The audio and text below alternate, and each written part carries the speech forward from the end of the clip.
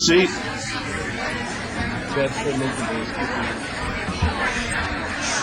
Ladies and gentlemen, if you'd be kind enough to take a seat. The April 18, 2007 meeting of the City Council is called to order. This meeting has been properly noticed and posted in compliance with the open meeting law. These proceedings are being presented live on KCLV Cable Channel 2 and are closed captioned for our hearing impaired viewers. The council meeting, as well as all other KCLV programming, can be viewed on the city's website at www.kclv.tv. The proceedings will be rebroadcast on KCLV Channel 2 and the web the Wednesday of the meeting at 8 p.m. and also on Friday at 4 a.m., Saturday at 7 p.m., Sunday at 7 a.m., and the following Monday at 1 p.m. We make an announcement at every meeting out of an abundance of caution. There's no reason to believe that we'll ever have to exercise this, but the building is protected by a state-of-the-art fire detection and suppression sprinkler system. So if alarms should activate during today's meeting, please evacuate using the exits, and once outside, assemble on the Las Vegas Boulevard side of the property, and we'll have employees there wearing safety vests, or our city marshals will inform you when it's safe to re-enter the building. As I say, there's no reason to suspect or expect that such an event would ever take place, but we've been asked to make that announcement. Before we proceed with the agenda, would everyone please rise for the invocation given this morning by Reverend Cindy DeLong, Religious Science, and please remain standing for the pledge. We ask that you join in a moment of silence in honor of those affected by the tragedy in Virginia Tech this week.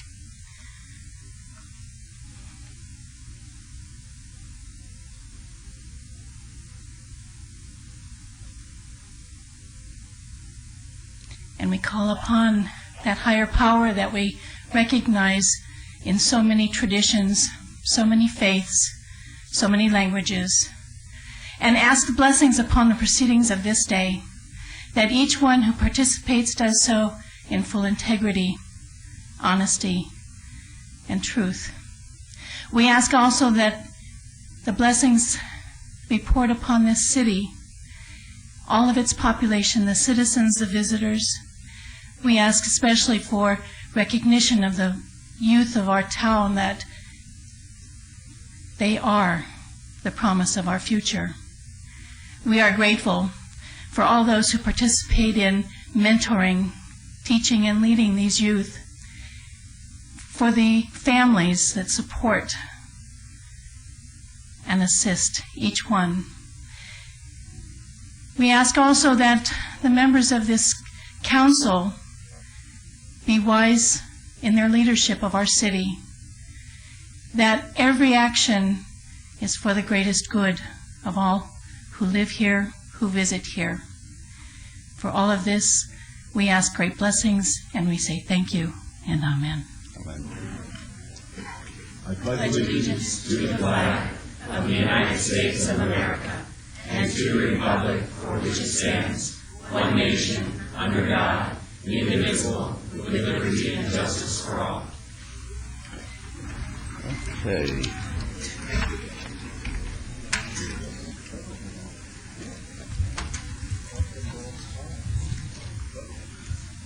It's Patriot Day.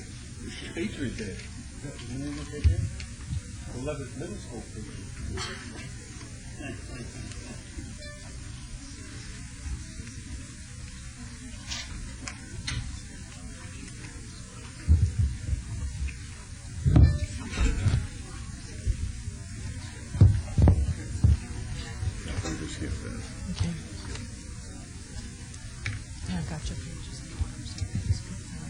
Oh, that's terrific.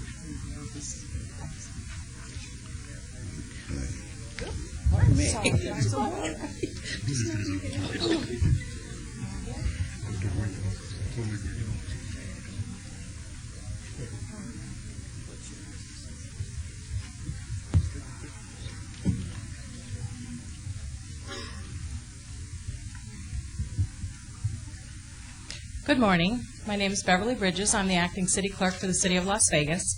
And today it is my honor to administer the oath of office to the happiest mayor in the world. With the mayor's wife, Mrs. Carolyn Goodman, son and daughter-in-law, Ross and Emily, and their children, Benjamin and Carolyn. Please come up to the podium and join the mayor.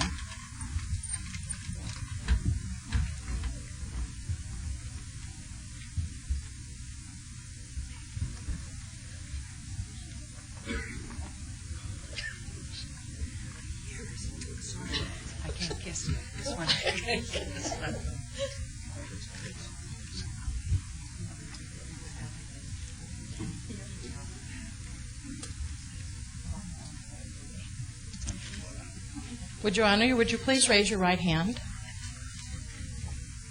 Do you solemnly swear that you will support, protect, and defend the Constitution and government of the United States and the Constitution and government of the state of Nevada against all enemies, domestic or foreign, that you will bear truth, faith, allegiance, and loyalty to the same, any ordinance, resolution, or law of any state notwithstanding, that you are not under any direct or indirect obligation to vote for, appoint, or elect any person to any office, position, or employment in our city government, that you are a bona fide resident at your stated address, and that you will faithfully perform the duties of the office in which you are about to enter, so help you God.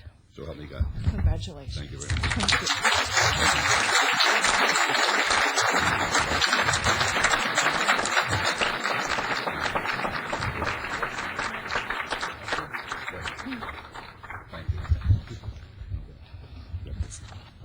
Okay, now what happens?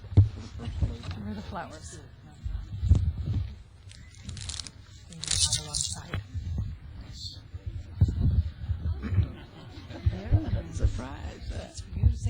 Okay, I have an opportunity to say a few words, and I really am the happiest mayor in the universe.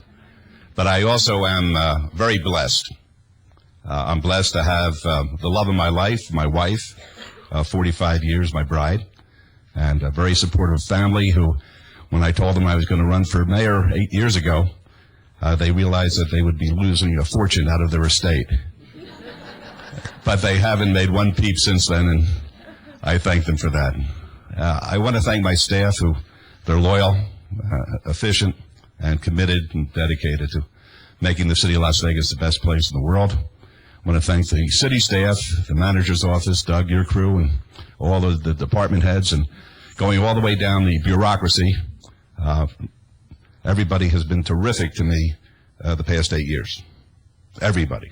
And it's been a pleasure and a privilege to serve the city of Las Vegas.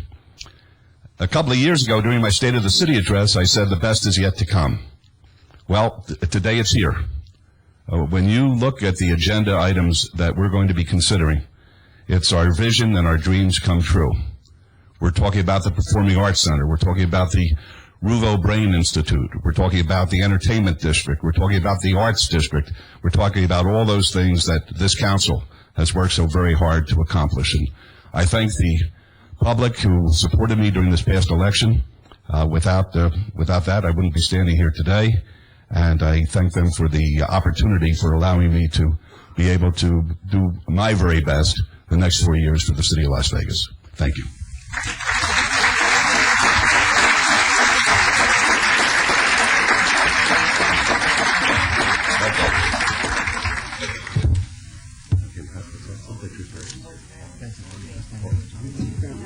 Family first, okay. Here we go. Good.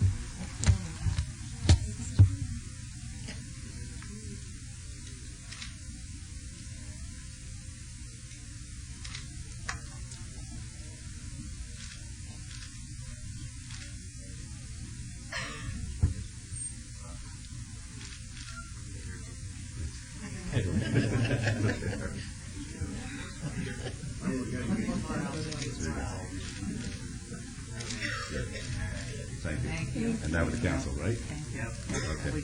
Okay, thanks. I think so. Oh, that's that it? Okay. Okay, good. Good.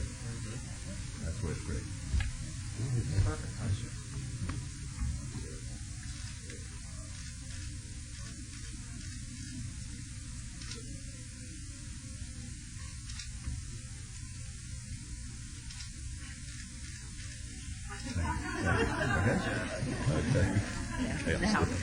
Okay, thank you. Thank you. Okay.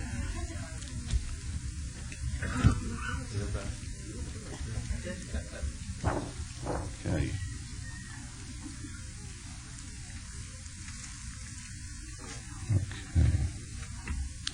At this time, we're going to celebrate the ceremony for our good friend Gary Reese, my mayor pro tem, who has been steadfast in his support over the past 8 years of all the projects that make this city a better place. And would his family please come forward? I'd like to introduce them as they come up to the podium. Carol, where are you? Come on. Gary's wife, Carol, his daughter, Terry Fletcher, and her children, Taylor and Josh, his daughter, Sandra, and her children, Reese, Elisa, affectionately referred to as Yaya, and Riley Shea, and Gary's son, Gary Reese Jr. We're very happy to have you all here today, of course.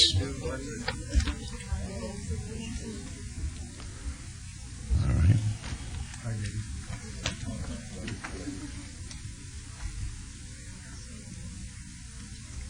All right, Councilman, would you raise your right hand?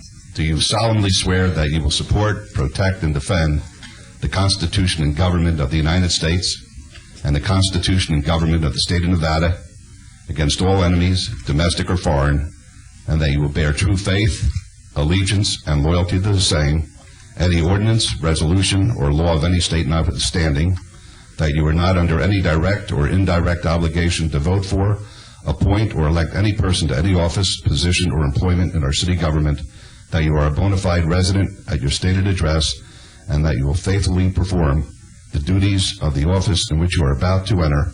So help you God. I do, Your Honor.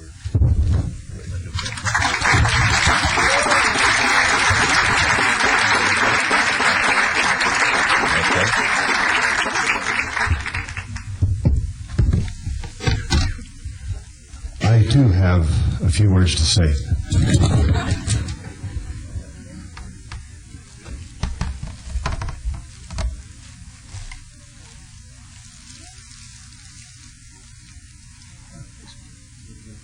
That's it, buddy.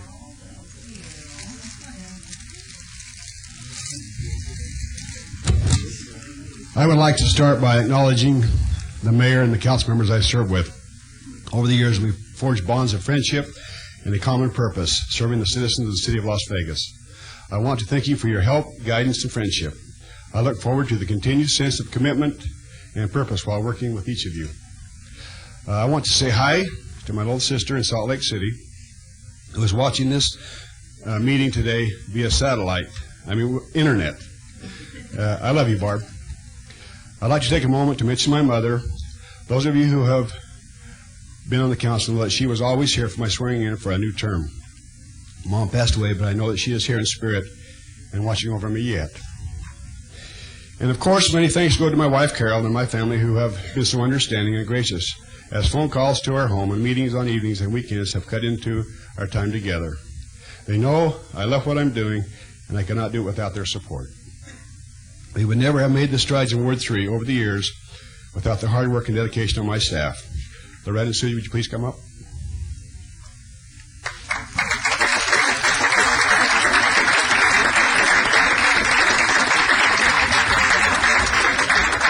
Jennifer Ellis, who's also in my office, is in the hospital at this time. She's been sick for the last 2 or 3 weeks, and we wish her Godspeed. They have fielded calls, participated in innumerable meetings, gone out on site to see for themselves and help me keep on track. I appreciate their dedicated support. I also would like to mention the support of my friend Gary Gray and associates who keep my campaign humming along with keeping my stress level down. Gary, would you please stand? Thanks, Gary. But most of all, I want to thank the citizens and voters of Ward 3.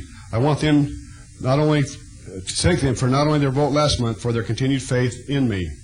We have worked together closely for 12 years as we've cleaned up areas, improved schools, added new parks and recreation areas while rebuilding the older ones, attracted new businesses, and made Ward 3 a better place for families to live. I look forward to continuing that close work with the community and with my fellow council members. We have plenty of work to do for the next 4 years, and I'm eager to get started again. Thank you very much, and God bless you all.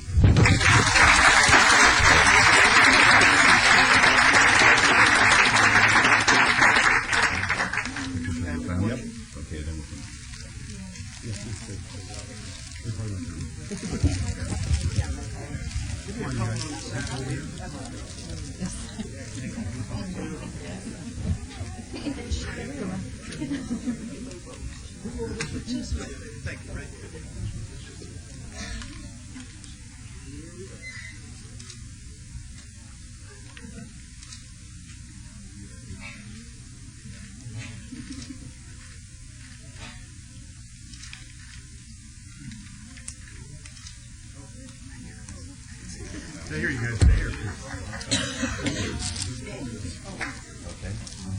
Now we'll all get together.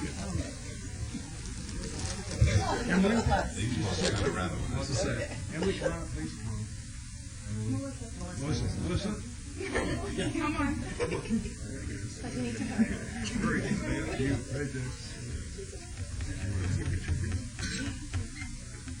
Get right there by David.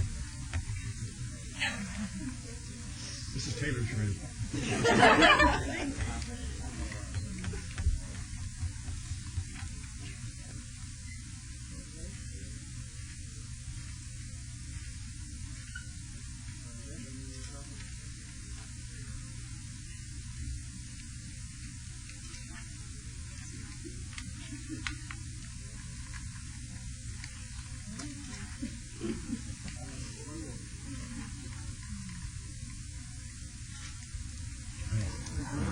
Love you guys.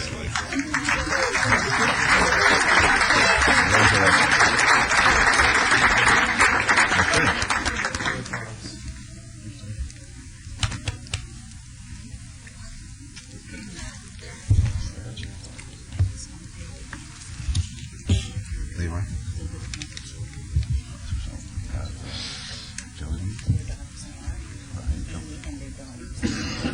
Standing here? Okay, so I'll just say everybody. Is that okay?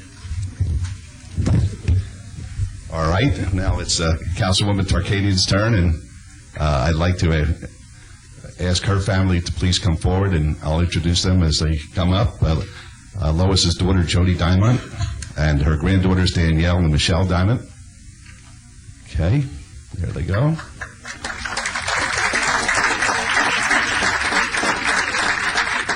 And her son Danny and his wife Amy and their daughters Lois, Ashley, and Ava. And her grandsons Jerry and Jonathan King.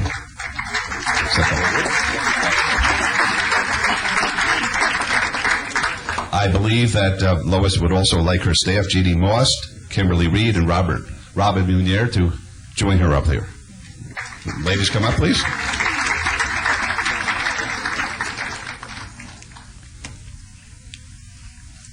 Councilwoman, would you raise your right hand, please?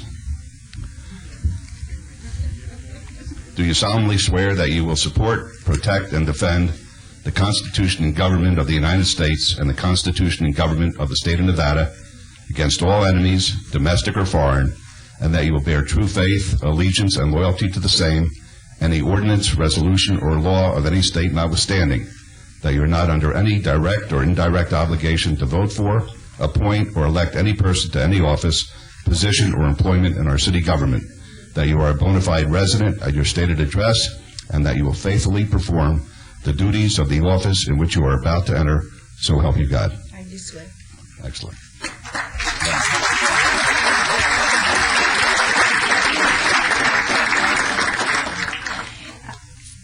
You know, we had a hard campaign. I don't think that's news to anybody.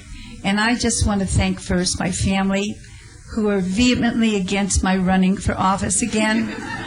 But once I made the decision, they did what they usually do. They pull in the ranks with loyalty, showed me a lot of support, and we're walking up until the last minute before the voting polls closed.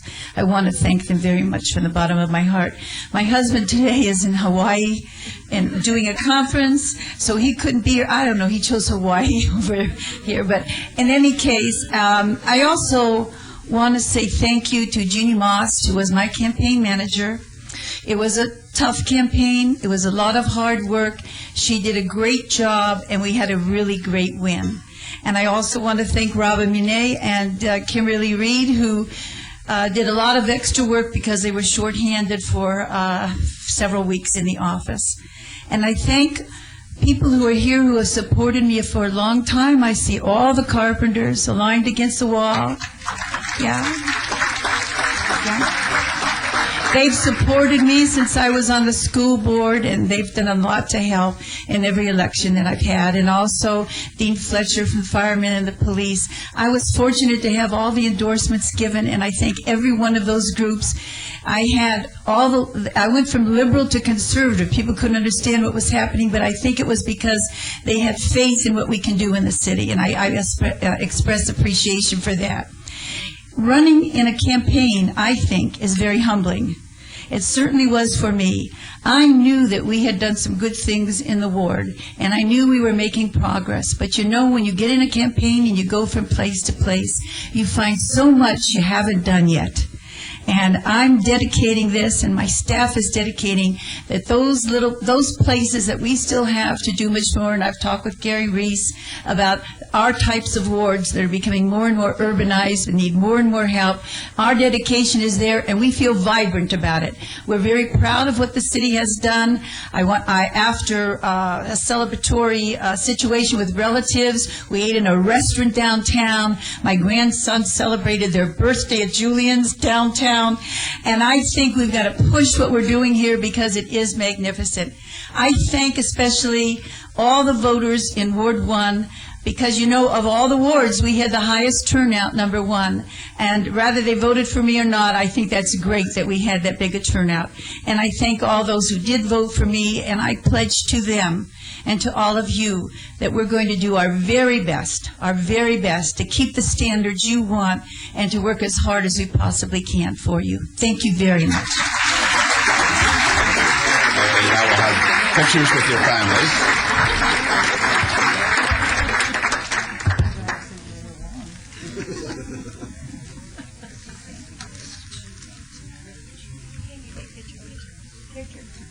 Pictures with the family first.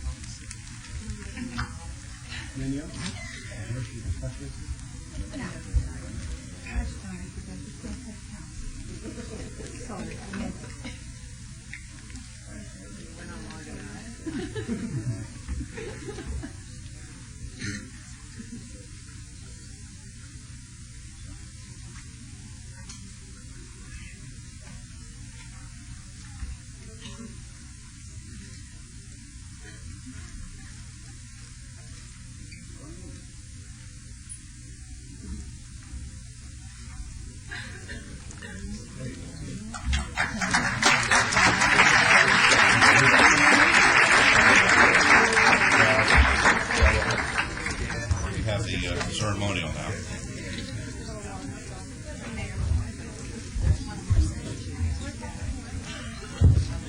At this time, I'd like to recognize our judges. We have three members of our municipal court here. We have the Chief Judge, Toy Gregory. We have Judge Betsy Kolkowski and Judge Rob Baer. The other judges are involved with judicial business and all wish every one of us well, and we appreciate the fact that you joined us here today. That concludes our official ceremony. We'll take about a 5-minute recess, so those who want to clear out can clear out, and then we'll start our ceremonial portion of the agenda. We're going to move that along. We've got a long and very challenging agenda today, but a lot of good things are going to happen. If you're interested in seeing what's happening in government, this is a good meeting to attend. What happened? What happened? We want a picture of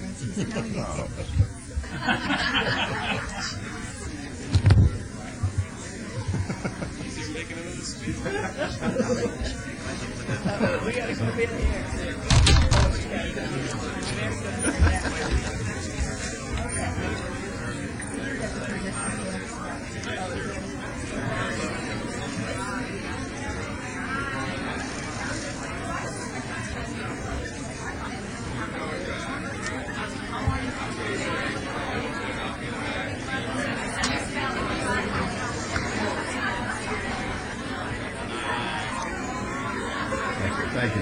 with all these pictures. I never seen it.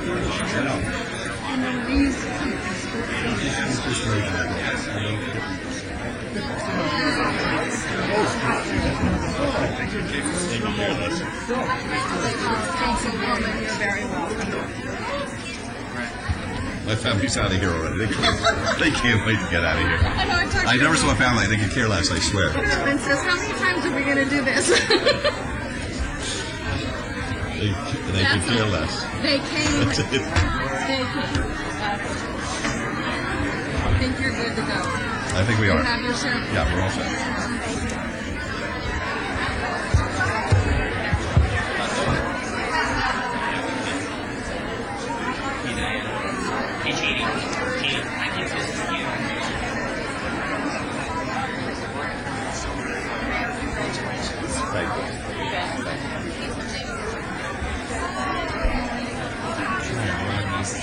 To the staff so we can.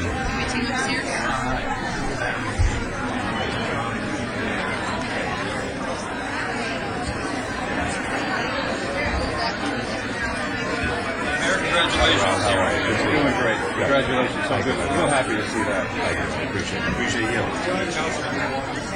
I appreciate you. Thank you. Everything I've heard is great. I'm having a time of my life. It's the best job I've ever had. Well, you better run for it. I will in the future. He's a young guy. You give him a break. He's a young guy. I need his help though because the bar's giving me a hard time in my company. I tell people all the time it's true. I just try to do whatever he taught me. All I know is that if he was a teacher, he'd come.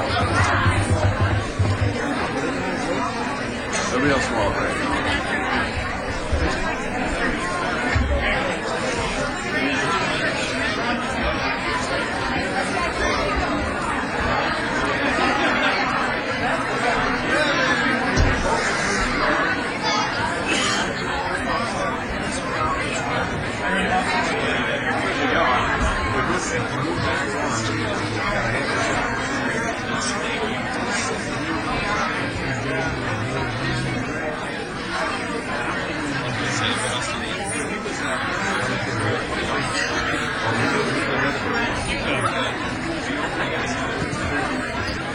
I got you with the cross.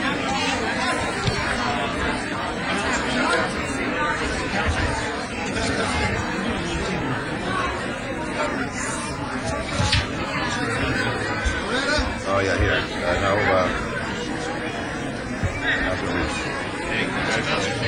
Carry a big bag. thank you, my brother. Hey, Rick. Congratulations to the Empire.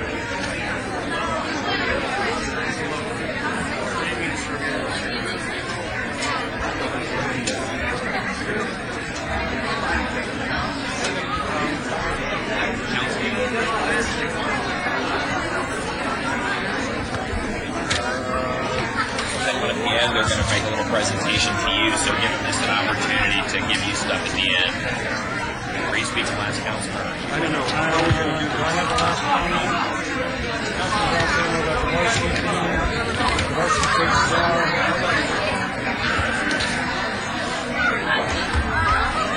Which one do you wish? Okay, are you starting with this? Or is this me? That's me. Okay, that's you. I don't have to worry about that.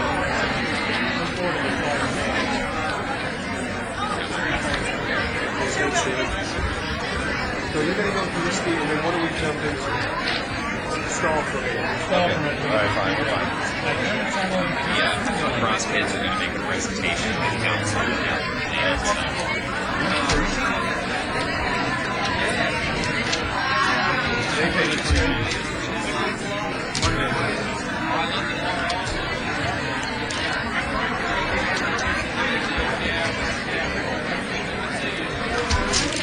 Okay, which team are you introducing?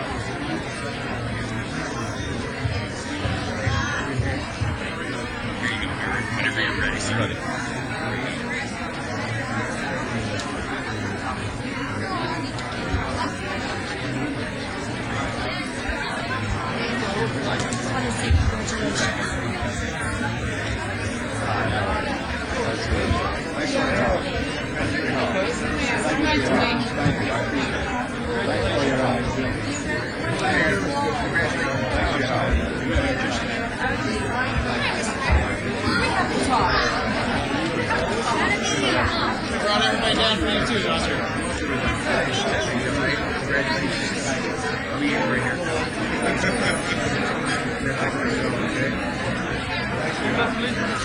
He wants an autograph. What's your name? We all love you, Uncle.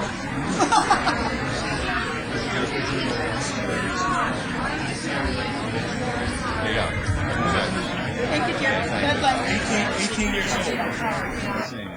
18 years old, just the newest member. Thanks very much. Thanks. Thank everybody. Thank you. You're not going anywhere. Congratulations. Good job. We got issue with some schedule. Yes. To you both, the attorneys, our bond counsel. Yes. And Peter. Yeah. I gotta get to Carson City this afternoon. I'll call you. 74. It's at 74. Okay. I will call it right up front. Appreciate it. All right, folks. We have a very busy day today, so we're going to start with the ceremonial portion of our agenda. For the first item, we have a recognition of some very talented lacrosse players by Councilman Ross. Councilman? They took the stick I was going to use. Thank you, Your Honor. Centuries ago, when the Spanish explorers came to our great land, they witnessed the Native Americans who were here first playing an interesting game. Boys, I need one of you to hold up a stick for me. Hold those sticks up.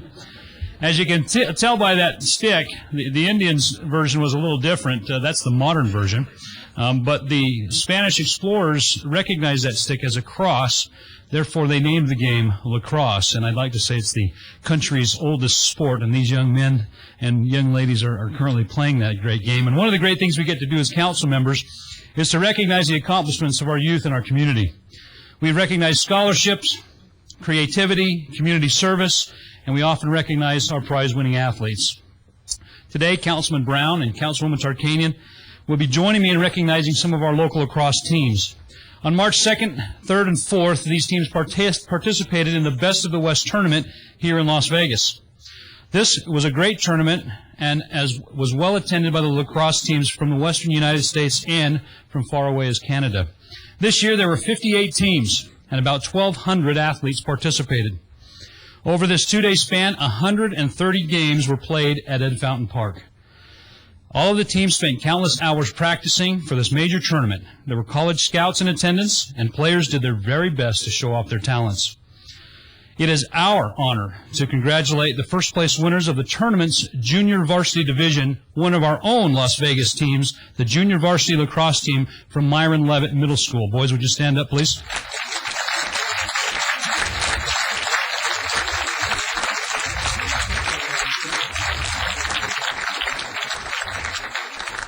Now, I was going to have you all come up here, but there's a whole bunch of you, so I'm going to leave you right there, but I'm going to mention your names. Alexander Adler. Raise your hands, boys, as I call your name. Alexander Adler. James Aldays. Ozzie Bovey. Where's Ozzie? There he is. Brendan Carden. Logan Sharek. Daniel De La Pina. Matthew Dubron. There's Matt. Mitchell Dunbar. Shane Egan. Jason Fowler. Jacob Freelander. Jake Fritkin, Ethan Haynes, Derek Hanchett, Samson Hunt, Jordan Kemple, there's Jordan, Dominic Lamont, Andrew Lyons, Dalton Mack, Joey Reckrut, Andrew Skeen, Parker Smith, Brendan Turner, there's Brendan, Justin Wade, and Troy Wolford. Thank you, boys. Sit down. Oh, what's that? Oh, wow. Thanks, boys.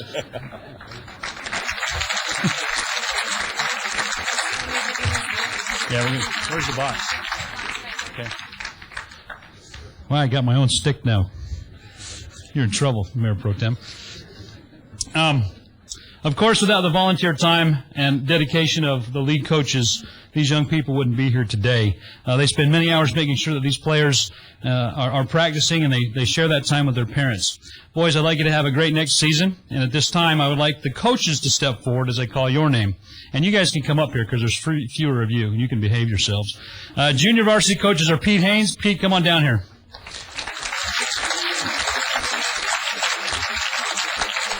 And Robert Chico Wolford, come on down here, Chico. Yay! James Mack. And Mark Fritkin. Mark, come on down here, too. I've got goodies for all you boys. Councilman and Councilwoman and I have some goodies to give to you and some certificates. Councilman Brown's going to be telling you more about the varsity team, but I want to introduce the varsity coaches. Coach Don Kruger. Don, come on down here. Pete's already down here. Pete Haynes, where is he? Right there. Okay, Pete's ditching school today with the boys, by the way. Ron Morse. There's Ron. And I'm going to mention Mark Fritkin's not here today, but we want to recognize him as well. I don't want to discount the parents. Parents, you too need to be commended for supporting your children in the pursuit of their goals, both physically and both academically. Everyone who I mentioned has been involved in lacrosse, has a great love for this game, as you can tell. Next year's tournament, this is exciting news. I want everybody to write this down in your calendars. Next year's tournament is going to be held February 29th through March 2nd at Councilman Brown's Kellogg-Zaire Park, and we're very excited about that opportunity. And I invite you all to come out and participate and watch these kids play some great lacrosse. And before I turn the mic over to Councilman Brown, I've watched these boys play, and girls. and I'm serious. They literally beat each other up with these things. So you guys are pretty tough, and the girls especially. So, Councilman Brown, I'm going to turn time over to you. Thank you, Councilman. And congratulations to that 7th grade team, the champions. Leavitt Middle School. I have my Patriots tie on here today. And I think I talked to all of you 7th graders. My daughter Shannon's a 7th grader at that school, so I expect you all to protect her. Understand? Protect her. The varsity at Leavitt also had a wonderful season. They came in 2nd place, and I'd just like to have them stand and be acknowledged. We have Rachel Allen, Justin Anderson, Jim Felton, A.J. Freeberg, Mark Friedlander, Sam Fritkin, Dylan Hasselfeld, Kelby Haw, Harrison Kruger, Blake Lauder, Austin Long, Brandon Mercado, Cody Milligan, Michael Morse, Nick Rosenberg, Eric Simmons, and Tyler Zafuto. And for the 8th graders at Leavitt, if any of those 7th graders aren't protecting my daughters, you just go take care of that too. And I'd just like to reiterate what Councilman Ross said. This sport of lacrosse has just caught wildfire here in Southern Nevada, and it is a great sport. I was fortunate my 2 college roommates played lacrosse, and it's a great skill sport. It also gives opportunity that some of the other sports prevent kids from participating in, whether it be basketball, jumping up and touching the rim, or baseball, hitting it 500 feet. Lacrosse gives an opportunity for all different skill sets for these young kids to participate in and improve in, and certainly, as we see today, become champions. And so Don and the whole gang that really has dedicated their lives the last 4 or 5 years to bring this sport to where it is today. Congratulations, you're doing great community service. And Councilwoman?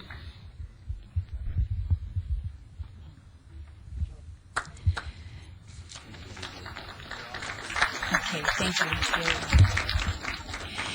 It is my honor and privilege to welcome the Bonanza High School lacrosse team, also second place winners of the Best of the West tournament.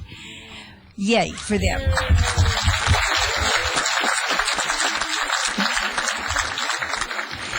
Being from a sports family myself, I know better than most people about how much dedication, how much heart and hard work is required to achieve what you've been able to achieve and to become an athletic champion.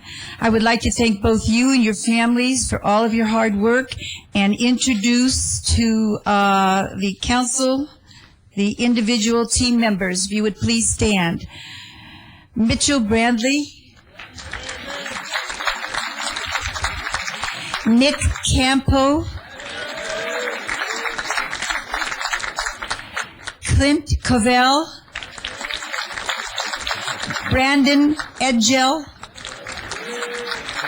Miles Frey, Tanner Garrett, Caleb Grauberger, Garrett Hemmick, Stephen Herman, Eric Huggins, Garrett, my goodness, those are big guys. Garrett Jackson, Eric Jones, Gavin Cakel, Sonny Lim, Spencer Maselli, Chaz Rapp, Jason Reel, Matthew Sethram, James Sakich, Patrick Shook, Scott Thompson, Nathan Workman, and David Yokin. Thank you.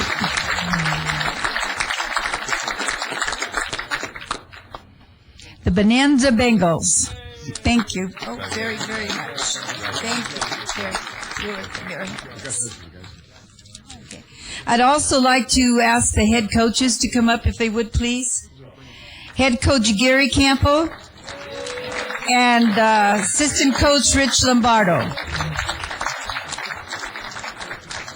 And as they're coming up, I'd like to say, parents, you too are to be commended for supporting your children as they pursue their goals.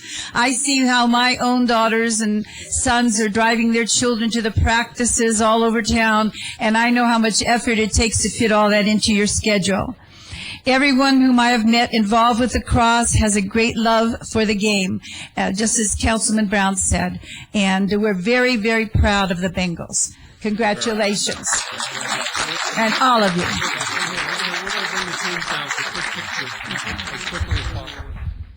Thank you, Councilman and Councilwoman. You want to bring all the teams down for pictures? Bring Bonanza down for us. Before you do, we've got a lacrosse ball to give to all of you kids who are playing lacrosse. And folks, I hope you understand, these are our kids. This is our city. And they're doing a great job representing us wherever they go, and we're looking forward to the tournament. I have one question for you. How'd you like that one kid chasing around with a stick in his hand? Kind of scary, isn't it? All right. You're going to throw one out right now? One at a time. Councilman Brown's going to throw them out to you. Doc. Too many attorneys in here. All right. We'll have the Bonanza team come down for photographs. And Coach Kruger, if you take care of these balls, leave me the extras because I need my practice. Tell him where that ball would have gone. Thanks.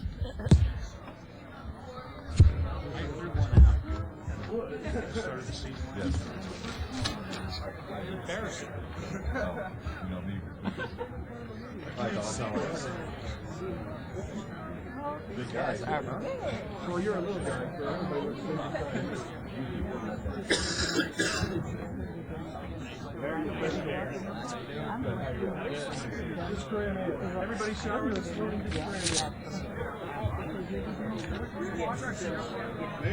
Oh, well.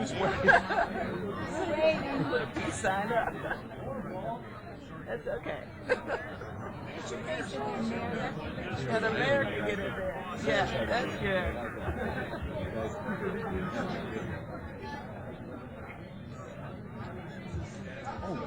Hold your sticker.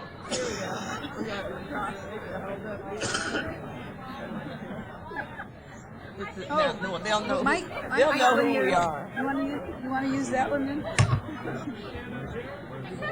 Yay! Here we go. They always spin them, too. They always spin them. Jerry, how are you? You okay? Great. Thank you, Bonanza Bank.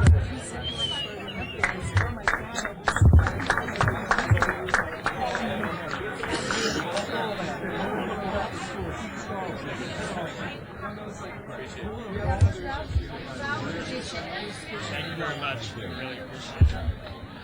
All right, now with the varsity Patriots, come on down here.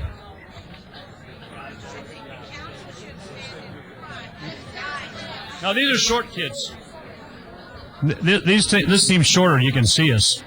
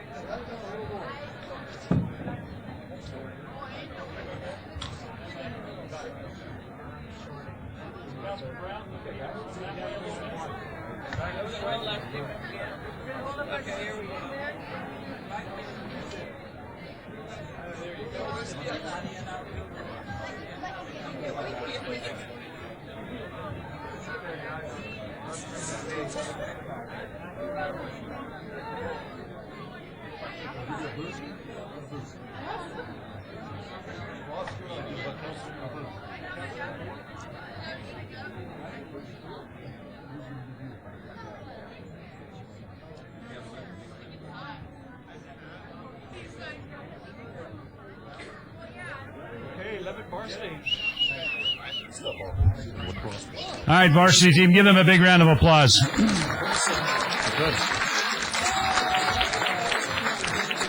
Now the junior varsity team from Myron Levitt, come on down here.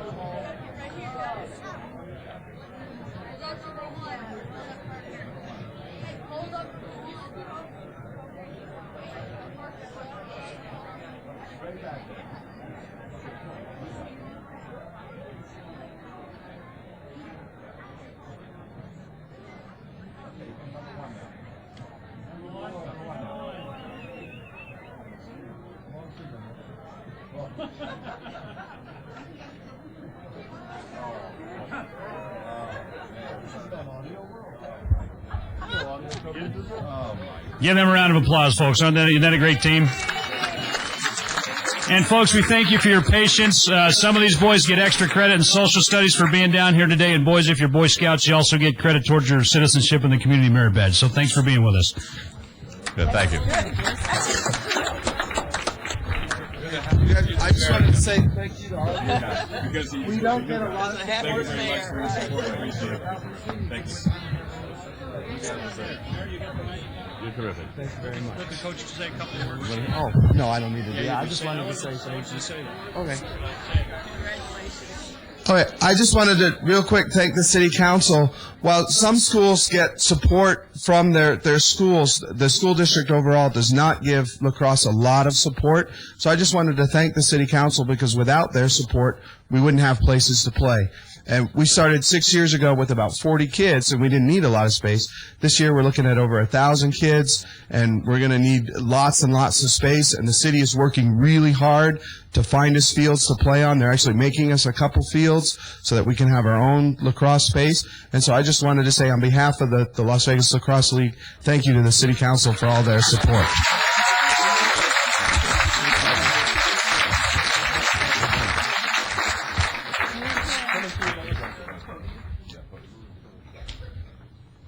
Try to move this one.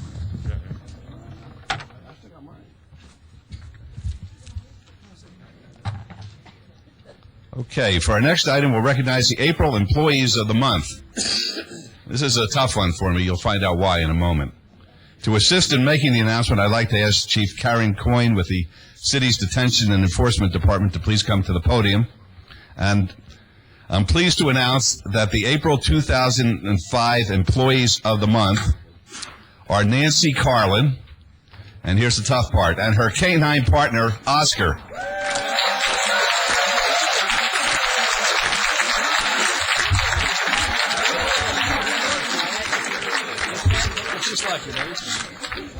You behave, Oscar. Officer Carlin has been a city employee since 1995 and currently works in the Operations Division of the Detention and Enforcement Department. During a National Police Dog Seminar and competition last October, Officer Carlin and Oscar took first place in the Detector Dog competition. This is a big honor and takes great dedication, continuous commitment, incredible patience, and perseverance. Officer Carlin attended this competition utilizing her own time and funds, resulting in a cost savings for the city. Officer Carlin was recently certified as a master trainer after completing a rigorous 10-week training course. This extra training will be very beneficial to the city. Officer Carlin and Oscar have been interacting with local parole and probation officers, assisting with canine searches of registered felons. Officer Carlin works extra long days and weekends not only to help her own department but other agencies as well. On behalf of the entire City Council, I'd like to congratulate you both on being named the April 2007 Employees of the Month. And along with this plaque, Nancy and Oscar have received a gift certificate for two, you and me. Compliments of Andre's Las Vegas Restaurant and a $100 Visa gift card, compliments of the Nevada Federal Credit Union. Congratulations. Thank you, Your Honor.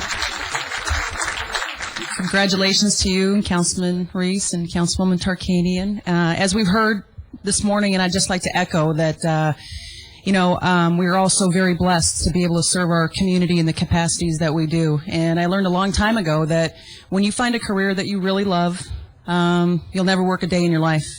And based on that, I submit to you, Nancy hasn't worked a single day in the last 4 years. And I say that because it was about 4 years ago when she became a member of the canine team and met her true love. No offense, Trev. Her husband's in the audience today. But it's so awesome to see somebody connect with a little niche in their life. And Nancy's just found this passion, and it shows in everything that she does. And I want you to know that there's never been a task, a duty, an assignment, or an opportunity that Nancy hasn't jumped up first to the plate, said, let me at it, I can tackle this, I can do it, and I'll do it well, and she's done that in everything that she does. And Oscar's just another example. And by the way, Oscar is the happiest detection-trained dog in the universe.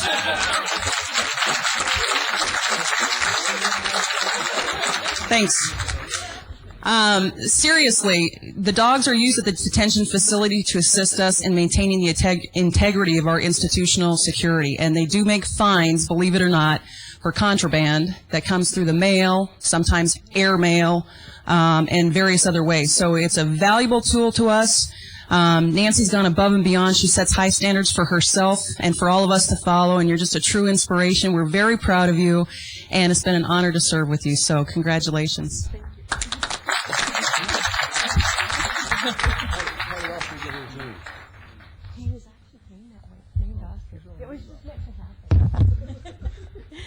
Actually, when I got Oscar, his real name was Oscar when I got him, and I thought, how appropriate. Oscar is a narcotic detector dog. He actually came from Holland. He's 6 years old, and he's the best partner I ever had. Look at it. You told me I'd do this. After all the hard work in the 10 weeks in Kansas, I really want to thank my husband.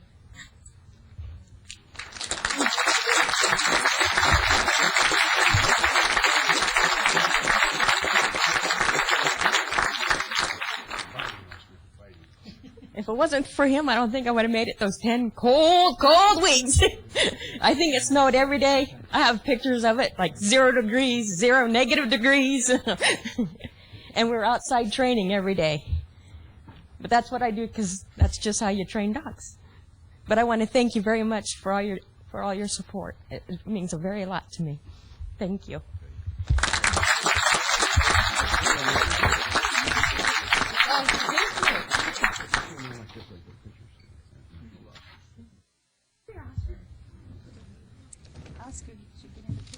I'd like to be with Oscar. Can I be with Oscar? Yeah, most definitely. Does Oscar want to make a speech?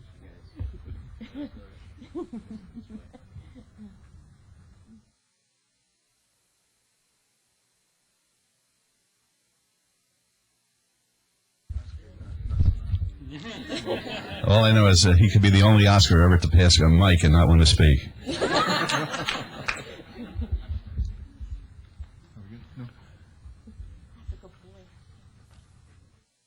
Great. Good job. Perfect. Thank you. Great. Thank you, guys. Thank you. Okay, for our next item, we'd like to recognize the Senior of the Quarter, and to insist in making this presentation, I'd ask Lance Moran, Vice Chair of the Senior Citizens Advisory Committee, to join us. Lance? There you go. Morning. Good morning. If I can borrow just a little bit of your lectern there, Mr. Mayor. Not at all. Thank you. Before I introduce our Senior of the Quarter, I would like to ask all of you in the audience and in the television audience, if you know a senior who has made an outstanding contribution to our city and lives within our Las Vegas boundaries, please call our Neighborhood Services Department at the City of Las Vegas and get an application form and send it in.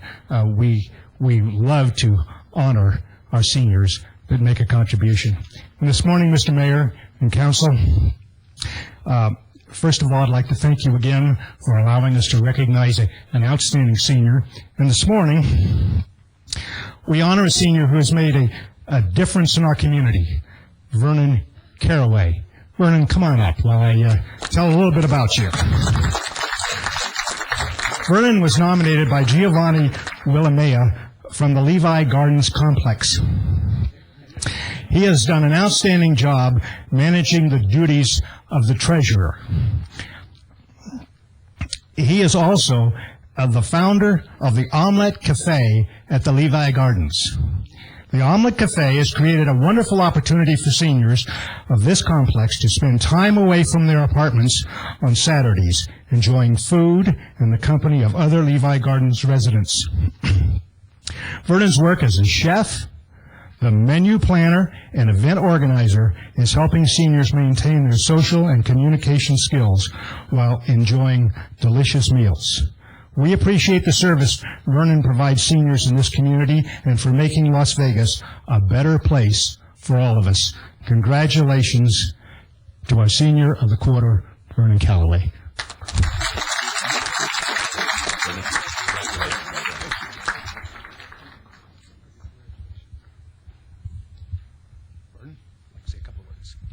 A couple of words, he says.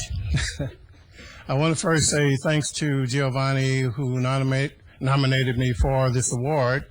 And I want to say thanks to all the people there at Harry Levy Garden who were supportive to me. And thanks to the mayor also for coming out and supporting us. And I'd like to invite all of you, if you happen to be out that way, at Harry Levy Gardens on Washington, drop by on Saturdays, and we'll be pleased to serve you. And once again, I say thank you, and thanks for nominating me for Senior of the Month. Okay. Good man.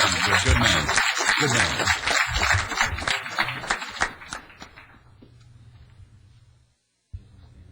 Sir.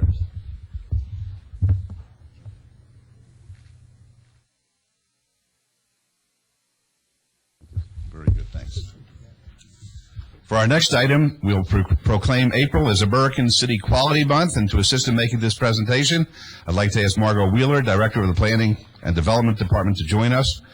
This annual effort strives to raise public awareness about the status and future of America's cities and promote better decisions to improve our nation's cities. So, Margot, can you please tell us a little bit about that very quickly? I will, sir.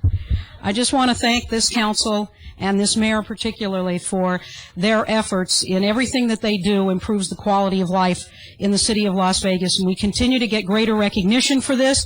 The Urban Land Institute National Conference is coming here in the next couple of months, and I just got back from the National Conference of the American Planning Association in Philadelphia, where we were inviting everybody. All of the, we hope, more than 7,000 planners will be here in 2008, Las Vegas for the first time. And as the 100th anniversary of American Planning Association will be in Las Vegas, and the continued recognition throughout the country of the quality of life and leadership in planning based on this council and this mayor. And I'm very proud to be part of it, and thank you very much. Thank you very much. Thank you, Margot. And Margot, as the mayor, on behalf of the City Council, we're proclaiming April 2007 to be American City Quality Month in the city, and we ask all of our citizens to join us and acknowledge this important time. Thank you. Very much. Thank you. Okay, for our next two items, Councilman Reese will recognize a state champion basketball team and two city groups for earning Governor's Arts Awards. Mayor Pro Tem. Thank you, Your Honor. This has been seemed like a repeat. Bishop Gorman High School is in my ward, but they are moving, I think, from Ward 3, so I'm really going to miss being able to recognize them. If I could, I'd like to have Coach K please come up.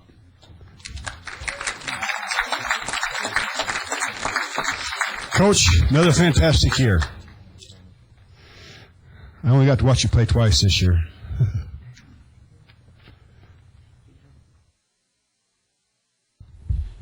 Congratulations, Coach. Good seeing you. They won back-to-back NIAA Class 4A state championship. Coach K is the NIA Class 4A Coach of the Year. Junior, Ashley Gale, first team All-State. Junior, Daryl Gaynor, second team All-State. And freshman, Aaron Ellenberg, third team All-State. The Gales' record was 31-2, finished the season ranked number 15 in the nation by the USA Today. Senior, Kayla Goff, going to Southern Utah University on a basketball scholarship, and I love Southern Utah. My two kids graduated from there. Brittany Bridges and Gayla Goff are the only two graduating seniors. Junior Ashley Gale has been selected to play at the 2007 USA Basketball's Women Youth Development Festival. And Kayla Goff and Brittany Bridges, honorable mention, McDonald's High School All-America team. And junior Ashley Gale and freshman Aaron Ellenberg, first team All-Conference. Junior Daryl Gaynor and sophomore Danielle Lois Diamond, second team all-conference. Congratulations, you kids. If I could, we have some trophies here. If we could bring them up. I'm going to call them up individually. As we just hand me the trophies, and I'll call their names. Yeah. Taylor Bellenhausen, number 15. Taylor. Brittany Bridges. Nikki Childers.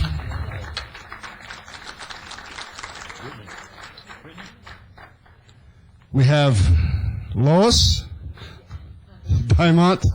This is Councilwoman Tarkanian's granddaughter. Great girl. Lois, do you want to give this to your granddaughter? Right over there. Nope. I'm going to kill this name. Yaindra Edwards. How bad was that? Yo, come down here, please. Aaron Ellenberg.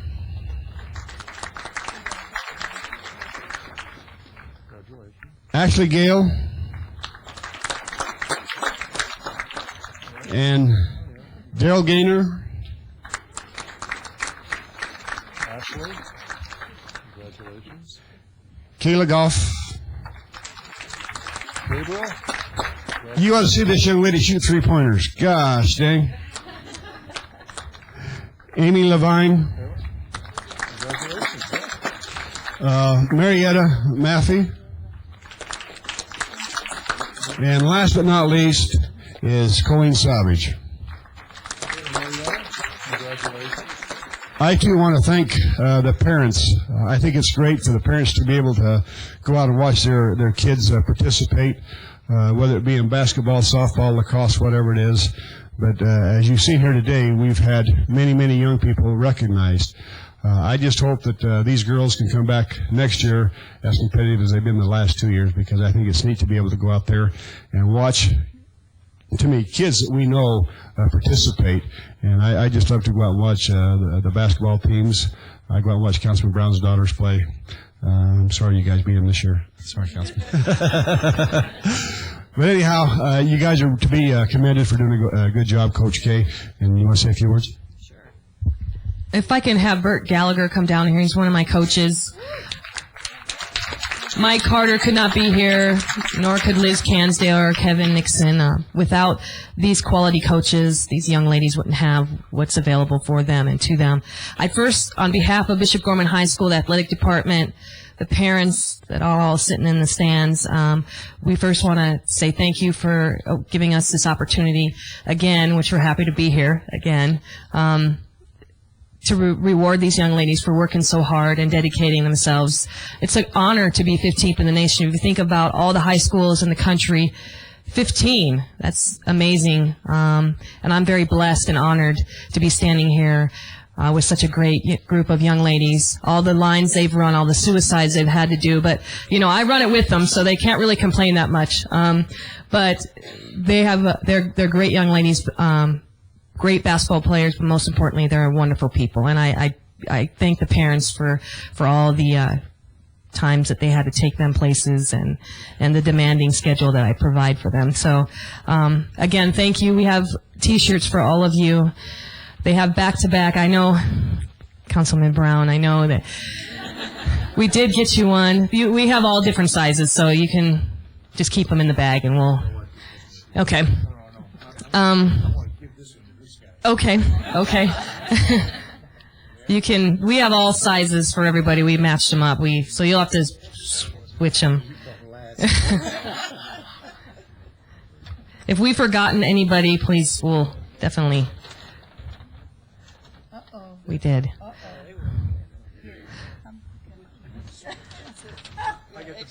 No.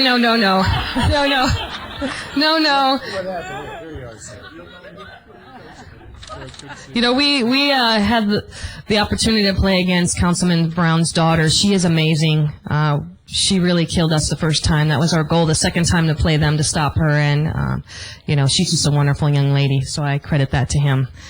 We will get that other T-shirt. I don't know. They gave us a list, so we must have left somebody out. So, again, thank you, everybody. We appreciate this award ceremony, and thank you. Thank you.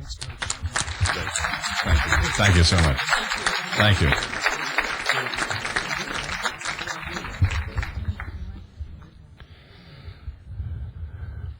We've seen these great athletes get honored today. Now we're going to, the Governor's Arts Award is an award that's given annually by the Nevada Arts Council in the Office of the Governor to recognize outstanding and enduring contributions to Nevada through artistic achievement and service to the arts. Two of this year's award recipients were the Rainbow Company Youth Theater and Mexico Vivo. Is there any representatives from these groups? Would they please come up?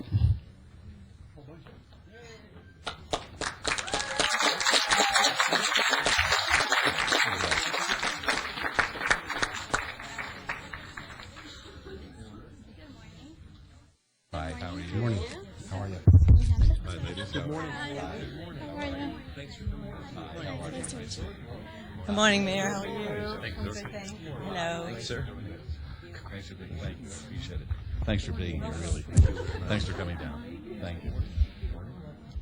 The Rainbow Company Youth Theater is also part of the Performing Arts Division of Leisure Services and has been introducing young people ages 4 through adult to the magic of life theater for 30 years. The company produces 5 productions each year for the enjoyment of the Las Vegas community, with one production touring a local elementary school playing to more than 16,000 students annually. The company has earned prestigious awards and critical acclaim on local, regional, and national levels, and the recent Governor's Award is just another testament to this fabulous program offered by the city. Auditions are scheduled for April 21st for ages 12 through adult for the next production, The Land of the Dragon. We have a certificate for you. And also we have the Mexico Vivo Excellence in Folk and Traditional Arts. Mexico Vivo performs throughout the year at community events and festivals at the East Las Vegas Community Center, Senior Center, where they are resident ballet folkloriette dance troupe. Several of the members are also dance instructors for the Performing Arts Division at Leisure Services. We would like to thank them for being a great value to the city and big congratulations on their award. If you would like to see Mexico Vivo in action, they will be presenting a dance performance on Saturday, April 21st at 7 p.m. in the East Las Vegas Community Senior Center. And again, I think every one of us has a talent, and I just like to thank them for their dedication and them showing their talents throughout the community. Is there anybody who would like to say a few words from either group?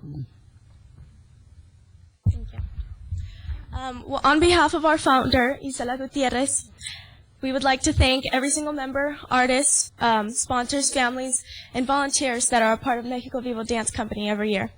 But also a special thanks to the City of Las Vegas, Rafael Rivera, East Las Vegas Community Center, Clark County, and the City of Henderson for supporting our cultural movement. Mexico Vivo and the Las Vegas World Folk Festival that brings together more than 1,000 international performers to our city to share their traditions, folk dances, crafts, and food. All is an honor to receive this recognition. Thank you.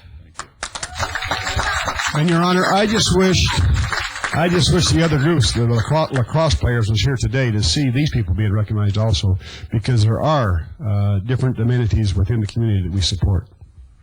Is anybody here from? Yes.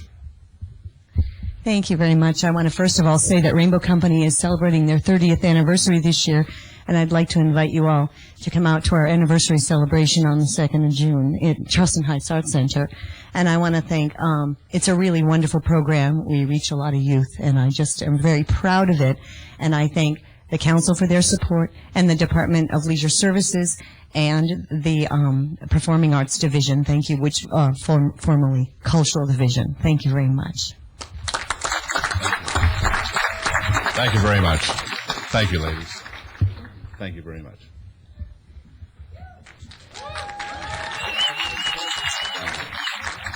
Thank you. Thank you, Mr. Mayor. For our final item, Councilwoman Tarkanian will recognize National and Global Youth Service Day. Councilwoman. Mr. Mayor, before I get on to that, I'd just like to say, doesn't this all show the diversity and within our community and the strengths we have by our young people? I also wanted to say it is a great city, and we get to be very happy council members also with you. I wanted to say one other thing, because I'm a woman and because I live with someone who's a coach that comes from a generation that didn't believe in women playing basketball. They didn't think women should play basketball at all. And my husband has been able to go out and see that team, work a tiny bit with it, and he has just become such a big fan of women's basketball. I came in the house the other day. He's usually watching pro games or men's games someplace or other, and guess what he had on? A women's basketball game. I couldn't believe it. And not only that, I want to say that right now today, John Wooden states, he stated just 2 years ago, the best basketball playing in America today is played by women on the basketball courts. So I just wanted to say that. Moving into all that and showing what our youth can do, it's a natural segue into recognizing National and Global Youth Service Day.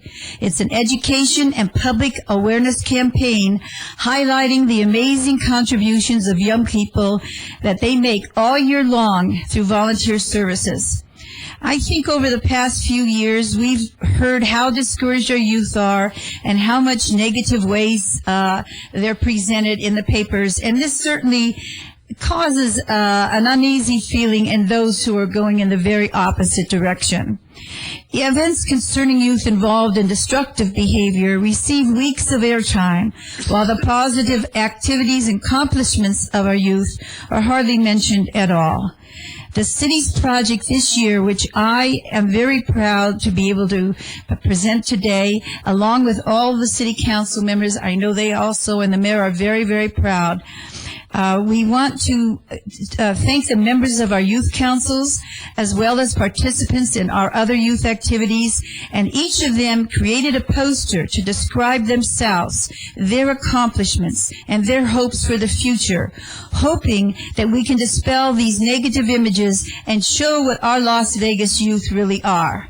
And you'll see in the back of the hall here, in the back of the room, outside in the patio area, and other places throughout City Hall, examples of some of the posters they did. I encourage everyone to take a few minutes to look at this display and learn just how wonderful our community's youth are.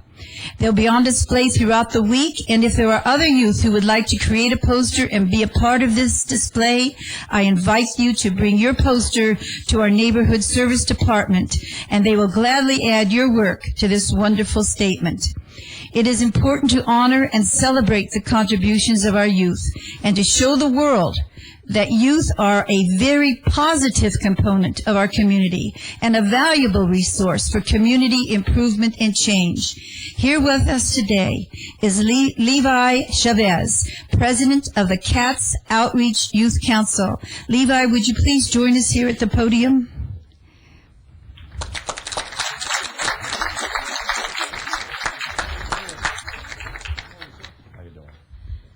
Hi, Levi. Hi. These gentlemen are here today representing all of the outstanding youth councils in the city. And Levi is going to accept this proclamation, which we have here, right here, announcing Saturday, April 21st, 2007, as National Youth Service Day in the city of Las Vegas. And well, let's give you a hand on that. Levi, would you like to say a few words to us? Well, hi, I'm Levi Chavez, and I'm the president of CATS Youth Council, and this is my colleague, Mylan Hall, vice president of CATS Youth Council. Well, first of all, I would like to thank the City of Las Vegas for giving us the opportunity to post our posters around City Hall. And, well, one night in one of our youth council meetings, my team members, ambassadors, and I were talking about how our young adults are being portrayed in a negative way here in Vegas. So one of our ambassadors challenged us to come up with an idea of how we could change the minds of Las Vegas towards youth. So we came up and we discussed, and together we came up with a plan to come to put posters around the walls of City Hall. Now, the posters represent a positive outlook towards youth. And by doing so, we put a task to other teams to come together and make this project come true. And our ideas became a reality. Thank you for your time. Thank you very much. Good ideas. Good ideas. Keep it up. No, we have one last thing. And lastly, the Clark County Community College high school program allows students to attend college courses as part of their high school schedule and to earn college credits from these classes before they graduate from high school. As part of their government class requirement, students must attend a meeting of a local government body, and they have selected attending a meeting of our city council. They're here today to observe a meeting and to learn how municipal government decisions are made. 6 of these students will be joining the council on the dais for the morning session. Will the 6 student representatives please stand when their name is called and then come up here so that you can join us in our meeting.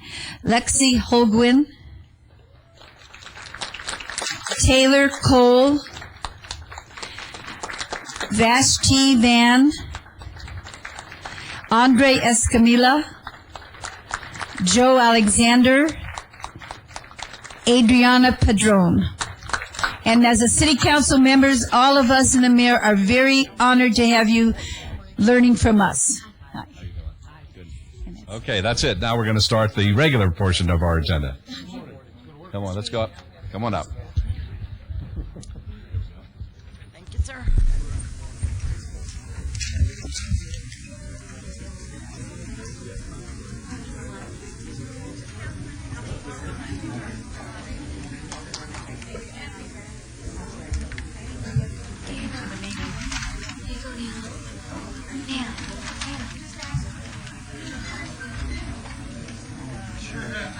Mr. Terry.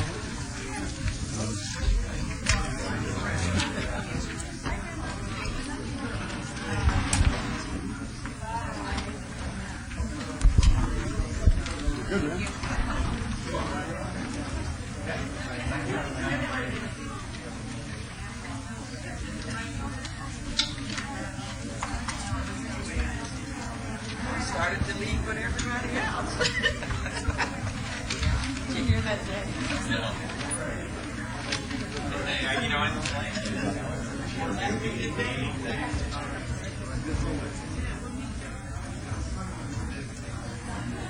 Okay.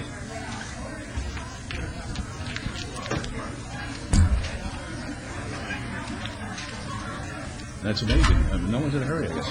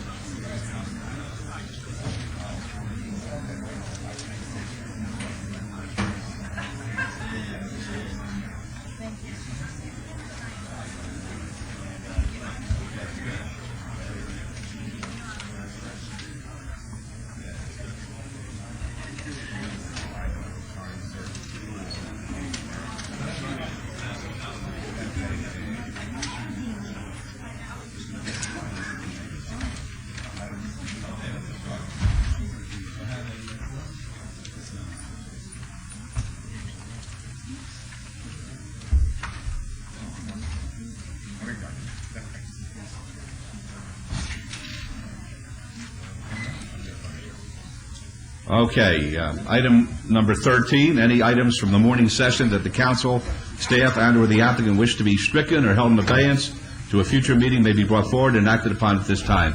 Mayor Pro Tem. Thank you, Your Honor. We have item number 62 is appeal of denial for a family home child care facility, Leah Hernandez, 9108 Teal Lake Court. Staff's asked to hold that in abeyance until our 5/2/2007 meeting. Item number 71, temporary approval of a new massage establishment license, Russell Amide, doing business at Tranquil Gardens Massage, 3900 North Rancho Drive, Suite 107. Applicant has asked that to be held until our March 2nd, May 2nd, 2007. And item number 72 is approval of a temporary approval of a new psychic arts and science license. Nancy Evans, doing business at Spiritual Insight, 1000 East Sahara Avenue, Suite 101. Staff's asked to strike. Council members, are there any other items at this time that we need to bring forward, please? Hearing none, Your Honor, I make a motion to bring these three items forward and take the appropriate action, please. All right, thank you. Let's vote, please. Opposed? Yes.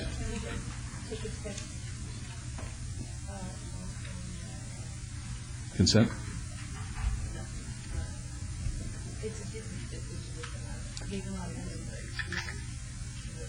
Okay, well, a little late. We're fine. We're good. No problem. Okay, please post.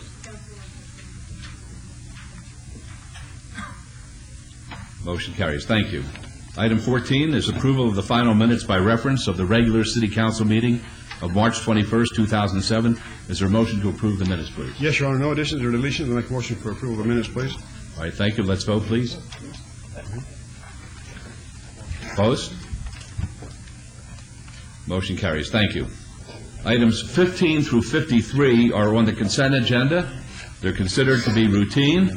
They're recommended for approval by the departments and may be enacted in one motion. Are there any items that the council wishes to bring forward at this time? All right, seeing none, Mayor Pro Tem? Yes, Your Honor. I make a motion to follow staff's recommendation for approval of items 15 through 53 with all conditions, please. All right, thank you. Let's vote on that, please. Opposed, please. Motion carries. Thank you. There have been a couple of requests because of the late start that we've had here and commitments that folks have up at the legislature, and they have to catch planes and the like. So we're going to call one or two of these items out of order at this time. There was a request for Mr. Bernhardt's item. That was item 72? 74. So we'll call 74 at this time so the folks can catch a plane. It's in the other book. Excuse me. I gotta get Just want to use this, Oscar, Mayor. Okay.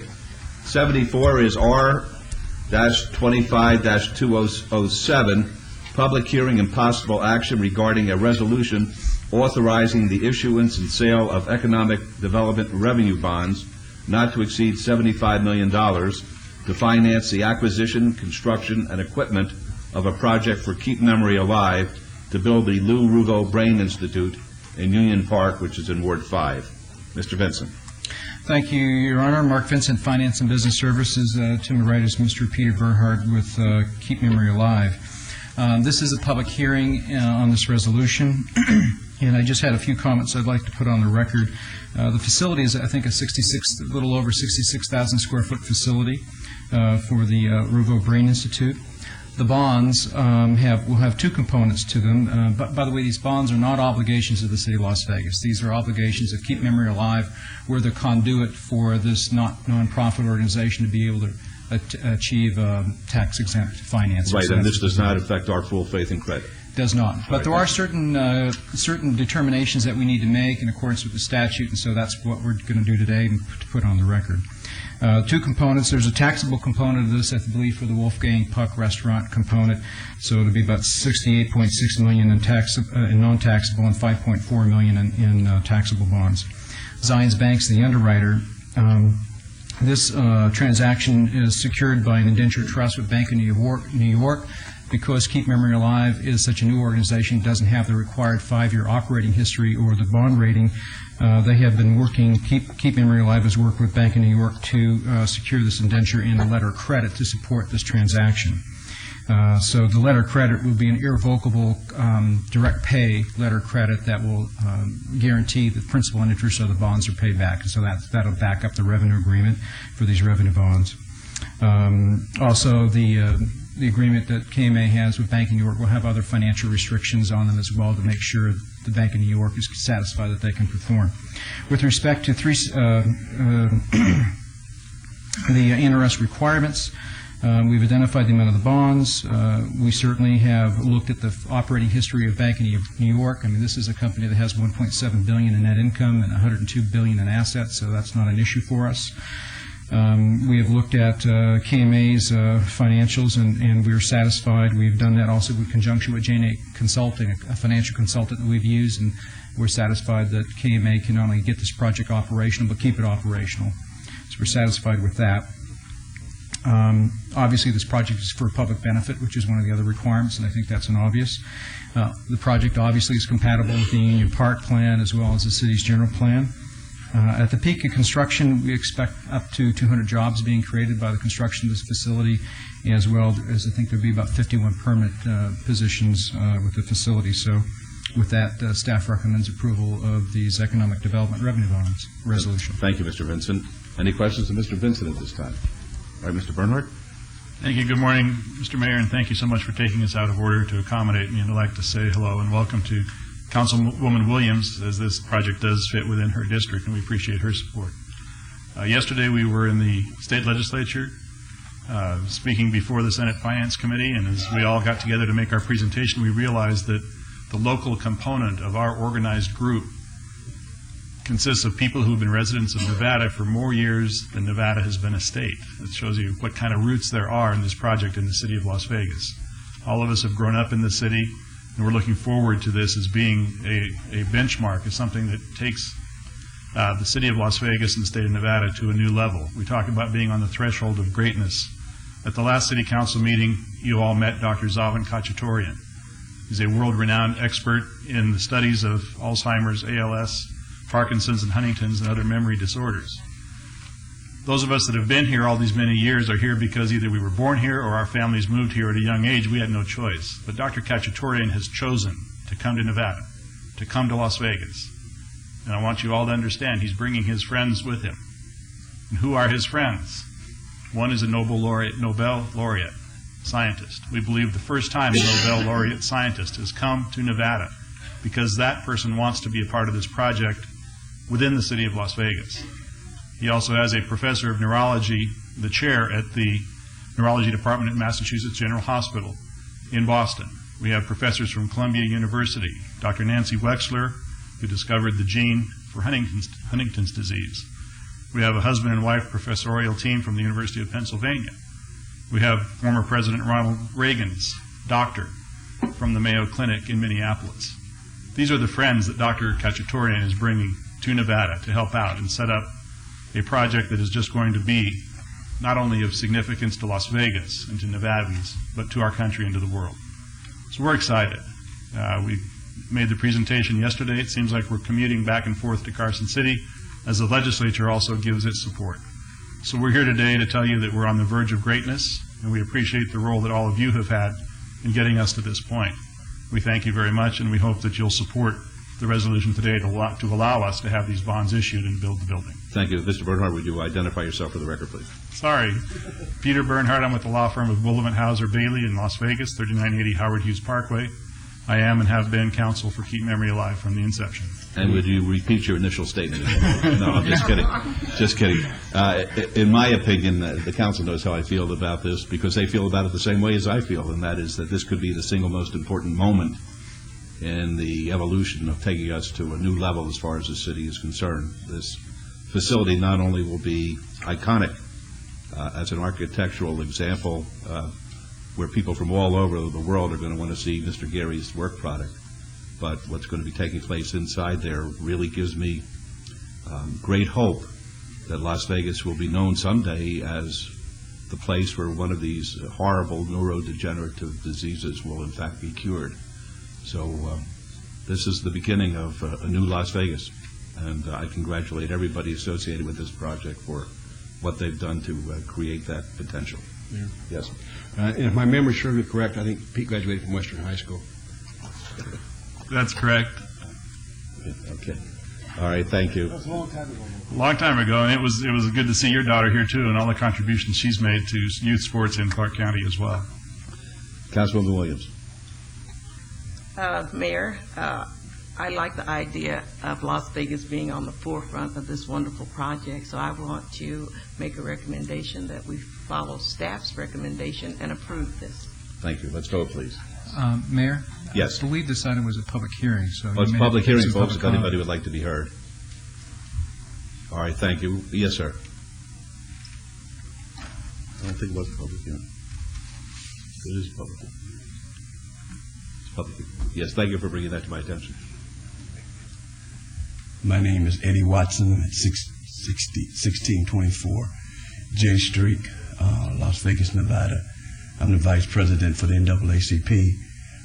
My question is, I know I'm very thankful they're bringing this program to Las Vegas. They mentioned the jobs, and I would like to know if some of the people that's in Ward 5 is going to be able to get some of those jobs. So many times these companies come into our city and they bring their own staff and they bring their own people from out of the city, and the people that live in the ward doesn't get the opportunity to have any of those jobs.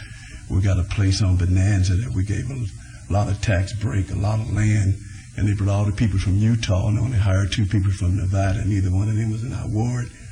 On Lake Mead, we gave the FBI building and a lot of breaks and stuff to them. They took a good piece of land, but I can't even walk in the building, but we just want to make sure that you look at the possibility of hiring some people from Ward 5. Thank you very much. Thank you. Would anybody else like to be heard during the public hearing? All right, seeing none, we'll close the public hearing, and let's vote on Councilwoman Williams' motion, please. Opposed, please. Motion carries. Congratulations. Thank you. Thank you all very much. Thank you. All right, item 54 is a report from our city manager on emerging issues. Dr. Selvey? Mayor, I have nothing to report. If the council Okay. has any direction, I'd be happy to receive it.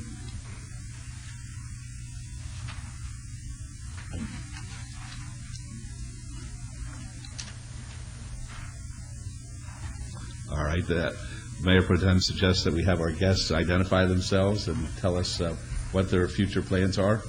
We'll start from my right, please, next to Councilman Ross, the young man with the red shirt.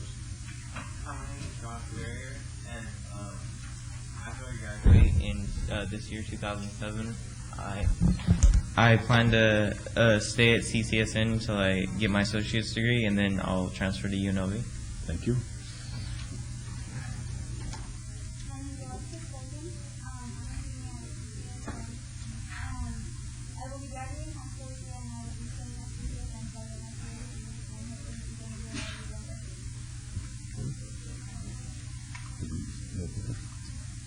Hi, my name is Johanna Tova, and I'm a junior at CCHS. I am going to CCC next year. I'm finishing my associate degree not too long afterwards, and afterwards going to UNLV. My name is Joe Alexander. I am student body president of Community College High School. After I graduate, I plan on staying at CCSN for another year to get my associate's degree. Then I'd like to transfer to a four-year university to major in politics and law. Oh, boy, oh, boy. Let's concentrate on law, please, okay? My name is Andre Smia, and I too will graduate this June.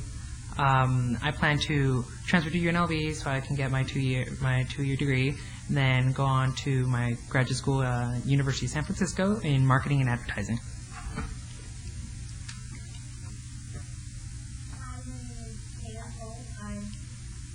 A senior as well at Community College High School. I will attend UNLV in the fall, and I plan to go to Boyd Law School and become an attorney.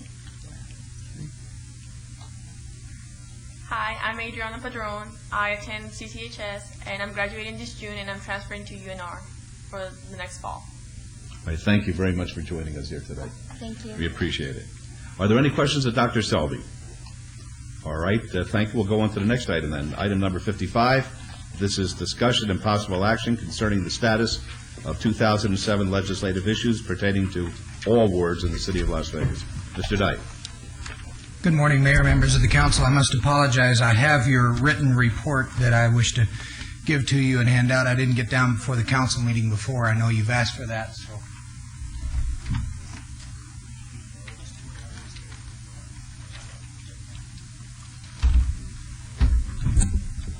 I I also have copies on the counter over there for the public if they wish to have a copy as well. Chris Knight, Director of Administrative Services. Want to give you a little report. As you know from the legislative schedule, last Friday was the deadline for all bills to get out of committee of First House, which means if a bill didn't get out of the committee of the First House, that bill is essentially dead, but not necessarily dead. So that's how that, according to the legislative process, there are ways to resurrect bills. But I wanted to give you a real brief report on bills that made it and then share a little bit about bills that didn't. First is our bills that the City of Las Vegas has submitted. Senate Bill 198 is a bill that was heard in Government Affairs as a result of an advisory group effort to look at governmental entities being able to enter into lease purchase agreements.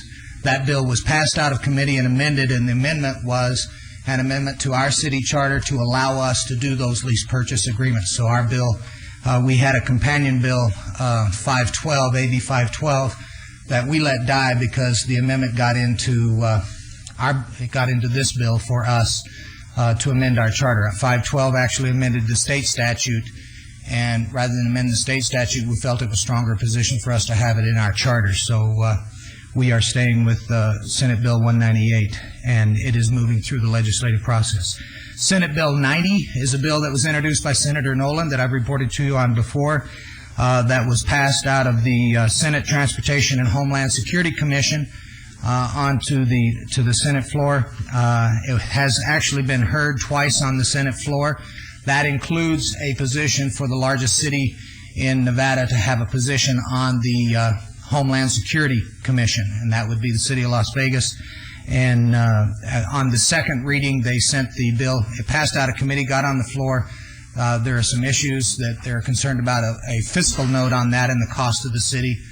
We'll look at the fiscal note. It'll come back to the Senate floor, and we believe it'll move on into the House of Representatives. Senate Bill 234 is a bill submitted by the City of Las Vegas that provides exceptions to certain contracts with private developers for construction of off-site improvements within the redevelopment area. That bill passed out of committee, the Senate Government Affairs Committee, and the amendment that was added into the bill is simply narrowing the focus of the bill, that the initial language allowed us to do some off-site improvements in areas beyond the redevelopment authority. We focused that down to the redevelopment authority. Your Honor, if I may. Mr. Knight, would you elaborate a little more on that amendment to that bill for our labor-conscious Yes, sir. to this community, because it's a priority? Yeah, I think that what you may be concerned about is the issue dealing with prevailing wage. That is correct. We made sure in the issue that the prevailing wage matter was taken care of. It does not. I think there was some concern that this bill somehow eliminated the requirement for prevailing wage in the redevelopment area.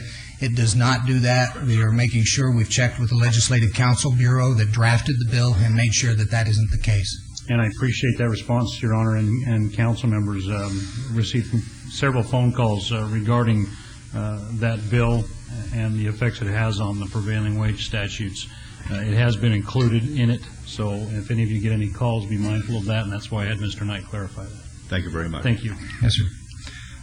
Senate Bill 139 is a bill that we asked the Nevada League of Cities to submit for us that allows us to enter into interlocal agreements with other municipalities to perform special events and to fund special activities up to a threshold of $25,000. That bill was passed off of the Senate floor, actually. It passed out of committee, went to the Senate floor, was amended on the Senate floor by Senator Beers. He was concerned about documentation. We put in an amendment that requires that we have documentation of those agreements, that we maintain that documentation for 3 years, and was passed from the Senate and is headed over to the House of Representatives. The last bill that I want to bring up with you, we may need to have some discussion on, is Assembly Bill 514, which is our city charter bill. The city charter bill was reviewed by the Senate Government or Assembly Government Affairs Committee. Many of the provisions that we asked for in the bill stayed in the bill. A couple of provisions were changed, and one new provision was added in. First of all, on the Salary Commission stays intact with the exception that the members of the Salary Commission, because of concerns at the legislature, will be appointed by the Speaker of the House and the Senate Majority Leader.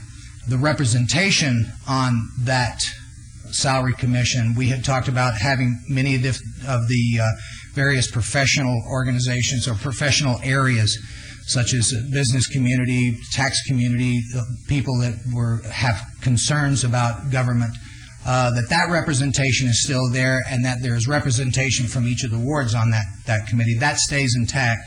Those recommendations go from the city up to the Senate Majority Leader and the House Speaker, and the requirement that that committee must meet every 5 years to review salaries stays intact. So the only thing that changed is who appoints for us. There was another provision in there that we were asking for what we call functional authority, the ability for the city that if the state legislation doesn't specifically address something that we wish to do, or doesn't say we can or can't do, that we felt that we would have the authority from a functional standpoint and how the city operates to go ahead and do those kinds of things. The committee did not like that provision. They felt that we already had functional authority and that they took that provision out of our bill. Your Honor, yes, sir. Mr. Megalon, what's the status of that bill at this point? The bill has passed out of the committee and is on the floor, will be on the floor of the House. Thank you. One of the provisions that we did get in there was the ability to make the recommending committee enabling rather than a requirement. That provision stayed and is there. The only requirement in that is that the enabling committee must meet once each quarter. But the rest of the time, it's a matter of at the pleasure of the council. And then the last issue is the issue that we probably need some direction on. Is there was some confusion on the committee's part. There had been a lot of discussion about a provision being put into the bill, and at the hearing, some of our municipal judges had showed up and asked for an amendment into the bill to allow the selection of the chief judge to be on an annual basis and by election, and that provision was not put into the bill. It was not in the mock-up of the bill as considered by the committee. There was a proposal that all 6 of our judges had agreed to that allowed for rotation of the judges on a 2-year basis. That was sent to the sponsor of the bill, who is the chairperson of the Government Affairs Committee, Assemblywoman Kirkpatrick. As the sponsor, she had the opportunity to either accept that amendment or reject the amendment. She had rejected the amendment. It was not given to the committee members. The committee members then decided that they didn't want to take this issue up at the next session, that they wanted to deal with it now. And what they put into the bill was an amendment that is only supported by what we believe 2 of our municipal judges, and that the amendment that all 6 had agreed to did not get put into the bill. So we are looking for direction from the council to say if you want us to pursue getting the bill as passed out of committee amended to have the amendment. Yes, I believe that that's what our objective should be. We spent a lot of time on this. We got consensus. We got unanimity amongst the 6 judges to agree to a chief judge being elected for a 2-year term. If there was a tie in the vote, there would be a coin toss. Everybody agreed on that. I don't see any reason why that shouldn't not be put into the law rather than something that 2 of the 6 who ultimately changed their mind were proposing. So this seems to be an easy one for me. I don't think it should be too tough for the folks up north. Okay. I second that also. At this time, I'd also like to put into the record, Madam Clerk, a letter that the council and myself received yesterday, late in the afternoon, from Judge Cedric Kearns, where that's his suggestion on behalf of the court as well. Thank you. So our lobby team will be directed to try and get that amendment on the other side of the other house. So we'll be moving forward on that. On the second page of your report, I just want to give you real brief some updates on some bills that did pass out of committee. The first one is Senate Bill 123 that deals with public records requests. When this bill first came out, the public records request, there were issues that said if you received a public records request, you had to respond in 2 days. That time frame was expanded to 5 days. We still have some concerns about that. Mr. John Redline out of the Attorney's Office has been working with our lobby team, has provided written comments. There is a concern about the definition of a public record, and some issues with this bill still, and we will be pursuing amendments to that bill still on the other side of the House. That is Senator Kerr's bill, and it was passed out of Government Affairs. Senate Bill 450, which is the bill that deals with the designation of our haul routes, was passed out of committee, and that creates a regional commission for the designation of haul routes. And again, the issue we have with that is the control of our city right-of-ways being given to a regional commission headed by the State Department of Transportation, and we'd kind of like to maintain control of our rights-of-ways. Assembly Bill 138 expands the purposes for which certain impact fees may be used. Some of these bills got amended, and they happened so fast it was difficult for us to get amendments. That was passed with an amendment. We don't believe the amendment is detrimental to the city, but we will get the amendment. We don't have it at this point, but it was amended and due passed out of Governmental Affairs. That is a bill that increased the way in which we could spend our residential construction tax, that you could actually use it for operation and maintenance of facilities, and we think that's a good thing for the city, so we'll be pursuing that and watching that and make sure that that happens for us. AB 462 is a bill that was amended and is a bill that was intended to correct AB 312 from the last legislative session, which requires that if the city is disposing of property, you have to do a bid process. You can't do a designated recipient of the property and enter into an agreement that says you'll sell the property. You have to put it out for public bid. This process allows for, in AB 462, that the city would do 2 appraisals. If you aren't able to do the appraisal in selling the property, that you can do a public hearing in lieu of the second appraisal. That bill was passed out of committee and was amended to allow for the public hearing in lieu of the second appraisal. It still requires the kind of bidding process, and we'll continue to work with the Assemblywoman on that bill. AB 605 is a bill that I reported to you 2 weeks ago that said that there are restrictions on your ability to run your campaigns because our city policy allows you to use your offices to run campaigns, you as elected officials. This bill would have prohibited that. And it's interesting how the legislative process works. This bill was completely amended and is now a bill that allows for those people, those individuals that are running for elective office, to set up a legal defense fund, a separate fund, and provide funds in a legal defense fund. And I think there's probably some legal issues out there that are pretty popular. But it no longer deals with how you can use your offices. It now says that elected officials can have this legal defense fund, and it has become a funding kind of bill. And that's how bills change, and just wanted to let you know. But there is another bill, AB 79, that does the same thing that the initial AB 605 did. Both of those bills have passed out of the committee now. So we'll continue to track those and let you know the status. And then last but not least, on the final page, just some bills real quickly that did not make it out of committee that we had been tracking and reporting to you. AB 473, which is a bill that deals with preservation of existing neighborhoods, and that was a bill that dealt with the street vacations at 80%, and how do we deal with the remaining 20% that I know you, Councilwoman Tarkanian, were concerned about. Did not make it out of committee and did not pass. AB 581, which is a bill that dealt with the creating a regional airport authority and establishing the Las Vegas Visitors and Convention Authority as the regional airport authority, did not get out of committee as well. AB 438, which is a bill that you spent considerable time on at your strategic planning meeting on Monday, April 9th, is the billboard bill. And because of your efforts as a council and the efforts of the mayor and others in the lobby team and the discussion that was had on April 9th, that bill did not get a hearing and get out of committee. I don't know if I could. Yes, It's been brought to my attention by some of the other lobbyists that was pushing for this bill that they're going to try to get this bill added to, tagged on to one of the other bills. So I think it behooves us to make sure that this doesn't happen in the future. They were pretty adamant about getting it attached. We understand that, Councilman. This bill and one other bill, we believe there will be attempts to resurrect those bills, and we'll be watching for that.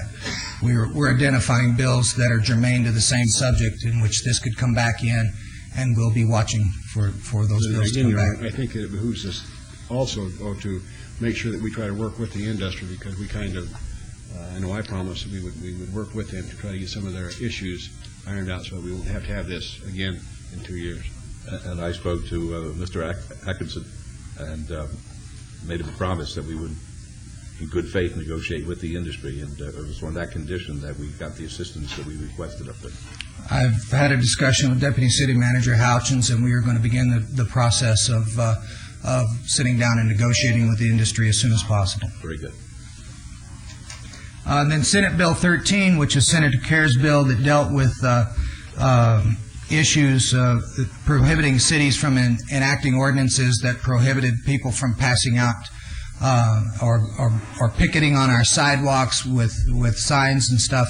That did not pass out of committee, but Senator Kerr did make a statement at the committee that he will be trying to get that bill back in another bill somewhere on the other side of the House. So we'll be watching that as well. And then finally, I wasn't going to bring it up, but I see it got on my list, so I have to. Senate Bill 153 is a bill that really dealt with the North Las Vegas Library and the putting that library district in the C-tax formula. When the bill came up, the bill was amended, completely changed to create a new formula for C-tax. We have briefed you on the impact. The impact of that bill could have been $6.9 million to the city of Las Vegas in lost revenues. We lobbied hard, we testified hard against it, and the bill did not pass by a vote of 4-3. That is another bill that we think may come up somewhere else on the other side in the other house, and we will be watching that very closely as well. Your Honor, if I may ask, who's pushing that bill from North Las Vegas? The city of North Las Vegas was jointly proposing that with Senator Lee and their lobbyist. Thank you. Yeah, during our briefing yesterday, we gave the manager very clear direction as to our attitude and position as far as that's concerned, and I'll be calling Mayor Montandon and putting in my 2 cents too. Well, and with that, Your Honor, does Senator Lee know our position clearly with that, Mr. Knight? I believe he does. Thank you. And that's the end of my report. I'd be happy to answer any questions. Are there any questions of Mr. Knight or any comments? All right, thank you very much. May I have a motion, please? Thank you, Your Honor. I would move to accept Mr. Knight's report and just ask if any of the council members have any questions on some of these bills that we follow through with our representatives up at the legislature. I think it's important that they hear from us on any bill that we feel like is important or is either going to help or be a detriment to our specific wards. All right, that's a motion. Let's vote, please. Opposed? Motion carries. Thank you. Item number 56 is discussion and possible action regarding an exclusive negotiation agreement and letter of understanding by and among City Parkway 5, Inc., Live Work LLC, and Zoe Property LLC for evaluating the feasibility of the disposition and development of real property in downtown Las Vegas, located near Main Street and Lewis Avenue and near the southeast corner of City Parkway and Grand Central Parkway. This is in Wards 3 and 5. And Mr. Adams. Good morning. Scott Adams, Director of the Office of Business Development. This is an item that respects an exclusive negotiating agreement among the City Parkway 5, Live Work Las Vegas LLC, and Zoe Property LLC. And it respects the mutual exchange and exclusive negotiating agreement for each of us on a mutual exchange. I'm going to go through a PowerPoint very briefly. I know we have a very long day, and so I'm going to try to accelerate this over what I normally do. But I think it's important to at least see the sites that are involved in the exchange and how it ties to some key projects downtown. And then I'll turn it over to David Mitchell, who's here representing the partnership in developing this project. The exchange involves two parcels or 2 sites. Parcels P and Q in Union Park and a city block bounded by Main, Lewis, First, and Clark. Now, we own, as City Parkway 5, parcels P and Q, and Live Work Las Vegas and Zoe Properties LLC owns the Queen of Hearts block. This shows parcels P and Q on Union Park. And as you know, it's in the northernmost portion of the site. And then this shows the Queen of Hearts block, which is a block between Clark and Lewis on Main Street, and is very close to the vicinity of where we proposed that City Hall go in the master plan for Union Park. So we're staying consistent with the concept of City Hall location in Union Park. The terms of the ENA are very simple. They're very much like any standard ENA we enter into. You've approved many of these where it's 120 days with a 90-day extension. We have a time to work out, Live Work Las Vegas has time to work out due diligence on P&Q. They define their development partner and who they're going to be working with on parcels P and Q. And then we work out due diligence for incorporating a City Hall into the Queen of Hearts block. The projects that are affected by this transaction is it provides a permanent City Hall site. That's something we've been looking for quite some time. Because of that, it makes the current City Hall site potentially available for an arena, which has been very important. It makes a catalytic commitment to Live Work Las Vegas by providing a City Hall in their 5-block development. And it secures something we've been looking for a while now, a development and gaming partner for PQ. That's one of the really significant parcels on Union Park. That's at a more aerial perspective, the location of both of the sites being considered for exchange. As you know, we've been looking at a site next to the current City Hall for the development of arena. By vacating the current City Hall, this blue tract then becomes potentially available to anybody who wants to respond to an RFP for an arena. That means that we could have the potential of a $400 million plus arena and potentially $1 to $2 billion of private development being leveraged by that arena. The Live Work Las Vegas project was a 5-block mixed-use development. It will contain the Regional Transportation Commission's intermodal transit terminal. It is a potential arena site itself. Remember in the CSL study that looked at the potential of an arena, they shortlisted 2 sites downtown, our site and this site, the 5-block Live Work Las Vegas site. It requires an MOU or ultimately a development agreement with the city. Their project is so large and incorporating City Hall into it is something that we foresee having a development agreement in place. And they're prepared today to announce that their developer is Forest City Enterprises, one of the premier urban development companies in America. The Live Work MOU, which there's a letter of understanding as part of this package you're approving today, which talks about us working together to define a final master plan for the development of the 5 blocks, integrating City Hall, defining their private development scope, looking at total parking needs for the site. The thought is maybe we have one big parking garage that serves City Hall and their private development, and looks at traffic issues. We've been working on a Clark-Bonneville couplet, certainly integrating the transit terminal and then looking at any potential street closures if necessary to support the development. And obviously, all of these large-scale projects that we've been working with downtown have been looking for some kind of TIF support to help underwrite some of the public improvement costs that the developers have to bear on these projects. The parcel PQ development on their Union Park master plan, we master planned for a 1,000-room gaming hotel. That means almost by definition that this has the potential for over a $1 billion development on Union Park. If you pencil out what it's going to cost to build 1,000 rooms and all the associated gaming and support uses, we're at a $1 billion plus project. Their developer will be Forest City Enterprises out of Cleveland, which has tremendous gaming experience nationally, and they will work together to name their actual gaming operator and partner at a date in the future.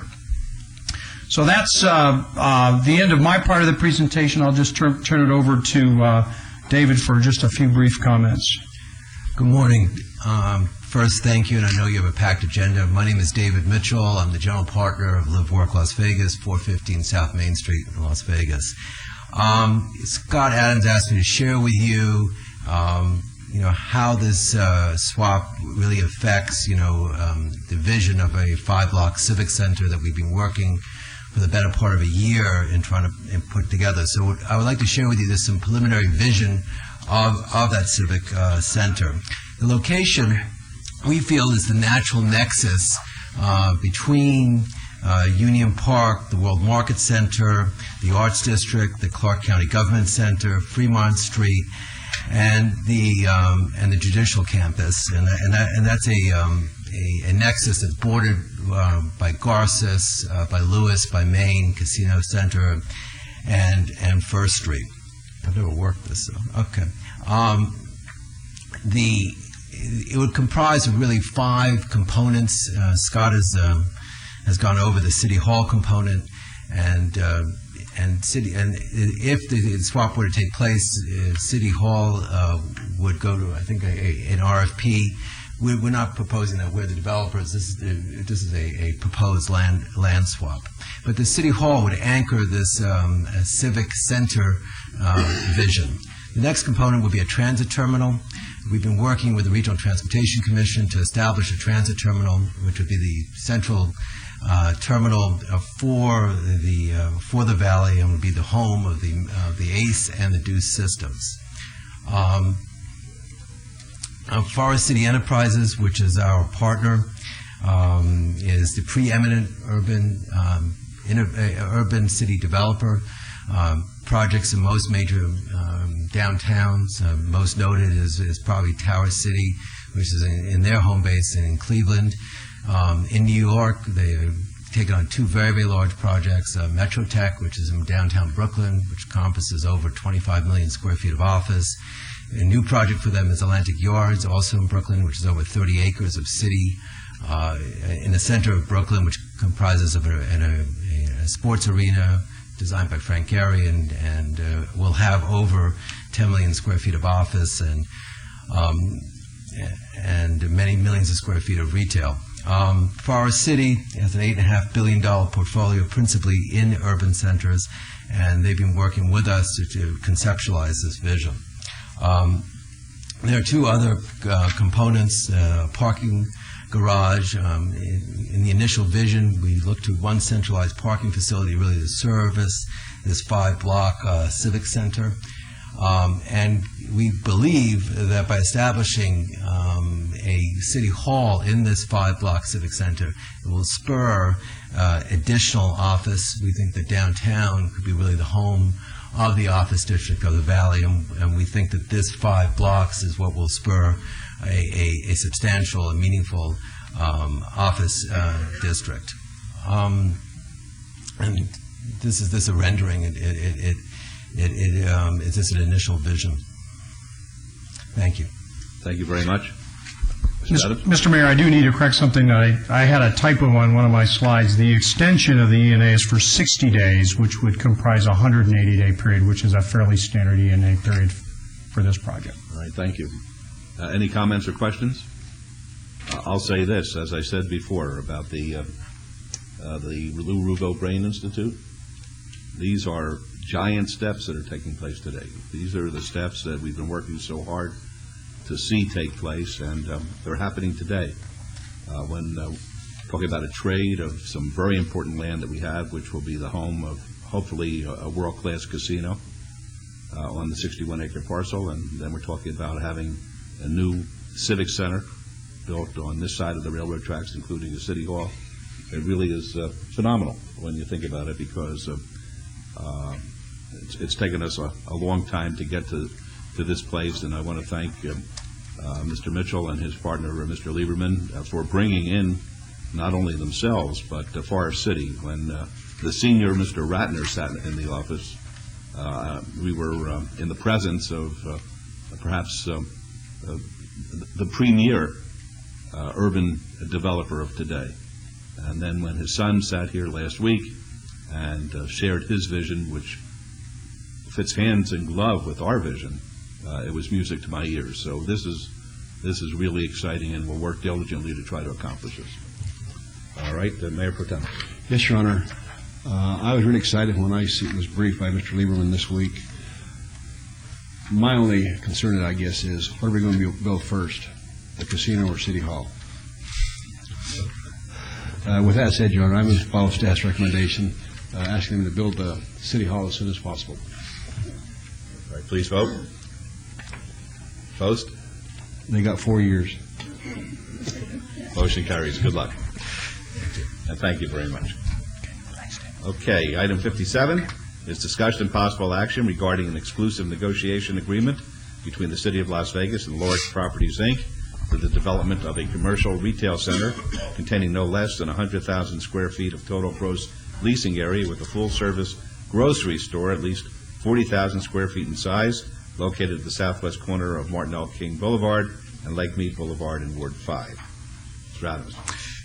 Good morning. This is a standard E&A agreement that we put together with Lords Properties, Mr. Hank Gordon's company that really addresses getting a grocery store on that 10-acre site. We've been working on this for quite some time. It provides for at least a 40,000 square foot full-service grocer as part of a 100,000 square foot development.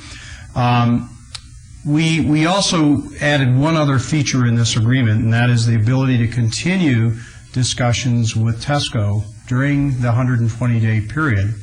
In the event that should Mr. Gordon not be able to perform, we can, in good faith, continue to have discussions with Tesco during that period, such that at the end of that period, we'll either get the grocery store we hope that Mr. Gordon promises, or we can then hopefully default to Tesco to build their project. Let me interrupt you for one moment. Councilwoman, did you, we had a brief discussion about this. Was it your desire to It is my desire to obey this. And So I would prefer- like to go on record right now to to just tell the city and the residents of the west side about their need for a grocery store.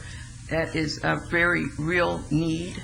However, I also believe that the citizens should always be informed of any decision that is going to impact their lives and in our community, and they haven't been informed. So as a result of that, I did meet with the developer, Mr. Gordon, yesterday, and explained to him that the citizens need to know what is going on in this community. He agreed to that, and as a result, I am going to schedule a town hall meeting. It's going to be on May the 8th, where all interested parties can come in and participate. It's going to be at Doolittle Community Center from 6 until 8. Mr. Gordon has agreed to come. We're going to get Tesco and other people, John Edmonds, all of the people that are involved in this situation to participate along with the residents so that they will be duly informed about what's happening in their community. And as a result of that, I would ask that this item be obeyed until the first council meeting in June. Right. You were aware? Yes. Okay. Yeah, I just wanted to, I was just giving a very brief background. I knew this was going to happen. And you gave us enough. Yes. It was good. It was a good thumbnail sketch, but I want, when we finally vote on it, I want to do it with great aplomb. Right. It's fair to say we have two very reputable firms here, both a developer and Tesco, that would like to build a grocery store in West Las Vegas, and I would certainly defer to the councilwoman and the abeyance, and we'd be glad to participate and help arrange that public meeting. Fine, and that will be June the 6th, which I believe will have a new council council person at that time. Yes. June 20th. Okay. So, did you want this obeyed to it? I actually, Mayor, would like to have the elected official make the decision in this respect. And the elected official will be This is sworn something that's going to impact the on June 20th. board for a long time. All right. So what we'll do is the motion is to obey this till June the 20th, and then we'll have the neighborhood meeting on May the 8th. Very good. Right. Thank you. All right. That's the motion. Let's vote, please. Yes. Opposed, please. Motion carries. Thank you. All right. Item 58 will be trailed to be heard after item 75, and we're going to move on to item 59. 59 is discussion and possible action regarding an amended and restated exclusive negotiation agreement, an amended ENA with Frank Wright Plaza, LLC, to negotiate a disposition and development agreement for parcels located at 4th Street and Stewart Avenue, totaling approximately 5.49 acres. This is in Ward 5. Mr. Adams. Okay, this item respects the extension of the ENA that's currently in place. It's been in place between the city and Frank Wright Plaza LLC since June of '05. The ENA had been extended, and the current extension expires today. So we're here before you today to consider a potential extension. What you have before you is an extension that staff drafted that contains certain conditions in it that we felt at the time important that we recommend to you before we could recommend an extension and move forward.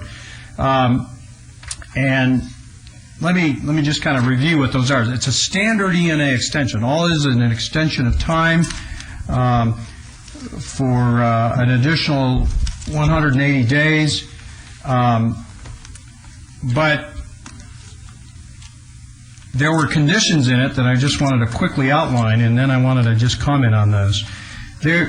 We've had concern throughout our past negotiations about the existence of the 3rd Street Bridge.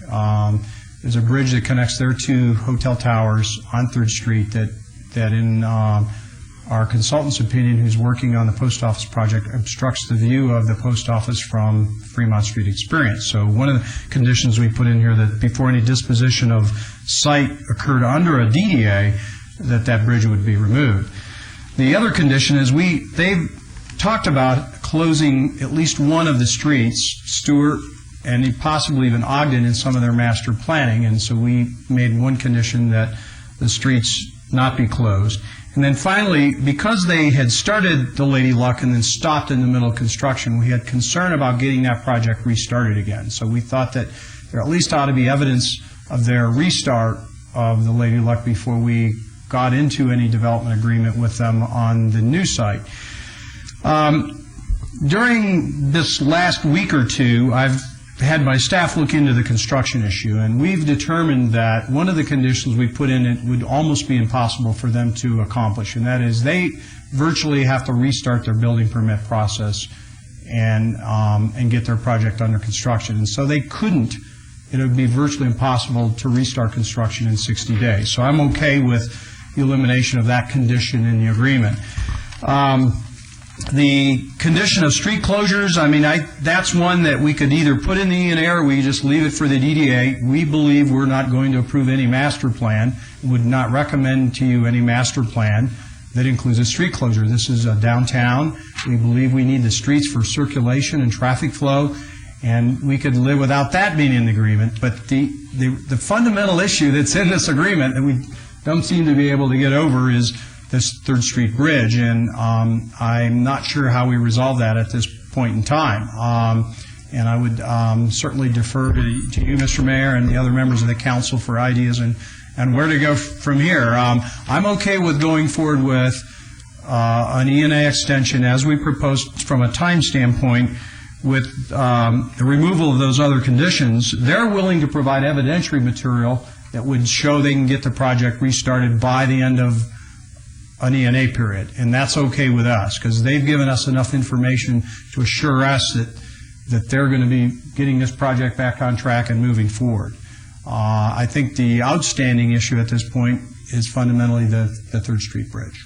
All right. Well, as I understand it, I would like Mr. Donner to address this particular issue. In our discussions, I was definitely under the impression that you understood, at least where I come from, that 3rd Street Bridge is non-negotiable, that it's going to be taken down or designed in a fashion where it won't impede the post office, and that was part of our discussion.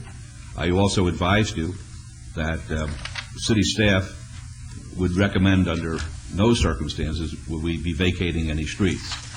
And in our discussion, just so we're clear, I don't want to have any misunderstanding on this, you have to engage in order for you to reach your dream. You have to engage in discussions with the National Park Service as to what can or cannot take place at Frank Wright Park. And basically, that's what will be taking place as far as you're concerned during the extension if the council would grant it. Is that accurate? It's accurate. I would like to comment on your comments. Okay, I'm sure you would, but It's accurate that I understand that's what your position is. Okay, but I want to be very clear before I vote on any extension here that we are not waiving that position, at least from my perspective. If we grant an ENA extension, are we in any way conceding that the issue on the bridge or the closure of streets?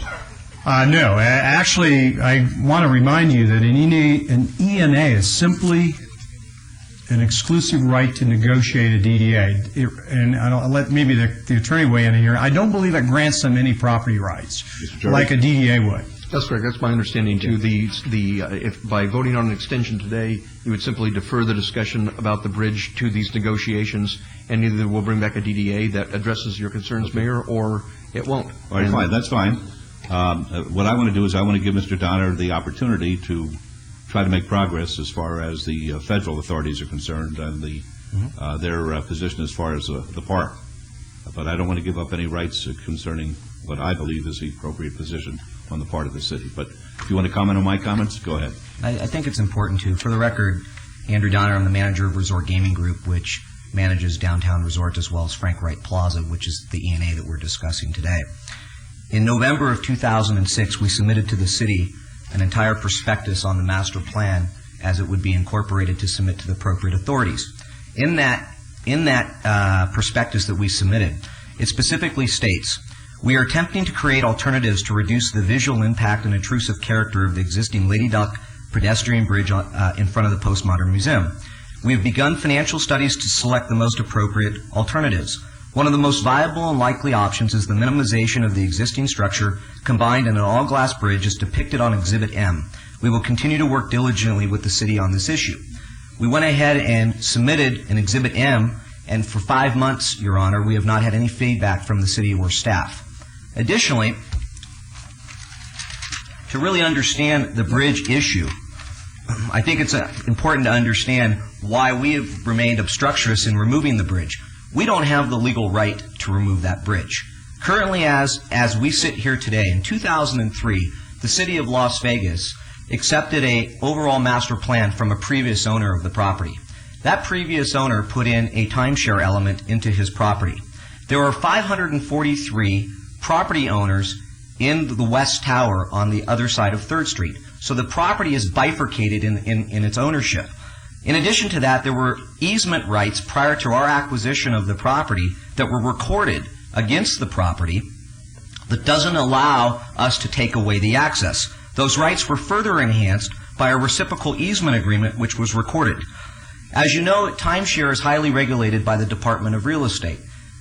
Part of that is full disclosure, and at the time there was never a contemplation of removing their access rights to the bridge. So even if I wanted to meet the request, I legally cannot meet the request because of their rights. And if you go one step further, the ownership of the West Tower is different than the ownership of the East Tower, coupled with the fact that you have separate banks that have lent monies on those towers. The bridge is owned by the east side of the street, and the west is granted access. We have specific language in our financing documents that even if we were able to get over the 543 other owners that own rights to the West Tower and access to the east, we still would not be able to circumvent the liability and the responsibility have and fiduciary obligation to our lenders. And then if you go one step further, there's the issue if you could get beyond the 543 owners and if you could get beyond the financial repercussions, then you get into life safety. And then the third is that there's privity. The ownership is not going to be congruent on the north, which is Frank Wright Plaza, to the development of the Lady Luck. And I'm happy to address the construction and the progress of the Lady Luck because there's some exciting news that's going to be coming forward. But because there's non-congruent ownership, Frank Wright Plaza, that's developing potentially the north, can't dictate of what's going on to the south.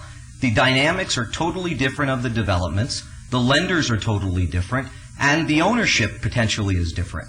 So that's why we have been reluctant.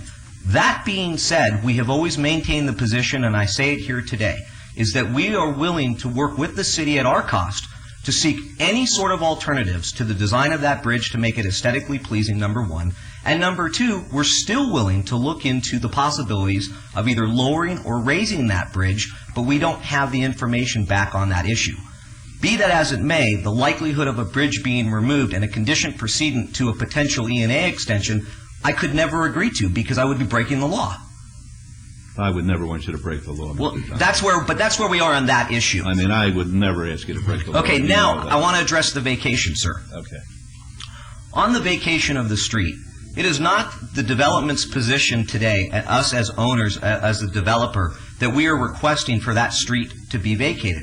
All we're saying is that we want us, as well as staff, as well as the city, to make an intelligent decision. None of us can sit here today and say definitively of what could be developed on the park and the bus terminal. We have, unlike other E&As, a very complex transaction.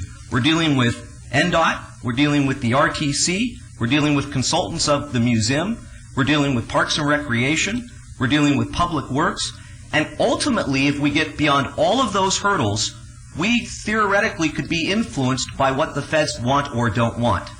What we have said to you, and I will discuss traffic as we submitted to you in November of 2006, a detailed traffic and parking study has been prepared by Kimberly Horn and describes the parking demands and traffic impact of the master plan. Due to the voluminous size, it's enclosed rather than incorporated as an exhibit. Again, Your Honor, we've received no feedback for 5 months after numerous requests by the city on this potential vacation. All we want to do is look at all the possibilities, get all of the independent reports on our dime, present it to the city so everyone can give input, and then all make an intelligent decision on what's the best plan to submit to the proper federal authorities. And I want to give you that opportunity, as I've indicated to you. Who owns the building? Who owns which building?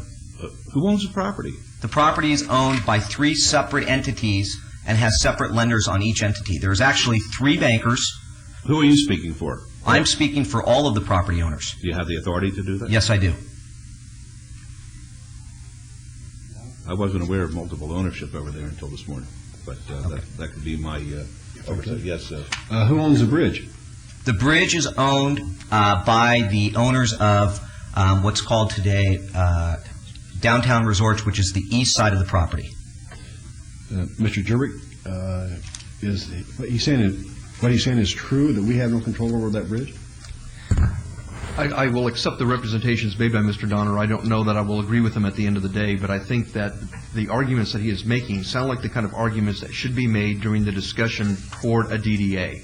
And if staff evaluates those arguments and says we agree, then we can bring that to the council and you can decide whether or not it's a deal killer.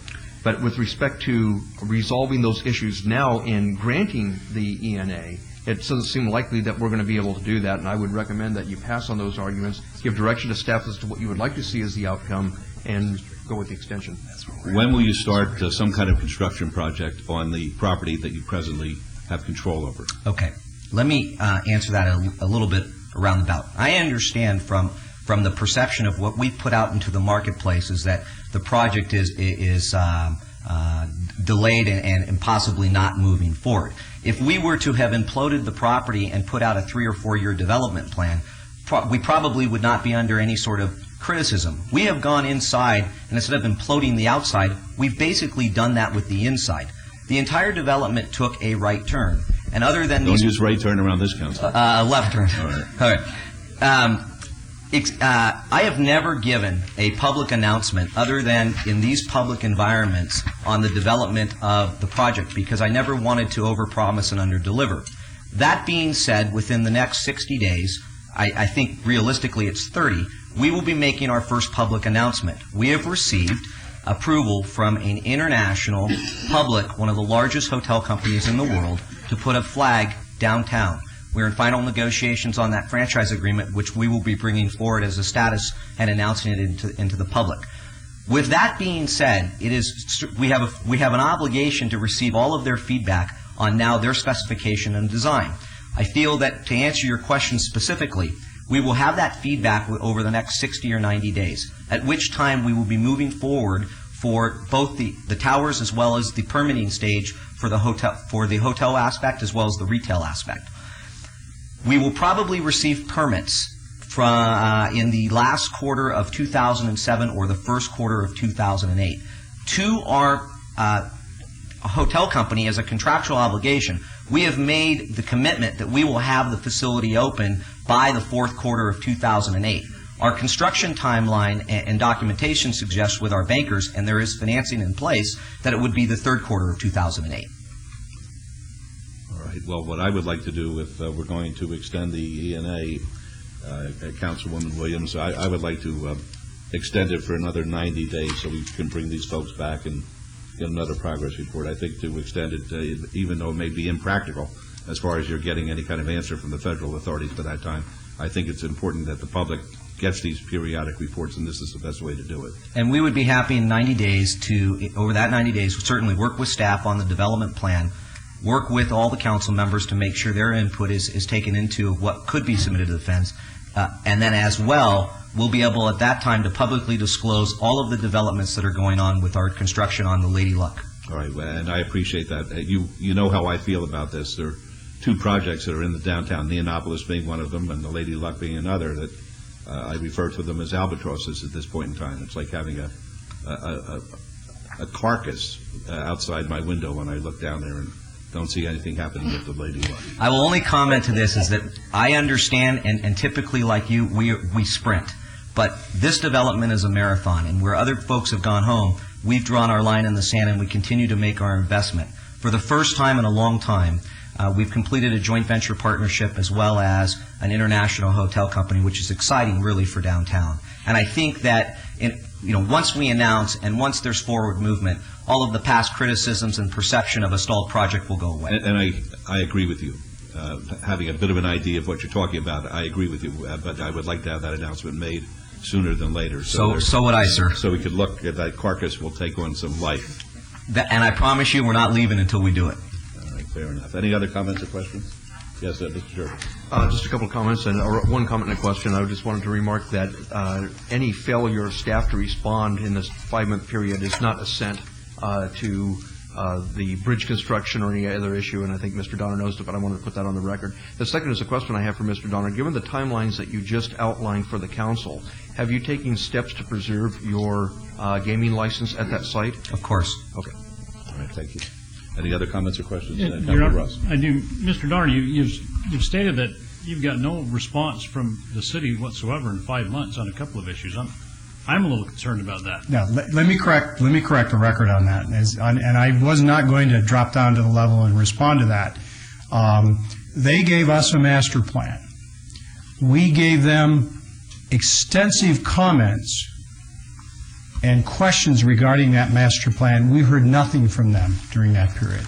In fact, just in January, I finally received their checklist of all their comments in checklist format in response to our collective comments. Our staff gathered comments from our Public Works Department, our consultants who were working on the post office, various groups, provided that to them. So I had to bristle a little when I heard that, and I'm not going to stand here and debate that issue. We did respond. I pride myself on our department being responsive and moving at the speed of business. So I needed to correct that for the record. Yeah, and Councilman, I don't think it serves any one purpose to debate that issue. We have a different perspective. We feel that the city has been a little bit lethargic in the response to our new plan. All of the comments were to an old plan. But be that as it may, it's in the benefit of all parties to move forward. It's a great development for the city of Las Vegas, and we are committed to working with staff on the new plan and getting the feedback from all the council members. But I'll throw in my 2 cents now.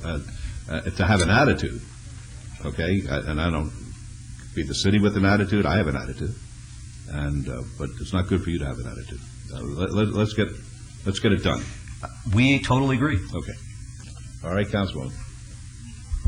After all the discussion, I move that we move ahead to extend the negotiation period. For 90 days? For 90 days. Thank you. Let's vote on that, please. Yes. Opposed? Motion carries. Good luck. Thank you. Good luck.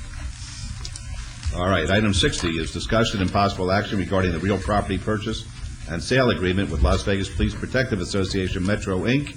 for real property generally located adjacent to the northwest corner of 7th Street and Stewart Avenue and identified with parcel number APN 139-34-501-011, and this is in Ward 5.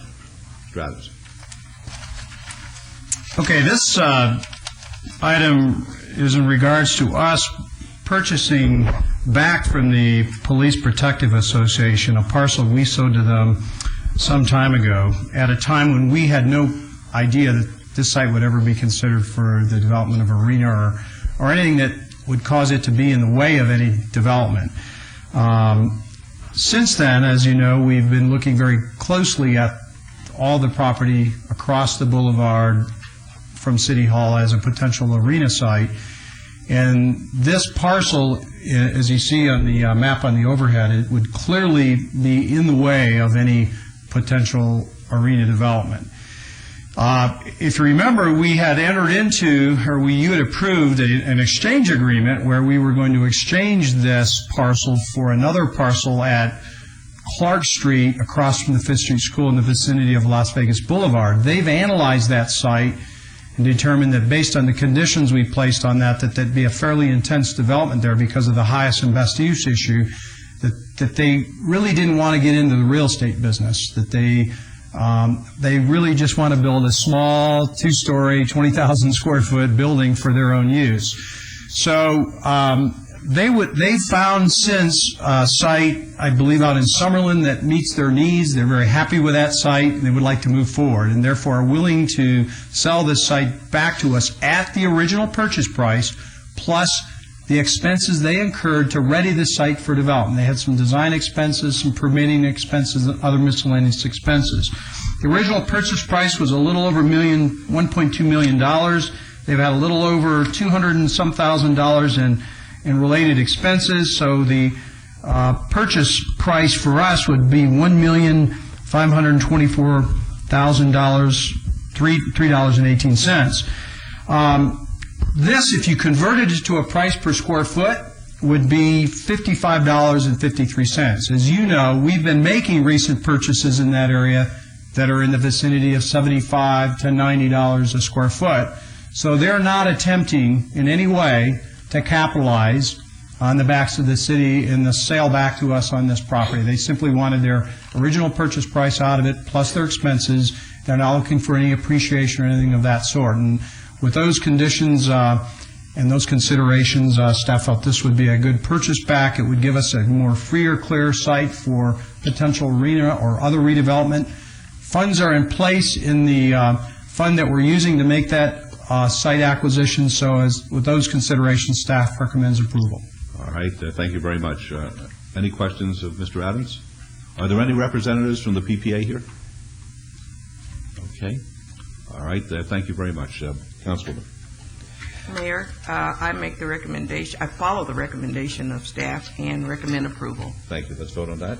If I could, I would just like to state that I would ask that staff continue to work with the PPA. I mean, they've been working with us very closely, trying to help us out. So I just hope we continue to work very closely with them. Very good. All right, let's vote, please. Yes. Opposed? Motion carries. Thank you. Thank you, Mr. Adams. Okay, item 61. This item will be heard at 4 p.m. That's a time certain this afternoon. 4 p.m. time certain on item number 61. Items 63 and 64. 63 is discussion and possible action regarding temporary approval of a new pawnbroker license subject to the provisions of the Planning and Fire Codes for Candace Limon, doing business as M&M Pawn at 3227 Meade Avenue, Suite 3B in Ward 1. And 64 is discussion and possible action regarding temporary approval of a new Class 2 second-hand dealer license for auto pawn and pistol permit, subject to provisions of the Planning and Fire Codes for Candace Limon, doing business as M&M Pawn at 3227 Meade Avenue, Suite 3B. Both, of course, are in Ward 1. Mr. DiFiore. Mayor and members of the council, I believe there's been some discussion on this over the course of the last 30 days, and the applicant today does meet the criteria for consideration of temporary approval of this license. And on item 63, my recommendation will be a temporary license with a 6-month review. And 64? In 64, it would be the same request for a temporary license with a 6-month review. However, I believe the stipulation or condition on that would be that no pistols or firearms are taken in as pawn or second-hand for sale, rendering the pistol permit inactive. All right, folks, will you identify yourself, please? Dave Clavsato, GC Garcia, 1711 Whitney Mesa Drive in Henderson. With me are Marty and Candace Limon. They will be the permit holders. We held this in abeyance to have a neighborhood meeting. We had that, enjoyed it. We had a good meeting with the neighbors, very happy to do that, and met with staff, agree with their conditions and recommendation of approval, and ask that you do the same as well. Thank you, Mr. Clavsato. So you're agreeing to the condition about no guns? Yes, sir. We think at this location, at this license, given the events of this week, we think that's entirely appropriate. Okay, very good. Thank you. Are there any questions of anybody? All right, seeing none, Councilwoman Tarkanian.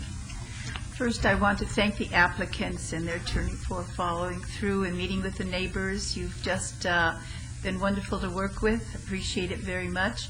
And I move to approve item number 63.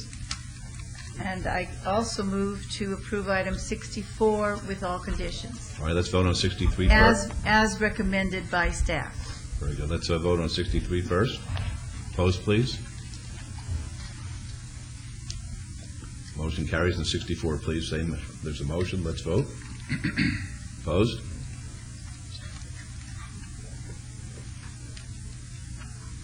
Motion carries. Thank you. Good luck. We appreciate that. Wish you all Thank you. luck, too. Thank you very much.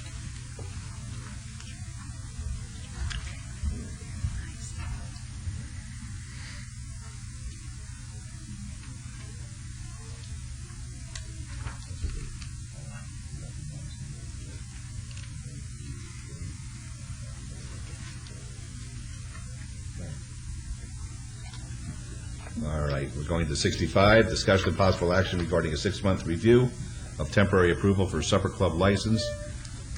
Ajua, Inc., doing business as, what is it? Ahua? Ahua, thank you. Ahua, a Mexican restaurant and cantina at 2100 Fremont Street. This is in Ward 3. Mr. DiFiore. Mayor, members of the council, this is the final time for extending the temporary license. This is the license expires at midnight tonight. We do have some concerns with regard to the operations of the business over the past several months during the last review. And we find that the operations are not being complied with for the supper club provisions in our municipal code. Additionally, an audit was performed here covering an 8-month span between May of last year and December of last year. And the audit also revealed that the supper club regulations, which require 55% of the sales to be food and 45% to be alcohol, just to be reversed, that food sales were 45% and alcohol sales were 55%. So the business operation was not in compliance with our supper club regulations. Before I make my recommendation, I believe Mr. Cardenas does have a statement that he'd like to have the council consider. Certainly. Please identify yourself. Good morning. My name is Daniel Cardenas. Actually, I wanted to respectfully request the board allow me to withdraw my application with or without prejudice. I know it's the area has been very difficult for me to do the, like you were saying, the 55 food, 45 liquor. It's been kind of hard for the it's just the area is very difficult, so I'd like to maybe have the opportunity to pass it on to somebody else who can has a little bit more experience with that. Okay, thank you, sir. Mayor Pro Tem. If I understand correctly, he's asking to just, are you going to keep it open until you sell it, or? Well, I was hoping I could. If I can just find somebody to, I have a client that really wants to take over the place, but since my license is temporary, I really can't, sell the liquor licenses, what Mr. DiFiore had told me. And I'll explain that a little bit. His temporary license expires tonight. This is the second extension of the temporary license. So essentially, at 1201, that liquor license is no longer a valid license. The withdrawal would be consideration for withdrawing action on the permanent license. He is attempting to sell the business, but the applicant that he does sell to would have to come in and apply for their own supper club license and their own restaurant license to operate there. So your recommendation is? If the council will consider his request for withdrawal, I certainly have no objections to that. Okay, but what does that allow him to do after midnight tonight? He can keep the restaurant open, but he cannot have any alcohol sales. Do you understand that? Yes. Okay. Your Honor, no other questions or comments. I move to follow staff's recommendation for allowing this gentleman to withdraw without prejudice. Without prejudice, good. Okay, that's a motion. Please vote, please. Opposed? Motion carries. Good luck to you, sir. Thank you. Appreciate it. All right. Item 66 is discussion and possible action regarding a 3-month review of a tavern license for Nevada Receivership LLC, doing business as Crazy Horse 2, 2476 Industrial Road. This is in Ward 3. And I see Mr. Brown is representing Mr. Signorelli, and I have to abstain, unfortunately. Once again, Jervik, I think it's... But you abstained earlier, though, on that. I abstained earlier for different reasons. Yeah. But now I have to abstain because of Mr. Brown, and I don't understand it. I really don't. I really don't. And the reason I'm abstaining is Mr. Brown and myself have a partnership interest in the property on West Charleston, of which both of us are the most passive of owners. Thank you, Your Honor. Try to pattern my life after yours. I'm going to try to be the judge here, I guess. I appreciate what you do. I just want the young people sitting here on the dais today to understand what this business is. And I would just ask the presenters, keep in mind that we have these young people up here. This is just a hearing for a liquor license at a topless place. With that said, I would request that we try to run this hearing as quick as possible, but we're giving everybody a just and fair hearing. Mr. Jervik, I'll hear you first. Thank you, Mr. Mayor, for members of council. I'll be presenting on behalf of staff this morning, and to let you know that I don't expect there's going to be any kind of information given that would cause anybody embarrassment here this morning with respect to the nature of the club. First of all, let me state that by way of history, on October 18th, 2006, the applicant, Mr. Signorelli, appeared before this body asking for a permanent liquor license. After hearing the case, this council granted a temporary license for a period of 3 months. Mr. Signorelli reappeared at the end of that 3-month period on January 17th, 2007, requesting a permanent license. A second temporary license was granted at that time for a period of 3 months. That second temporary license expires at midnight tonight. If this council takes no action or votes for denial, liquor will have to stop being poured at midnight tonight at the Crazy Horse 2. The only way it can continue is with an affirmative vote for a permanent liquor license. A temporary license is no longer available. Under our code, you're only allowed to give 2 temporary licenses, not to exceed 6 months apiece. Since you chose to give licenses of less than 6 months and you've already issued the second, no more temporary licenses are available.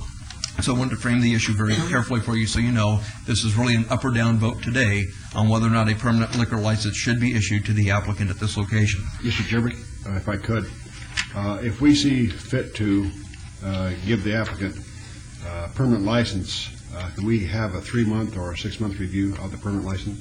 You can have reviews, but the reviews would not be the kind of reviews where you could extinguish the business based on that review. In other words, you could have a progress check at the end of 2 months or 3 months where Metro or somebody could tell you this is going right or this is going wrong.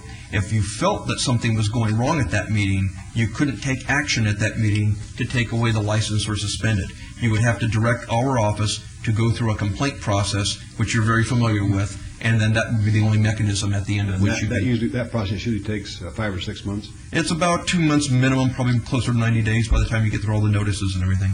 Okay. Mayor Pro Tem. Yes. Mayor, please. Mr. Jervik, when this applicant got a temporary license in October of 06, there were conditions put on that temporary license, were there not? That's correct. Okay. And then when he got another second temporary in January of 07, did the same conditions that were given in October 06 carry through for the second 3-month time frame? Did we add, subtract conditions? I think that's important for today's discussion. That's correct, and I will go over that. But to answer your question now, I hate to interrupt. I've had a request to have a 2-minute break so that we can release the students from the hearing.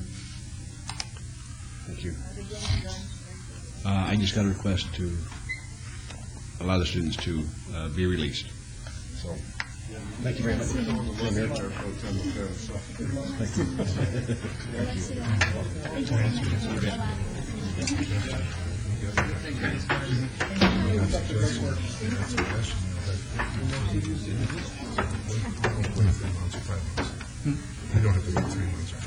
Right. If we go this route, right. Now here's what I'm going to give you. I took what you sent me. I don't think you're going to have a problem with my language. This is the way I reworded these two, and then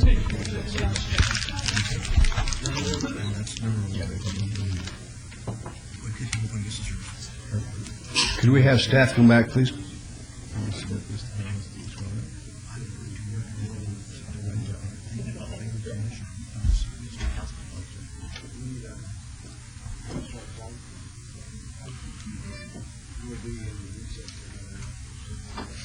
We'll be in recess for another couple of minutes, please.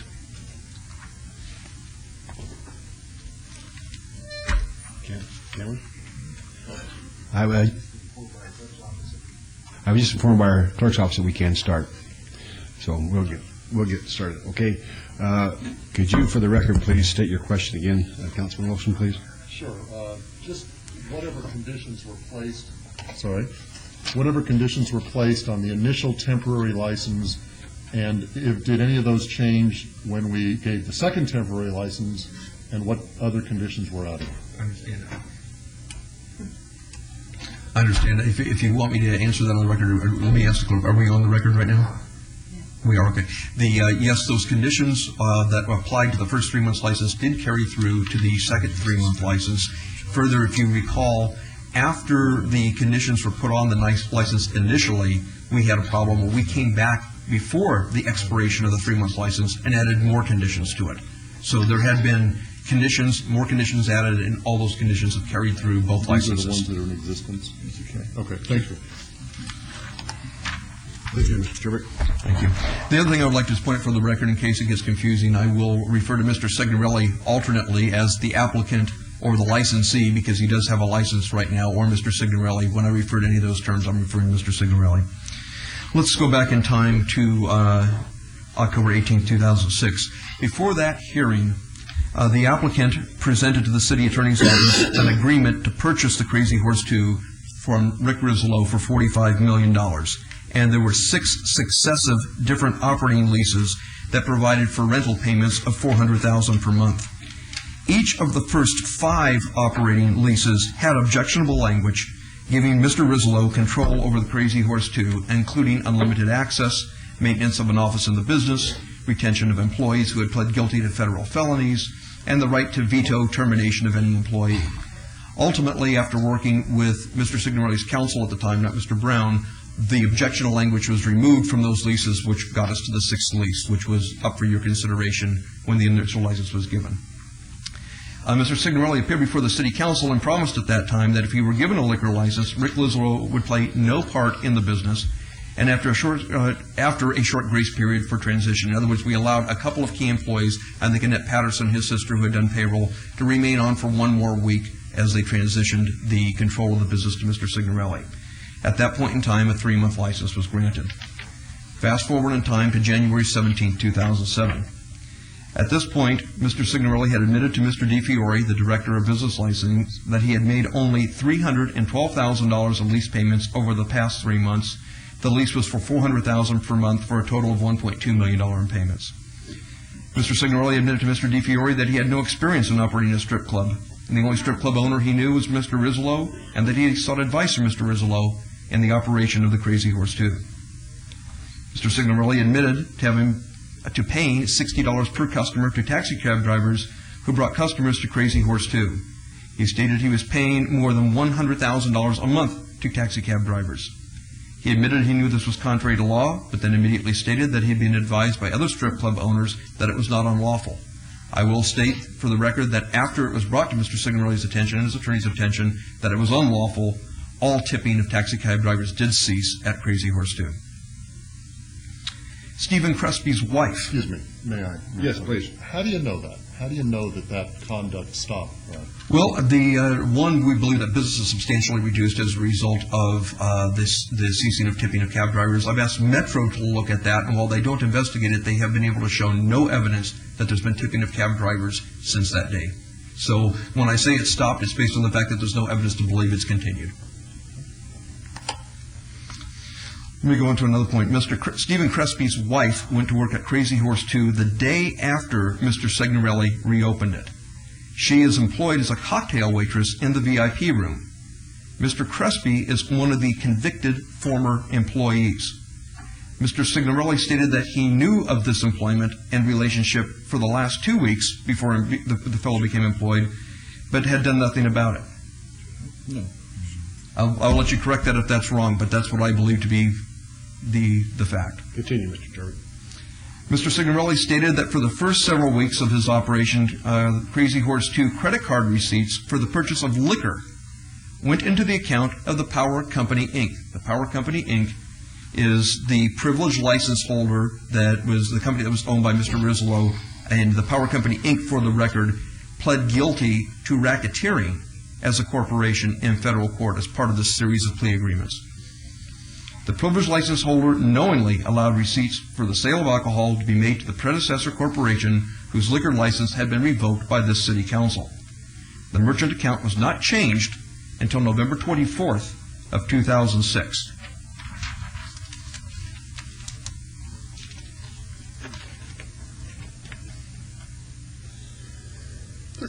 Finally, at the end of that hearing, Mr. Signorelli again promised that Mr. Rislow would have no influence over his business, and the council granted a second 3-month extension of the temporary license.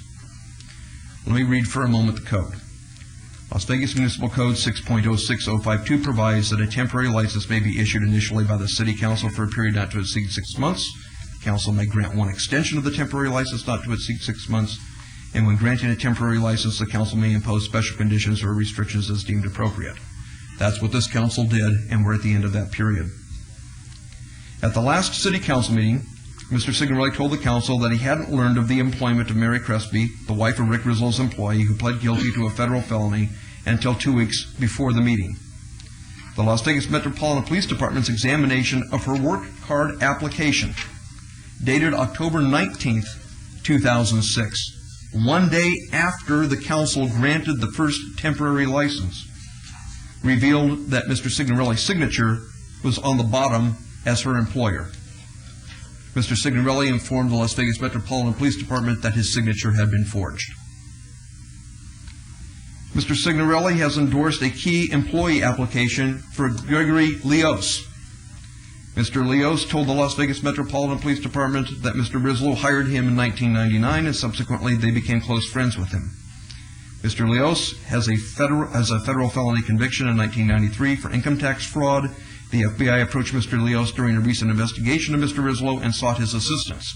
Mr. Leos refused, and after demanding immunity from prosecution, agreed to cooperate. He stated he got immunity and helped the FBI build the case against Mr. Rislow. But this was a former close associate, so close that he essentially took the fifth before agreeing to immunity and cooperation with the government, and has been endorsed by Mr. Signorelli as a key employee. Mr. Signorelli endorsed the key employee application of Paul Swords. Mr. Swords told the Las Vegas Metropolitan Police Department that he continues to be a longtime close friend of Rick Rislow's brother, Ralph Rislow. Ralph Rislow is a prohibited person pursuant to the special conditions placed on the temporary license. Rislow employed Swords as a maintenance man and then a bartender. Bartholomew Rislow, Mr. Rislow's father, and Annette Rislow Patterson, Mr. Rislow's sister, are both prohibited persons, and they trained this individual to be a bookkeeper for the business 1 week prior to the Rislows being listed as prohibited persons by the City Council. In spite of this, Mr. Signorelli has decided to keep him as a key employee. Mr. Signorelli has endorsed the key employee application of Charles Platts. Mr. Platts said he is handling all of the accounting and business agreements for Mr. Signorelli. Mr. Platts told the Las Vegas Metropolitan Police Department that he is Mr. Signorelli's partner. This was unknown to city staff. Mr. Signorelli on multiple occasions has informed city staff and the city council that he has legitimate commercial financing for the $45 million purchase of the Crazy Horse 2. The Las Vegas Metropolitan Police Department has repeatedly asked for evidence of this. No evidence has been forthcoming. Mr. Platts, despite Mr. Signorelli's provision of a purchase and sale agreement for $45 million to the city council, told the Las Vegas Metropolitan Police Department that there had never been a set price given to Mr. Signorelli for the purchase of the business by Rizzolo, and that Mr. Rizzolo wouldn't set a price until at least April 17, 2007. He stated that an appraisal from Land America was pending. Mr. Signorelli, in conversations with city staff, has often said that an appraisal from a recognized commercial appraiser of strip clubs was pending. Mr. Platt stated that Mr. Signorelli is no longer attempting to secure a loan from a financial institution. Rather, Mr. Signorelli has developed a group of prominent local investors who were able to come up with $150 million to help purchase the Crazy Horse 2. The Las Vegas Metropolitan Police Department has been unable to verify any source of funding for the purchase of the business. The lease agreement submitted by Mr. Signorelli to the City Council provides for rent in the amount of $400,000 per month. To date, he has paid only $30,000 per week. And finally, the Las Vegas Metropolitan Police Department, when visiting the Crazy Horse 2 during the last 3 months, has found Mr. Platts occupying Mr. Rizzolo's former office. They have observed Mr. Platts, as opposed to Mr. Signorelli, on the premises. Platts told the Las Vegas Metropolitan Police Department that when he chastises employees for not doing their job, they ignore him and state, quote, "I will have to talk to Rick." I know that Mr. Brown probably has something to say about the presentation I've made. It is based upon the confidential report supplied to you by the Las Vegas Metropolitan Police Department, and I think Mr. Brown is a good attorney. Will do what he can to talk about those facts. But based upon the facts contained in the confidential report and the report that I presented you today, staff continues to believe that the divorce that we hope to see between the former regime, the ownership of Mr. Rizzolo, and the control of the business by Mr. Signorelli has not occurred. I don't have an explanation for why. It seems that the former owner of the club is bound and determined to keep people close to him associated with that club. And over time, that is exactly what's happened with these key employees. Further, there's been 6 months since we were presented with the original purchase and sale agreement for this club. There has, to my knowledge, we're no closer to seeing this club being sold today than we were 6 months ago. I know that Mr. Brown, Mr. Signorelli may have to say that, but I'll tell you why I say that. One, we were told almost 6 months ago that there would be appraisals for this business. 6 months later, there are no appraisals for the business that we're aware of. If there are, then they need to pull them out and show them to us today. Second, there was a purchase price contained in the original purchase and sale agreement of $45 million. We're told in the Las Vegas Metropolitan Police Department confidential report, which you can read, that the business may be valued anywhere between $10 and $53 million.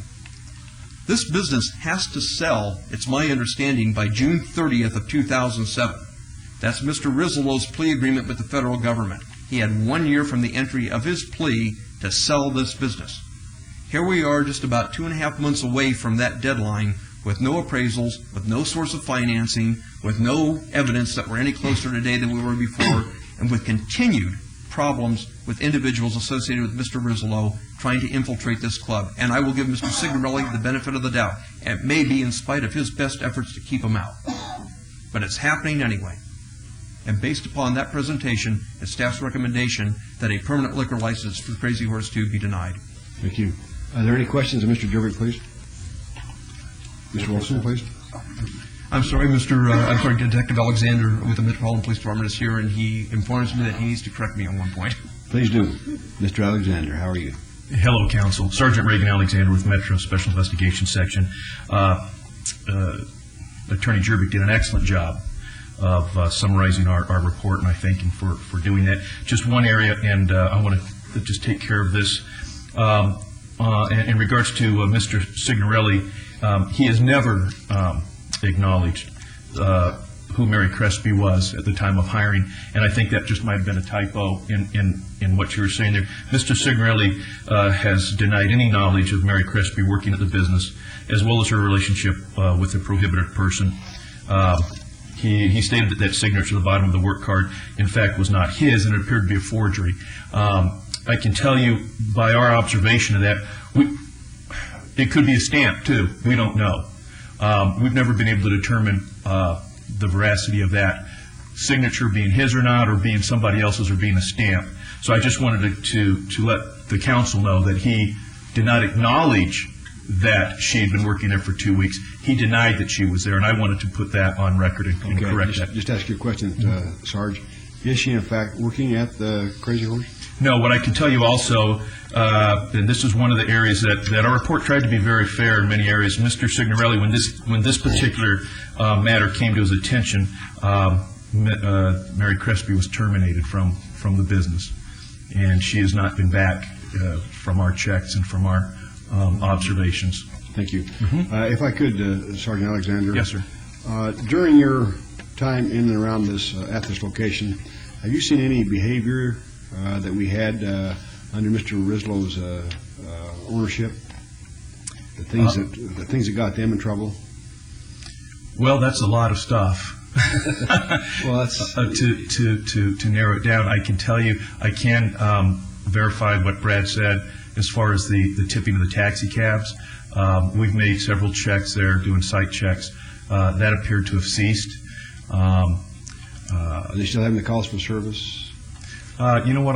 One of the things I wanted to do for those specific questions, I have our lead detective, Detective Barry Reinick here, and also Mike Springer, who actually did the investigation on the key employees. But Detective Reinick can really answer those questions more specifically. If you would like him, I can have him come up. Thanks. Okay. Good morning. Barry Reinick, Las Vegas Metropolitan Police Department. Barry, thank you very much. Did you hear the question I asked, Sergeant Yes, sir. Gunner? As far as calls for service, they're in line with other clubs. There are calls that generate there. There's nothing that draws attention other than the normal calls for service for a strip club. Thank you. Any questions? Yes. We had a question from Mr. Jerbick from Councilman Wolfson, please. I did. If you could just expand a little, Brad, on the role of the federal court. If this sale should not be consummated by the June court date, what is the federal government going to do? I've been informed by the Assistant U.S. Attorney in charge of the case of the appointed receiver to take over the business. I don't have any idea if they intend to appear before City Council to ask for licensing or intend to keep it open or just merely maintain the property pending sale to somebody else, but that's what I've been informed. And then with your permission, Pro Tem, Mr. Jerbick, I've got, I think your staff provided me with a list of the 8 conditions that were placed on this temporary license. I'd like to, without being too tedious, go over them one at a time and ask you specifically, what evidence do you have that they violated these conditions? So let's go with the first one. No person who is associated as a defendant, including Rizzolo, in U.S. District Court case number such and such, shall be permitted on the premises of the business. The defendants, including Rizzolo, are further prohibited from operating, controlling, or participating in any way with the operation of the business. Do you have evidence that that condition was violated? If so, what is it? The only evidence I can say, and it will carry through the argument I'm going to make, is going to carry through many of these conditions, because you see we have several conditions that talk about no person related by blood who's ever been related by blood or marriage to Mr. Rizzolo shall be employed there. No person related by blood or marriage or former marital status can be employed there. The evidence that I submit is this, and it's circumstantial, but I think it's very powerful circumstantial evidence. Individuals that were involved in that play agreement, including Mary Crespi, one day after a temporary license is granted by this council, walks in and goes to work in this business. She is the wife of a co-defendant. Now, I will give Mr. Signorelli the benefit of the doubt. Let's say somebody forged his signature to get her in there. Let's assume he didn't even know her connection to him. I will give him the benefit of the doubt on that. What does this tell you about the willfulness of the old regime to continue to plant people in the Crazy Horse too? Okay, but that's talking about the attitude and the conduct of the prior regime, as you put it. We're not here to determine the suitability of Mr. Rizzolo. Others have determined that. We're here to determine the suitability of Mr. Signorelli. That's correct. So what did he know at the time? You know, Mr. Signorelli probably has persons working for him because I don't expect him to be there 24 hours a day. So what evidence do you have that Mr. Signorelli knew about that? And once he learned that she was working there and it was in violation of a condition, what did he do? Well, what he did is he got rid of her when it was brought to his attention. Okay, so let me stop you right there. And I'm not trying to be too harsh on you. No, please. But we're looking at Mr. Signorelli and what he knew or should have known and all that. And what you just said is that as soon as it was brought to his attention, he fired her. But up until that point, he may not have been aware of Crespi, and perhaps he had a couple of assistants in place, and they didn't tell him, and, that can go both ways, I can see that. But, I'm trying to give him the benefit of the doubt, because I think that that's what this system should do.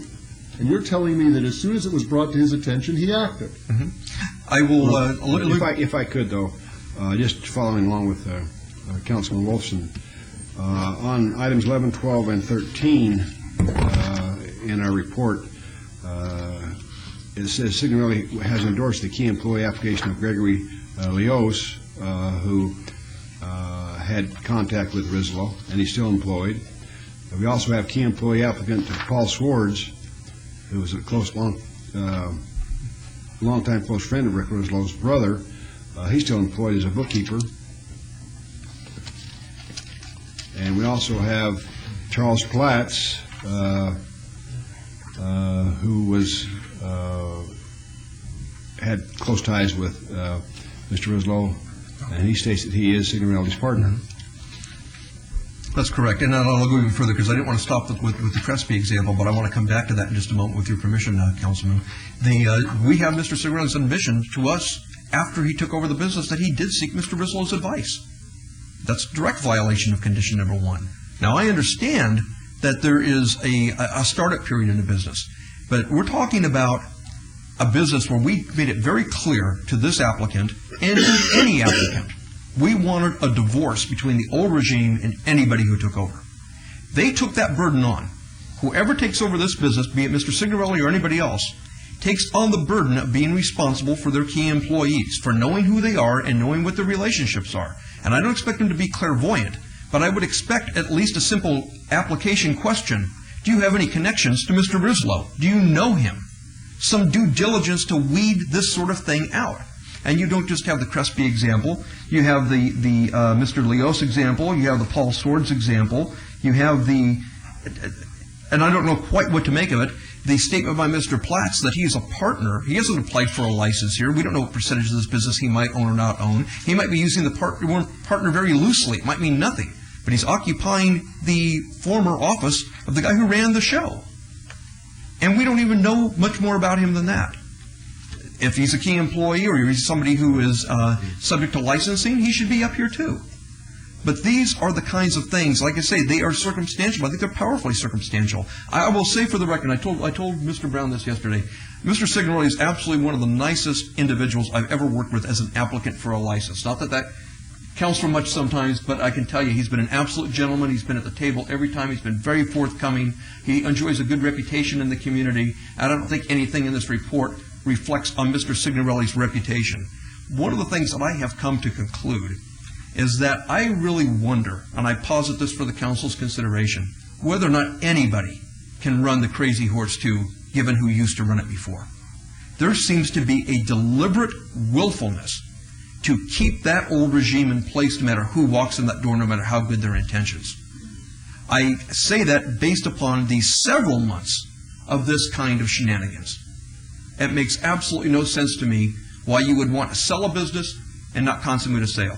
Why you'd want to sell a business, not have an appraisal. Want to sell a business and not have the money in your... And then be willing to take considerable less on the lease payments than what the lease calls for. To submit a lease to us for our consideration, first cut, that allows Mr. Rizlo to stay in charge of the club and veto firing of employees. From the very beginning of this transaction, there has been a deliberate willfulness to continue to manage this business. And that's why I think this is, in many ways, the license should be denied based on those facts. I think it should just be denied because this location is just not a suitable location for a business license to pour liquor and run as it used to. Mayor Pro Tem, if you don't mind. Councilman Wolfson. And I think Mayor Pro Tem Reese went to where I was going next, which was to ask you about these other individuals, and I think you, that's all right, I think you gave your answer. Here's another question.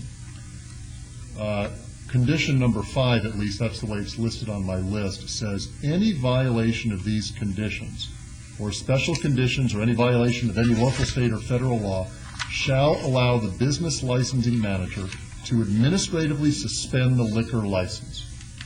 So we had the ability, upon learning that there were violations of these conditions, as to one of our license directors, to go in there and suspend the license. That wasn't done, right? That's correct. Why not? I will let Mr. DeFiore answer the question. I don't run business licensing, but I do know I'd say a couple of things for the record. One, we just got this report from Metro about less than a week ago. I think we met on Thursday, Wednesday of last week, and we had a couple of meetings to discuss it and to digest it and pass it around. I did not advise business licensing to do nothing as a result of the report, but it might well have been in Mr. DeFiore's mind that since we're having a hearing on Wednesday, just less than a week later, to present all the facts to the council. Thank you. Mr. DeFiore, please.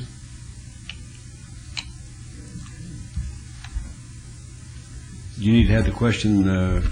No, I don't. Mr. Jervik is absolutely correct. The reports on Mr. Leosi and Mr. Swartz are recent reports, and the information provided by Metro was so close to scheduling the agenda item for today's meeting that I believe that we would have it all heard today rather than summarily suspend the license 2 weeks ago, for that matter. On Ms. Crespi, I understood, Mr. Signorelli not knowing who she was and taking care of the incident immediately.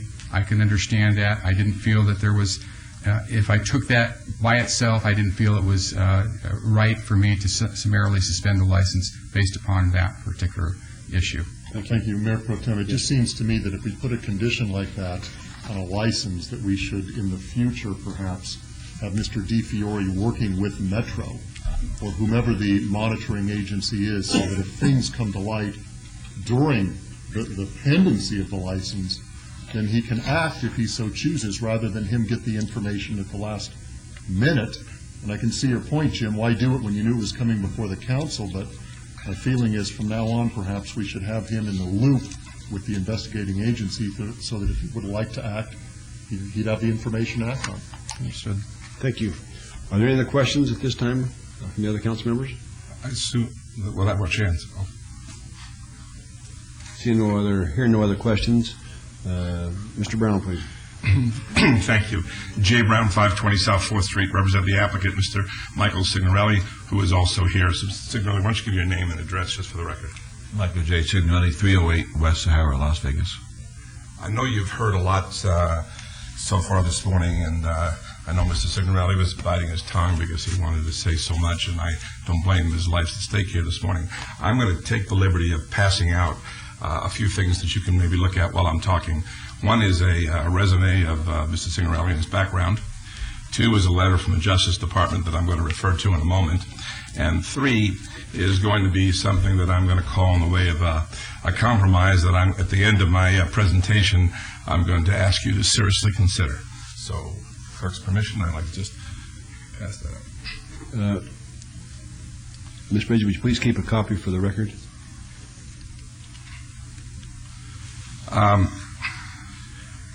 First, before I go to the individual areas of concern that Mr. Jervik mentioned, I'm going to go through them item by item.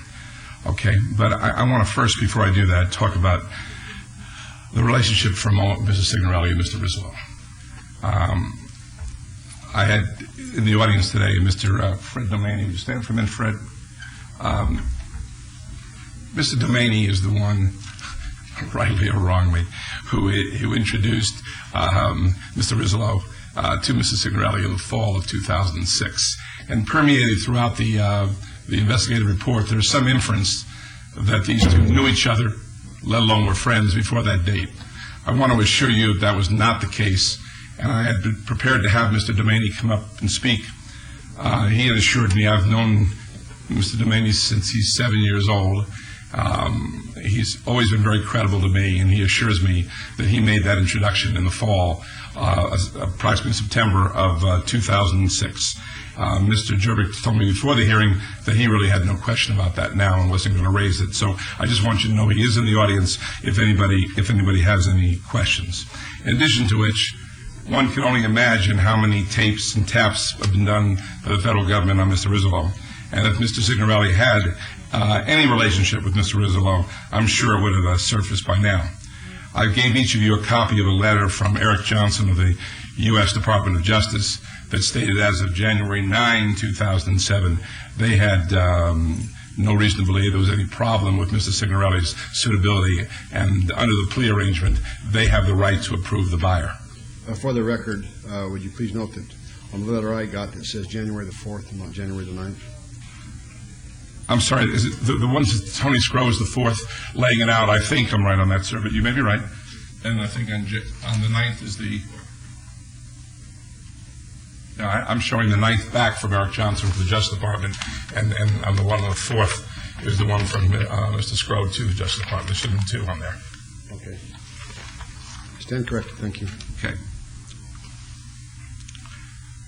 I also want to make it clear that Mr. Rizzolo has entered into a plea agreement where he has agreed to a lifetime ban from the adult industry and has agreed with the federal government to have the Crazy Horse sold, as was discussed earlier, by end of June 2007. You're correct. All right.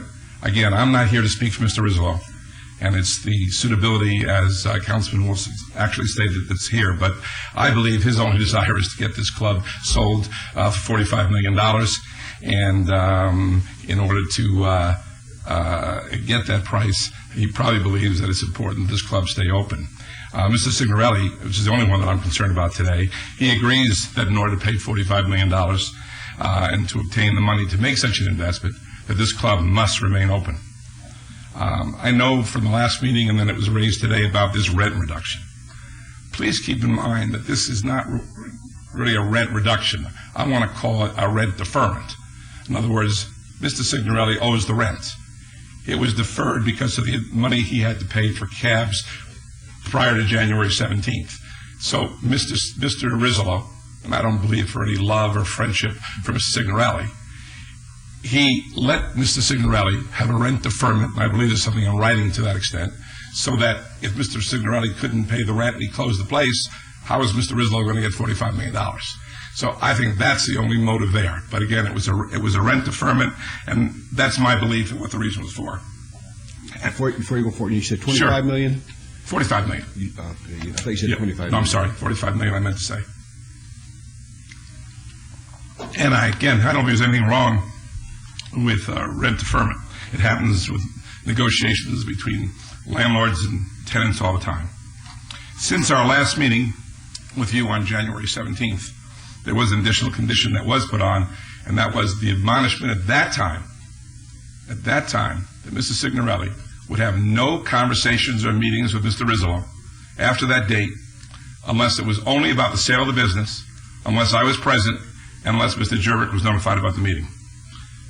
Between January 17th and today, we've had 2 meetings, public meetings, in the sense that were held to the public, not in some back room. They were very brief, and they were limited only to the sale issue, and both times Mr. Jervik was notified of those meetings. So I really want to make it clear here, again, that this is the gentleman who, I hate to use that word, but is on trial here today, because that's what he is. But that relationship, if Mr. Rizzolo has tried whatever he's tried, alleged to have tried, it's not with the knowledge and not with the agreement of Mr. Signorelli. Let's go now, if I can, through the areas of concern that Metro listed on the report and that Mr. Jervik, referred to. First, in the first area of concern, sorry, my cold. In the first area of concern, we're talking about the dates in December. During that period of time, there was never an agreement, there was never a discussion with Mr. Rizzolo and Mr. Signorelli where Mr. Rizzolo said, you do this for cabs, and Mr. Signorelli agreed or said, yes, sir. Okay? it was a little unclear in December. It wasn't really clear until the January 17th meeting to Mr. Signorelli that there'd be absolutely no conversations with this man of any kind other than sale, other with your counsel being present, and other than Mr. Jervik doing, Mr. Jervik having notice of those meetings. So there may have been a meeting there, one or two or something in that December period of time. But believe me, there was never an agreement on what should be done with cabs. In that period of time, Mr. Signorelli felt he had to pay cabs to be competitive, and I believe Mr. Rizzo felt that he shouldn't pay that much money for cabs, and they never even agreed. Mr. Signorelli did what he wanted to do because it was his club. He leased it. It was his club, and he's always acted in that respect. I think that's about it on area of concern number one. On number two, on Mary Crespi. Again, next day someone comes in looking for a job. The man's only been running the club for 1 day. Soon as, at the January meeting or thereabouts, Mr. Signorelli was told who Mary Crespi was. He had no idea. She was not on the prohibited list. And as soon as he was told that, he immediately terminated her employment, as was said earlier. Let's go to area of concerns 3 and 4. 3 and 4 about these employees. There's a misunderstanding here. And Mr. Signorelli believed that he was concerned that these employees were present, previously. And he had a conversation with business licensing. And during his conversation with business licensing, it's Mr. Signorelli's position that they said, look, let's call those 2 people in right now for key employee. They filed their application immediately for key employee. And it was his understanding that they would rise or fall on whether their application was approved or not approved.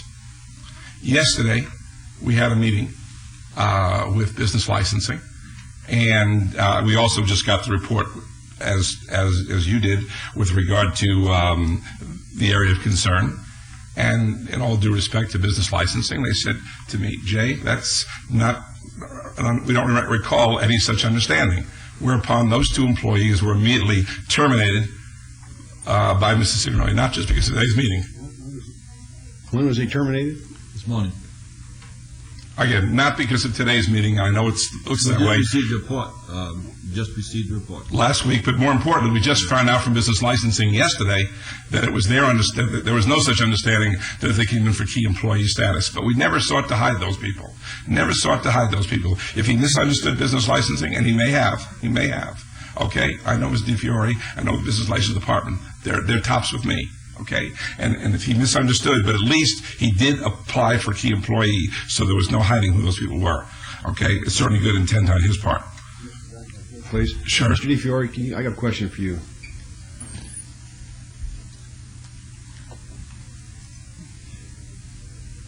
Did they have to come to you for application for key employees? Yes, they did. They, going back several months ago, Mr. Signorelli conveyed to me that he was going through an interview process with individuals, both inside the club and outside the club, to have hired as key employees. Those required investigation by Metro. His presentation to me was he was going to do that because he couldn't spend 24 hours there to operate the club. And he knew because of the past history, he was going to need somebody that he trusted to come into the club, and he was going through an interview process. We certainly don't recommend anybody to him. We don't tell him who to hire, who not to hire. It's up to him to make that decision, submit the applications before us. Metro does the investigation, and when those investigations are completed administratively on key employees, I take the action. No action has been taken to date because we're here today to discuss the license. So that you got the application for these key employees? Yes, we did. And when did you get these applications? I'm going to say probably in December of 2006. And you allowed them to work at this location? There was no reason not to. I have no idea of their background at all. There was no reason not to allow them to work while they were going through the investigation, because I had no idea of any criminal background or any association with Mr. Rizlo. Thank you. And respectfully, if he did, how would we? I'd like to just submit this to, I'm sure Mr. Wilson's listening, but I know this is of particular interest to him. So if you would, the individual pages, if you would just circulate that to everybody, and just leave that up there for maybe when Mr. Wilson comes back.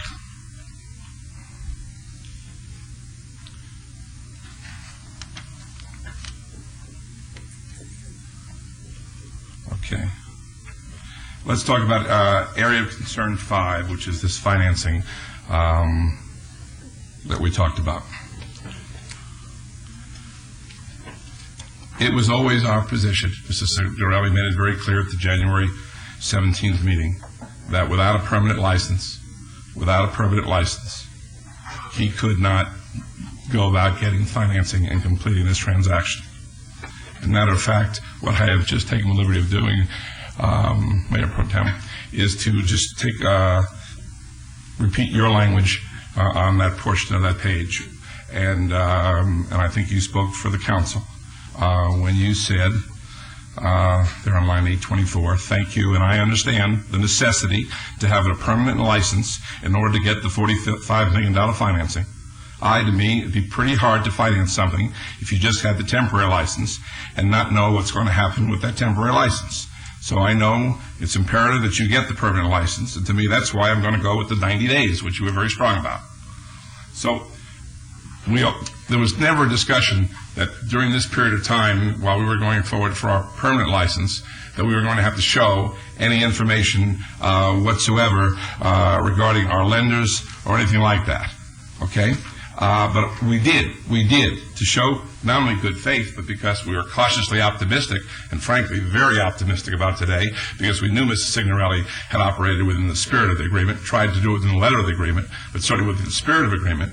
We went out and we ordered an environmental study, okay, a copy of which I have provided. Unfortunately, I didn't provide 7 of them, but I had a conversation with Councilman Wolfson. I know that was very important to him. We also ordered an Alta survey, a copy of which I've also just, provided you. In addition, we asked for a real estate appraisal. We just got that in, I think, on the 13th, and that's been provided to you as well.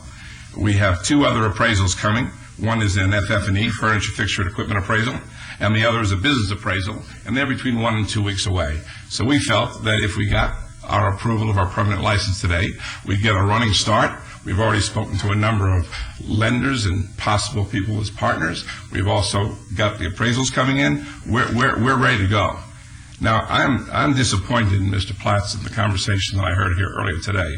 Unfortunately, Mr. Platts is in China. One thing, Tip, I want to make clear. Mr. Platts is an associate of Ms. Signorelli. He has no relationship at all with Mr. Rizzo. Okay? I need to interrupt here for a second. We need a copy. You said you had an appraisal done? Weren't those? Where are they at there? I'm not going to go through all that stuff. I don't know. Each one is separate, sir. One is a real estate appraisal, one is an environmental study, and one is an Alta.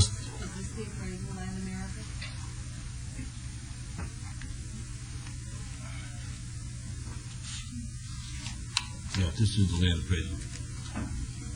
And could you, for the record, tell the people in the audience what it says? Yeah, the land appraisal came in at $12.5 million. 12.5? And Land America, for everybody's information, Mr. Councilman, is a $4.5 billion New York Stock Exchange company that does appraisals for all the major companies in the world. Okay, what did they appraise the business for? We haven't gotten that. I'm sorry. Okay. That's what I said. It's about a week or 2 away. The business we have not gotten yet. But okay. We're close to getting it. You want these submitted for the record? Yes, I do. Okay. And I also wanted to show it again, going back to what Mr. Jervik said, and he didn't know to the contrary, to show some good faith on our part that we are moving forward, and this is not a game for us. This is very, very serious business.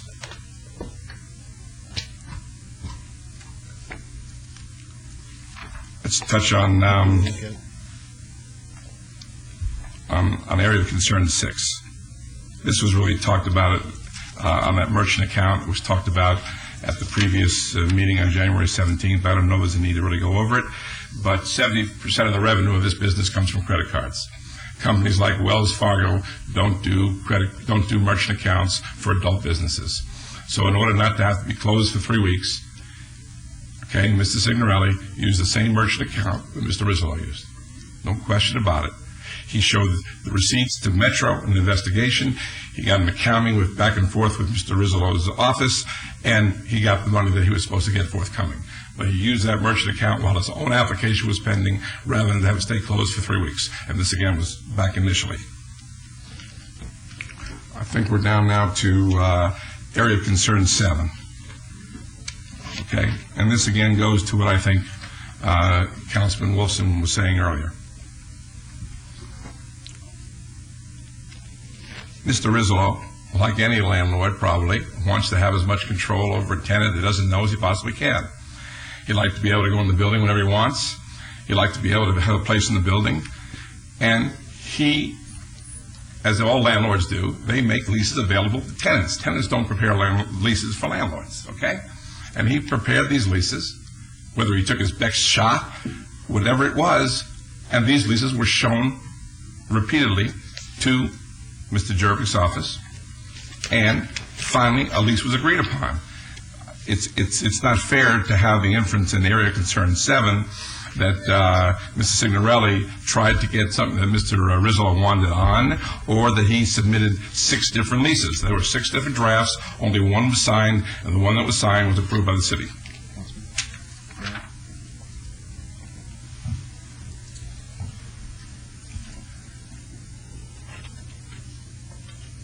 And I'm sure Mr. Rizzo, if he was here, he would probably just argue that he was only doing that to protect his $45 million asset. Again, whether that's the reason or not the reason, we just signed a lease that was approved by the city, and we should not be held accountable or at fault for any early drafts that Mr. Rizzo may have sent forward. Mr. Brown. Yes. I'm sorry to interrupt you, Mayor Pro Tem, with your permission. I just wanted you to know, and anybody that's watching, is that the council members have some lunch in the back room, and in order to keep the meeting moving so we don't have to take a lunch break, we're taking some periodic breaks to get something to eat. But there is a television back there. We can listen and monitor everything that's going on out here. Thank you. Thank you. I guess in conclusion, to me, it's absolutely clear after looking at this report that this gentleman deserves a permanent license. I've given you his resume. The last few pages you can see of his awards. This gentleman's a PhD from UNLV. He's had very, very serious real estate investments, and frankly, this is going to be a real estate investment at the end of the day. His goal in closing here is not just to have an adult club. His goal is really to make this a serious real estate, investment with improvements thereon.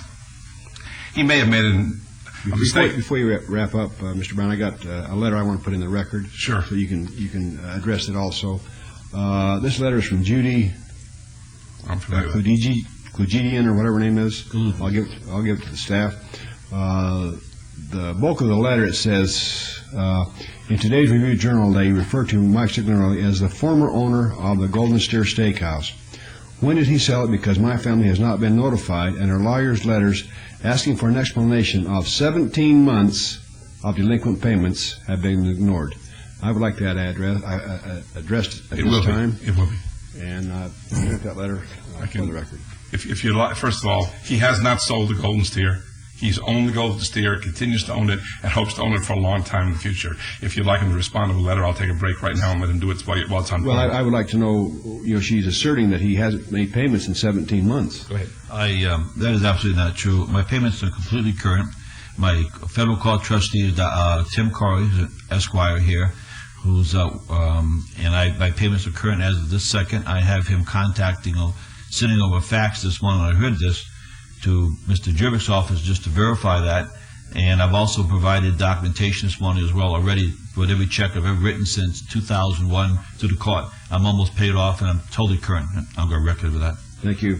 Well, it bothers me, and again, Mr. Brown, that to me, of course, I pay my bills each and every month, as I'm sure Mr. Signorelli does. But I have a hard time in looking at this lease for $400,000 a month, and I understand what you said, but it still bothers me that he's only paid $350,000 in lease payments. I would love to have a business like that where I can take all this money, put it in my pocket, and not pay the landlord. I'd like to That's respond to that very much, because, and I'll be glad to show you my record, I don't take any money. So what I'm saying, I paid the employees. I haven't been taking any money. That's a very important point to say. I haven't put any money in my pocket. But again, though, the lease is for $400,000 per month for a total of $1.2 million, and you want to pay $312,000. First of all, I don't understand that at all. All right, I'm not about to explain to you. Was that number from the December 31st date? The date you just... That's the date. That's what I have in front of me. Okay, and maybe you're right. Explain What I'm as well. saying to you is this. If Mr. Rizlo were to go ahead now and say, you know, you're delinquent and I'm not going to give you that deferment, okay, and throw him out, what happens? No license over there. This place closes. He could not sell that. Probably, I'm not an expert. No one died in the Puerto Rico guy, but he couldn't get $45 million. He's still not sure that he's going to be able to sell this to Mr. Signorelli because he doesn't have a permanent license. That's correct. But he was cooperating, I think, to help him do what he could to get a permanent license so he could pay the $45 million. Okay? Mr. Rizlo was. Well, I think selfishly, Mr. Rizlo would understand that if he went ahead and said, listen, you pay me that now or you're out of here, and he said, and he went ahead and said, okay, I'm out of here, where does that leave Mr. Rizlo? No friendship, no favor, it's just business. Thank you, Member Tim. Mr. Jervik, just on this point, the lease agreement that's in question is the fifth or sixth version that the city approved. Mm-hmm. Does it speak to anything as far as deferred payments or default, or are there any legal issues just on that one subject matter that we need to consider today? Right. I don't have it in front of me. I don't recall a provision for deferred lease payment. Mr. Signorelli will probably be more educated in that than I am. I just remember it was a $400,000 a month lease straight up. That was my recollection. I believe, to answer Councilman your question, that when he sent in the lower amount, Mr. Rizlo sent back and said, understand, this is not a forgiveness of the rent. This is a deferment. When we settle up on the $45 million, you're going to owe me some more money. So Mr. Rizlo made it very clear to Mr. Signorelli that he was not waiving that balance. Good. What do you say? I want to say something in defense of Mr. Jervik. Yeah, he doesn't need defense. Well, I think it's unfair. His job is clear. No, I'd like to answer the question. This is very serious, right? All right. Go ahead. I'd like to say it's a very serious issue. It's part of my fault. I owe Mr. Jervik an apology. I went ahead, on my own accord and signed another document, one pager, with Mr. Rizlo said, I need to have this covered. I don't want to deal with this later. And I don't think we sent that to your office, Brad, and it's my fault. Thank you. So that's not yours. It probably wasn't there. Councilman Brown? Well, just, again, to get some closure on that, then, if you could, Mr. Brown, if your client could supply Mr. Jervik with the amended agreement, sure. Verbal documentation, or anything. Whatever we have. Yeah. Whatever you have. But back to the question then, so the fact that an amendment to agreement that we approved and we don't have in front of us, does that weigh in on anything other than just this overall? My only point in mentioning that he's paying reduced lease payments is to illustrate a couple of things. One, we relied on a written document when that first license was granted. And we had relied on it after going through 5 iterations that we had problems with. And then after we rely on it, we find out there's a deviation from it. That's number one point. Number two is this whole idea that right after the business opens, and everybody knew the challenges in reopening this business, and I'm not saying there weren't some real challenges here for Mr. Signorelli or anybody, just one day walk in and just turn the key on this club, which had been closed for a few days, and expect that you're going to sweep everybody out. It was a heavy burden, but it's a burden they accepted. And one of the things that continued after they turned the key and opened that door, after we said you can have Annette Patterson for a week, you can have this person for a week, but you have to get them out afterwards. Nobody said we need 3 weeks, we need 5 weeks. It was a week. The credit card machine, where you swipe a card and money goes into an account, pushes money not into Mr. Signorelli's account, but into Mr. Rizlo's account, the Powerhouse Inc. Money from liquor sales goes into an account from an individual who's had their liquor license revoked. We had that explained to us last time. Mayor Pro Tem, may I? Yes. Please. One question for you, Mr. Jervik, and one question for you, Mr. Brown. Mr. Jervik, we granted Mr. Signorelli 2 3-month temporary extensions. That's correct. Did I overhear you wrong that we could have given him 2 6-month temporary licenses? You could have, that's correct. Okay, so the council chose the first time back in, where's my dates? January 17th. October 18th of October 18th. Rather than give him a 6-month temporary, we chose to give him a 3-month temporary. And then in January, rather than give It's probably up to 6 months, is that right? That's correct, up to 6 months. Council has an option to do. Rather than give him a longer period of time, we chose to give him a moderate period of time. In other words, 2-3 months. That's correct. So theoretically, if we had chosen to give him 1 6-month, we would be sitting here today with the option of giving him another 6 months. That's correct. Was that explained to us back then? Yes, it was. We probably wanted to keep maybe a shorter leash. That's the only reason why I think that we would give a 3-month temporary. What's the rationale for giving a 3-month versus a 6-month if we've got conditions in place that if he violates the conditions, Mr. DiFiore can jump in and suspend his license? Please take no offense when I say this, but I don't vote. I don't know what the rationale was. I do know that the Metropolitan Police Department pointed out at those meetings that they wouldn't have a report. But I remember the first 3 months license was issued, and Sergeant Alexander can correct me. I think Metropolitan Police Department said, we probably won't have something for you in 3 months. And with that knowledge, with the knowledge you could go for 6 months, the council chose 3. My guess is it was because of all these areas of concern that have been popping up almost from day one, that you wanted to keep this on a short leash, for want of a better term. What's the rationale in having a law that says you can give only 2 temporaries, but the time frames, especially in this case, realistically it's turning into potentially only 1 temporary because we could have given a 6-month the first time around? Mm-hmm. I don't know how to answer that question, other than that is the law. And like I said, we briefed everybody as to what the options were, and that's what people elected to do. And then my second question, Mr. Brown, if you don't mind. I was in the back room listening to what you were saying, and I think you said that you had provided the council with some documentation showing... I'll go through it if you don't mind. Okay, have you provided? Yes, I have. Okay, now here's what I have. Okay. That was handed up. There's some more here. Well, maybe when you were saying this, it was being handed up. Exactly. Okay. Well. Exactly. That's why I said it. And I knew it was of concern, particularly to you, and I said that. What happened was this. Is that just one copy? Yeah. By the size of it, you can see, and they're recent as well. So, what happened was this. In the area of concern that was brought up earlier, where there was wondering what we were doing about getting money and showing money and demonstrating that we had the funds to buy this club, I spoke about the fact that although it was very clear in the January 17th transcript that you were not going to be looking at that issue in getting the permit. It was very clear from the transcript. I said, notwithstanding that, Mr. Signorelli really wanted to get a running start because he felt as soon as he got the permit today, which he was optimistic at the time that he would get, he had ordered an environmental study. We have that, and I provided that with you today. He also ordered an ALTA survey, which again I provided a copy with you today.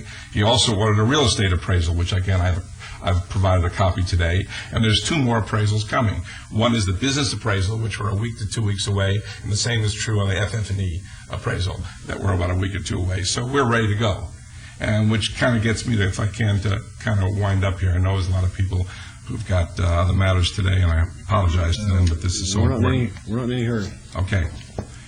You know, Mr. Signorelli has spent 62 years of his life living what appears to be an exemplary life. He and his wife and their 1 daughter, Ann, goes to the Meadows, and they're proud of what they've accomplished. They've lived here since 1969.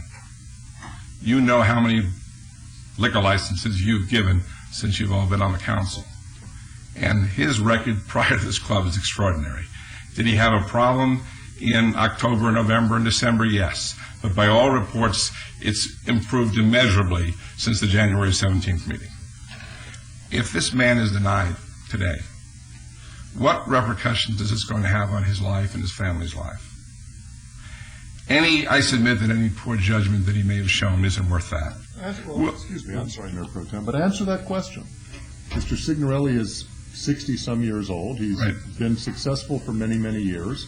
If we deny him a permanent license, what effect will that have? Okay. Answer the question. I'll answer the question. But again, though, before you answer that question, I have some other things I wanted to put in there also. It's a good question. Okay, Mr. Signorelli said for the last 6 months he's not put 1 penny in his pocket. Okay, that he's losing money.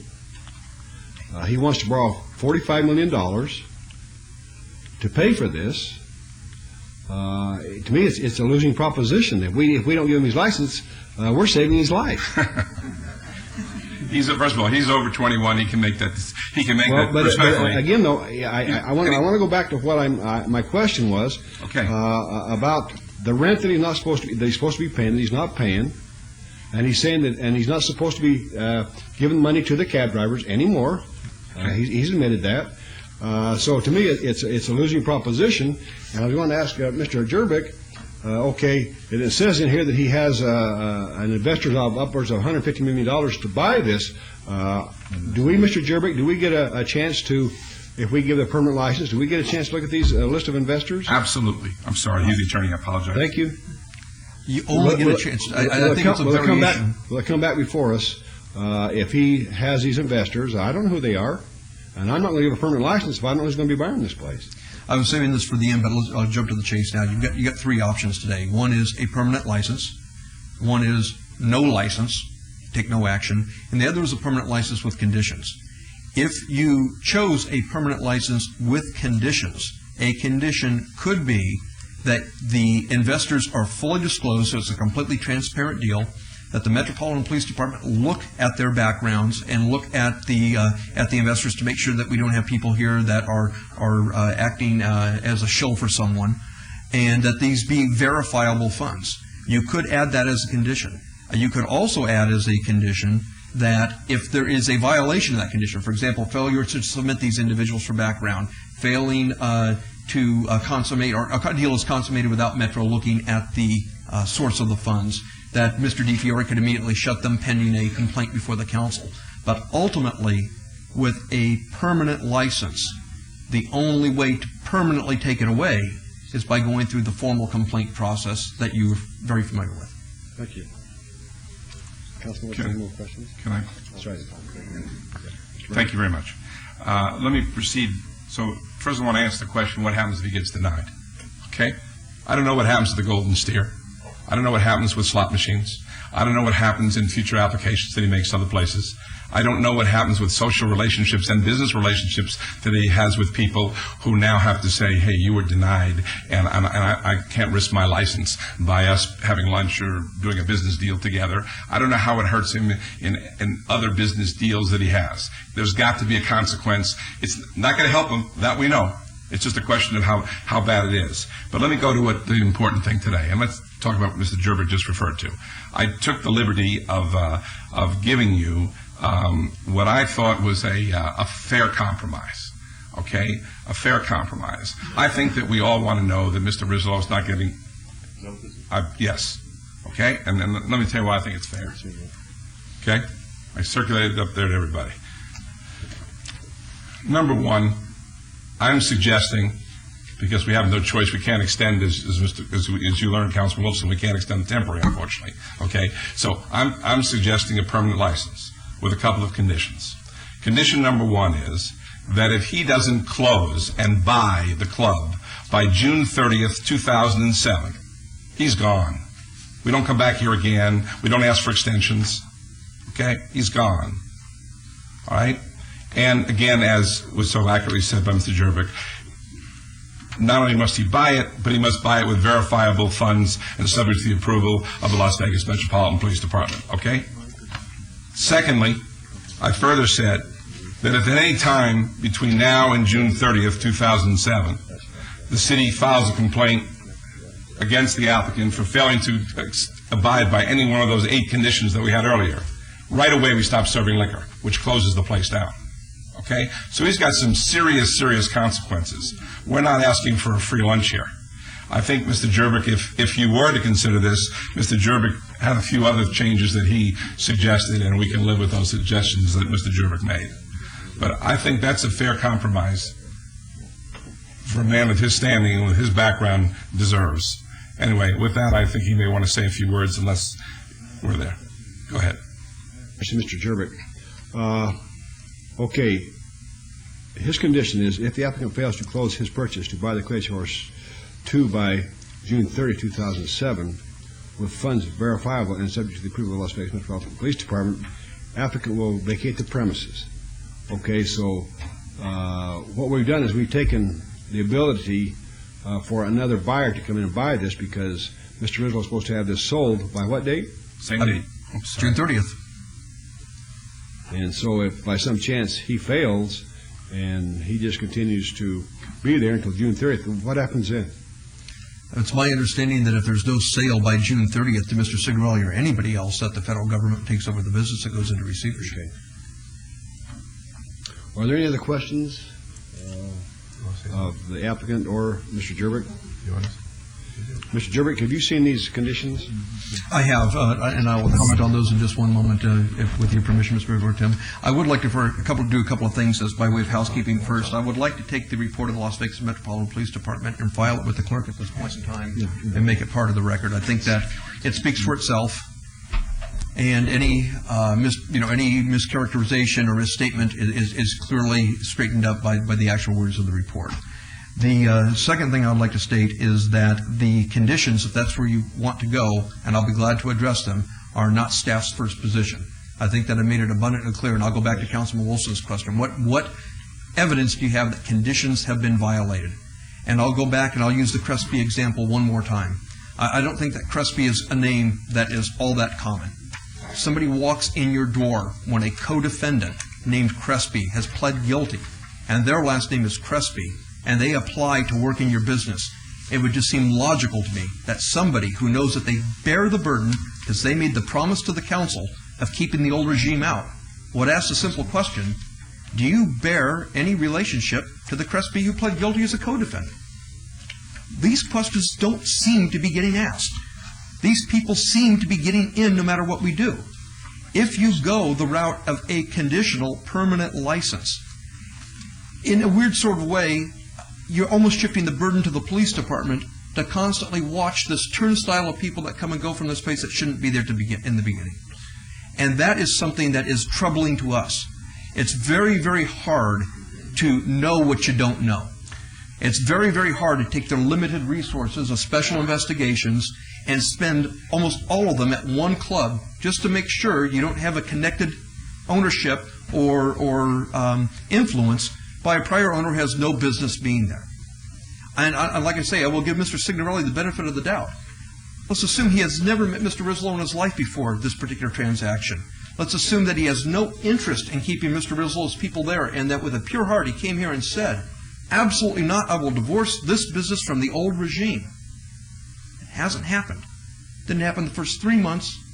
There's been problems since then, and it doesn't look like it's going to happen unless we continually are vigilant and watch this place. And that's just something the police department doesn't do. We're not babysitters for business owners who make promises that are very difficult to keep.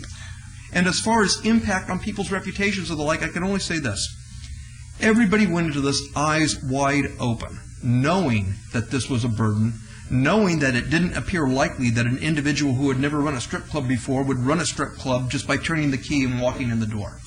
Everybody knew that it was going to take some kind of transition, but it couldn't involve any of the old regime. And with all of that said bluntly on the record, in fact, said so bluntly, we came back a second time with additional conditions. Said bluntly on the record, said bluntly twice, it hasn't happened. And that's our problem. And the problem isn't that Mr. Signorelli, oddly enough, you see people up here that have bad characters. From everything I have seen, I'll give Mr. Signorelli the benefit of the doubt. He's not one of them. But there is still a problem. And Mayor Pro Tem, but isn't that what we're talking about here? We're talking about character. We're talking about suitability. So you just said, Brad, and I respect your opinion to the umpth degree, but you just said in all your conversations, and you've repeated many times today, that he's a good guy, you don't see any problems, etc., and he's a good character. And that's what we're deciding today on the suitability of Mr. Signorelli, and isn't a big part of that character. We're not voting on character. We're not voting on whether or not somebody does good deeds in life. We're voting on whether or not they can run this business, and he cannot run this business. That's the blunt truth. The fact is, you had an applicant stand up here before, just a moment ago, and say, I want to withdraw my application, with or without prejudice, because I can't run this. He could have been a fine fellow. But he admitted honestly to this council, he can't run it. And what I submit to you is 6 months of history shows Mr. Sigler cannot run this business without influence of Mr. Rizolo's people, and he is incapable of keeping them out of this business. You need to be able to respond, Manager. Absolutely. Okay, I'm going to let the Signorelli speak, but one thing I do have in the audience, Councilman Wilson, if you'd like to hear, the general manager who can tell you all the things that we have put in since that day to eliminate the possibility of what happened the day after in October from happening. Secondly, let's not always look at this as a adult club. His goal is also to do, and he can talk a little bit about it, is going to be a land deal, okay, as well as. Whether he's the best businessman for adult clubs in the country, I don't know. He's hired someone who's got 7 years of experience, who I want to bring up here, but it's not just an adult club, okay? It's not, and it won't be. And I don't see what the harm is to giving this man until June 30th to go ahead and get the money to close and get rid of Mr. Rizzolo, and at the same time, if he violates any of the conditions, you've now made it clear, Mr. Wilson's made it clear, that the business license director can go ahead right away and stop the pouring of liquor and not wait 1 month, 2 months, or 3 months. He can do it in a day. I don't think we're asking too much for that, but let Mr. Signorelli speak. He's been waiting all day, and it's his life, so let him talk. First of all, let me say to the council that everybody here has been just super. And as far as Mr. Jervik and his office, Metro, and licensing, they have bent over backwards, to be fair. So I want to say that first of all. This is one time where I think that Mr. Jervik and I have been maybe a little bit in disagreement, and it's all with due respect. I've managed businesses up to 3,000 employees, and I do think I'm very capable of running this business. Has there been some crazy things happening here? No question about it. And I'm surprised Brad still has hair. And after what's going on. And for Mr. DeFerrari and Metro, they have just done everything. And you know what?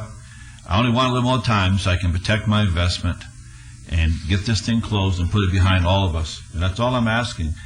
And I'm asking that I be tried as me. And I have a lot of confidence in myself, and I am a good businessman, ladies and gentlemen. And I've proven that throughout my life. And I'm on the board of it now of a $509 million company on the stock exchange that's listed with a big investment in this town, which I've made. $509 million company. I have brought 2 companies public in this country right now, and I'm very proud of what I've done. And this is a crazy situation, and there's no question about it, excuse the pun. But I've gone in here sincerely to do what's right. And I've already gone so far and taken a financial beating. If I get stopped now, it has been a waste. I went out and risked some dollars in, and Councilman Reese is correct, and maybe I need to be checked out mentally. Maybe Ms. Councilman Reese is right. But I've done everything with sincerity. I've never lied to Mr. Jervik or this council. And I'm going to have to tell you, in my 40 years of being in this town, I am at risk financially on this deal. But if I can get to June, I will not. And lastly, I want to bring out one thing, even though Mr. Brown, who we have much respect for, we keep debating ourselves about. I'm making it very clear, because this is a very serious issue when it comes to financing. I submitted a letter to the federal government, and they went and called on it in New York City to the bank to verify funds before I came before you. The federal government, that's a matter of public record. The Treasury Department called, and the gentleman introduced himself as head of the Criminal Investigation Division, which really made pressed by banker, and they wanted to check on the veracity of my funding, which he said was there. And we sent a letter, which you have a copy of, which states that it was subject only to 2 things, and it was appraisal and permanent licensing. That institution, which lent $2 trillion last year in this world, and provided 2 loans to me prior and closed with me, could do this tomorrow morning, and I've already presented that and was signed by the senior vice president of the company, who just recently left the same company that provided the financing to the Furniture Mart in this town. And I wanted to put that on record. Thank you. I have a question, though. You talked about protecting your investment, and I would just ask, I don't have to have the exact dollar, but what do you have, how much do you have invested in this business at this time? Probably, other than my reputation, about $550,000 personal cash. That sounds like a lot of money to you, but it's a lot of money to me. It's a lot of money to me, too. Are there any other questions? Yes, sir. Councilman Ross, please. Thank you, Mayor Pro Tem. Mr. Signorelli, Mr. Jervik, Mr. Brown, I am probably the least supportive of this industry, and I think you know that. My position has been clear throughout this entire process. I have expressed to the city attorney's office, and I'm going to let you both know this. I have not seen any evidence throughout this entire couple of hours we've been dealing with this that has significantly changed my mind since the last time we voted on your temporary liquor license. And that's what this is a liquor license for your establishment. This isn't a special use permit for a sexually oriented business. It's a liquor license. I don't see how this industry helps families or helps this community, but it is a business, and it's allowable in this city and in this county. Sergeant, I appreciate your comments in regards to the correcting some of the comments that Mr. Jervik had said in regards to the employee that you hired. I didn't realize that she was terminated as soon as you found that out. And I find it kind of strange, and I'll address this to both parties here. If I was Mr. Rizzolo or in this industry, I think I'd be a little more sneaky than trying to send somebody in there to spy on Mr. Signorelli or to get a foothold on the business as to what's happening with the same last name as somebody that's already been banned. I'm finding this whole thing weak, absolutely weak. And Mr. Signorelli, I don't envy you on what you're trying to do here. This is tough, a tough business decision, no doubt. And at the same time, we're trying to protect the sanctity of this city and do what's right. But I haven't, Mayor Pro Tem, seen anything different than I saw 3 months ago. Thank you. Councilman Tarkanian? I was going to ask, where did the money go, the $550,000 that you spent in this? Into appraisals and also into a $365,000 policy to have $5 million liability instead of the $1 million that Mr. Rizzo used to pay for the person who got injured at the facility. I didn't want to go in with $1 million. Has any monies gone back to, when we talked about this when you were here early on, the first time we met, there were monies that were supposed to have been given gradually to the injured quadriplegic? No, and I did say that. You're absolutely correct, Councilman. I has not. I tried to, and I was told legally I could not.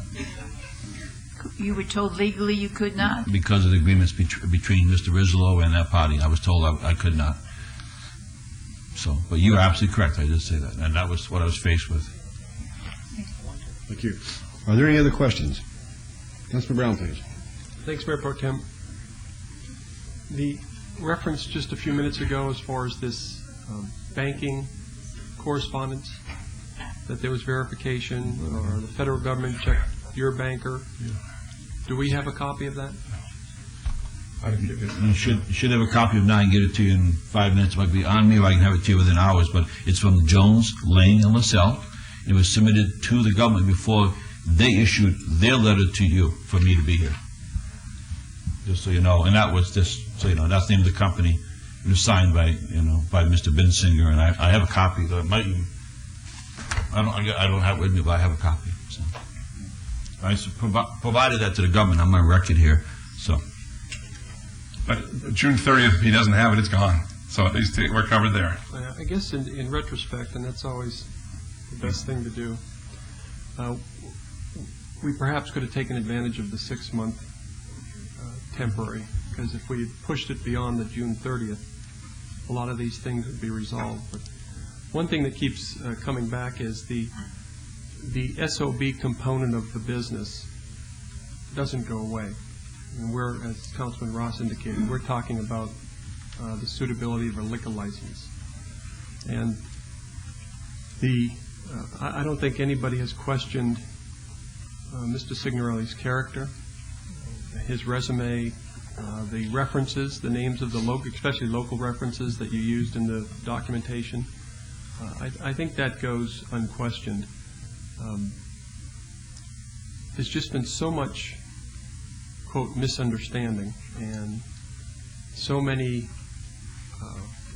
as recently as this last question, the financial letter, the one-page amendment to the original lease agreement.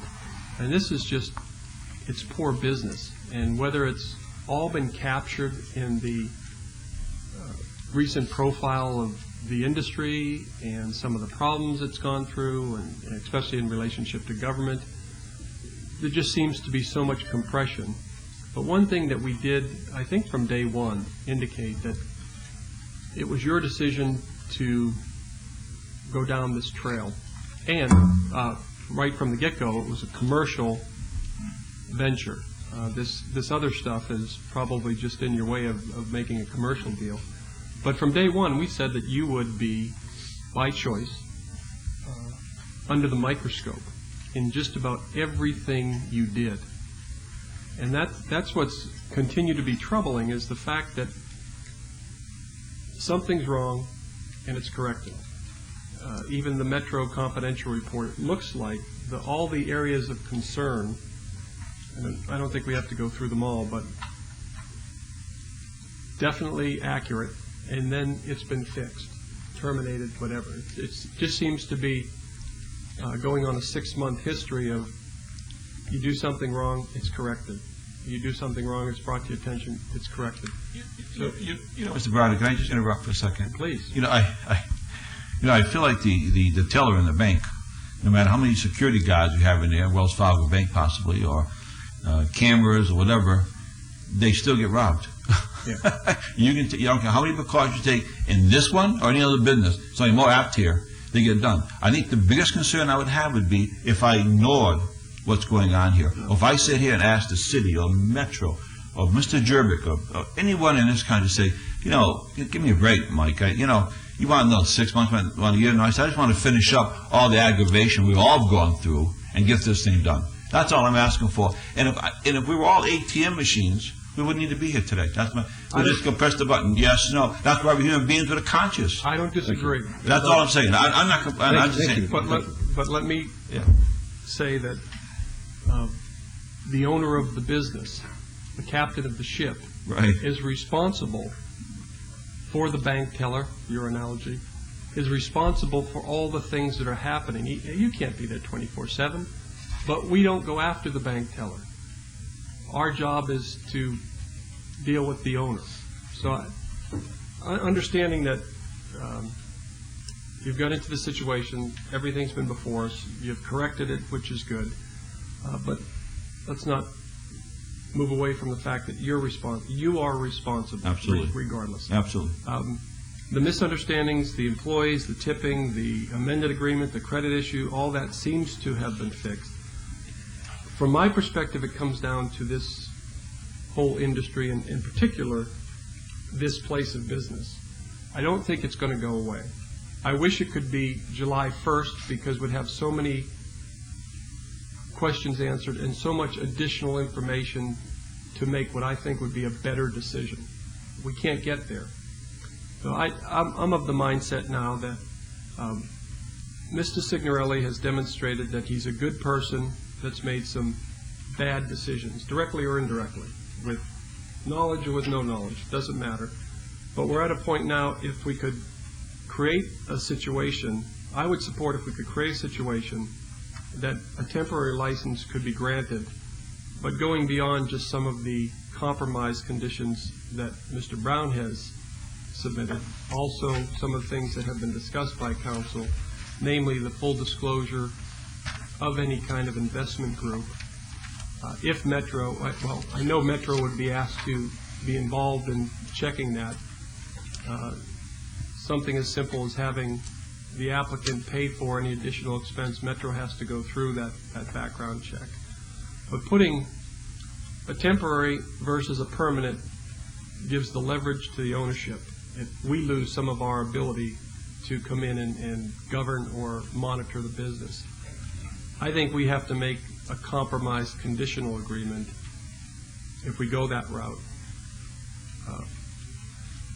Far more restrictive and give us far more ability than a normal situation that we can go in, and if some of the things that have been transparent the last 6 months continue, that you are going to acknowledge that your client will be back here with a show cause, and he, not so much the business, he will be deemed as unable to run that business.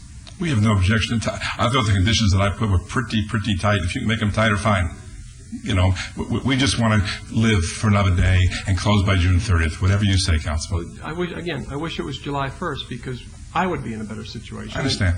I don't, if we deny the extension or deny the permanent license, we're going to be back here in 30 days or 90 days or 120 days with a new Mr. Signorelli and go through this whole process.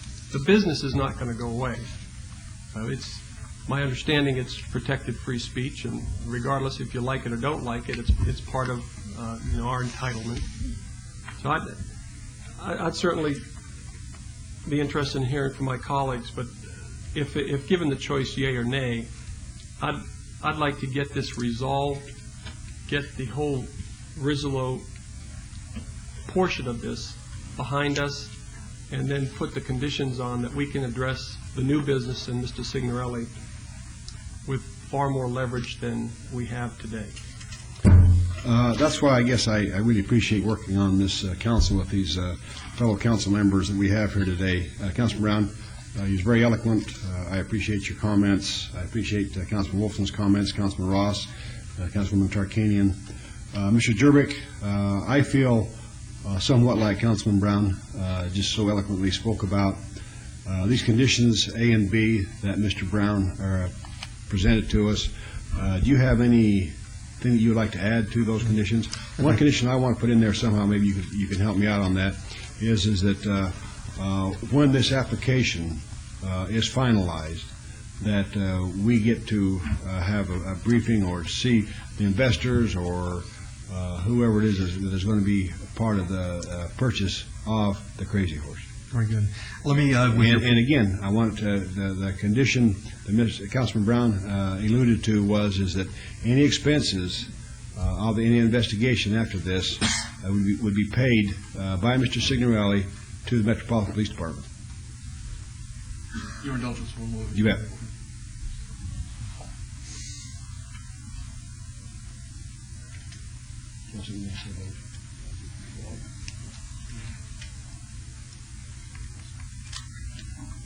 Mr. Reeves? Yes. Mr. Mayor Pro Tem, could I speak while they're Absolutely. discussing? I perhaps don't fit the same pattern of thinking Councilman Ross has at this time. I don't think we're just doing a suitability of liquor license, because in this type of business, the liquor license is an integral part of the SOB. Mm-hmm. And the liquor license, we know, determines if the SOB continues or doesn't continue. So I can't put a separation like that. I'm certainly not questioning the honesty of Mr. Signorelli. I believe that he's a very honest person. I think he's a very good-hearted person. I also believe you're swimming in a shark-infested industry. And I think that it's a dangerous situation. Perhaps you're too good-hearted in it, or too believing, or too trusting. But I've had the same concern that Councilman Brown has had about the number of occurrences of incidents where we have, and the proximity of them. It's not that they've been just spread so far apart. It's been a continual situation where we've had these things coming up. And after one or two, then you say, well, we learned from this. Or after 4 or 5, we learned from it. It just seems we haven't learned yet in this. So I have a big concern about this. It seems to me that from the comments made here on the council, that the feeling is of going for the granting of the the permanent license. That's what I'm sensing from my fellow councilmen. And if this is the case, I would like a condition added, and I don't know how this would be done. I'd have to talk with Mr. Jervik and the police, but I would like to see a very careful monitoring Mr. of Jervik, this. Mr. Jervik, Councilman Tarkanian. I'm talking about an additional condition. You asked if we thought of other conditions. If we're going in this direction of giving a permanent license, which it appears to me from the comments made, the feeling is there on this council, I would like to see a condition where we could monitor more quickly and have it handled, if it's by our business office or by you or by Metro, quickly stop it right there if this other incident occurs. Not coming back again. And I also have the monitoring of it very, very closely, because now I know we monitor some, but this would have to be monitored very closely for my feeling of comfort. Very good. I could let me try to address all of your questions. First of all, let me file with the clerk a list of conditions that include the original 8 conditions, and I provided Mr. Brown with a copy. Mr. Jervik, Councilman Wilson had a couple comments. Oh, I'm sorry. Well, thank you. And that was one of my comments, actually, is that, Mr. Brown, I think I have what you're proposing in my hand right now. It's entitled Crazy Horse 2 Licensing Conditions. This is your work product? That's correct. Okay. And what you're proposing is following conditions A and B, and then I think you've listed the original conditions. That's exactly correct. So your proposal is to have the original 8 conditions that are currently on the temporary license included in a permanent license together with your 2 new conditions. That's correct. Okay, a couple questions. As to condition number B, where you talk about if at any time between now and June 30th, the city files a complaint against the applicant for failing to abide to any of the following 8 conditions, Crazy Horse shall immediately cease selling liquor, et cetera, et cetera. Is it your proposal that if anything occurs from today forward, you don't say it that way. That's correct. But that's the spirit. That's the spirit, right. Okay. My second observation, and then I'll probably be done. In one of our last 2 presentations, we probably spent about an hour and a half on the subject of whether Mr. Kirk Henry has been paid. Mr. Kirk Henry is the gentleman who was injured at the club, the quadriplegic, whose wife appeared, Don Campbell, da-da-da-da-da-da. Now, that hasn't been raised. And I think that isn't that part of the settlement in that if Mr. Rizzolo is paid monies for this business as part of the agreement with the federal government, then Mr. Henry will get compensated? That's correct. That's my definite understanding, sir. So that's a tangential consequence, if you will, of the sale of this business. That's correct. 100% correct. Okay, I just want to state that one of the reasons why I'm going to support what I think is going to be moved for, which is the permanent with certain conditions, is that what we filtered out in the last couple of hours is the idea that you could have received a 6-month temporary, which would have brought us to about today, and then we would have been able to consider another 6-month temporary. So you would have had a year to get your ducks in order. For whatever reason, the wisdom of this council created a 3-month and a 3-month, so because by operation of law, we either have to give you a permanent after 6 months or not, versus the 1 year or not. And because of that, I want you to be treated like others who come before this council, and others have received 6-month temporary, and then another 6-month temporary. You didn't. So, Councilman, it would be my understanding, though, that we could have gave him the first 6 months, but we could not have gave him another 6 months because it would have been past the June 1st or June 30th deadline for the business to be sold. They're independent, aren't they? Yeah, they're independent. I see your point, Councilman. If you were to give, it would look awfully silly to give somebody a 6-month license for a business they might not own after June 30th. That's because of the federal government's. Right. Yeah, well, but we still could have given them another 2.5 months. That's true. Okay. Well, my point is that we chose back then to give a couple of 3 months versus a 6-month and perhaps another 3-month. And I want Mr. Signorelli to be treated like others that come before this council.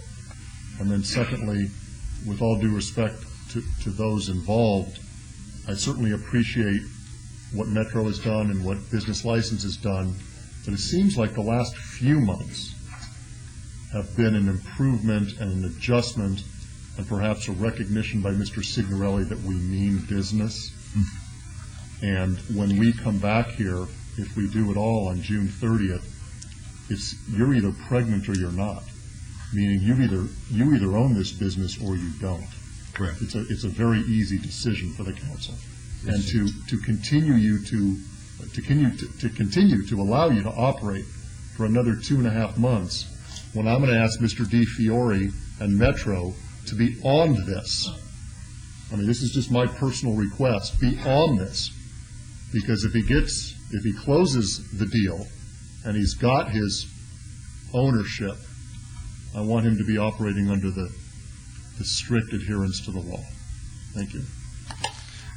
With that, Mr. Mayor Pro Tem, let me submit, and I've provided to the clerk, the original 8 conditions, which I believe that Mr. Signorelli and Mr. Brown have no problem agreeing to those continuing as part of conditions of a permanent license.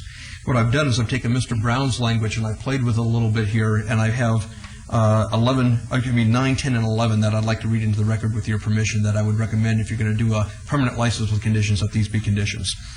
Number 9 would be that the licensee must close escrow for the purchase of the property commonly known as the Crazy Horse 2 by June 30, 2007. 10. Any and all funds used to purchase the Crazy Horse 2 shall be verifiable and subject to the approval of the Las Vegas Metropolitan Police Department. Licensee shall provide all financing documents as well as all escrow documents to the Las Vegas Metropolitan Police Department upon request. I assume we have agreement on that point. You're the boss. Go ahead. Okay. Having heard that Mr. Signorelli agrees to number 9 and 10, let me read number 11 and read it very carefully, and I'm going to ask for a waiver here in a moment because this, I think, addresses Councilwoman Tarkanian's question about trying to get more control and your question, Councilman Brown. Condition number 5, which used to read any violation of these conditions or special conditions or violation of any local, state, or federal law shall allow the business license manager to administratively suspend the liquor license. Licensee understands that he has the right to appeal the decision to the next council meeting subject to the open meeting law. The new number 11 would read this. Condition number 5 is superseded by the following condition. Licensee stipulates and agrees that the business licensing director shall have the power to summarily suspend any city business license relating to this property upon his finding of any substantial violation of law or conditions of licensure which makes such a suspension in his sole discretion necessary. We're not just talking about liquor license now, we're talking about everything. Mr. DiFiore, if there's a violation of any of these conditions, would be able to summarily shut the business. The only restriction upon his ability to exercise this power shall be the condition that he deliver a written notice of his intention to do so at least 24 hours in advance of his action and allow the licensee an opportunity to be heard informally in opposition. If the business license director summarily suspends any privileged license, it is part of the stipulation that he will promptly initiate formal disciplinary process set forth in our code for the city council to consider whether or not to impose discipline. If there is agreement with this condition, I'll need a waiver, and I'll need to ask Mr. Signorelli a couple of questions. A waiver of what, Mr. Gerbert? Under our code, 6.88 provides administrative procedures, and you're familiar with them. That's when we bring a complaint before the council for your consideration. It's when you have a certain number of days within which to set a hearing. What Mr. Signorelli will be saying is, I am aware that 6.88 exists. My attorney understands it. He's explained it to me. And to the extent that Mr. DiFiore will have summary power to go in and shut it down, I waive that portion of it. And that's what I need on the record.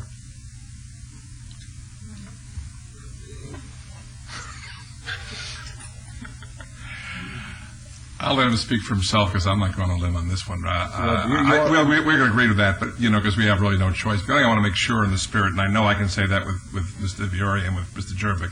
If you know someone's working there now who shouldn't be, or if you know there's something there, this is a good man. So you don't have you got other things to do than to monitor his business. But if you do know something now, he can stay. His director of operations can stay. We want to cooperate all the way. So we just don't. You know what I'm saying. I understand. But go ahead. You've got to agree. Let me say this. I have no problem with it for one main reason, because I know these people in your organization well enough to know that nobody would do something on purpose to hurt me without talking to me first. They would not with intent come in to try to mess around with me. Excuse the language, and I respect. I'm a local person. I know these people and I respect them. I have no problem with that. Mr. Jervik, if I could add another condition, 12, I guess, that if there's any expenses incurred through the investigation of the new buyers by Metropolitan Police Department, that the applicant will pay for that. Yes, I have no problem with that. We'll add that as well, and I will add that the Metropolitan Police Department said that they need a date by which you will have permanent financing, so that the condition in condition number 10 can be followed up with some certainty. I think we need to make that like the middle of July or something then. Or middle of June, I'm sorry. Well, if escrow has to close by June 30th, then financing is going to have to be in place well before that. Funds will have to be on deposit with an escrow company well before that. So I would suggest that's not too bad, because I've done deals much larger. So I'm not arguing with you, but I'm just saying that that's almost impossible to do in the business world. Let me tell you, Brad. Yeah. Let me ask Mr. Alexander. Yes, thank you. I just wanted to indulge the council. And Councilman Wilson, you were right on the money. we have to focus on this. We have a very strict time limitation. We had time limitations before with the, coming before the council today. Cops always want to have as much time to do investigation as possible. Things come up. Our office is going to need as much time as possible to receive, once we receive the application, and of course through city code, it has to be delivered through Mr. DiFiore's office, a complete financial with hopefully the lending documents, not intents, not letters of intent, but a complete application for us to do a suitability investigation on those funds.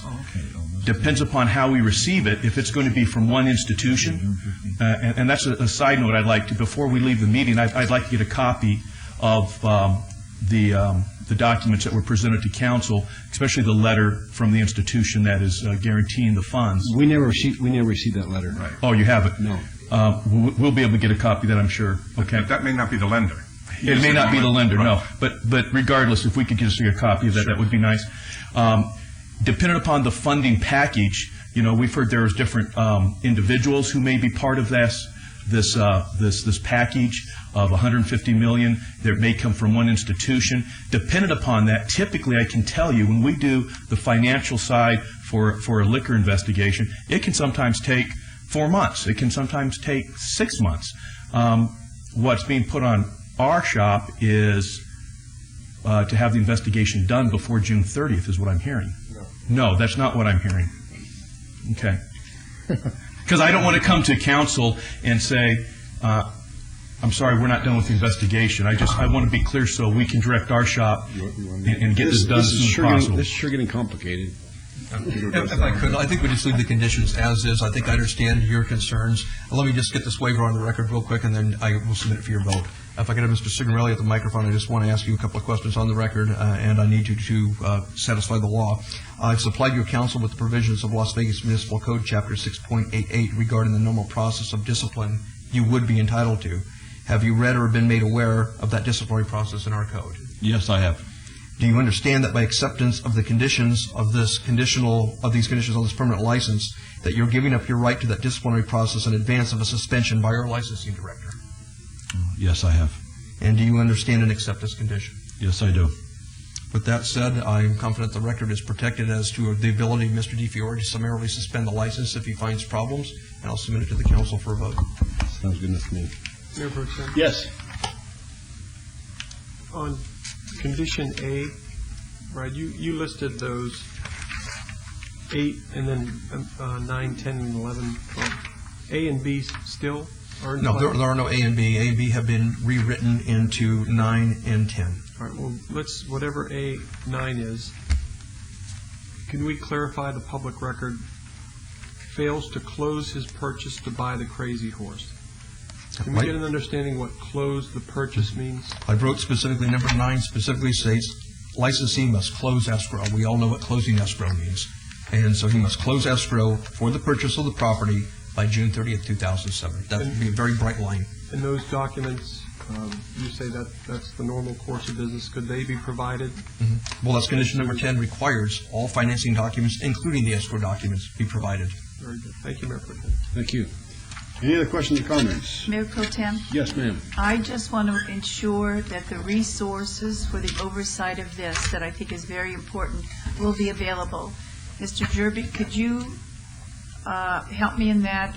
Is Metro, as our business licensing, I mean, we can say we're going to watch and everything, but are we going to give the resources there? Because I know resources are limited. I think we owe this to the public that's had some concerns about all of this. Yes, I can speak to that. We will do what we always attempt to do in, doing site checks, doing enforcement checks, working alongside city business license enforcement agents, and just spreading that out as best we can. Obviously, this is a matter of attention. We're going to try to, like we always do, fairly apply our resources to the Crazy Horse 2, just as we would any other business in the city and or unincorporated Clark County. And that's the best I can answer that question.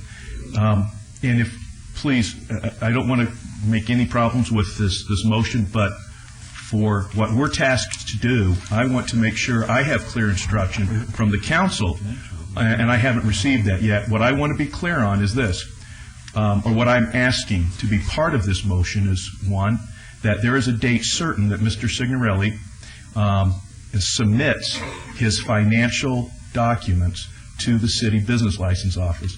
We need a date certain. That needs to be ASAP. And I think that's very important because we have asked for those in the past. We haven't received them yet. So I think we should give a date certain, yes. And in addition to that, and thank you, Councilwoman, that's so important. In the past, sometimes an applicant will say, in 90 days, you have to have this together. Well, on the, how many days are in 90? 108, on the 170th day, they submit the application. We have 10 days to do the investigation. That's not acceptable. So a date certain. And two, Mr. DiFiore has agreed, because of the importance of this and the time crunch, that we can utilize some of his resources in his office as far as the financial auditors and things like that that can help us go through. Excuse me, Sergeant. I'm getting more confused as we go along here all the time. Right. Okay. It has to be sold by June 30th. So what date are you asking for, Mr. Alexander? I mean, I don't know. If everything has to be in place by June 30th or it's not a sale, then he's not going to be there. Mayor Pro Tem, I think I can clarify. Correct me if I'm wrong, Sergeant Alexander, but what you're talking about is the source of the financing. Yes. In other words, you want to feel comfortable the source of the financing is legitimate. Councilman Wilson, exactly. In fact, city code requires that that the source of funds is to be found suitable, and that's given to LVMPD. So that's all we're going to be doing. We need to start looking at the source of funds, because we don't know who that is specifically yet, as soon as possible, because we want to be, I would imagine that council would want some report by us before that June 30th date as to, well, what does it look like so far? And here's what the issue comes down to. I think what the issue comes down to is, theoretically, escrow could close on June 30th. Sergeant Alexander could get the names of the institutions and or investors on June 1st, but not have his investigative report done by June 30th. Theoretically, escrow could close before we get a final report from Metro as to the suitability of the investors. Yes, so sir. I think what we need to do is modify one of the conditions which says that in the event that Metro finds that the investors, the financial institutions, whatever, are unsuitable, then he can bring it back to the council for further review, or words to that effect. Would that solve the problem? I think so. Yeah, I think it does, and to be honest with you, Councilman, I think that the condition actually just anticipates that. I think we've all been anticipating that they need to approve this before escrow closes.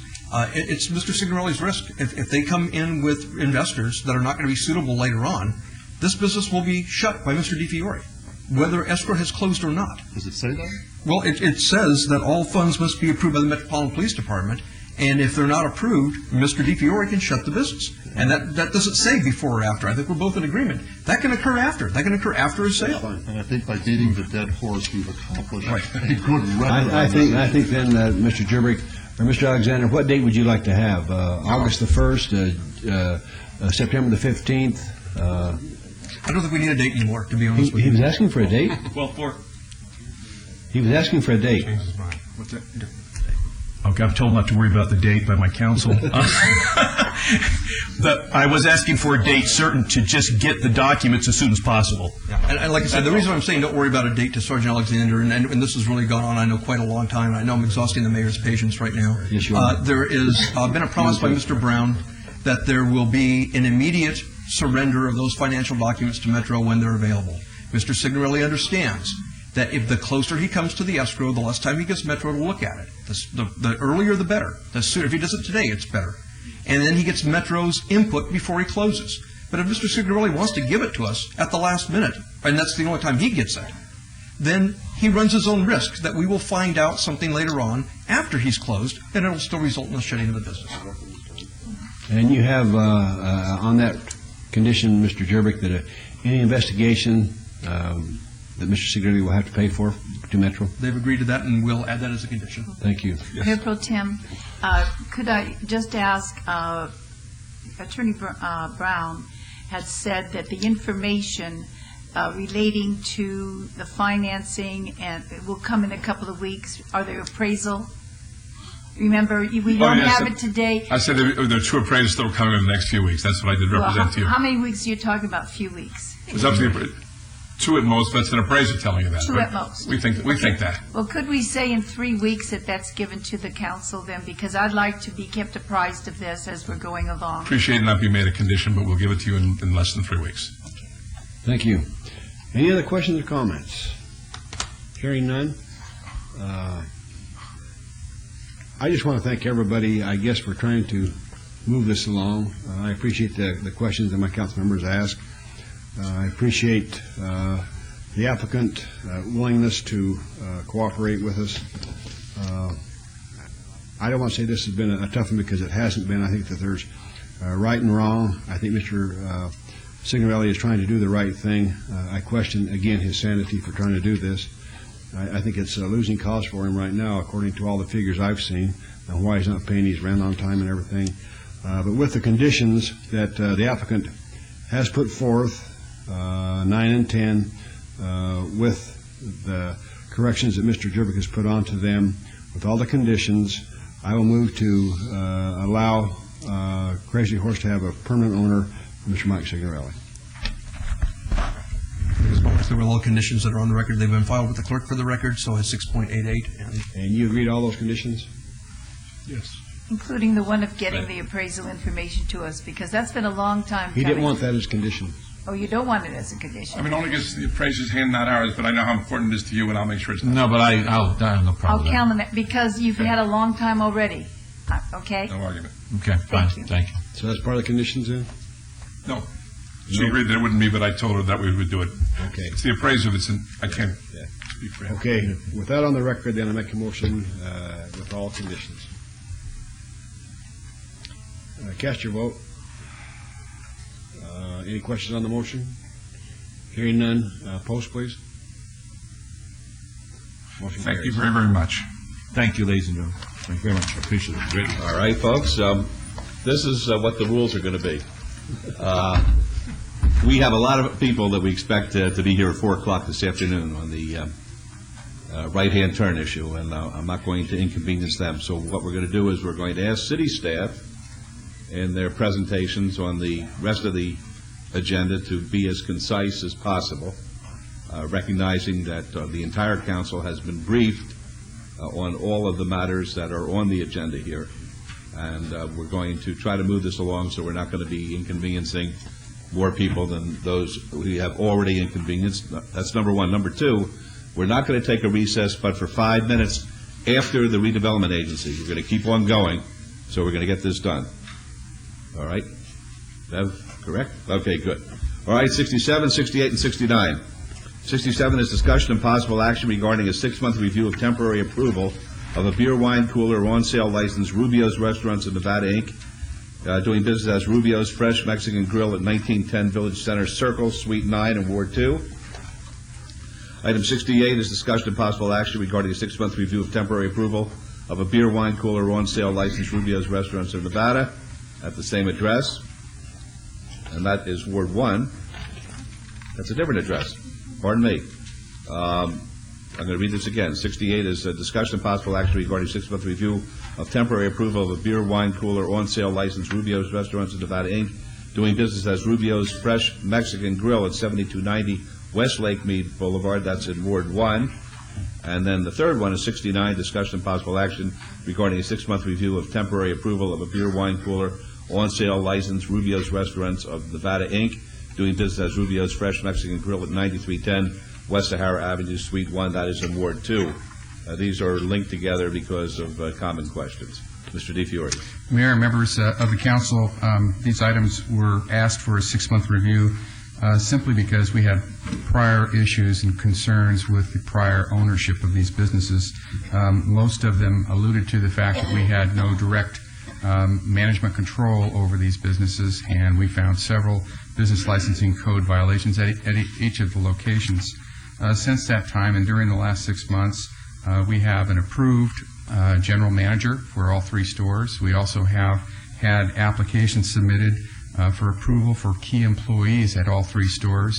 Granted, two of the key employees, I believe, have left the operation, and they are now submitting applications for additional key employees. But we've seen a significant improvement in the management operations of the business. We still have a few little concerns about the cards and employee list, but I think those are things that we can overcome.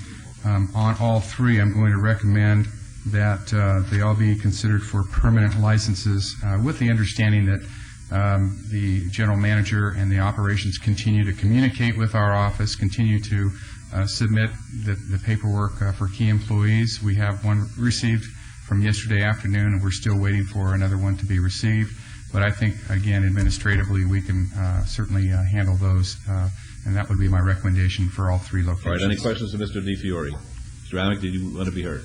No. All right, very good. On item number 67, Councilman Wilson, do you have a motion? As to 67 and 69, just to move things together if I could, my motion is for approval consistent with Mr. DiFiore's recommendations. All right, let's vote on those two items then, 67 to 69. Opposed, please? Motion carries as to each. And item 68, Councilwoman Tarkanian. I also move to follow staff's recommendation for approval. Very good. Let's vote. Opposed? Motion carries. Thank you. Thank you. Item number 70 is discussion and possible action on a review of conditions of a tavern license and a gaming license for Scotch 80s Limited doing business as Squiggies at 530 South Martin Luther King Boulevard. This is in Ward 5, and the recommendation is to be made following discussion of the item by the council. Mr. DiFiore. Mayor, members of the council, and I'll go very quickly on this for the benefit of Councilwoman Williams. There were conditions that were placed on this license back in, I believe, August of 2006, and one of the conditions was that they would sell the business within a 6-month period.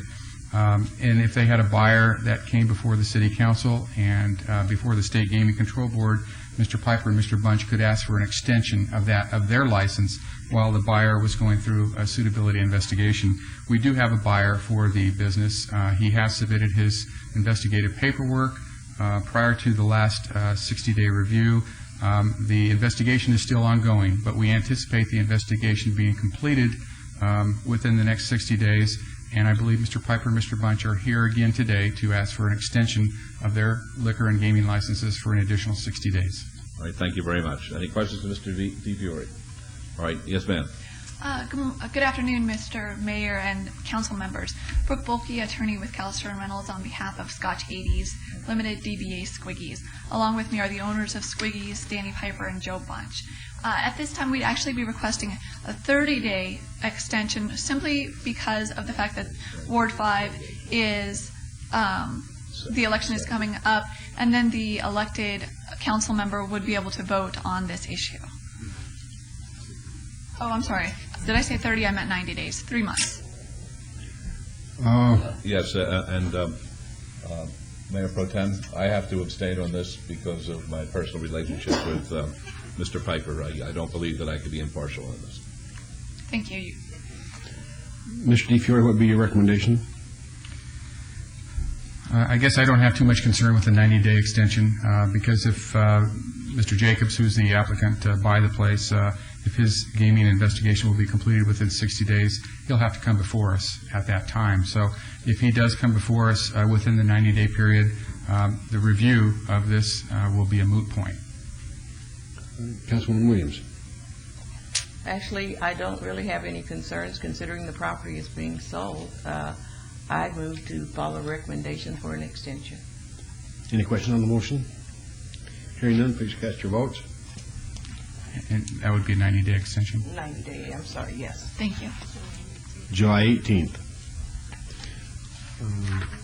Please post. Motion carries. Thank you.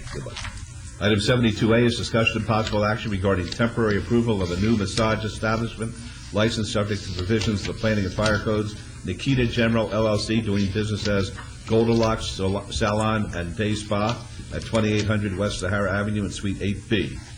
This is in Ward 1. Mayor, members of the council, the applicant today does meet all of the criteria for consideration of temporary approval of a new massage establishment license, and that would be my recommendation subject to the conditions. Okay, any questions of Mr. DiFiore? Yes, ma'am. Yes, good afternoon. I applied for this. You have to give us your name, please. Елена Инякина, 123 for Shade Center Avenue, North Las Vegas. I'm new owner of Goldilocks Salon and Day Spa, and I am asking for a temporary license for massage because I have two nice masseuses. They're very responsible, professional ladies, and I would like them to keep served our clients during I'm going to get the permanent license. Thank you. Are there any questions? All right. Seeing none, Councilwoman Tarkanian. I would just like to mention that this is a new license, but it's an already established massage entity within a beauty salon business that covers all types of beauty aspects. So just in case we have people watching from Ward 1 who are concerned about this, understand this is not a new massage, it's just a new license for the same massage. And I move to approve with all conditions as you stated. Thank you. Let's vote on that, please. Opposed? Motion carries. Good luck to you, ma'am. Thank you. You're welcome. Okay, item 75 is R26, 2007, discussion and possible action regarding a resolution consenting to the sale by City Parkway 5 of 2.40 acres.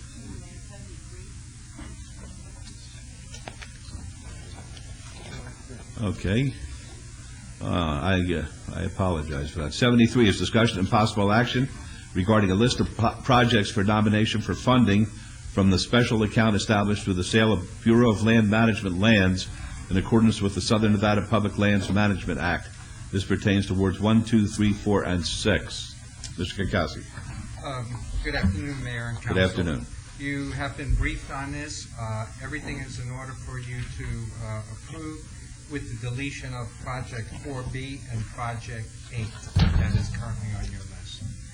Namely, the Rancho Detention Basin Trail Gap and the Northern Beltway Trail qualified to Durango. Thank you very much. Any questions of Mr. Kikowski at this time? May I have a motion, please? Which follows staff's recommendation for approval of this item, please? Thank you. Let's vote, please. Opposed? Motion carries. Thank you. Item 75. Discussion, this is R26, 2007, discussion and possible action regarding a resolution consenting to the sale by City Parkway 5 of 2.40 acres of land generally located between Tenaya Way and US 95 north of Cascade Valley Court at fair market value, which conforms to the requirements of AB 312 and is in the best interest of the public. This is in Ward 1, and item 58 will be trailed to be heard following this item. Item 58 is discussion and possible action regarding a real property purchase and sale agreement between City Parkway 5, Inc. and McKellar Development Group, Inc. for 2.40 acres of land at the Las Vegas Technology Center located between Tenaya Way and US 95 north of Cascade Valley Court for the purpose of constructing a 127-room hotel and designating that those funds be deposited into the Industrial Revenue Fund. This is in Ward 1. Okay, Mr. Adams. Scott Adams, Director of the Office of Business Development. I'm James McKellar, Jr., President of McKellar Development Group, 3340 South Topaz Road, Las Vegas, Nevada. These are two companion items. The first item is a resolution required now under the new property disposition guidelines that were enacted under AB 312 because we're not using an auction for the sale of this property. It's contiguous to an adjacent hotel, and the existing hotel owner and developer is going to build a new hotel next to it. The auction's required for that purpose, and this is being done as an economic development disposition. We're selling the property at fair value, so the resolution doesn't really need to justify any difference between what we're selling the property for and the actual appraised value. It simply documents the economic development impacts of the project. And I'd like to read those into the record that the developer is going to build a 127-room hotel. It'll be a $13 million private investment. It'll generate about 140 construction jobs and 48 permanent jobs. So really the resolution simply provides the exemption from AB 312 requirements, and with that, staff recommends approval of the resolution. All right, thank you very much. Any questions of Mr. Adams? Yes, sir. Yes. We have a letter from the Intercontinental Group, which franchises the Holiday Inn Express. They have agreed to this location and is looking forward to working with us towards a franchise agreement. As Scott said, we own the Hampton Inn adjacent to the subject site, which is in the family of Hilton Hotels. Our operation at the Hampton Inn has been labeled outstanding by the Hilton Hotels, and we would manage the new Holiday Inn Express with the same degree of excellence. Thank you very much. Any questions? All right, hearing none. Councilwoman Tarkanian, please. Move to approve. All right, let's vote on that, please. Opposed? Thank you. Motion carries. Item 58. Councilwoman, 58, companion item. Yes, move to approve. Thank you. Let's vote, please. Opposed?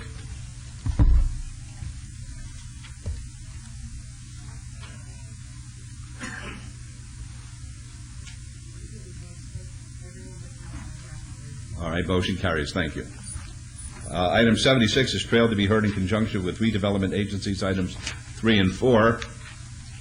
Item 77 is trailed to be heard in conjunction with redevelopment agency, items 5 and 6. Item 78 is trailed to be heard in conjunction with redevelopment agency, items 7 and 8.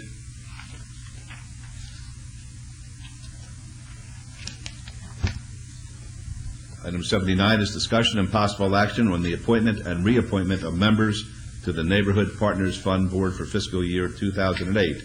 It's recommended that we reappoint the mayor's designee, Elena Owens, Ward 1 staff designee, Robin Munier, Ward 2 staff designee, Audrey Dodge, Neighborhood Representative Charles Desiderio, Ward 3 staff designee, Loretta Arrington, Ward 4 staff designee, Darcy Hayes, Neighborhood Representative Lenny Taylor, Ward 5 Neighborhood Representative A.J. Powell, Ward 6 staff designee Tuesday James, Neighborhood Rep Jerry Green, and the new appointments would be Ward 1 Neighborhood Rep Renee Rampetin, Ward 3 Neighborhood Rep Don Burrows, and Ward 5 staff designee Carlette Adams. Does a member of council wish to make a motion to follow the recommendations of staff, please? So moved, Your Honor. Thank you. Let's vote, please. Opposed?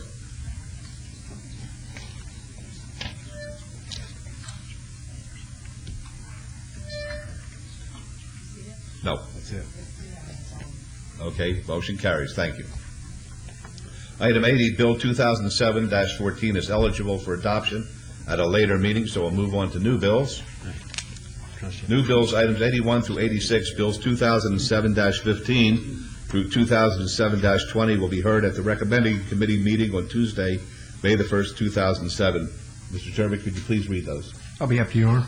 Bill number 27-15, ordinance concerning the City of Las Vegas Data Special Improvement District number 1485, Alton Drive Landscape Maintenance, FY 2008, providing for the payment of the cost of expenses of maintaining street beautification improvements, assessing the cost of the maintenance against the assessable lots, tracks, and parcels of land benefit by said maintenance, ratifying, approving, and confirming all action previously taken, and prescribing details in connection therewith. Bill number 27-16, an ordinance to extend the boundaries of the city to particularly described land to be annexed to make some inhabitants subject to the laws, obligations, and benefits of the city and to provide for other related matters. Bill number 27-17, an ordinance to amend the town center development standards to allow consignment sales in the GCTC and SCTC zoning districts by means of special use permit as a limited type of secondhand dealer and to provide for other related matters. Bill number 27-18, an ordinance to require in certain buildings a minimum level of support for radio coverage for emergency service personnel and to provide for other related matters. Bill number 27-19, an ordinance authorizing the issuance of registered local improvement district bond series 2007 for the City of Las Vegas, Nevada, special improvement district number 1506, Fremont Street pedestrian improvements, Las Vegas Boulevard to 8th Street, to finance the construction of local improvements and provide for other matters related thereto. And finally, Bill number 27-20, an ordinance to extend the boundaries of the city to prescribe the land to be annexed and to make its inhabitants subject to the laws, obligations, and benefits of the city and provide for other related matters. Thank you very much. Councilwoman, Tarkanian, will you be available on Tuesday, May 1st? Yes, Mr. Mayor. Very good. And Councilman Ross, will you be available, sir? Yes, Your Honor. Okay, I'm going to sign these bills to you for consideration, and the council meeting will remain open to hear the three trailed items in conjunction with the redevelopment agency items. The redevelopment agency meeting of April 18, 2007 is called to order. This meeting has been properly noticed and posted in compliance with the open meeting law. Council number 76, R27-2007, discussion possible action regarding a resolution consenting to the undertakings of the City of Las Vegas Redevelopment Agency in connection with the Commercial Visual Improvement Program agreement between the Redevelopment Agency and Expert Inc., doing business as El Cortez Hotel and Casino, located at 112 and 116 North Las Vegas Boulevard, to be in compliance with and in furtherance of the goals and objectives of the Redevelopment Agency. Agency number 3, RA 4, 2007, discussion and possible action regarding a resolution finding the project proposed by the Commercial Visual Improvement Program agreement between the Redevelopment Agency and Expert Inc., DBA El Cortez Hotel and Casino, located at 112 and 116 North Las Vegas Boulevard, to be in compliance with and in furtherance of the goals and objectives of the Redevelopment Agency. And Agency number 4, discussion and possible action regarding a Commercial Visual Improvement Program agreement with Expert Inc., doing business as El Cortez Hotel and Casino, providing funds to assist with improvements to 112 and 116 North Las Vegas Boulevard, not to exceed $75,000, Redevelopment Agency Special Revenue Fund. All of these items are in Ward 5. Mr. Adams. Okay, Scott Adams again with the Office of Business Development. In the interest of time, I'm going to try to handle 6 of these items in one fell swoop. Okay. Council items 76 and 77, and Redevelopment Agency items 3, 4, 5, and 6. Well, let me do this. I better, for purposes of the record, I better read in Council item number 77, R 28-2007, discussion and possible action regarding a resolution consenting to the undertakings of the City of Las Vegas Redevelopment Agency in connection with the Commercial Visual Improvement Program agreement between the Redevelopment Agency and Expert Inc., doing business as El Cortez Hotel and Casino, 600 Fremont Street, to be in compliance with and in furtherance of the goals and objectives of the Redevelopment Agency. Agency number 5, RA 5, 2007, discussion and possible action regarding a resolution finding the project proposed by the Commercial Visual Improvement Program agreement between the Redevelopment Agency and Expert Inc., doing business as El Cortez Hotel and Casino at 600 Fremont Street, to be in compliance with and furtherance of the goals and objectives of the Redevelopment Agency. And Agency number 6, discussion and possible action regarding a Commercial Visual Improvement Program agreement with Expert Inc., doing business as El Cortez Hotel and Casino, providing funds to assist with improvements to a commercial building located at 600 Fremont Street. And all of these items are in Ward 5.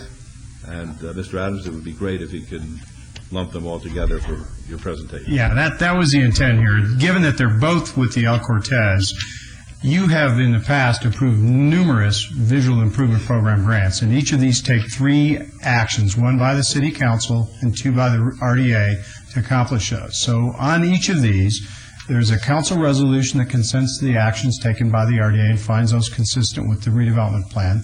The second item, the RDA item on each of these, does virtually the same thing on the part of the RDA, but also finds there's no other reasonable means of funding available. And the third item on each of these is the actual participation agreement with the El Cortez for the actual funding of the improvements and the controls and how we administer the project. On the overhead screen, I'm showing you the 2 projects. On the left-hand side, we have the first of the 2 grants is for signage improvements that will go on Las Vegas Boulevard, directing guests and visitors back to the El Cortez. But they're all, since both of these are in the entertainment district, each of these grants are for $75,000, and that they use illuminated signage as part of the entertainment district design guidelines. On the right-hand side shows improvements proposed to the airport Cachere, where we would be contributing $75,000 to those improvements, where they're going to take the existing Port Cachere and make some really phenomenal improvements to that Port Cachere. I think I've told you in briefings that the El Cortez is one of those casinos downtown that's reinvested millions back into their property. They've done a phenomenal job in their improvements, and they've been a great partner with this city in our entertainment district. And for that reason, we recommend moving forward with all 6 of these items to provide needed funding to really help enhance that entire visually working with the El Cortez. There is a representative from the El Cortez here. Thank you. Any questions of Mr. Adams? Would you please identify yourself? Joe Woody, Chief Financial Officer of the El Cortez. Mr. Woody, be happy to hear from you. Well, I'd just like to say thank you to you, Mayor Goodman, and the council for all the support downtown on the El Cortez that we get over time, and we're committed to downtown, and we put a lot of money into the property, like Mr. Adams said. The sign improvement's going to be gorgeous down there on Las Vegas Boulevard. Port Cachere has come along nicely, the construction there, so we're excited to get that going, and The beautification project will be done in July, it looks like. That's terrific. It's a great improvement. Very exciting to see what's happening on East Fremont Street. Really exciting. We're well on our way to completing that, which is terrific. All right, thank you. Any other comments or questions? Okay, Councilwoman Williams, do you have a motion as to Council? Yes, and a statement. I have been a customer of the El Cortez for, I won't give my age, but 40 years. And I am happy to see the improvements that are going to be done there, and I think it's just going to continue to be a credit to the city. It's about time this happens. And Councilwoman, before you go further, you could have cost them their license going in there underage. You are so nice. I love you. But with that, I would like to make a recommendation that we approve all 4 items. All right, very good. That's a motion to approve 76, Council 76, Agency number 3, Agency number 4, Council number 77, Agency number 5, and Agency number 6.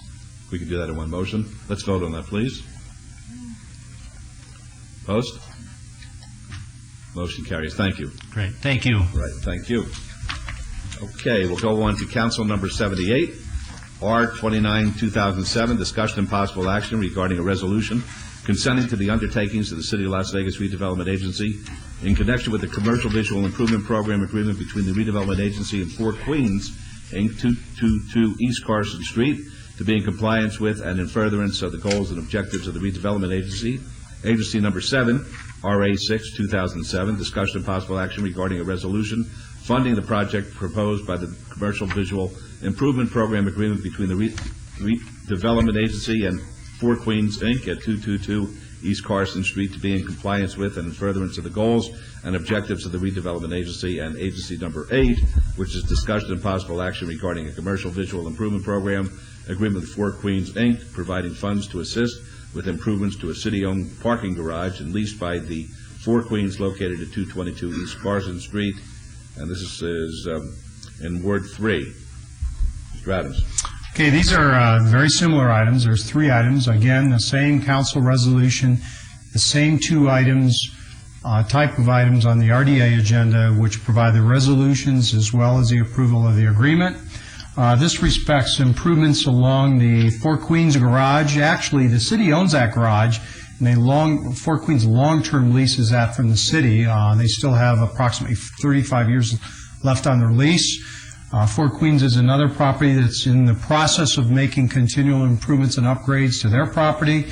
And this shows the before on the upper slide and the after in the lower picture of some landscape improvements, substantial sidewalk and landscape improvements will be made to the face of the parking garage. Again, another substantial improvement. This is a grant for $50,000. I think I should remind you that they are required to dollar-for-dollar match on their own side of the ledger. In this case, I think they're planning to put in $188,000 of improvements on their own, so we're matched well beyond the requirements under the programs. And staff recommends approval of this grant as well. Thank you very much. Any questions of Mr. Adams? Okay, thank you. Yes, ma'am. My name is Betty Medina. My address is 8920 Borla Drive, Las Vegas, Nevada, and I'm the Fort Queens representative and project director on this project. Very good. Would you like to add anything? Yes, I would. I would really like to thank the council and you, Mayor, for the redevelopment that's going downtown. It's always been a real warm spot in my heart because I always thought it was a diamond in the rough, and you're making it come back to sparkle. Thank you. I appreciate that, and the council does too. We appreciate that. Any questions? All right. This is Mayor Pro Tem. Thank you, Your Honor. I make a motion to follow staff recommendation for approval of all items. Thank you. Let's vote. Post. Motion carries. Good luck to you. Thank you. You're welcome. Items 9 and 10.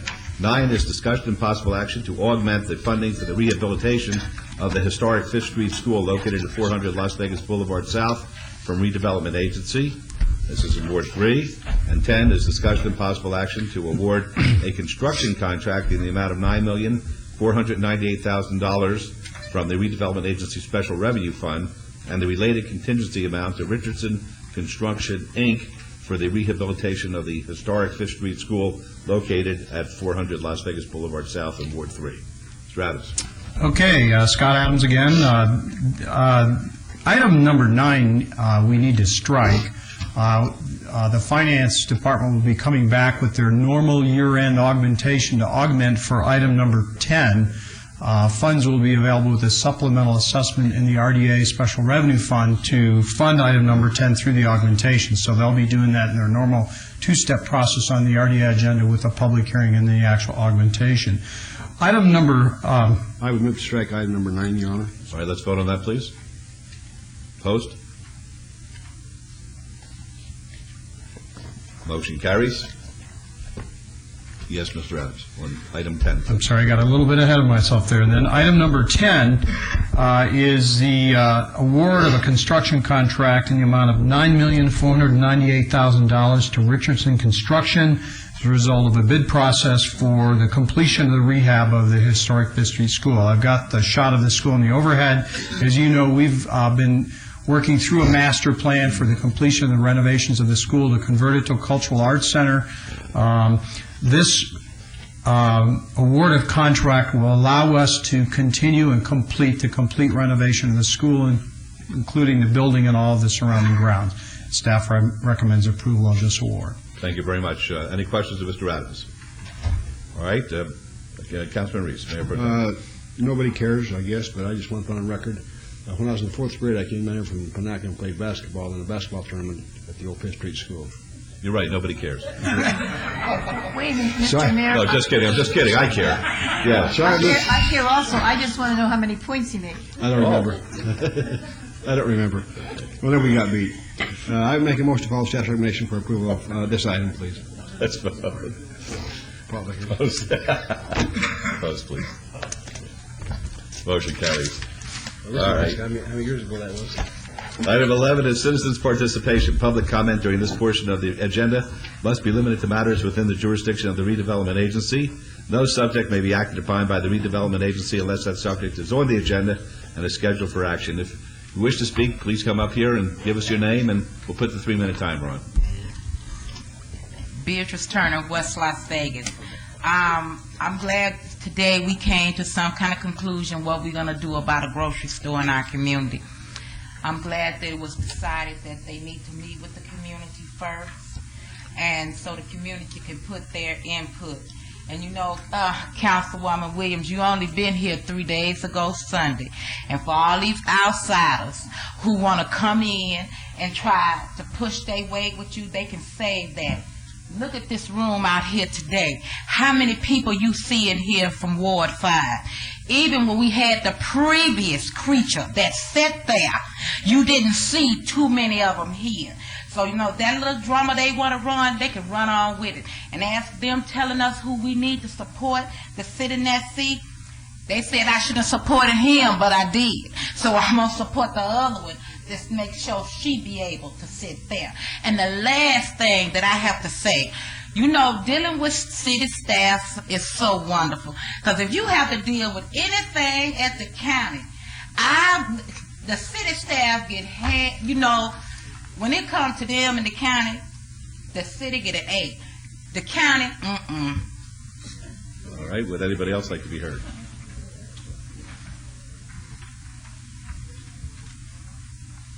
Good afternoon, Mr. Mayor, City Council. My name is Ted Russell. I'm a resident of Las Vegas, the fun capital of the universe, the come-as-you-are city, and I am the happiest citizen in the universe. Surprise, surprise. As concerning these redevelopment agency meeting projects, first of all, I'm entirely jazzed. One of the most amazing things I've ever seen was how the El Cortez completely rebuilt from the inside out and didn't miss a beat in keeping their business open and their service to their customers. Also, want to mention at the 150th anniversary of the AIA, American Institute of Architects, we have this jewel in the Fifth Street Grammar School. Mayor Pro Tem, I haven't decided whether I care or not. I'll have to get back to you, as management always says and doesn't. Also, the Four Queens. They're taking a little bit longer than I would like, but I know that it's going to come up beautifully. So it looks like we just keep on going on. And again, I couldn't be happier. Thank you so much. Thank you. Anybody else like to be heard?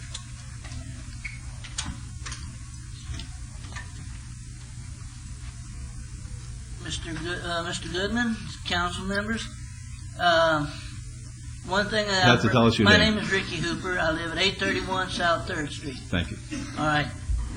Two things that I have a problem with is right here on Fremont Street from Las Vegas Boulevard going east. It is hard for me on the sidewalk. I don't know how. I don't know how it's coming along, but I know from, like I said, from Las Vegas Boulevard down to at least Maryland Parkway, it is very difficult for me to get down through there. I mean, it's all broken up and everything, and sometimes I even have to get out in the street to, make the transportation down there to catch a bus. Another thing is in some of the other areas, same things, the sidewalks. They are, like I said, I would say they're substandard. In certain areas where I live, from, say, Charleston to Carson rather. There are areas that, like I said, are broken up. There's areas where where there's no sidewalk.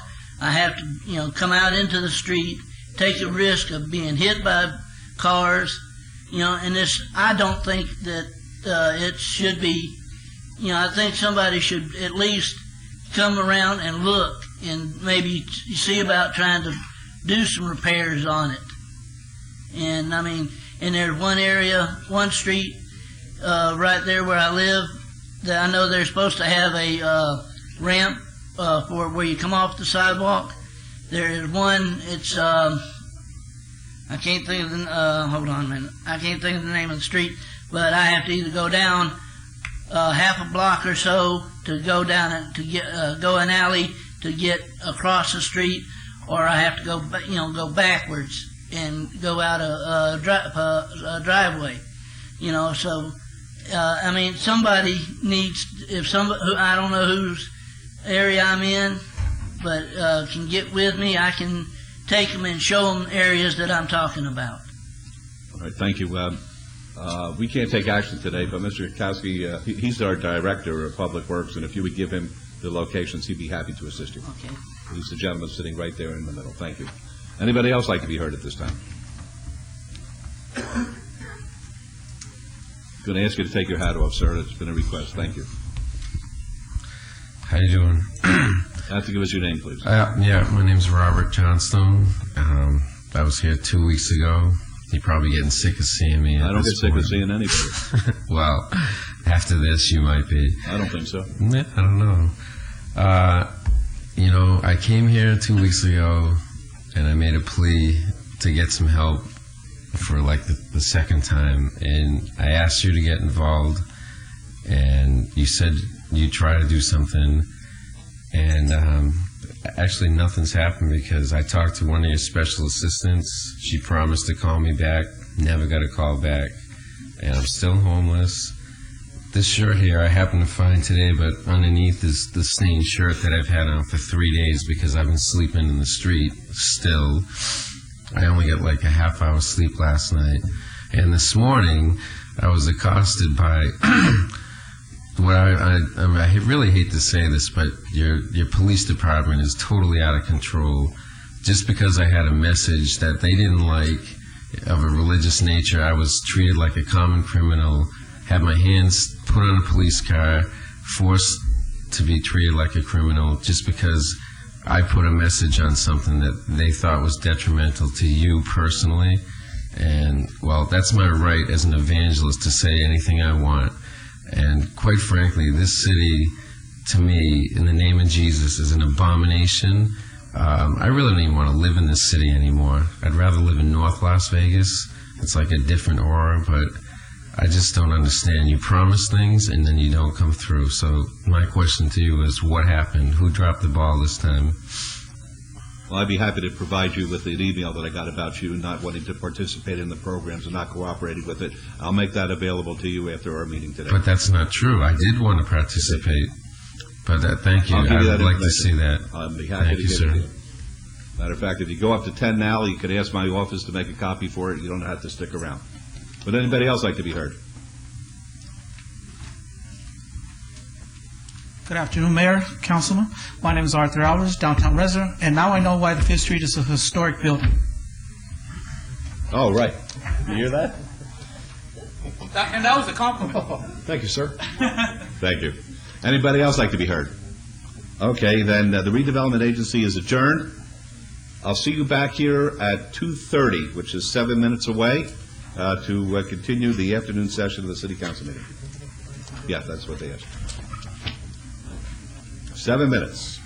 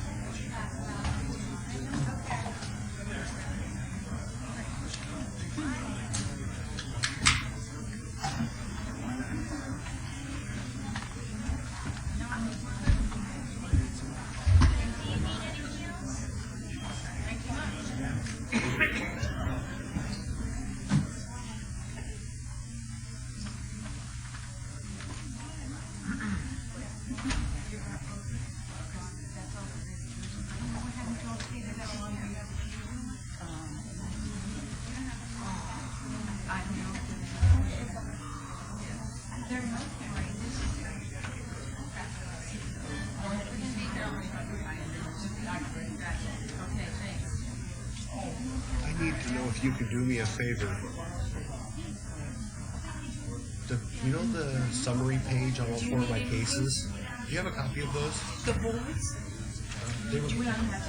Yes. Okay, so don't worry about it.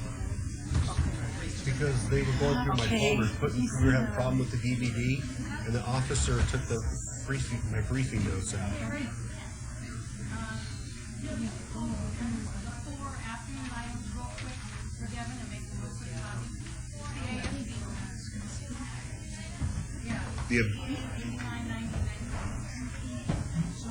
Okay, thank you.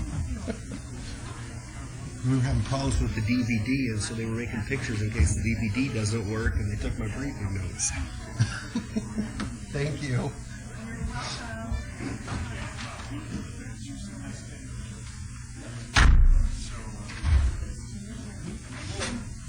Lois,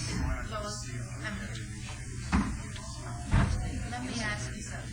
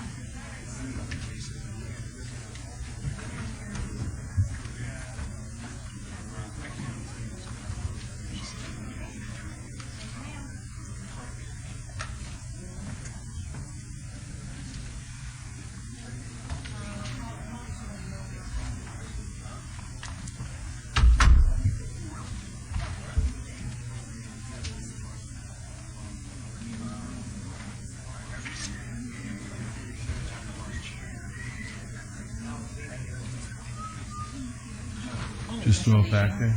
That's an AM.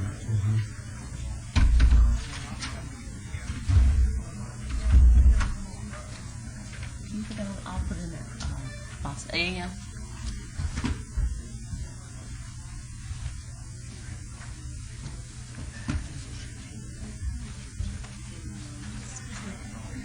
Just taking the food, they didn't know they were born. I have like a couple items now. They were on the board and we withdrawn. Yep. They'll read them and take that. I just want to make sure. You do that.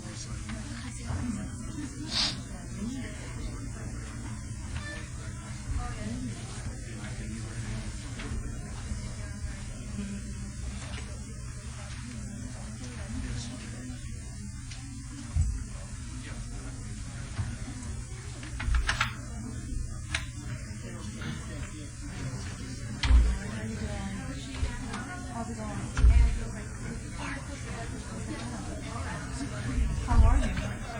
I know. It's the meeting.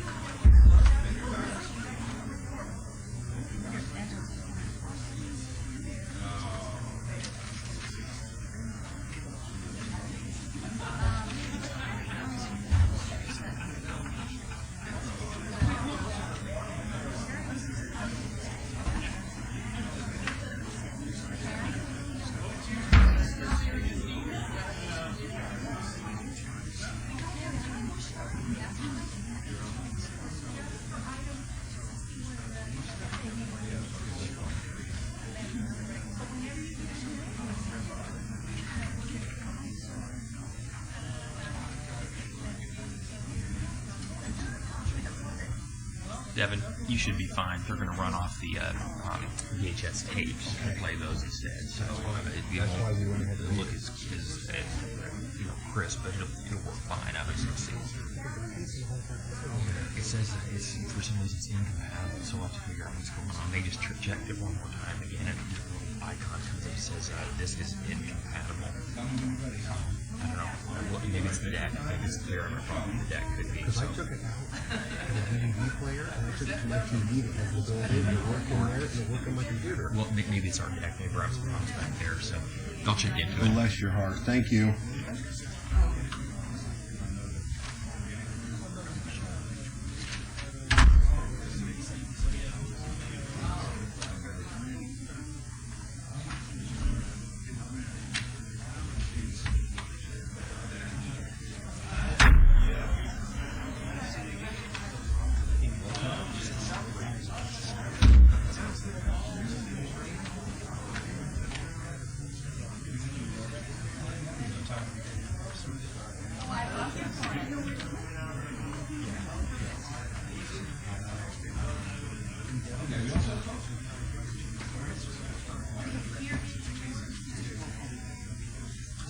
Good afternoon once again, ladies and gentlemen.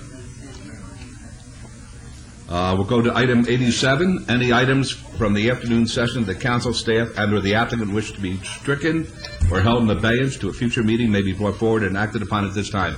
Mayor Pro Tem. Thank you, Your Honor. We have item number 103 is a site development review 19214, La Feria LLC, 2.33 acres at 3851 Penwood Avenue.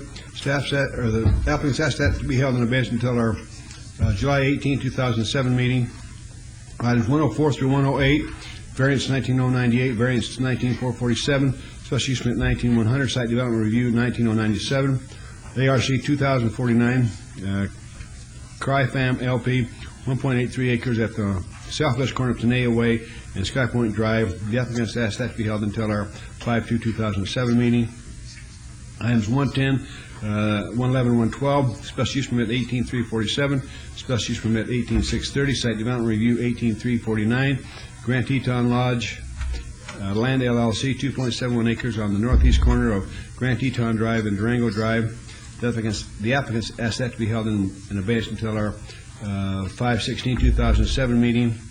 Item 113 is special use permit 13490, First Presbyterian Church of Las Vegas, Nevada, 1619 West Charleston Boulevard. The applicants asked that to be held in abeyance until our 7/11/2007 meeting. Item 114 is special use permit 18314, T-Mobile USA Inc., 1.75 acres adjacent to the south side of Alexander Road. Has been withdrawn by the applicant without prejudice. Item 115 is special use permit 18655, T-Mobile USA Inc., 1501 East Charleston Boulevard. The applicants asked that to be held or to be withdrawn without prejudice. Item number 117 is site development review 15747, Twin Lakes Baptist Church, northwest corner of Rainbow Boulevard and Westcliff Drive. The applicants asked that to be held in abeyance until our June 20th, 2007 meeting. Item 130 is Directors 22734, Jocelyn Nixon Outlet Decatur LLC, 465 South Decatur Boulevard. The applicants asked that to be held in abeyance until our May 2nd, 2007 meeting. Council members, are there any other items at this time that we need to bring forward? Hearing none, Your Honor, make a motion to bring all these items forward and take the appropriate action, please. All right, thank you. Let's vote on that, please. Opposed? Motion carries. Thank you. 88 is public hearing to consider the report of expenses to recover costs for abatement of nuisance and assess civil penalties located at 513 Upland Boulevard. The property owner is Trustee Clark County Treasurer, care of Mary Alice Whitney. This is in Ward 1. Good afternoon, Mayor and Council. Devin Smith, Manager of Neighborhood Response. The purpose and background of this is the condition of the property was a public hazard and attractive nuisance. The Department of Neighborhood Services declared this property in violation and started legal notification. When no corrective action was taken nor an appeal filed, the Department of Neighborhood Services hired CH Construction to paint the exterior of residence, remove refuse, waste, trash, debris, and vegetation, and repair fence. To date, there have been 16 inspections conducted at this location. Excuse me, Mr. Smith, are you under the impression that we're seeing a visual on this? Oh, I thought, yes, I just We're talked not. to... It's not coming through. Could somebody in the back put it on if possible, or let us know whether or not Judge Lynch. It's not possible.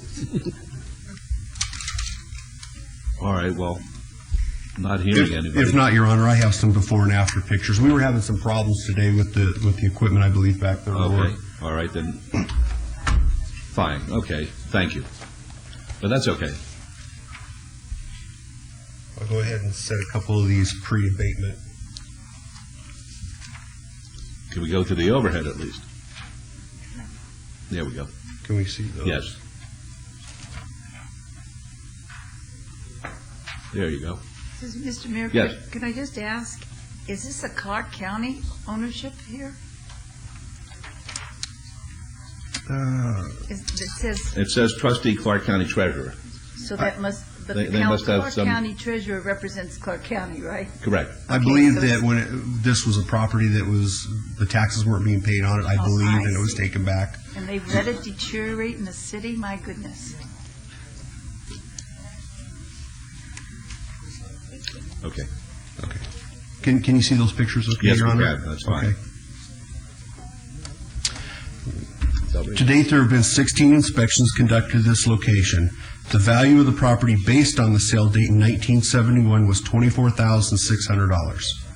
The recommendation is that the City Council approve the report of expenses in the amount of $3,325 for work completed by CH Construction, plus a 15% administrative processing fee of $498.75.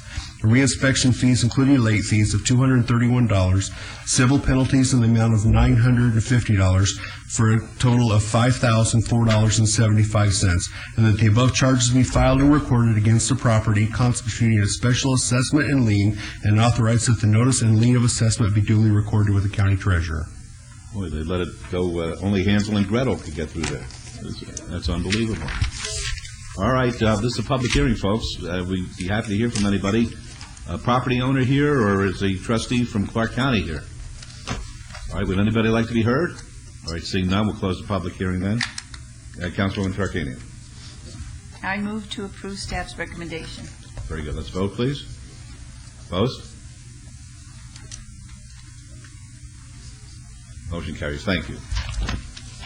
89 is a public hearing to consider the report of expenses to recover costs for mitigation abatement of nuisance located at 3205 Galetta Drive. The property owner is Jan Myers, and this is in Ward 6. It's a public hearing which is now open.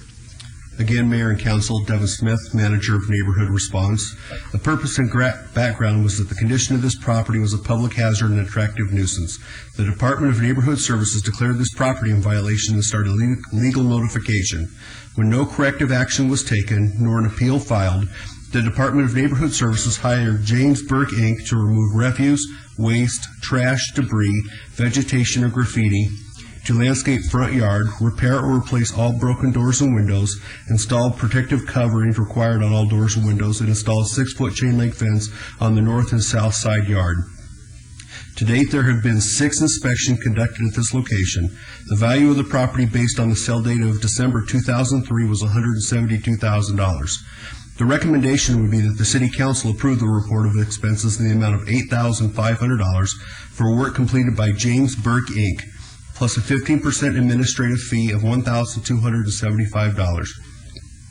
Reinspection fees, including late fees, of $82.50, for a total amount of $9,857.50, and that the above charges be filed and recorded against the property, constituting a special assessment and lien, and authorize that the notice and lien of assessment be duly recorded with the county treasurer. Thank you. Any questions, Mr. Smith? There's a property owner here, Jan Myers. Would anybody like to speak at the public hearing portion? Seeing none, we'll close the public hearing. Turn to Councilman Ross. Thank you, Your Honor. Devin, how come there's not any daily civil penalties associated with this case? We did not get to the anything past the 5th inspection. The fifth failed inspection would have gone to daily civils, and we didn't get that far before we went to mitigation. We're limiting our man hours on these things now and just fixing them, and then if we get no response whatsoever from the property owner, we just go ahead and move forward and take care of these. And fix it, and then we just bill them. Right. With that, Your Honor, I would follow staff's recommendation to recover costs. All right, very good. Let's vote, please. Opposed?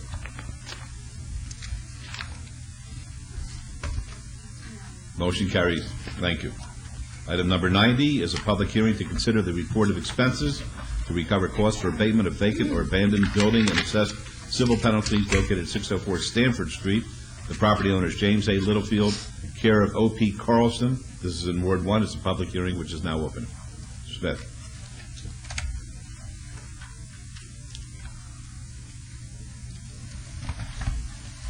One second, Your Honor. Again, Devin Smith, Manager of Neighborhood Response. The purpose and background was that the condition of this property was a public hazard and an attractive nuisance. The Department of Neighborhood Services declared the property in violation and started legal notification. When no corrective action was taken, nor an appeal filed, the Department of Neighborhood Services hired Weaver Construction to remove refuse, waste, trash, debris, and vegetation, board secure doors, windows, openings that are open and accessible to the City of Las Vegas specification, post no vehicle, no dumping, no trespassing signs. To date, there have been 8 inspections conducted at this location. The value based on the sale date of of October 1997 was $77,000. The recommendation would be that the City Council approve the report of expenses in the amount of $2,075 for work completed by Weaver Construction, plus a 15% administrative processing fee of $311.25, a boarded building certificate in the amount of $325, for a total amount of $2,711.25, and that the above charges be filed and recorded against the property constituting a special assessment and lien, and authorized that the notice and lien of assessment be duly recorded with the county treasurer. All right, thank you. Any questions to Mr. Smith? Is the property owner here, James A. Littlefield or O.P. Carlson? Public hearing, folks, if anybody would like to be heard. Seeing none, we'll close the public hearing. And Councilwoman Tarkanian. I wanted first to thank Neighborhood Services, the help that we're getting in clearing up some of these problems. This last home that we saw with all the debris around it, we have in several places in that area and in the first area that you showed. And I just think you're doing a great job on what you're doing, and it's greatly appreciated by people in Ward 1. Well, thank you very much. And I move to approve the expenses as recommended by staff. All right, let's vote, please. Opposed?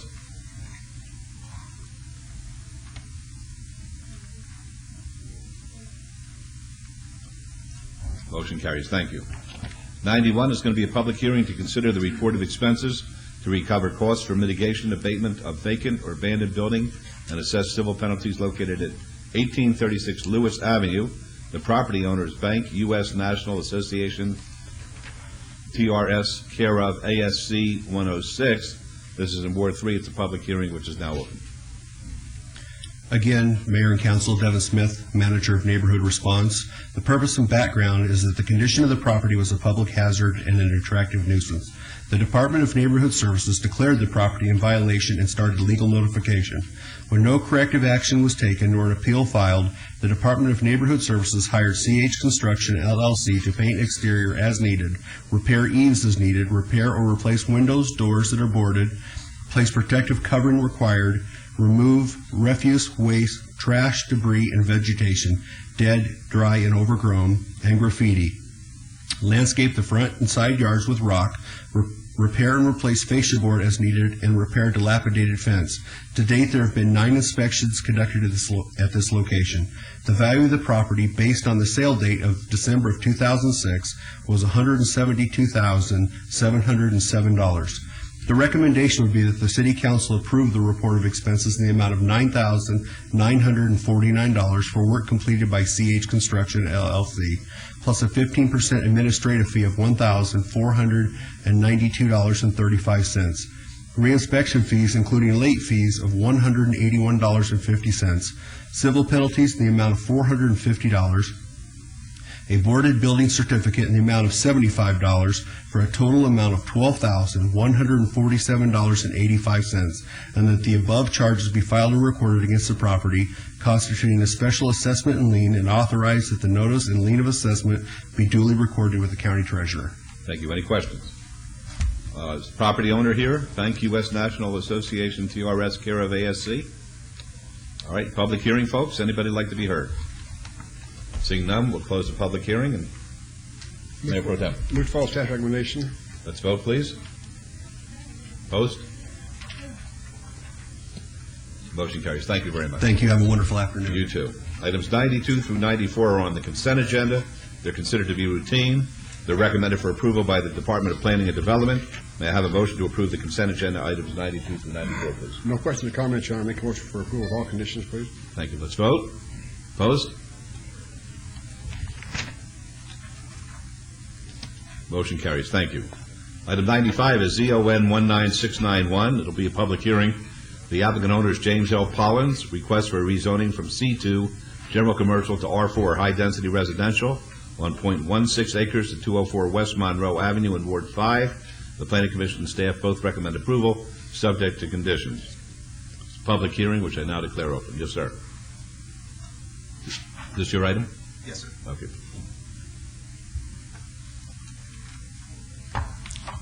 My name is James Pollins, 669 Peachy Canyon Circle, Las Vegas, Nevada. Any questions for me? Okay, any questions of Mr. Pollins? Folks, public hearing, would anyone like to be heard on this? Close the public hearing then. Councilwoman Williams.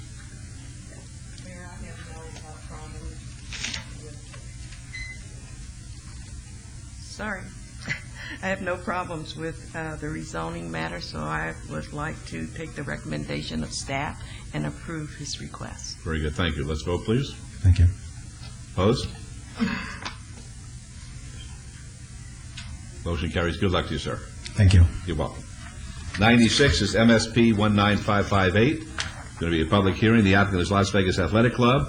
The owner is Jermac. Request to amend a previously approved master sign plan to allow channel lettering where vinyl lettering was previously approved to increase the allowable square footage per tenant sign from the approved 3 feet by 12 feet to 3.5 feet by 25 feet, and to add an additional tenant sign to the east elevation, bringing the total tenant signs on that side to 5, where the approval specified only 4 on 13.2 acres at 1725 North Rainbow Boulevard in Ward 5. The Planning Commission and staff recommend approval. It's a public hearing which is now open. Is anybody here on behalf of Las Vegas Athletic Club or the owner, Jermac? Councilwoman, what's your pleasure? Mayor, I want to follow the recommendation for approval. All right. Before we vote on that, it's a public hearing, folks. Would anyone like to be heard? Seeing none, we'll close the public hearing, and there's a motion to approve. Mayor Goodman? Yes. Mayor, please seek some guidance from our council. Our council is, yes.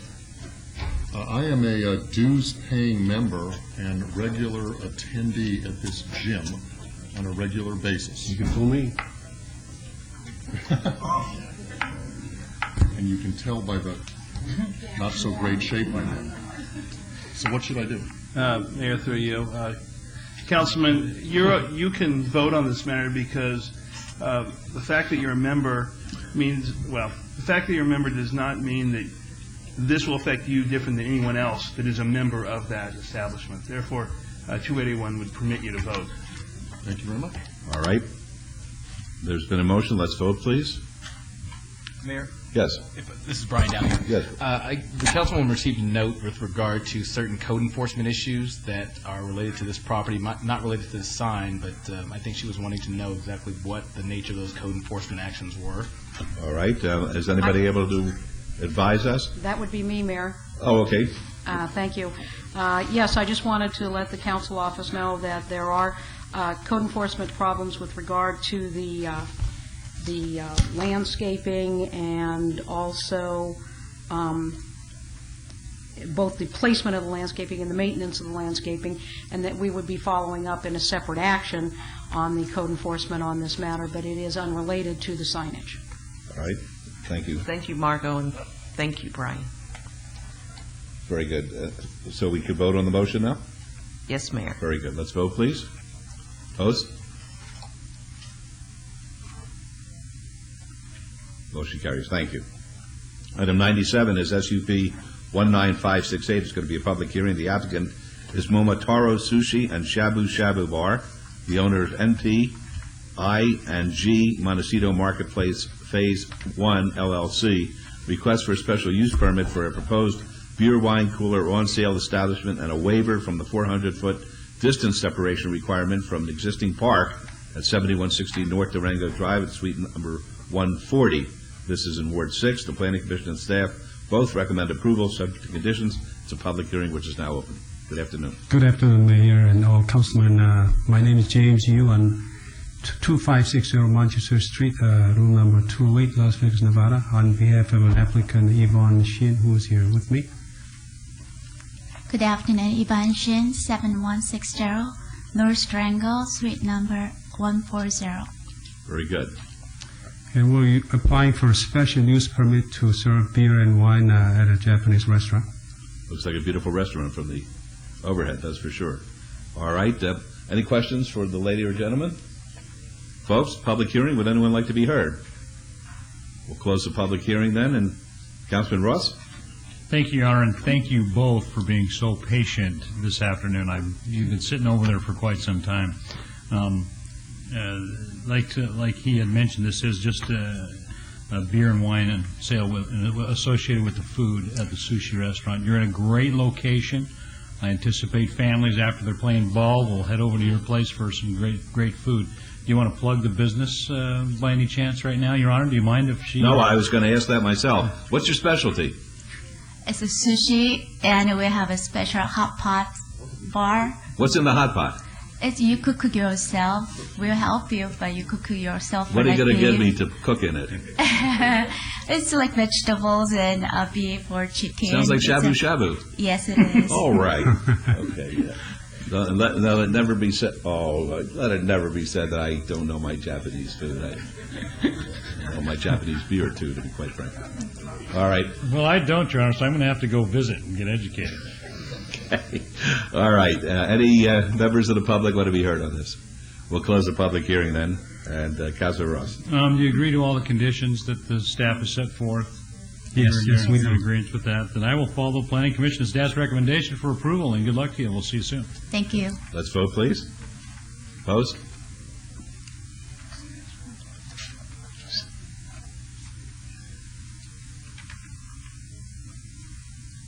Motion carries, and good luck to you. Thank you. Thank you very much. Thank you. 98 is VAC 19526. Public hearing. The applicant owner is the Roman Catholic Bishop of Las Vegas. Petition to vacate a 10-foot wide public right-of-way running between Merlin Parkway and 11th Street, approximately 70 feet south of Oakey Boulevard in Ward 3. It's a public hearing which is now open. Mayor and Council, Ernie Frajaro, representing the Roman Catholic Bishop of Las Vegas.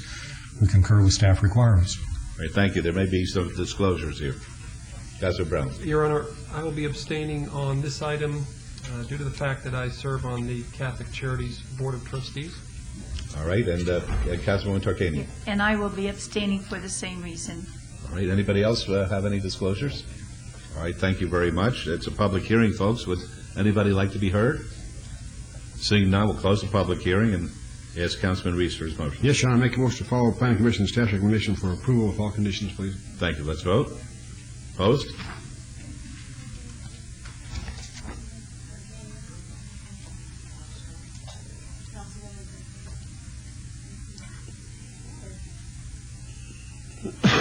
Motion carries. Good luck. Thank you very much. You're welcome. Item 99 is VAC 19586. It's going to be a public hearing. The applicant owner is Valley Health System, LLC.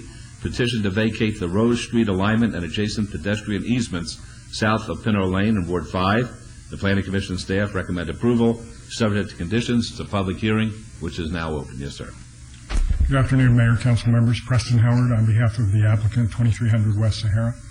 And just to advise the council, this will facilitate a addition to the surgery area of Valley Hospital. Okay, thank you. Are there any questions? Folks, the public hearing, would any of you like to be heard? Seeing none, we'll close the public hearing then and ask Councilwoman Williams for her motion, please. My motion would be to follow staff's recommendation with conditions. Thank you. Let's vote.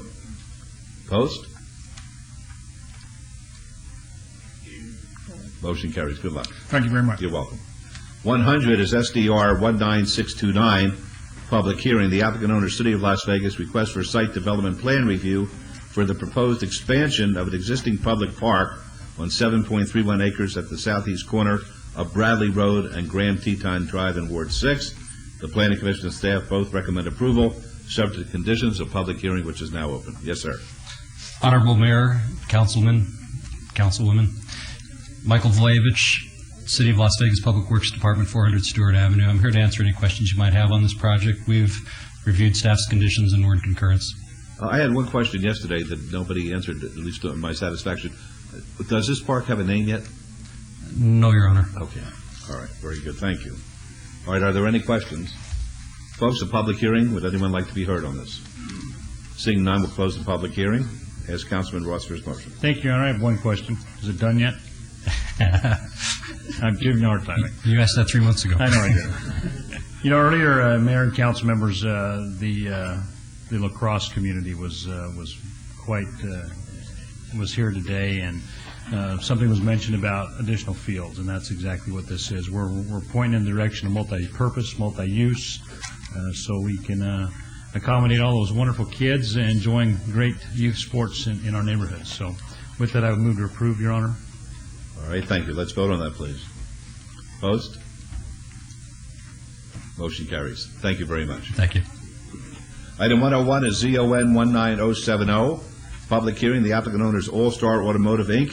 Request for rezoning from C2 General Commercial to CM Commercial Industrial on 1.09 acres at 2027 to 2041 West Bonanza Road. This is in Ward 5. The Planning Commission ended in a tie vote, so there's no recommendation, and the staff recommends approval subject to conditions of public hearing, which is now open. Good afternoon. Richard Moreno, 300 South 4th Street for the applicant. This is a conforming zone change, and Councilwoman Williams, we appreciate you taking the time out yesterday to meet with us. And per your request, I have here, if you could maybe zoom in on it a little. Can you see it? This is where we're going to place the fence that we discussed, and that'll be about approximately 90 feet from Bonanza Road on the 10th parking stall inside this area. So from the freeway, from back here, so it'll be 90 minus 230. 230 minus 90. Where's my calculator? Okay. All right. And we accept all conditions, and I'm here to answer any questions. All right. Are there any questions of Mr. Moreno? Yes. What's the use going to be? The use back here will be a towing company. Now, there was some question as to what type of towing company. This is more of a service versus what Ewing Brothers would be. This is a company that would, if a broken down car, it will take it to a repair shop. And when a car is totally disabled, possibly unable to be repaired, that would be a call for Ewing Brothers. We're not going to have there won't be any cars stored here. From time to time, there might be one or two, because if it's 9 o'clock at night and you can't take it to a repair shop, they're going to bring it back here. There's only a small area, but this gate will keep it from view of the front area. The gate will have a plastic inserts inserted into the fence. All right. Any other questions? Folks, public hearing? Anybody would like to be heard? All right, seeing none, we'll close the public hearing. And Councilwoman Williams. Yes, Mayor. I do want to recommend that this rezoning be approved. After having met with the applicant and his representative, they assured me that none of these cars that are going to be towed would be seen from Bonanza. And of course, the perception is basically what I'm after. They've agreed to put the fence up, and that those cars that would be stored there would be at a minimum, and they would be closer to the freeway. And so with those conditions, I recommend approval. And those conditions are acceptable? Yes, they are. Yeah. All right, very good. I had asked a question. Are we going to limit him to 3 cars, 5 cars? I really didn't consider that, but I think based on the amount of land they have back there, probably 10 would be reasonable. Is that agreeable? We can accept a 10. And I would like to make that a condition. All right, very good. All right, let's vote, please. Post.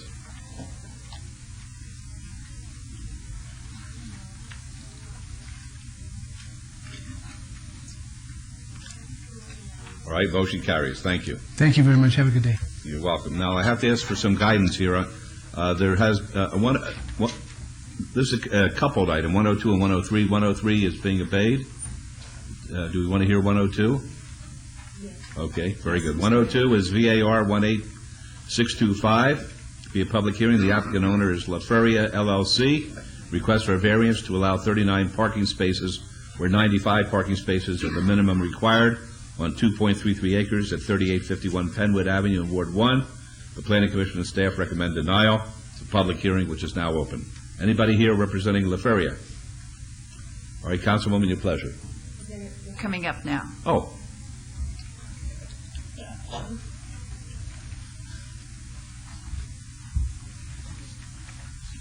Good afternoon. My name is John Berry, representing La Feria LLC. Good afternoon.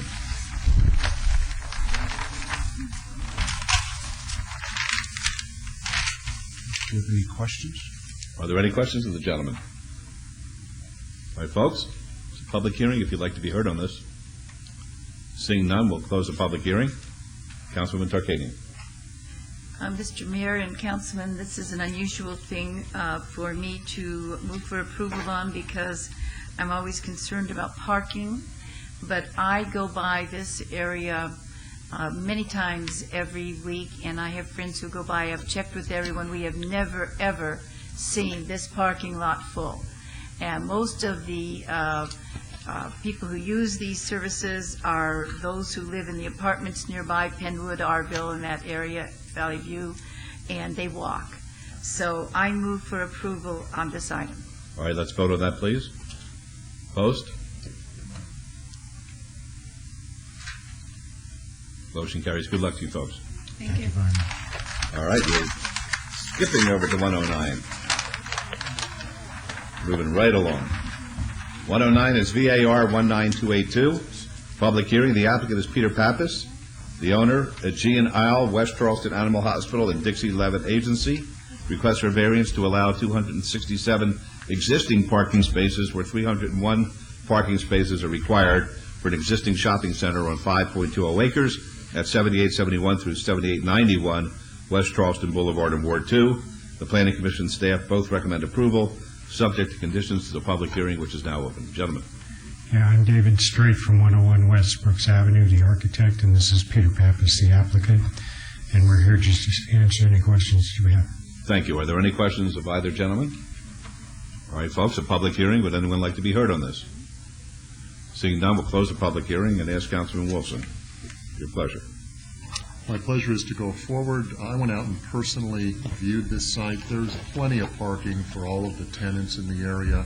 I know one of your neighbors is concerned, but I don't think that the parking is going to be an issue. Your variance is rather small compared to others, so my motion is for approval. All right, thank you. Let's vote, please. Opposed? Motion carries. Good luck, gentlemen. Thank you. You're welcome.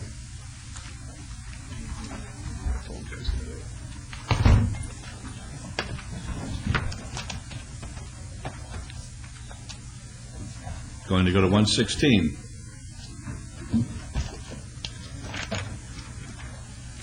(116) is SUP 19296. Be a public hearing. The applicant is Czech City. The owner, Becker and Sons, requests for a special use permit for a proposed auto title loan establishment and a waiver of the 200-foot minimum distance separation requirements from residential zone property at 1990 North Rainbow Boulevard. This is in Ward 5. The staff recommends denial. The Planning Commission recommends approval, subject to conditions. It's a public hearing, which is now open. Yes, ma'am. Good afternoon. Lucy Stewart, 856 East Sahara, representing the item. And as we presented to you last time, this is replacing the old 7-Eleven. It's Czech City. We think it's a better use. We held it last time, I think, for Councilwoman Williams to go look at the site, so I'd be happy to answer any questions she might have. All right, thank you. Are there any questions? All right, folks, public hearing. Would you like to be heard? We'll close the public hearing then. Councilwoman Williams. Mayor, I did have an opportunity to go out and take a look at this location on Good Friday, and I think that this would be the highest and best use there, and I didn't see a proliferation of those types of businesses in that community. So with that, I move for approval. All right, thank you. Let's vote, please. Opposed?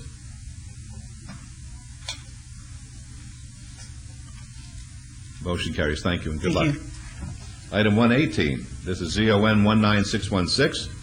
Public hearing. The applicant of the City of Las Vegas, the owner A&A Inc., request for a rezoning from R4, high-density residential, to C1, limited commercial, 1.33 acres at 401 to 403 South 6th Street in Ward 3.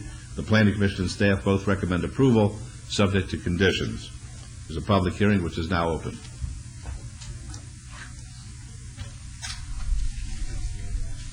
And 10? No, they have been closed. We're up to 118.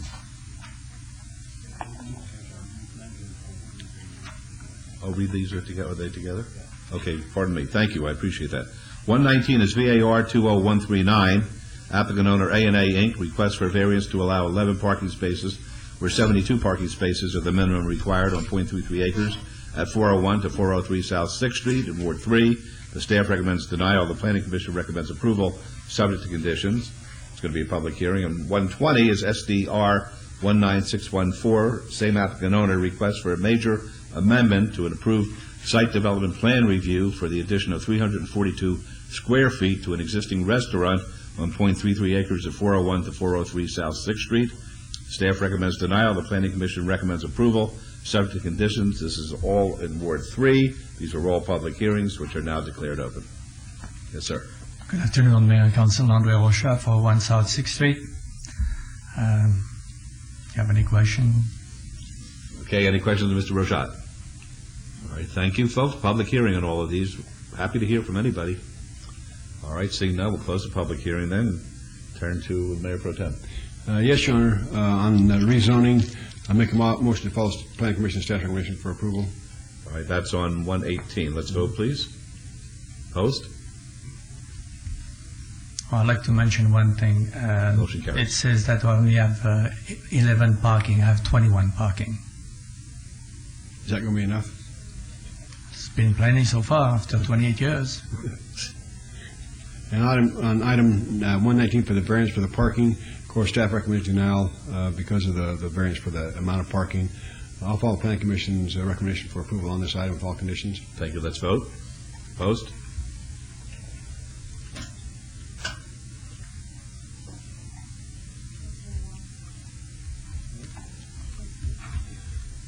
Motion carries. And on 120, the site development review, are there any added conditions, Margot? Any problems? No, sir, Mayor and Mayor Pro Tem, I just want to, for the record, we went with the 11 spaces so as to indicate the least amount of legal spaces so that we get the full variance taken care of so that we won't have any problems in the future, and that's why we noticed it this way. Once this gets resolved, then we're done and there won't be any future problems. Understood.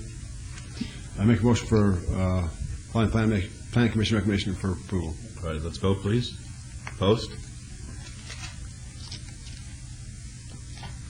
Motion carries. And ordinarily, I would ask somebody in Mr. Rochat's position, tell us about your specialties, but your reputation precedes you, sir. Thank you very much. You're welcome. And that's a little bit of the remodeling. That's what the building is going to look like.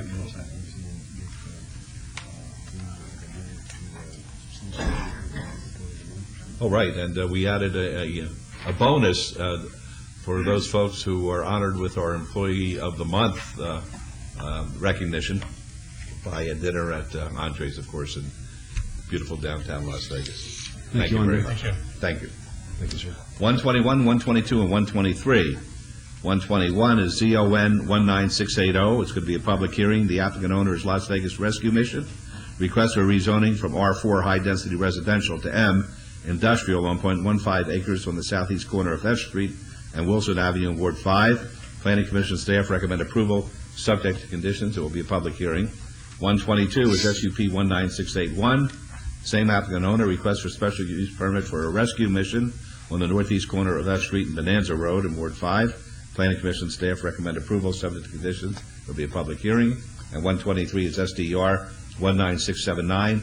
The applicant owner, Las Vegas Rescue Mission, request for a site development plan review for a proposed 10,771 square foot rescue mission and waivers of the perimeter landscape buffer standard to allow no landscaping along portions of the north and south property lines where 15-foot wide landscape buffers are required, and to allow no landscaping along the east property line where an 8-foot landscape buffer is required on 1.82 acres on the northeast corner of F Street and Bonanza Road. The Planning Commission staff recommend approval subject to conditions. This is in Ward 5. They're all public hearings, which are now declared open. Yes, sir. Hi, I'm Ken Sprinkle, Executive Director of the Las Vegas Rescue Mission, 480 West Bonanza Avenue, 89106. I'm here to answer any questions you have concerning this project. All right, you do a great job over there. Thank you. That's for certain. Folks, any questions of the gentleman? All right, it's a public hearing. Be happy to hear from you. Good afternoon, Mr. Mayor, City Council. I am Ted Russell, a resident of Las Vegas, and a great and ardent, passionate friend in favor of the Las Vegas Rescue Mission. Of course, I was there when went through Planning Commission. It's just a great, great concept. There's going to be a large dining hall and training center. I can't wait until we see this finished. Thank you so very much. We're most blessed. All right, thank you. Anybody else like to be heard? Yes, sir. Good afternoon, Mr. Mayor, members of the City Council. My name is Stanton Wilkerson. I represent the Moulin Rouge Development Corporation. We're at 800 West Bonanza, 900 West Bonanza, 920 West Bonanza Road in Ward 5. We kind of feel that Ward 5 has its share of the rescue mission and its population. We feel that some more consideration should be given to this, especially when considering setbacks and no landscaping. Their population tends to, or their customer base tends to spill out onto Bonanza Road. When we bring our investors and light down through that area, they tend to wonder how the Moulin Rouge is ever going to get developed if just east of us there's a rescue mission. We certainly feel that there's a need for rescue missions in the Las Vegas Valley, but we don't know if we need to enlarge them at this point in our area. Thank you. All right, thank you for coming down and being heard. All right, folks, would anyone else like to be heard at this time? All right, seeing none, we'll close the public hearing, and Councilwoman Williams, your pleasure. Yes, Mayor. I would like the applicant representative to please explain the landscaping design. I know for a fact that you can't put landscaping in some of the areas because your fence actually abuts the sidewalk. So perhaps you could explain that. No, it would be just the landscaping. The way I understand it, the way it was designed, it would be just the landscaping along F Street and going back towards Wilson because of there's the room that we have available there. In the future development, I think with the new the highway ramp that's going to be going in there is going to actually change that whole concept area in over the years to come. Thank you. Sir, did you want to be heard? Because I closed the public hearing. Oh, I was going to answer. I'm with Ken. Oh, okay. No problem. I mean, if you'd like to be heard, you're more than welcome to. Please tell us your name first. Yeah, my name is Nardo De Luna, and the reason for that waiver for the landscaping on Bonanza and on Wilson Street is because there's an existing building right there on the right-of-way, so we cannot move the building just to put a landscaping area there. On the east side, likewise, it's a vacated street right-of-way, and also there's buildings right there along that corridor. So, but the rest of the perimeter, we are providing the required landscape area. All right, thank you, sir. Very good, thank you. Councilwoman? My recommendation, Mayor, is to approve all items. All right, we'll vote on, we can vote on all three, can we not? Mayor, we'll take them All separately. right, one at a time. All right, then on item 121, there's a motion to approve. Let's vote. Opposed? Motion carries. And 122, please. Councilwoman, 122, please. Oh, I'm sorry. I No make a problem. motion to approve. Thank you. Let's vote. Approved. Opposed?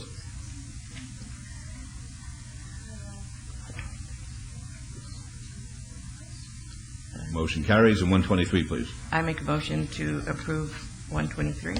Thank you. Please vote. Opposed?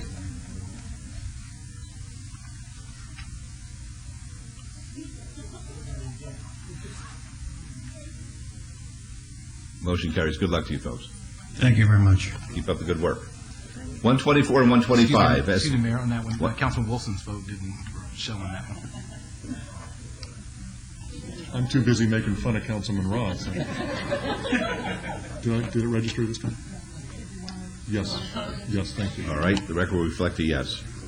All right, 124 and 125. 124 is SUP 19645. It'll be a public hearing. The applicant is Czech City. The owner, Alco Enterprises, Inc., requests for a special use permit for an auto title loan establishment and financial institution specified with a waiver to allow a distance separation of 60 feet from a residential zone property where 200 feet is required, and a waiver to allow a distance separation of 100 feet from an existing financial institution where 1,000 feet is required at 631 North Nellis Boulevard in Ward 3.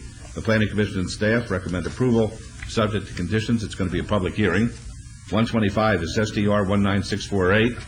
The applicant is Czech City. The owner, Alco Enterprises, Inc., requests for a major amendment to an approved site development plan review for a 1,500 square foot addition with drive-through to an existing 2,009 square foot commercial building with an existing shopping center on 4.56 acres at 631 North Nellis Boulevard.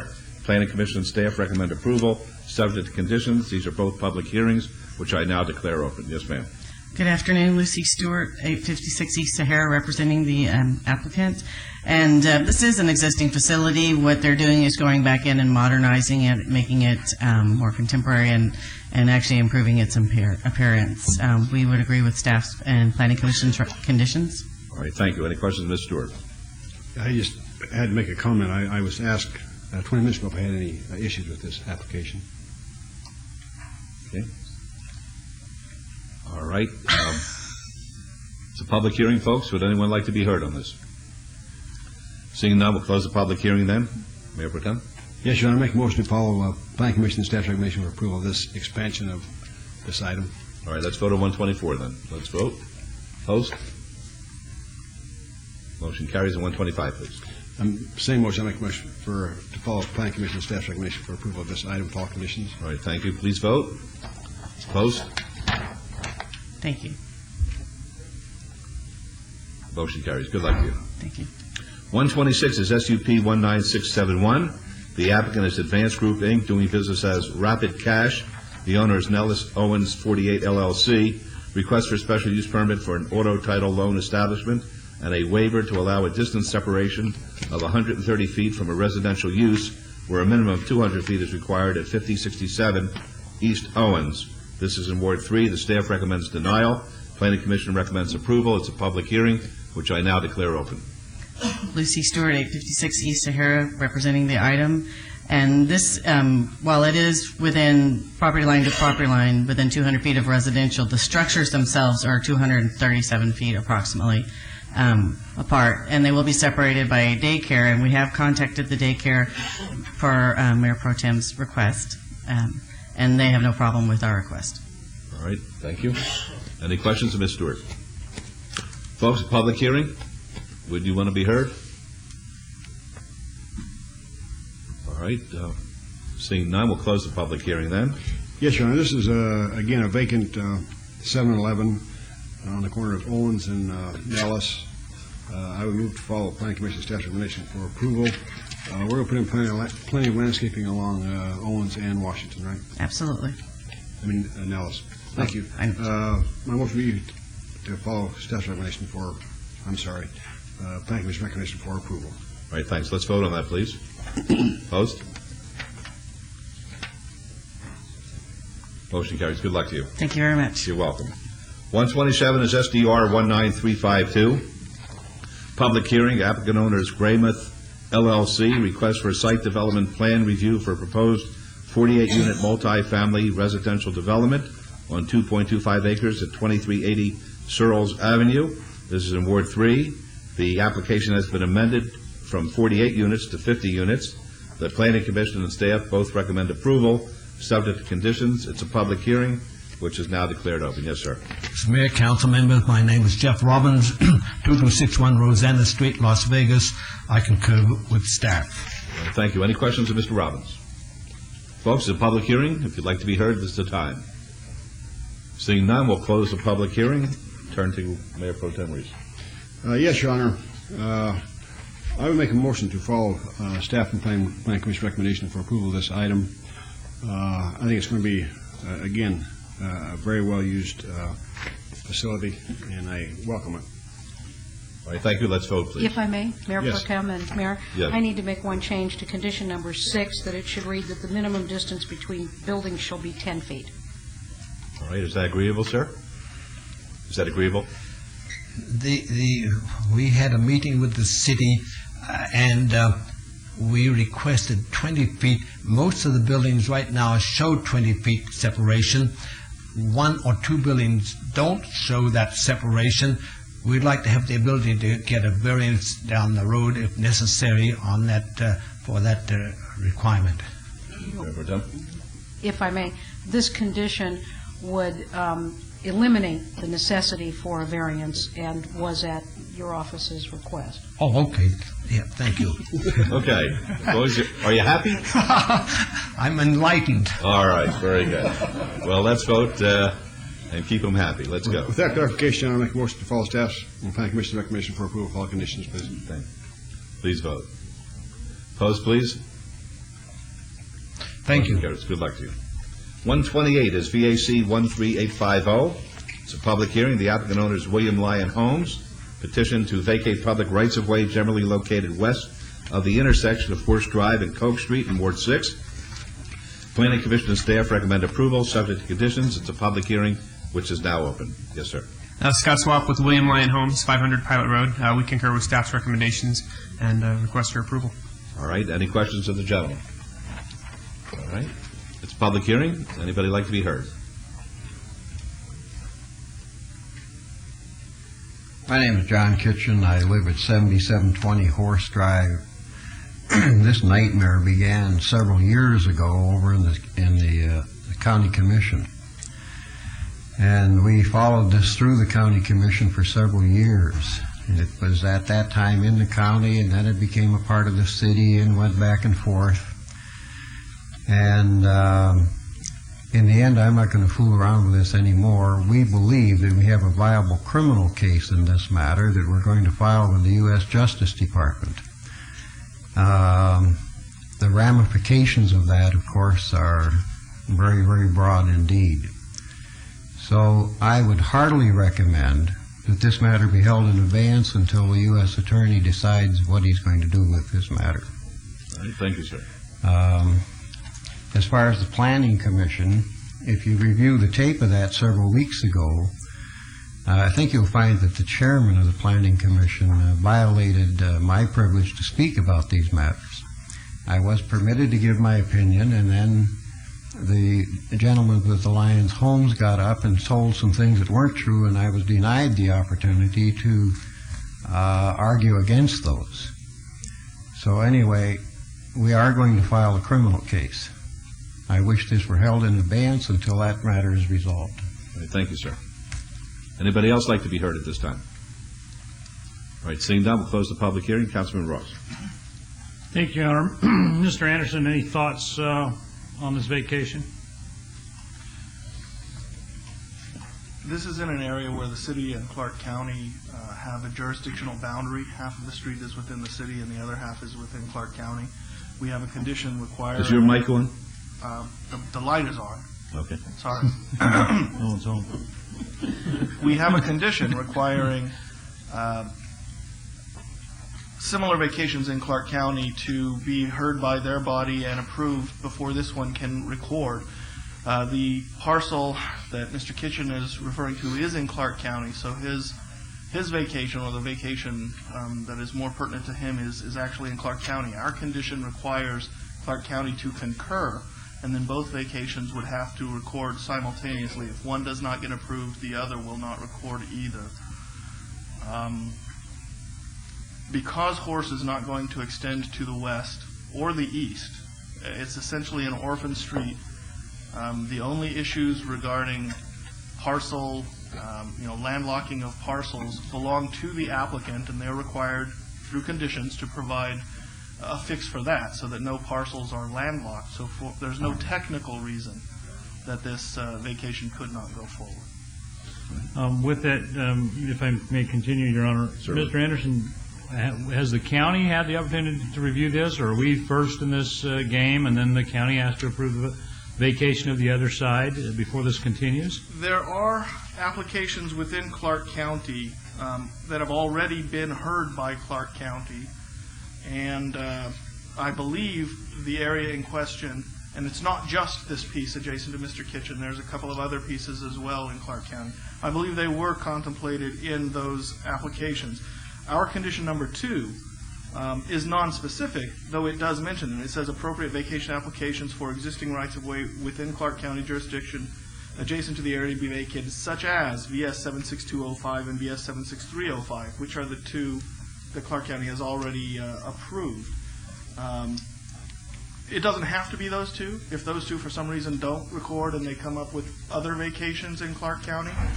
So no, we're not first per se, but they both have to be approved and record in order for either of them to. Thank you. Your Honor, if I might ask Mr. Kitchen to come back up to the microphone. Kitchen? Mr. Kitchen, I certainly don't want to, I certainly want you to have your opportunity to speak freely and candidly on this item. This agenda has been posted for quite some time, and this is the first time I've heard of any opposition to this vacation. Did you hesitate to contact my office in regards to this? I did contact your office, and I had a very nice meeting with a representative from your office, and I said that this is an absolutely bizarre situation that involved outright theft. And the representative from your office went out to my area and investigated that property, investigated the closing of my roads. I live on Horse Drive, and concurred 100% with my view. The next I heard that your office was now disapproving my point of view and that these roads should be closed. What we're talking about here is $2 million worth of land free of charge given to these people without any charge whatsoever to build houses on it. If you build houses on all the roads that are on my property except the main road, which is Coke Street, how on earth does that benefit my property? I own 10 acres there. They own a 5-acre plot in that particular block. And there is no reason whatsoever to close those roads. We believe that we have a viable criminal case against the people. Now, in all fairness to the Lions people, they are a different group of people than the people that originally started this. I don't know if the Lions people, and I had a discussion with this gentleman after the last occurrence at the Planning Commission, and whether they know what the previous owners have done, that I don't know. He would know, but I don't know. Hopefully the federal investigators will find that they are not related. If that's the case, that's fine. Then let them proceed independently. If they are in conjunction with the Lions home and they know all about these things, then I think the matter should be dealt with in the court system.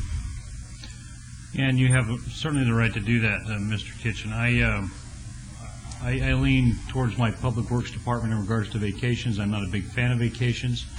This is not a huge thoroughfare and right-of-way issue for us. We are bound legally that we cannot approve developments that surround your property and landlock you, and that's not going to happen. And I apologize that you're in the position that you're in. I wish I'd known about this sooner, and I'm a little concerned about your contact with my office, and we'll have to talk about that later. At this point, I'm going to move forward, Mr. Kitchen, and you, of course, have the right to move forward with what you think is right to do. William Lyons has done some wonderful things in the community. I work very closely with them, and I hold them to a higher standard with the developments they do in Ward 6. Not that the other council members don't in their own wards, but I require that. So with that, I appreciate you sharing a few of your thoughts with us. And with that, Your Honor, I move to follow Planning Commission and staff's recommendation for approval of 128. All right, thank you. Let's vote, please. Mr. Post? Motion carries. Thank you. 129 is TMP 18239. This will be a public hearing. Smoke Ranch, Decatur, Roman numeral 2. The applicant is Richmond American Home. The owner, Schnippel Family Trust. Request for tentative map for a 65-lot single-family residential subdivision on 6.19 acres adjacent to the southeast corner of Decatur Boulevard and Smoke Ranch Road in Ward 5. Planning Commission recommends denial. The staff recommends approval, subject to conditions. It's a public hearing, which is now open. Yes, sir. Thank you. Good afternoon. Bob Gronauer, 3800 Howard Hughes Parkway. I'm here representing Richmond American Homes in this matter. As you may recall, about 45 days ago, I stood before you with significant changes to the site plan that the Planning Commission and staff initially were recommending denial on. If you may recall, we initially had a 3-story product that we changed to a 2-story product. We then met the open space. Let me interrupt you. Why don't you carry on that discussion outside, please? Please. Yes, go ahead. The second issue that we discussed was initially the site plan did not have enough open space. On the site plan that's before you today complies with the open space requirement, and we also reduced the density from the initial zoning application itself. The tentative map is being recommended approval by staff. However, at the Planning Commission meeting, there was another representative that wasn't aware of the changes that we made to the plans itself to explain to the Planning Commission. Planning Commission denied the tentative map, although staff is recommending approval since it does comply to the code requirements. So I just wanted to make that clarification on the record. And one last thing, if you may recall from 45 days ago, we made a commitment to work with Sergeant Don, who's also here today. We've been in steady contact with him. We met with him on Monday, and we're going to continue to be in contact with him as this development moves along in the process. So if you have any questions, I can answer them, and we'd respectfully request your approval of the tentative map. All right, thank you. Any questions of Mr. Gronauer? Folks, public hearing, anyone like to be heard?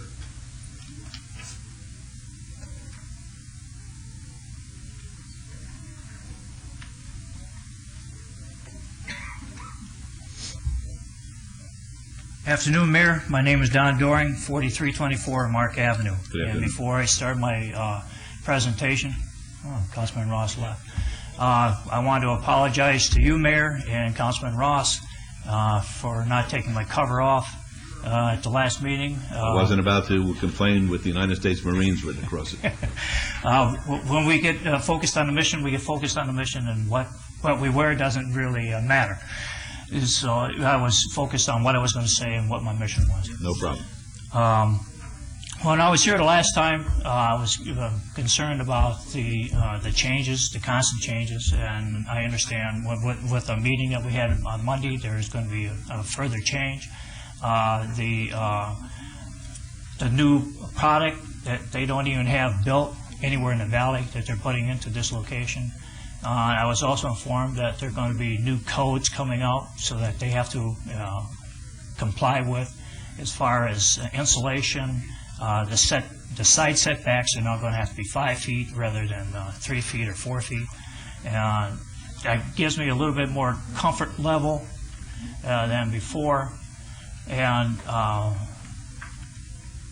but it's still the Planning Commission, one of the things they did bring out again was density. That's what at least I think 3 of the commissioners said of the 4 that voted against it, that it was still an extremely dense product, just real small lots.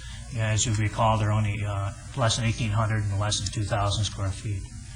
And Councilman Brown, the last time he told me that I was winning, I heard that last in 1969 when I came back from Nam the 3rd time, and it didn't happen. We lost. And I lost last time. I certainly hope that you will take into consideration that perhaps they can reduce the density just a little bit more.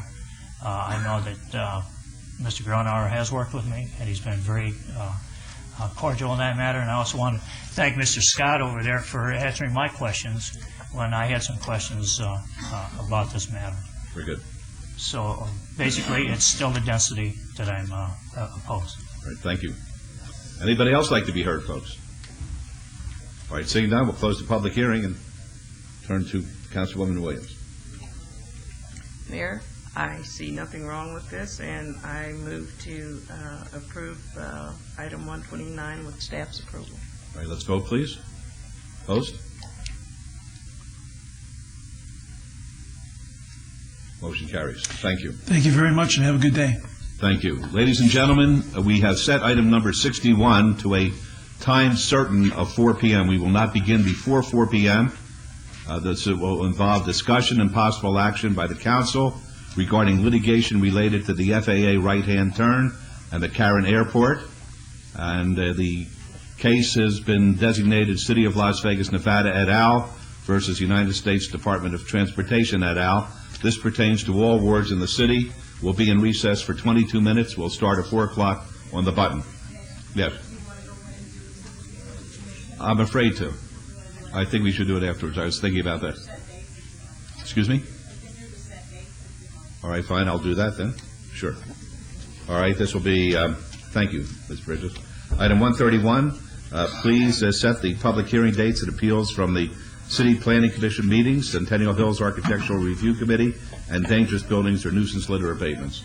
And the reason I'm not doing citizens' participation is some folks may have anticipated that we're going to hear the item and may not be here yet.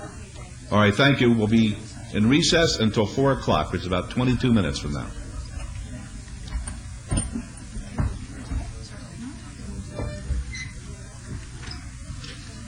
Are you going to have a signage, or you just come up with you either get the signage beforehand, you don't. That's what I'm asking. Mark.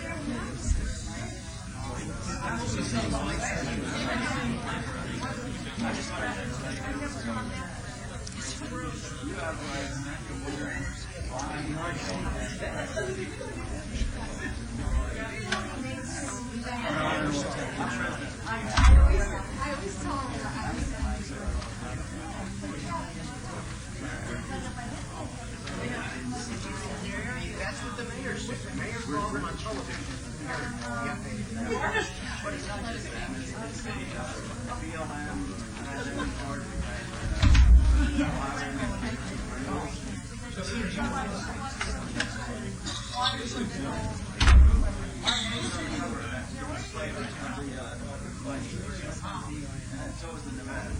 Just a little west. Actually, we're standing behind you. That's all the seats. They make sure they're. But anyway, just behind you.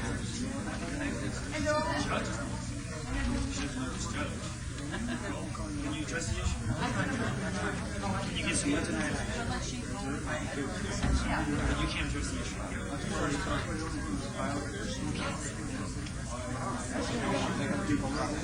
Will you deserve some seats? Thank you for your permission.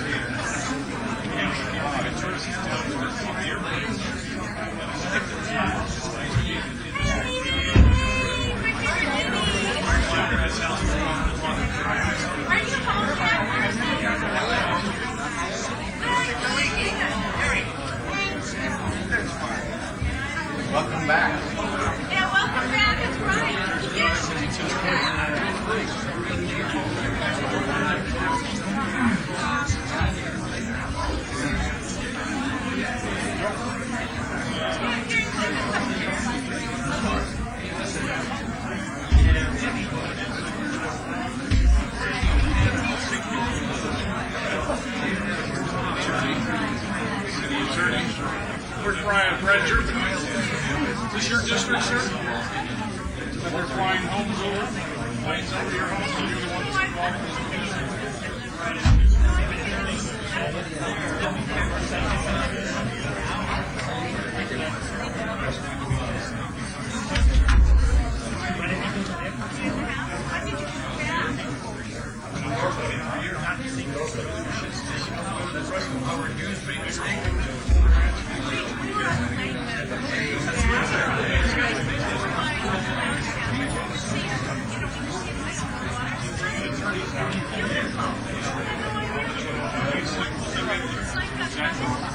This arrogant guy that was on the news today, huh?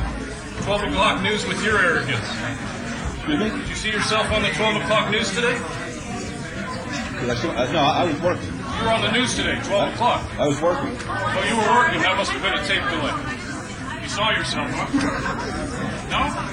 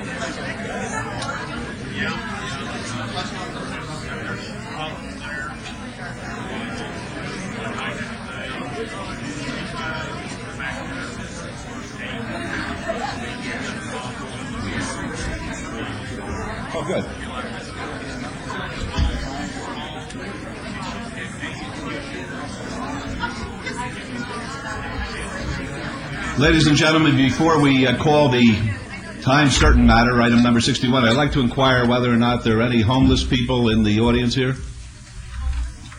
Any homeless? Any homeless people? Yes, Ms. Barnes, okay. Other than yourself? All right. The reason I say that, folks, I don't know whether you're aware of it, at the end of every council meeting now, and didn't want them to be sitting around, we offer the city's help to anybody from the homeless population, which asks us to help them get into a program, asks us for housing, asks us for any kind of assistance, and that's the opportunity that we take in order to have our city staff come down and actually assist them in that process, and that's the reason that I asked the question. But it would appear there are no takers today. All right, we have about another minute. I want to be sure that everybody has the opportunity to be here. Yes. Now, what we're going to do, I'll start off. I'll let you know. I'm going to roll with the punches. Okay, is everybody here? Is it 4? Okay, fine. Okay, thank everybody for being here today. This is item 61. It has a time certain of 4 p.m.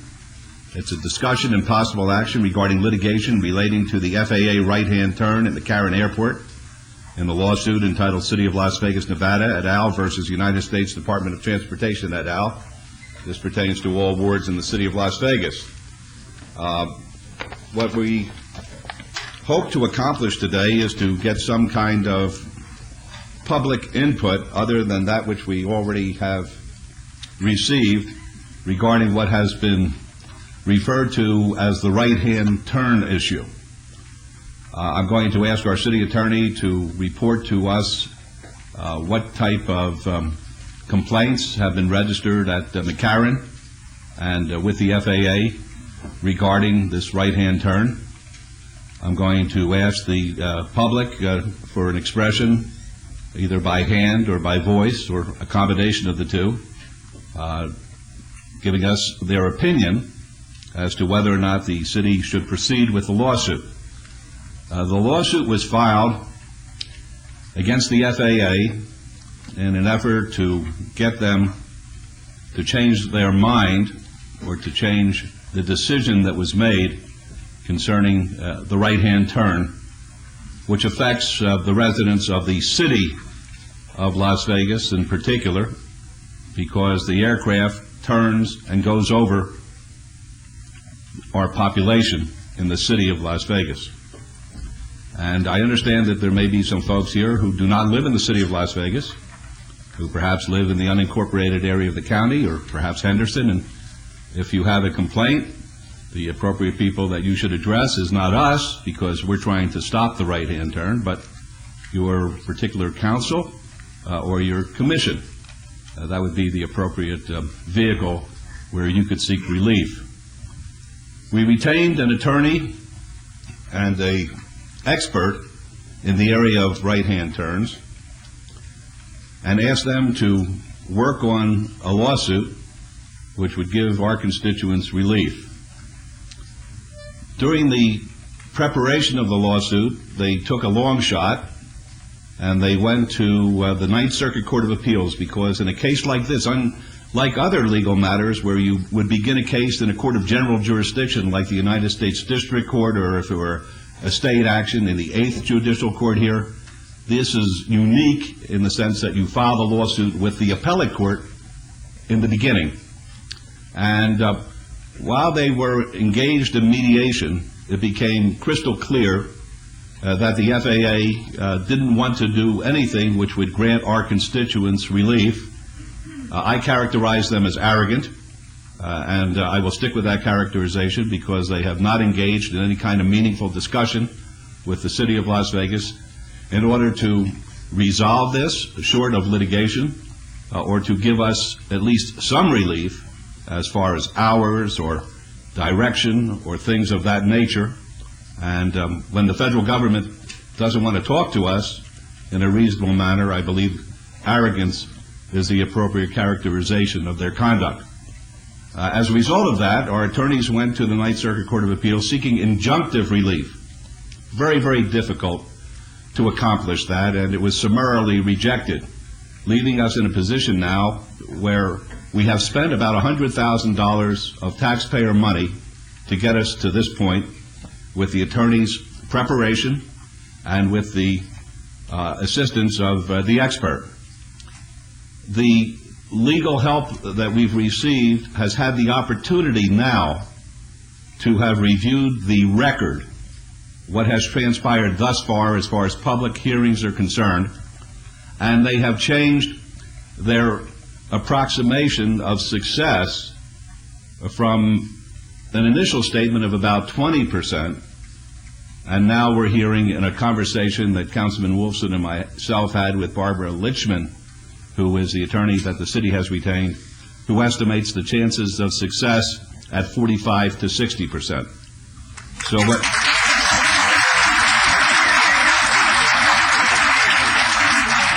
The council has been considering a lot of different issues in making our decision as to whether we should have started the lawsuit and whether we continue the lawsuit. Primarily, there are a couple of council members and myself who are most concerned about the issue of public safety and the flight path which goes over our city and is in close proximity to flight paths at Nellis Air Force Base and at North Las Vegas, as well as with the helicopters that hover around our community. And that caused some of us great concern. Others, of course, and I'm sure that many of you represent the voice that they have heard, are concerned about the noise, which has, in essence, disturbed to a great extent, if not robbed you of your peaceful enjoyment of your neighborhoods. And they are concerned about that issue as well. And the third, which appears to be of a great moment to the attorney and to the expert upon review of the record, is the issue of pollution, which is taking place as a result of these planes lining up at McCarran. And they claim that there is nothing in the record which addresses the issue of pollution, and that under the federal guidelines, that would be one of the environmental areas that should have been of great concern before they allowed the right-hand turn to take place. So that's where we stand as far as the city is concerned at this point in time. There's a gentleman in the audience who is a resident in Summerlin. He's an attorney. And I had the privilege of speaking with him last week. And he had an idea. And we can't interfere with this because this is a private sector idea. But he was going to explore the possibility of filing a lawsuit against the county for taking away, without any compensation, your right to quiet enjoyment of your neighborhoods. And that's something that I believe should be pursued. It can be pursued in a parallel path as to what the city is doing as far as the FAA is concerned, but it may be something that's worthwhile in exploring, and I'm hoping that Mr. Mayor will address us today briefly and tell us at least some of his thoughts along that line. I'm not trying to drum up business for him, but he's a learned attorney, and he came up with this idea, and I felt that it was certainly worthwhile exploring.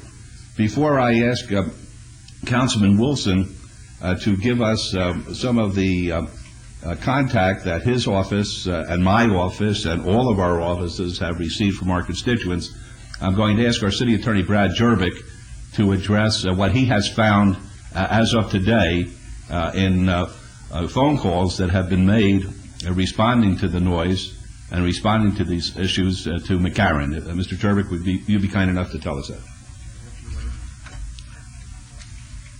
Thank you, Your Honor, members of council.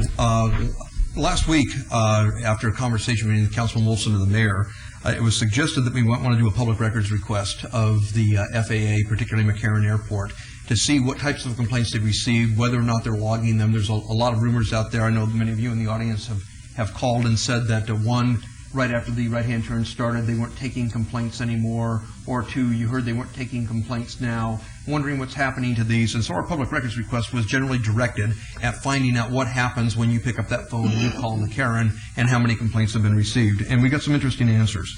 One, let me just give you some raw figures. between January 1st of this year and March 19th, that's the day before the right-hand turn went into effect, that 78-day period, there were a total of 231 complaints logged at McCarran International Airport regarding noise of some sort.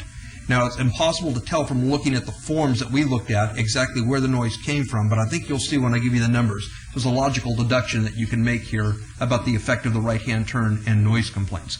Anyway, 78 days, 231 complaints. That's about 2.9 complaints a day. And that's before the right-hand turn went into effect? Up until the day before. That's correct, Your Honor. All right. The day it went into effect, March 20th until today, that's 29 days. 1,117 logged complaints, an average of 38.5 a day, and there are approximately 1,100 forms that have not been filed yet. This represents just about a 10 times increase in this very brief period of time. And to give you some raw numbers that I think are kind of interesting, on the 17th of March, let me read from the 17th to the 23rd. 17th, none. 18th, none. 19th, 23. 20th, 132. 21st, 256. 23rd, 184. And you can see the trend. It just explodes after that. And then it starts to taper off because I know many of you have gotten tired of calling and perhaps you're not making as many phone calls as you would have originally. To dispel the rumor that they're not taking calls anymore, they are taking calls. They go to a tape system. The tape system backs up to a computer hard drive, and before they get logged on a complaint form, I'll put the complaint form here on the overhead, an individual listens to the incoming call and then fills out this complaint form, which has date, time, name, and address of the person. Then it talks about the airport that the complaint is about, and it gives more details about the caller's comments and what the follow-up is. After those are compiled on a regular basis, we think it looks like at least quarterly, maybe less than that, those are compiled into a report. How much helicopter noise over Las Vegas, how much right-hand turn noise, how much this noise and that noise, and it gets distributed. That distribution list, I'm also going to put on the overhead, and you can see it's the entire county commission, it's the county manager, it's a number of people over at the county, and then the second tier includes individuals associated with the FAA, both at the tower and TRACON, including the individual who conducted the public hearings here in Las Vegas, Del Meadows. And I would mention, just because I don't know if it was just a mistake or it's just illustrative of the FAA's attention to detail, but two of our city council members are listed on that distribution list, both Councilman Brown, who I'm well familiar with, and Councilman Wilson, who I've never met. Councilman Wilson, I think, is a misspelling of Councilman Wilson's name, and in spite of the fact that they have everybody else's name correct on here, including those recently elected to the county commission, that name has never been corrected. With that, I'll be glad to answer any questions, Your Honor. All right. Are there any questions of Mr. Turbin? I'll state this. So far, as I indicated, the city has spent about $100,000. That includes the work done by the attorney so far and by the work done by the expert. We, as a council, have authorized an expenditure up to, I believe, $350,000. $325,000? I thought $375,000. May I speak? Yes. My understanding was that Barbara Lichman estimated that her cost would be about $300,000, and that George Williams from Williams Aviation estimated about $50,000. So when we talk about authorization, I think what we did was we decided to move forward with the understanding that the fees could be up to those amounts. All right, thank you. And I will say further that great deference, even though the estimate now is at 40 to 65% chances of success, great deference is given by the court to determinations by the FAA. That's everybody who has had any contact with this kind of litigation knows that. What we wanted to do today is really hear from the people their opinion as to whether or not we should continue expending taxpayer dollars in an effort to do what we think is right to protect our community and to protect our constituents. And I'll let Councilman Wilson make some preliminary comments concerning the findings reported to his office, and then we'll open it up for public participation. Mayor Goodman, thank you very much. What I've been asked to do is to offer into the record here to Beverly a booklet that all of my colleagues have up here at the dais. And what this is a compilation, if you will, of all the emails and letters and telephone calls received from constituents or anybody actually that has communicated their opinion just to my office. Now, I don't think Audrey is here, but my number one assistant is Audrey Dodge for receiving these types of messages. And what she did was she compiled all of the emails that my office received. And this is just in the last few weeks. And the emails are approximately 128 in number. And these are 128 persons who voiced an opinion as to whether or not we should continue to fund this fight, as we call it, against the FAA. And to my colleagues, you all have these booklets, and every single email is in there, and they're alphabetized. And of the 128 approximate email communications, 115 were in favor of continuing this lawsuit, and 13 were opposed. Additionally, my assistant Audrey kept a call log, telephone calls, people that would call in and chose not to send an email or don't have that capability, and they just called in on the telephone. And of the 90 phone calls received in this last few weeks, 84 people were in favor of continuing the lawsuit, and 6 were opposed. So I'd like this to be made part of our record here in the city of Las Vegas. And that summarizes just the contacts to my office. And then we received an email, Mayor, if you'd like me to continue with this, from Heather Curry. She's from our Public Affairs office. And what she did was provide a final tally of the emails that were received from the city's website or email contact form regarding the FAA item. And this tabulation, which I'm about to announce, reflects only the items that were received on the city's general email box. It doesn't include emails that were sent directly to council members, so there could be some overlap. But in any event, in March, recognizing the right term didn't go into effect until the latter part of March, total number of emails received 7. Those wishing us to continue to use money to continue the fight are 6, and there's 1 opposed. As of 3 p.m. today in the month of April, so for about 18 days, there were 27 emails, 18 in favor of continuing the efforts against the FAA and 9 against. So that's just another way that our constituents have communicated to us their feelings about this issue. All right, thank you. And Ms. Bridges, I'm going to make part of the record the email that Councilman Wolfson was referring to from Ms. Curry. I also would like to make part of the record emails that have been received by my office. There may be some overlap. I can't tell you whether there is or is not. We had 102 persons emailing my office supporting our continuation on the lawsuit and 14 against continuing the lawsuit. I'd like those made part of the record as well. So I'd like to have a show of hands, if I may, of those who would like us to continue fighting this matter. All right, I'd like a show of hands, please, to those who would not like us to pursue this. All right, there's 1 gentleman down there. 2, okay. All right, so what we're going to do is we're going to 3, we're going to 4. We're going to follow Robert's Rules of Order here, and I'm going to ask Mr. Toussaint to come up to the mic, please, and have Mr. Toussaint, who has been the activist perhaps most helpful to the city in framing this issue as far as our constituents are concerned, to make a brief statement. And then I'm going to ask Mr. Mayor to come up and make a very brief statement. I'm then going to ask Judge Osterly to come up and make a very brief statement, and then we'll pursue it as far as Robert's Rules and Order would dictate. Yes, sir. Thank you very much. Greg Toussaint, Las Vegas resident. Yes, and what I'd like when you come up to talk to us, so we know exactly whether or not you live in the area that's affected by this, to please give us the cross streets as to where you live. So we'll be able to ascertain whether or not you're in Henderson or the unincorporated area, or you are right under the flight pattern that we're concerned about. Mr. Toussaint. Thank you. Thank you, Mayor, Mayor Pro Tem, council members. I have to say that I have to thank you for the support you've given us from the very beginning, not just lately, but for the last 18 months. You have done everything we could have expected you to do to support your constituents, support the city of Las Vegas. I applaud you for what you've done. Thank you very much.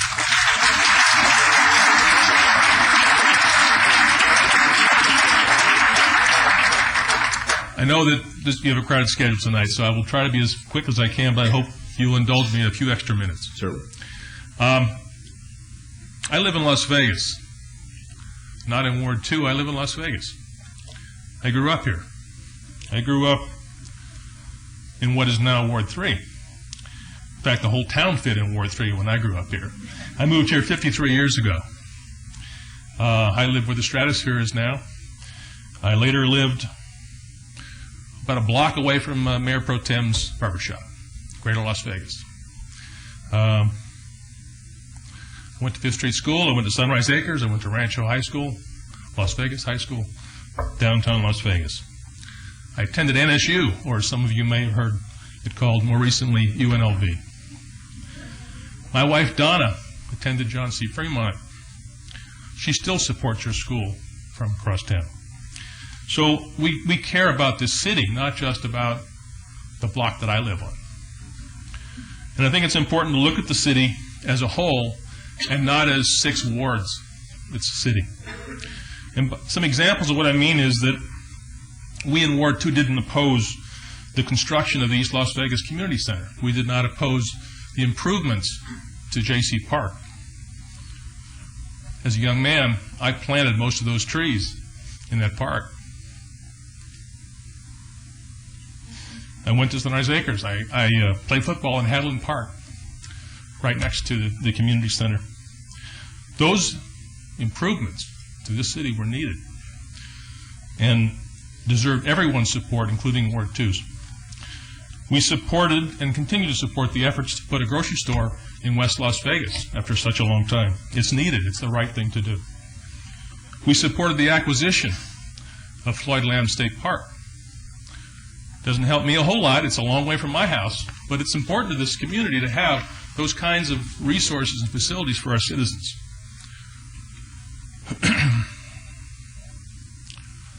I ask you, should Councilman Wolfson oppose funding for the homeless problem? Because it's not really a Ward 2 problem at all. It's a City of Las Vegas problem. And that's what the right turn is.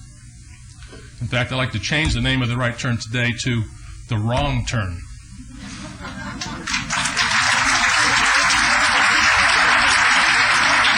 That's pretty good.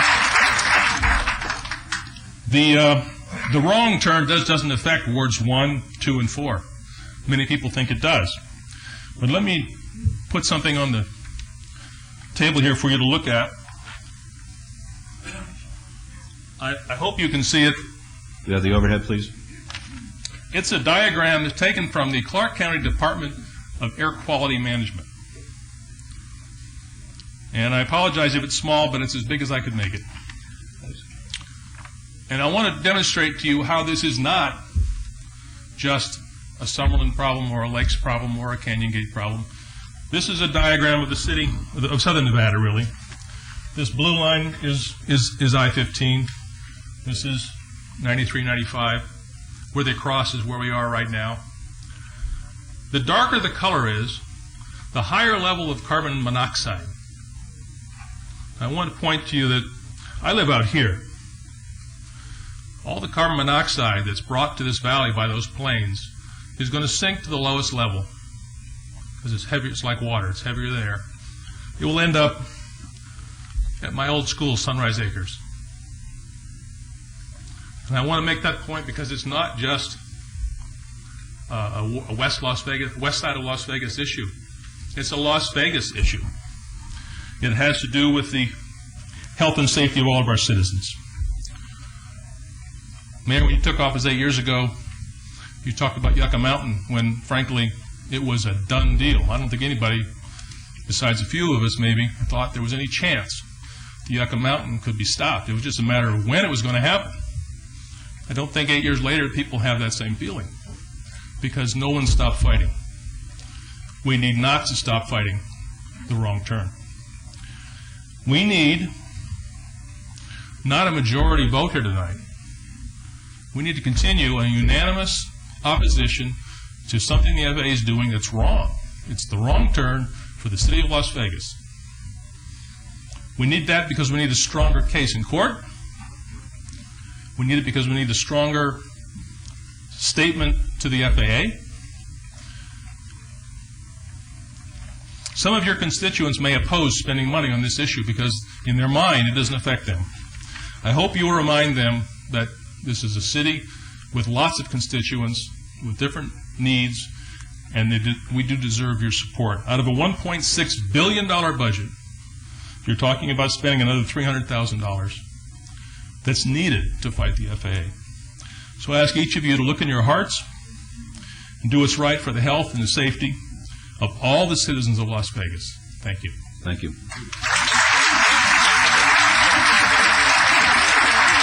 All right. Thank you. I'd ask Mr. Mayor to please come up and... Is he here? Sherman Mayor? Yes. Okay, Mr. Mayor, will you come up? We're going to put a 2-minute timer on you.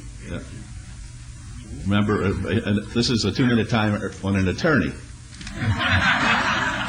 And just remember what Justice Holmes said. He said, if I had more time, I would have made it more brief. Okay? Mayor and councilmen and women, I am here really, although I'm an attorney, as a citizen of Las Vegas. I'm not a rookie here either. I've lived here for 2 or 3 decades myself. And I wanted to first express my complete support for the action that the city has already taken, the litigation that's ongoing right now. You know, I'm a nature lover, and they say that when a lion roars in the jungle, you can hear it for about 10 miles. And from where I live in West Las Vegas, this Sunday morning, starting at 6:30 a.m., between 6:30 a.m. and 10:30 a.m., I counted 100 jets going overhead, all of them with 4 engines, and they were approximately 4/10 of a mile over my roof and over my house. And if you can hear a lion for 10 miles in the jungle, you can imagine what 4 jet engines at 6:30 on Sunday morning would sound like. When I moved into the neighborhood that I live in right now, I moved there because I thought it would be a bedroom community, and I was deliberately moving away from central Las Vegas because of the airplane noise. And then lo and behold, I have it coming to me even though I live many miles away. The government, the city government and the government need to help protect the citizens from this wrong. This is clearly a wrong. I'm surprised, frankly, that the county, I have not heard from the county. I'm an avid newspaper reader, and I get 3 or 4 newspapers every day, and I haven't read anything from anybody in the county, even people saying we can't help, or there's a reason why we can't help from the county, and I'm surprised. I did call and speak with Councilman Wilson, and the mayor briefly about a condemnation action. I'm neither a condemnation expert or an eminent domain expert, but we are beginning to explore the possibility. I'm trying to talk to those people who are experts in the area of taking a little bit different tack. This would not be a tack, if it were to be pursued, that would in any way be different. That it would be different than the city's action against the FAA or the State Department, but it would be an action, perhaps, if the law permits, against the county for the taking or the partial taking that the county is creating and robbing us of the neighborhoods that we thought we were moving into. And so, although I'm not an expert in it, there is some movement now, and there is discussions going on among attorneys who are expert in that area, and that may be another avenue where some relief can come. And we're going to urge you to pursue that, and we appreciate you coming down here today. And we're going to ask it. Councilman Brown suggested that we find out who's at the bottom of this. You know, some people have been eerily silent, and we're the mouse that's roaring here. And Councilman Brown suggests that we ask our city manager to call up the county and find out who started this. We surely didn't. Did the county want it? Did the FAA want it? Did the airlines want it? Because the city of Las Vegas didn't. And I'd like to get an answer to that question, please. You going to say anything more about that? Is that okay, though? All right, Judge Osterly, 2 minutes, please. And you don't have to speak that long. Mr. Mayor and the City Council, most of you know that attorney time is always 2 times real time. But I'll speak fast. Where do you live? Could you give us a cross street, please? I live in Lakes area by El Capitan and Twain. I've lived in Las Vegas 33 years. I came here kicking and screaming. I purchased my house over 11 years ago. It's an ungated track home in a cul-de-sac, and I loved my home until 3 weeks ago. I would have never predicted in a million years that the house I love so much would be so disturbed by the noise that I'm hearing today. The magnitude of the problem, I cannot express to you the significance of what it's doing to my sleep and my family's peace and enjoyment of their home, morning, day, and night. I call about 1 a.m. usually to the hotline number because that's what time about the last plane is. I get up at 5:30 a.m. to make it to court on time, no matter what time the planes stop. And I want to make it perfectly clear, I'm not speaking to you today in my professional capacity, but as a concerned citizen, a taxpaying member, and someone who loves Las Vegas like you do, Mayor Goodman. In my wildest imagination, I would have never imagined, with the notice we given, the noise would be quite so loud that I cannot even have dinner on my patio in my backyard, which I spent a lot of time and money trying to make so I could eat dinner with my family at night. I have to go inside. I did not ever think that every Saturday and Sunday morning I couldn't sleep past 6 a.m. because of the planes, like Mr. Mayor has indicated, roar over your house. By 7 a.m. I get up in frustration. I can't sleep in anymore. I think that I'm a pretty reasonable person. I don't believe I live in a fantasy land where my home is the only home around and no one else matters. I appreciate the planes have to fly somewhere, and I know we should all share the burden of our growing community. But I am disturbed and disheartened by the unacceptable behavior of the FAA, that they won't even come to the table and discuss with us these issues in a reasonable manner. Their position of we are not giving in on anything is absurdly unreasonable. In my professional capacity, I distinctly understand that a lot of times disputes like this are only resolved once the court system's involved and they are required to come to the table and discuss the issues. If we don't continue the fight, then the residents that are in this room today have zero voice and our quality of life will be continued to be affected. There's no table for us to go to. I know there's a number of suggestions out there, and I can tell you honestly, I don't know what the answer is. But I do know that we will not find an answer if we do nothing. If we don't make them come forward, sit at the table, and discuss all the issues, we will get nothing, and our voice will not be heard today or ever. We'll have to live with this, and the continuation and the expectation of double the flights in the future will make a lot of us want to put our house up for sale at a devalued value, because we're not going to be able to live this way for that long. I'm going to have to shut you down. Okay, Jim. and one thing though. This could be my greatest pleasure to tell Judge to sit down. And it won't happen. If you come on my court member again, don't okay. But I can tell you that with the percentage of chances of winning predicted most recently by your attorneys, I say we live in Las Vegas. Mayor Goldman, Councilor, please roll the dice on this one. We need you to. We need your vote. Thank you. Okay. Now, I'd like, by a show of hands, who would like to address us today? All right, then I'm going to ask you, we'll limit it to a minute. Try to do that because we know where you're coming from and we have a sense of direction. I'm going to use Robert's Rules of Order, and that means those who want us to go forward with the litigation, recognizing where we are right now, please use the microphone. It would be to your right. Those who are against the litigation, please use the microphone, which would be to your left. As I say, we'll have a 1-minute timer on here, and we will ask you to please tell us the cross streets so we're able to see where you live in a general direction when you're stating your position. All right, we'll go those in support. Mr. Mayor, Robert W. Hall, Nevada Environmental Coalition, and a member of Sun City Summerlin Community. Excuse me. I'd like a little bit more than a minute. And let me I can't do it because everybody likes a little more than a minute. I'm going to explain one thing to you. You're held to a minute. You're being told a lie here by the FAA. Would you like to know what the lie is? It says they've made a finding of no significant impact. By law, we're supposed to have an environmental impact statement. That's where the lie is, and that's what they've been doing all along. This is not something new. It's part of a four-corner post plan that I've been filing comments on for 8 years. And there's a mistake that's being made here, but we're correcting it with the lawyers. As you know, I'm a plaintiff in this suit. And I can tell you right now, you have rights. We all have rights here, and we don't seem to realize it. And that is that an environmental impact statement has to be made on this thing. It's obviously a significant impact. And if we go for that, which I think the lawyers are doing, because I talked to them yesterday, then we're going to make out all right here. But I've got many, many times in the Ninth Circuit on these things, and I can assure you I know which way we have to go. But these people should not feel this frustration. Why can't the county and the city make these people comply with federal law that give us these rights? That's why we're in litigation. Okay. All right, yes, sir. Okay,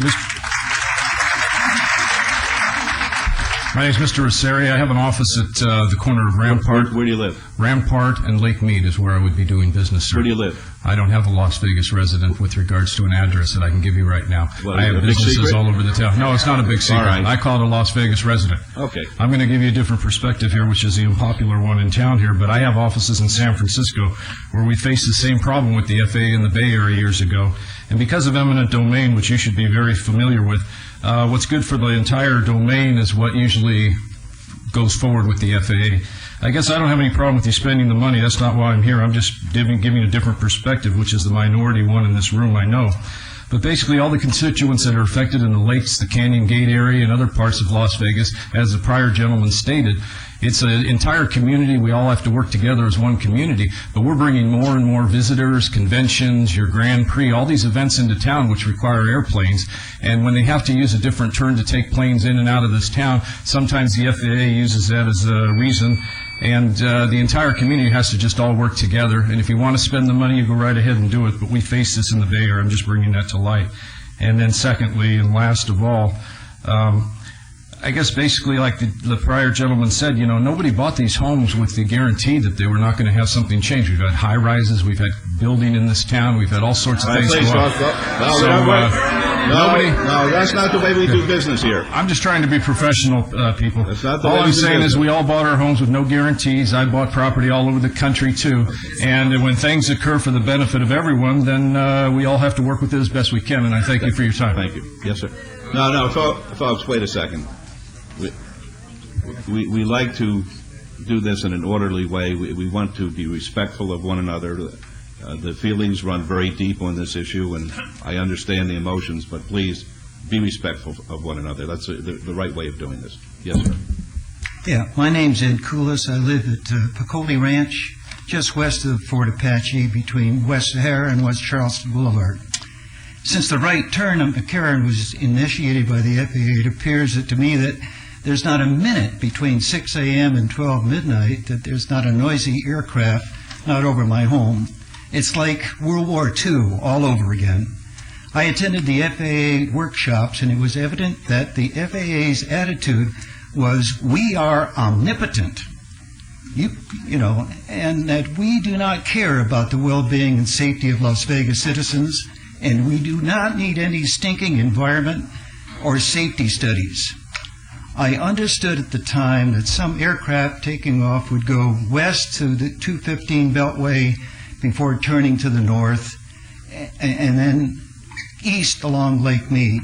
But all of the airplanes that I've seen just come directly out of the airport and go directly over the city. I would appreciate a recap of all the flights that come out of McCarran.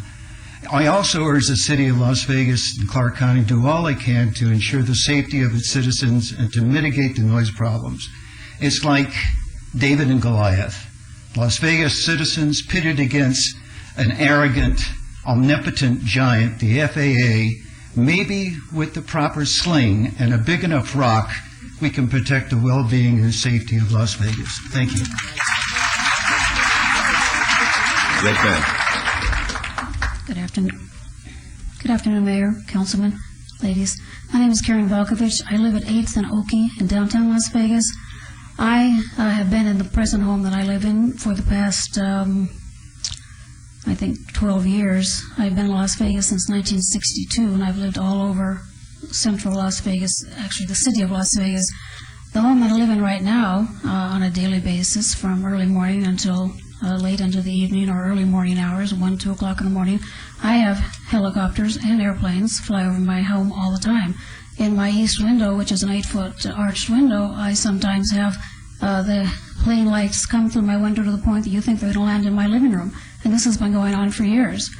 Some of my fellow councilmen, city and county, live in the neighborhood and nearby, and we've all had problems with the airplanes and the helicopters. It's a fact of life throughout the valley.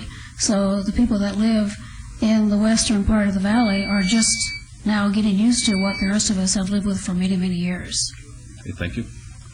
Yes, sir. Mayor Goodman, before Yes. this next gentleman speaks, may I just make one comment? Certainly. I was going to save this till the end, but what I'm afraid is if I wait till the end, then half you people will be gone, you won't hear what I have to say. I want to make sure that you all stay involved, and what I'm hearing from this conversation is that the county is not involved. We're, like the mayor uses the expression, we're the lion that roars. So before you all leave, after you give your presentations, I just want to make sure that you contact your county representatives, because I think the fight needs to be from more than just our front, because the county has been silent up till now. So I'm urging all of you, if you feel comfortable in doing it, contact your county representative, contact your federal representative, and get the message out. Thank you. Thank you. Yes, sir. My name is Bob Campbell. I live at Canyon Gate. Like one of the other speakers here, I love Las Vegas. I've been there over 50 years. I was a builder here until probably the last 20 years ago. I was appointed by, I couldn't tell you how many year boards. I was 17 years chairman of the Metro Police Board. I was appointed by 2 governors to be chairman of the State Contractors Board. So this is home. This is the place that I came to. I moved up. Went up with Bill Piccoli and to look at Canyon Gate and bought there. I just wanted to say another little quick thing. And some of the subdivisions I built like out at Homewood Park when the 93 freeway, when it was going to go out to Henderson. We built Homewood, long before the freeway went there. But what we did is we informed all the residents that there was a freeway going to be built there, probably. And they had to sign that they understood that. And we told them, don't buy further away from the freeway if it bothers you. We did the same thing in North Las Vegas when we had airplanes going over. It was just good sense to do this. Some of the... I'm going to have to move you on, Mr. Campbell. I want to be fair to everybody. I want everybody to have the chance to speak to us, but we have to limit it that way. I'm sorry. Okay, Orange County, they fly straight up, cut their engines, go out over the ocean. They do the same damn thing over the hill.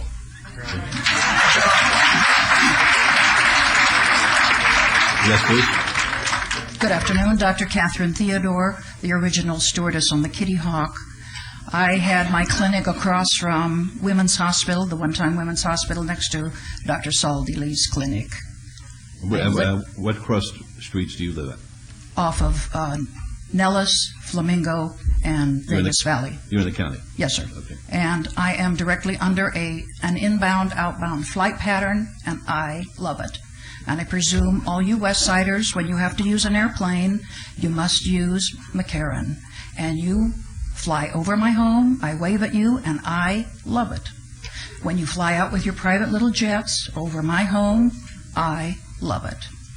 I want to say, and you were once on my radio show, Mayor, and I still will always remember that. I do too. It was great. We have to all fly in and out of the airport. The only solution I see, shut down McCarran. Okay, yes. Mr. Mayor, David Houston, my wife, on behalf of my wife Maria, we've been here since 1979. We live at Piccoli Ranch at Grand Canyon and Sahara, roughly. The wrong turn has deprived us of our quiet enjoyment of our residence. It's absolutely phenomenally difficult particularly on late Sunday evening. It's a disaster up until about 1 a.m. Monday morning. I would like to suggest a different course, or another course, and that is that the City Council meet with the feds, the federal congressional delegation, if you haven't already, to sit down with them, because this is, to me, it's a federal problem that needs to be resolved with a power being bestowed, if you will, by people like Harry Reid against the FAA. They're the ones who run the federal FAA, and so they're the ones most likely to be able to give the citizens of Las Vegas relief. So I'd like to see that done. Thank you. And I thank you for all the efforts. We're not going to you point made. fingers, but we've taken measures, and right now where we are is with the lawsuit. I asked Senator Reid to send me some information about this, and he's not responded. Thank you. Don Doring, 4324 Mark Avenue, cross streets Lake Mead, Rancho. I live next to the North Las Vegas Airport, and I have flights over me all the time when they make their right turn, and it doesn't seem to bother me. Of course, I used to live next to an Air Force base over in Nam, and with those F-4s taking off, it was a lot noisier than what these people are going through. But my concern is, when I first came out here in 1985 on vacation, when we left McCarran Airport, it was a right turn. When I came out again in 1985, right turn. And for about 3 or 4 more times that I went back home, they were all right turns. Why is this discussion taking place now? Why didn't it take place back in 1987, 1988, 1990? Why is it taking place now? It seems like it's 727s are much noisier than the 57s and 67s that take off from this airport. So that's my question. Why now? Why not then? Okay, thank you. Yes, ma'am. Yes, hi. I'm a resident at 9124 Cypress Point Way, Lisa Mole Ellison. I'm representing my neighborhood. We live on the corner of Lake South and Fort Apache. A lot of what came to my concern, I don't fly planes, and I don't know anything about airports, but my concern was, did my neighborhood, I've seen a lot of new neighbors moving in to this area with children, first-time buyers, as well as I've known the residents that have lived there for 20 years that are growing older as well. So I'm here to voice their opinions. I had gone around with several of the different copies of the newspaper articles that had come out, and basically showing them that Ian Greger, who represented the FAA, was basically laughing at us, scoffing at us because of our phone calls, saying that it wouldn't do any good. They repetitively said they had been calling with no response, and that was really something that they were concerned about, as well as their well-being, very noisy. They were concerned about their new children, their children going to school, that walk to school, the elementary schools within 2 blocks. They were concerned about airplanes, what will happen if there's a devastating crash. Why is it that if it's going to make a right turn, why can't it make a right turn farther outright over the desert rather than highly dense populated areas? Some of their concerns were also health studies, the environmental studies. Have they been done? Not a now study, but what will happen between 3, 5, 10 years from now, because they choose to stay in their homes. They've built, this is a first-time buyer. They were concerned. Okay, I'm going to have to ask you to get... The elders were really concerned about the devaluation of their home, and that amount of money, that's nothing. So they said, go forward with the $300,000. They'd be willing to do that than to lose their home. Thank you. Try to stick to the minute so we can really hear from everybody. My name is Sidney Zeman. I'm a retired engineer. I work for Usercraft, working on defense, and also on Alaska Pipeline, working for Ralph Parson in Pasadena. I moved 2000 to Las Vegas, and 3 years I am living in Sun City, Summerlin. 3 years ago, if I purchased my house, I was surprised that in many documents was last document who informed me that in future, very soon, the 215 Sunbelt will be open.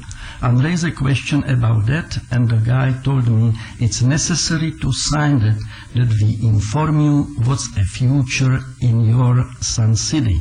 I am surprised that I didn't receive any document about from FAA. Number 2, this flying pattern was said will be like 200 airplanes about us. It's difficult to say today how many airplanes actually flying above us. This is every day different, but what really is bad, that night flying from 11 through 7. I am sure 100% it must be first step to stop that and provide the non-fly at all that time. And finally, I am not lawyer, I'm engineer, and I never hear anything how to present some documentation about what kind of noise actually we have. I found a little bit information that some, for example, Larson Davis boxes could be installed on patio and 24 hours per day screening the noise from airplane. It should be done couple days, and after that, with this figuration, we have very strong tool if it's normal, above or lower. Okay, if it's lower, I'm going to have to cut you down. Sure. I'm pleading with you to try to stick to it. I'm pleading with you. We'll never get there. Mr. Mayor, Yes. could I just ask that gentleman, I have some people in my ward who want to get that type of instrument. Could he just give me his name and number before he leaves today, and then I'll put them in touch with him? Certainly, thank you. Sir. My name is Leonard Crane. As a resident of Sun City, Summerlin, I'm a director and program chair of the Residents Forum. We have approximately 14,000 residents in 7,400 homes, all of whom are members of the forum. Virtually all of them are unaware of all of the health ramifications of the right turn as implemented by the FAA. The FAA has claimed that they advised us of all the aspects of this traffic change by filing an environmental assessment and by 4 poorly timed public meetings. They have totally ignored the federal regulations which call for completion and filing of an environmental impact statement. Had they done this, they would have had to deal with jet fuel emissions and the health impacts on us below. Jet engines do not burn all of their fuel, especially at wide open throttle. Calls to their California offices resolved nothing and elicited no information about an EIS. I will pursue this at the next forum meeting on the second Wednesday of next month and begin announcements on our community website. Please do not give up on this appeal. Thank you. Hello, I'm a resident of Summerlin. I'm at Desert Inn and Wallapai, where they make their turn. And I have clocked every 6 to 8 You have to give us minutes. your name, please. My name's Terry Moore. And I have clocked every 6 to 8 minutes a plane overhead, and it is affecting the quality of life. And I am for the leadership of this city, Las Vegas, which I'm very impressed with. I moved here 2 years ago from Los Angeles for a better quality of life. And I hope you get attorney's fees back from the FAA and get that $300,000 back. Thank you.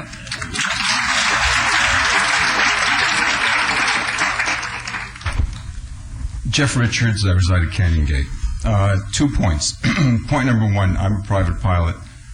Was involved, unfortunately, in a plane crash 3 years ago at North Las Vegas Airport. Was defended by the same firm that Barbara Lichman is the head of, and it was handled quite competently and extremely well done. It was settled completely in my favor because it was a controller error. So one point I'm trying to make is that it's a great firm, very well known for these kinds of situations, and they have wonderful expertise in this field. Point number 2, I seem to remember 4 or 5 years ago that there was an issue with the Stratosphere being built and the FAA saying that the Stratosphere was in their flight path and it would represent a danger to the flights coming in and out of Las Vegas. That situation was compromised one way or another. I don't remember whether or not the height of the Stratosphere was amended, or there was some compromise made, obviously, because the FAA did back down and the Stratosphere got built. If a safety issue like that could be met with compromise, why can't this issue be met with compromise? That's my point. All right, thank you. Hi, I'm Randy Lacer. I live at Piccoli Ranch, about half a mile north of Sahara on Grand Canyon. Many thanks to you, Mayor. Many thanks to Councilman Wolfson. First, I cordially invite any member of the FAA, if they'd like to come over to my house and spend a night and try to go to sleep before 1 in the morning. Good luck to you. You are welcome. That is an invitation, but I've been in real estate for 17 years. Huge concerns about property valuation. I don't know the statistics of the number of homes. If there were, say, 10 homes per acre, if it was 5 sections that were affected, that'd be about 32,000 residences. Property value could be possibly $9.6 billion if it was 300,000 per residence. If homeowners had to disclose that 200 planes were coming over their homes and disturbing their living, then what impact on property valuation could that have? If it would be 5%, it could be roughly $500 million. There are lies, damn lies, in statistics, so I just wanted to kind of share the thoughts on property valuation and also loss in productivity, because it is impossible to sleep aside from the hours of about 1 a.m. to 6 a.m. Thank you very, very much.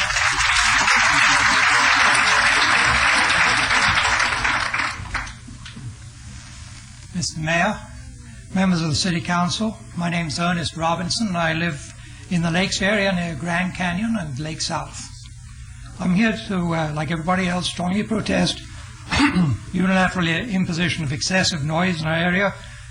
The area impact is densely populated residential area and affects many thousand people.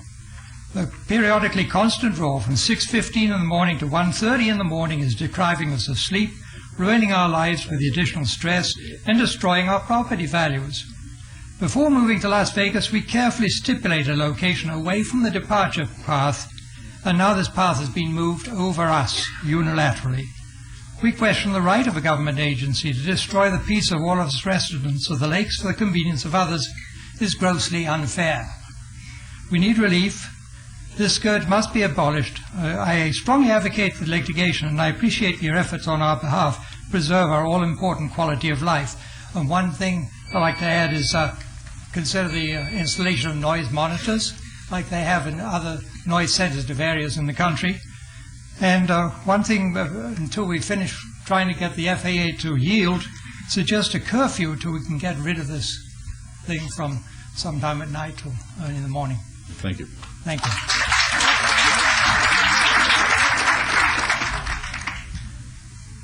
Mr. Mayor, council members, my name is Joel Mann. I live at Mariner Cove and Fort Apache in the lakes.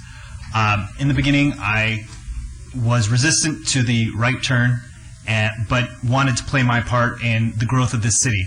But since that time, since the March date where they started flying over my house every 3 to 4 minutes, I am not able to sit outside and have a conversation with my wife. Inside, I hear it at all times, well into the night. And I just want to urge you to continue the fight and fight hard and stop the FAA from keeping this path at least to the degree that they have. They can limit the numbers. They can do something to share the burden. Thank you. Thank you.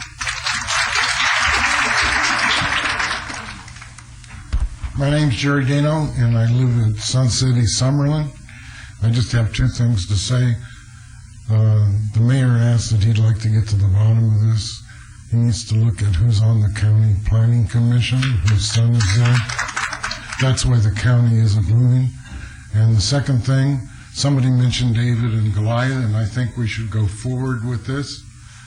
And maybe someday after we prevail, instead of telling the story of David and Goliath, they can say Oscar Goodman and the FAA.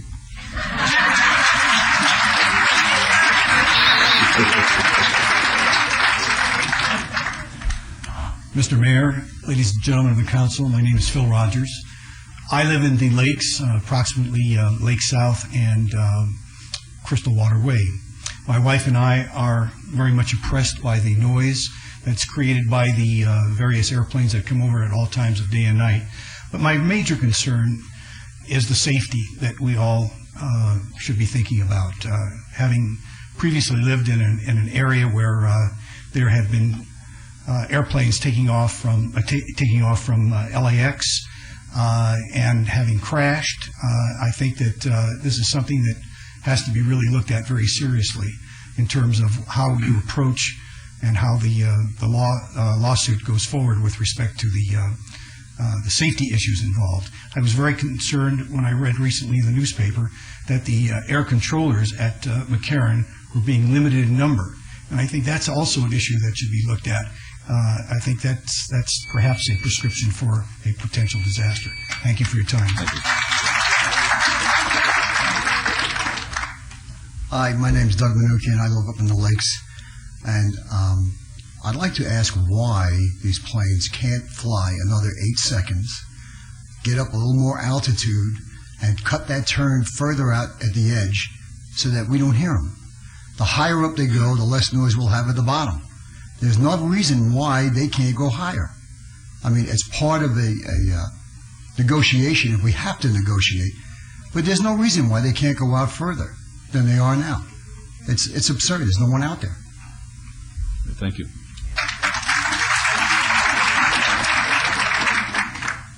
My name is Rasan Joshua Collins. I'm a homeless advocate, but also an advocate for civil rights, of course. And I'm strongly concerned about how the federal government does not care about health, civil rights, or the safety of people. And one example of that not only is this, but in Revelation 13, here it says, "And he causes all, both small and great, rich and poor, free and bond, to receive a mark on their right hand or on their foreheads, that no man might buy or sell, save he had the mark, or the name of the beast, or the number of his name. Here is the wisdom. Let him that has understanding count the number of the beast, for it is the number of a man. His number is 666. Right now, they have a computer chip the size of a grain of rice that they want to have you implant in your hand to buy or sell. Mondex, I believe, is the company. You can look it up, New World Order, Illuminati, all that. But the government is overriding the people. And I definitely believe in fighting for the rights of the people, and you have to speak out. And I've been in homeless advocacy, and our rights are getting taken already. So it's trickling up now. So it's just a matter of time before everyone's rights, if we don't stand up for them, they will be taken. God bless. Oh, I'd also like to encourage everyone, pray. Take the battle vertical, not just horizontal. Pray in the name of Lord Jesus Christ. Amen? God bless. Mr. Mayor, council members, my name is Cynthia Coletti. I live right on the lake, Lake Sahara, which is crystal water, Desert Inn area. There are hundreds of homes right on that lake there. My husband and I built this home about 1.5 years ago. Prior to that, we lived in Canyon Gate. So we've always lived in that area. You know, when you can hear somebody cough across the lake, you've got to know the sound of the airplanes reverberating off that water is just more than annoying than maybe other parts. And it's just extremely disturbing, not only to myself, my husband, and all of us in the lake area there. It's just taken away the pleasure of this beautiful home that we've built. On the real estate angle of it, I'm a realtor also. There are several homes for sale in the area. I happen to have the beautiful home next door to me for sale. And Sunday, I had some people out looking at it. We were out in the backyard, and there are these planes droning one after the other, over and over and over. These people were from California, probably not too aware. And then I saw the man look up, and I thought, oh boy. So you can imagine what this is liable to do to the sales in our area. Thank you.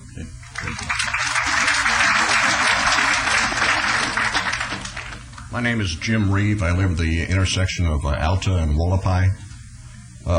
Clearly the FAA and the airlines are only interested in flying as many customers into our city as they can at the lowest cost.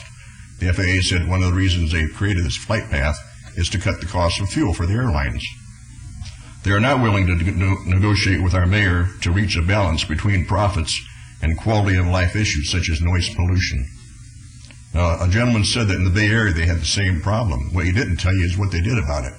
San Jose Airport, the air traffic years ago became so dense that people could not sleep at night.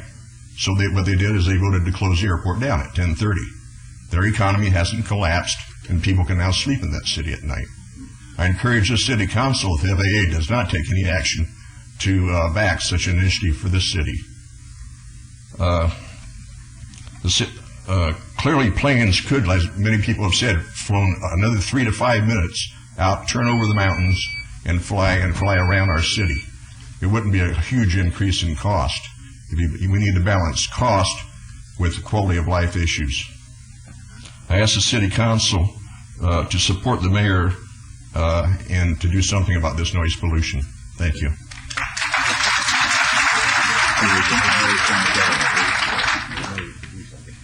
My name is Ron Clare. I live at Alta and Wallapai. I'm a neighbor of Jim's. I have one suggestion. Have the flight path go straight west up to the mountain, over the mountain, and then either turn right or left. It's a solution instead of just keeping on saying we don't like the noise, we don't like this, we don't like that. Nobody likes the noise. But this is one way maybe we can do it. Either go straight west and then get up to the mountain and then go all the way around north, all the way around, come back. Or turn left and there. Straight out west is the answer as far as I'm concerned. Then you don't have any more problem. Thank you. Thank you.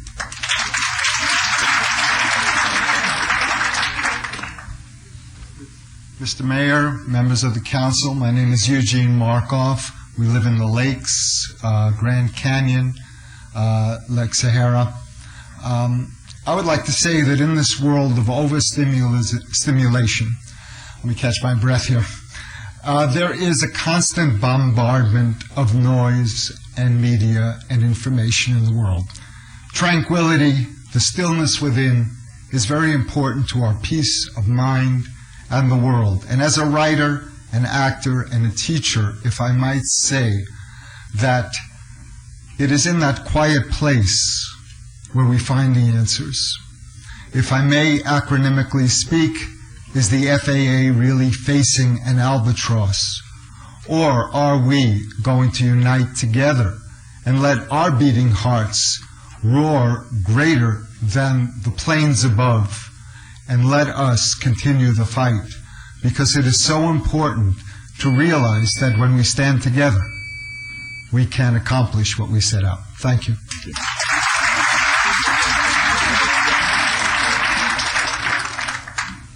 My name is Waltina Jennings, and I live in Granada Hills, across streets of El Capitan and Tropicana. I'm having problems with the noise. During the time I'm asleep, I can still hear the noise while I'm asleep in my mind. I hear the noises when I wake up during the day. The noises from our clock that I believe it was like starting at 6 a.m. in the morning and sometime almost 2 a.m. in the morning. And they said they were to make the noise quieter and go fly higher. That's not so. I look out, there they go over my house. They're still low and they're loud. I made numerous calls to complain about it. No one returned my call. So I'm asking you, someone please help us. I really appreciate it. Okay, let me say this to you, ma'am. You do not live in the city of Las Vegas. You live in the unincorporated area of the county. So what you should do is you should call the county commission and the county commissioner that represents you and tell him what you told us, and maybe you'll wake them up. Thank you.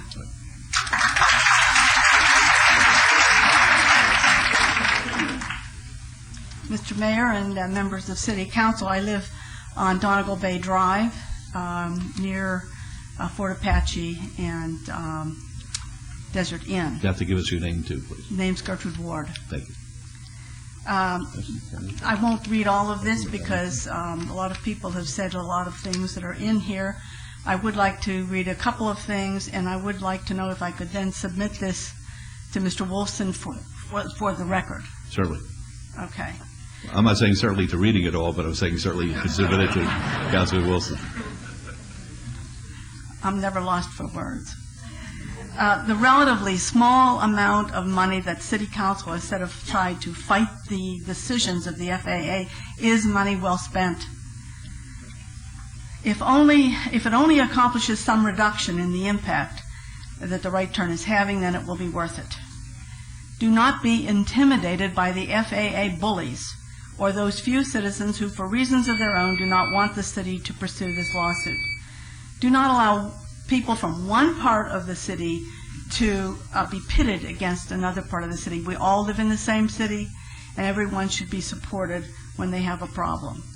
Why don't you do this? Why don't you submit that? We'll all read it, I promise you that, and then we'll let the others know. Let me just call your attention to this article that was in the weekend edition of USA Today.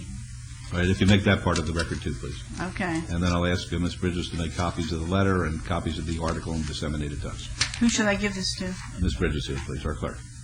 Thank you.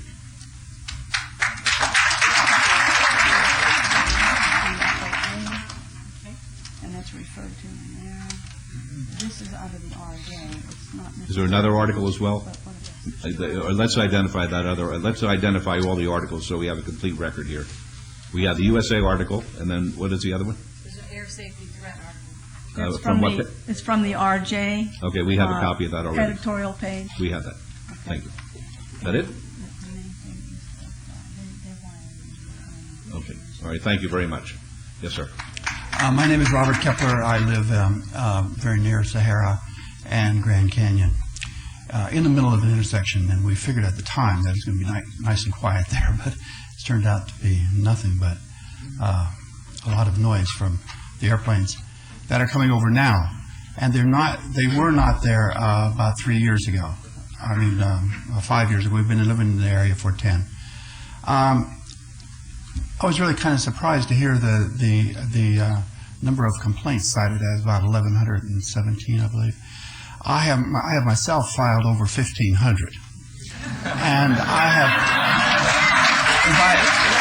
by tonight I will have 1,650, I think. And they make it very, very, very difficult to do that. You got to call and you got to listen for 50 seconds to their message. So I tell them when I'm giving these times that each one of these should be filed as an individual complaint. And so the numbers, they make it very, very difficult. In other cities, you're able to log on to a website and you can enter all of this information. I called to the FAA, to McCarran, and asked them why they don't do that. But they just still don't. Thank you.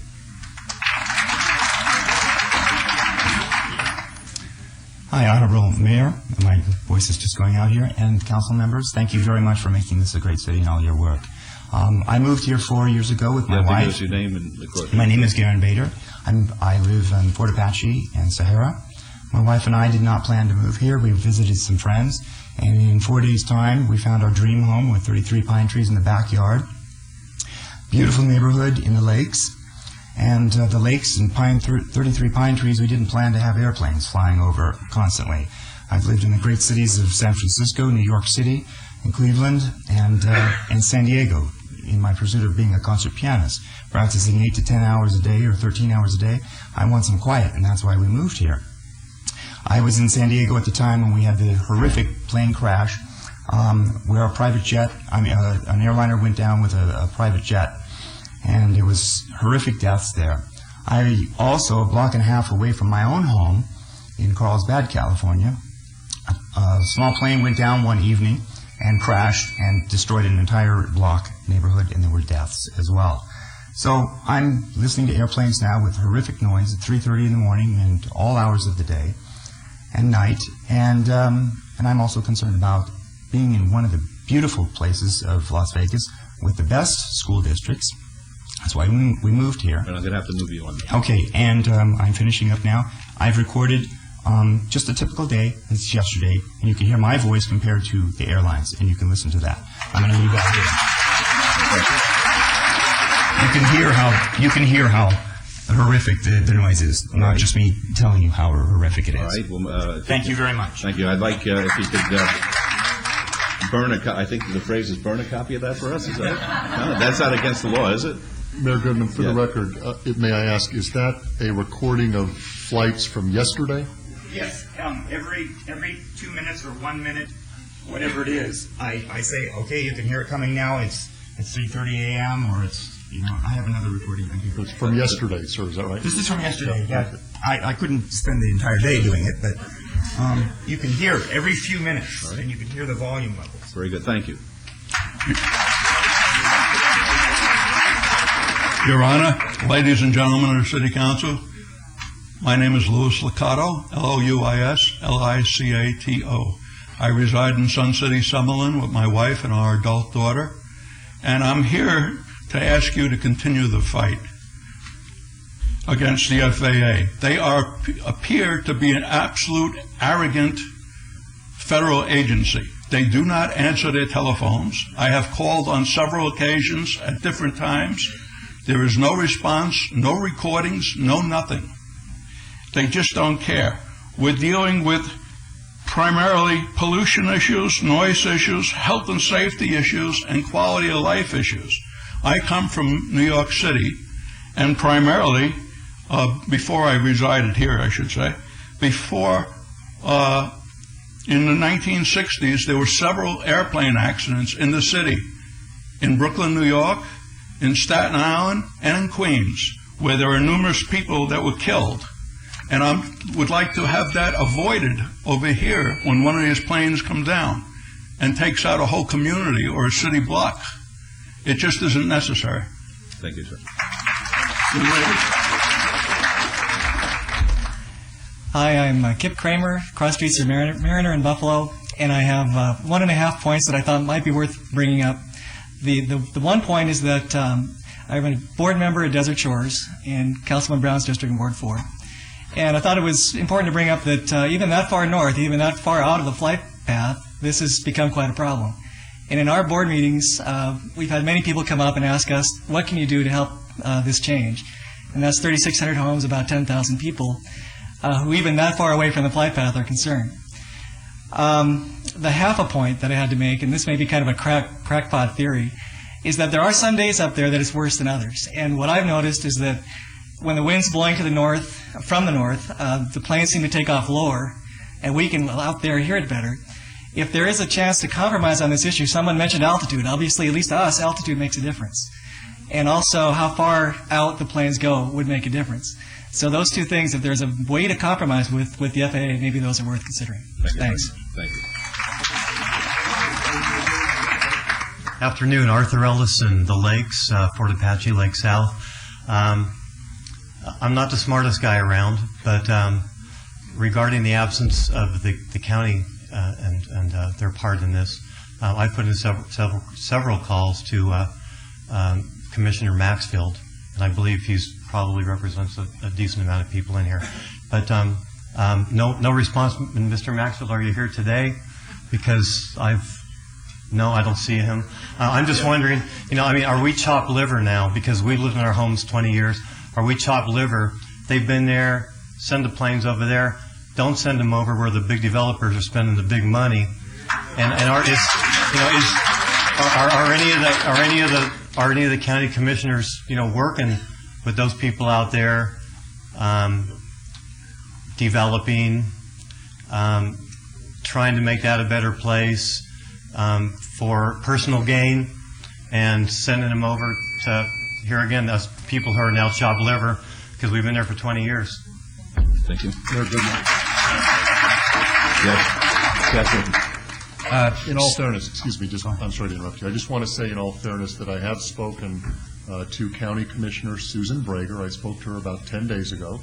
She was very concerned, very sensitive to the issue. She said she had placed a call into Randy Walker from McCarran and was going to have a conversation with him about this issue. And I asked her to call me back after she had that conversation. She hasn't called me back yet, but she's aware of the situation. She's sensitive to it. So I would encourage, if she is your representative, to continue to contact her. Thank you. Stuart Apollo, Canyon Gate. Just to refer to that statement you made, Councilman, the problem is this the same Randy Walker who auctioned off all the land in the original flight path that homes weren't supposed to be under, that are under, and now we're forced to bear that burden of that problem. It was the FAA and Randy Walker who auctioned that land off, and that was the original flight path. And it always has been not turned wrong over our homes all over the city. Thank you. Thank you.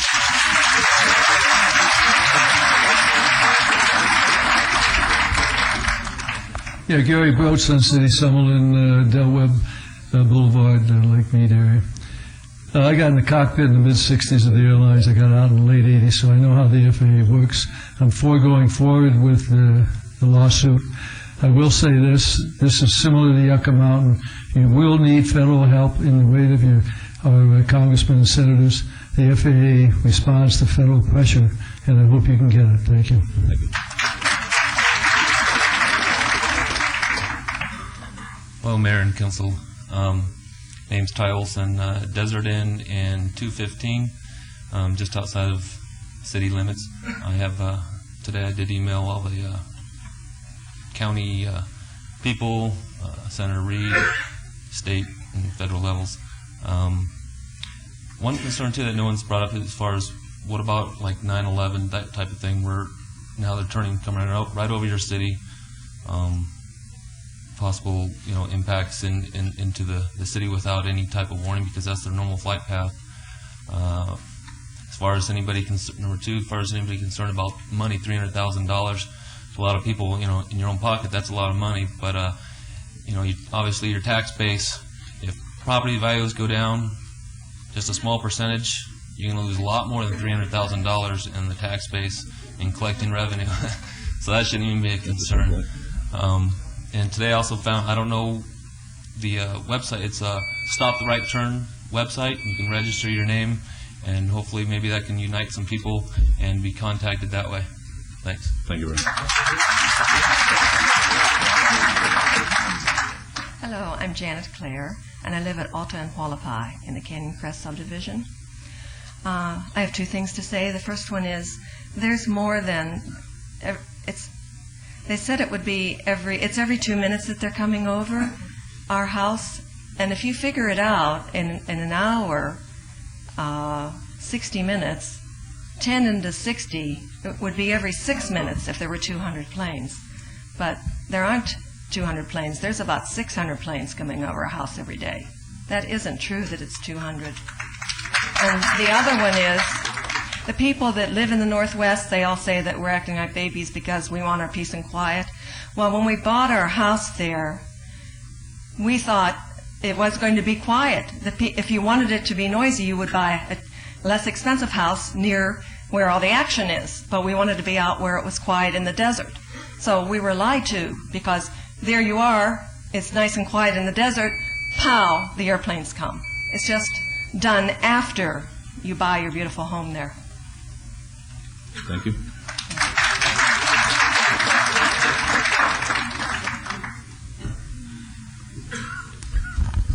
Good evening. My name is Larry Kinder.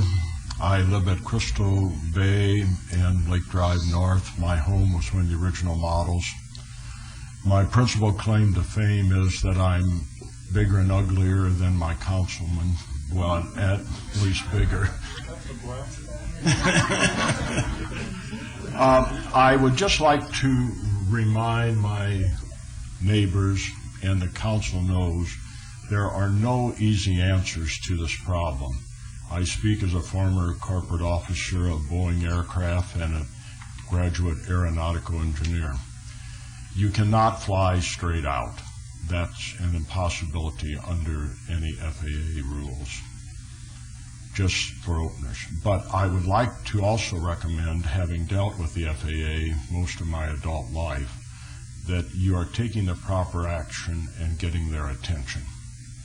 I would like to recommend that rather than putting a specific dollar limit on the forward action, and I hesitate to say this because of my MBA background too, but rather than putting a specific $300,000 limit on it, that I would ask the council to leave it to be reviewed quarterly and to be funded as required.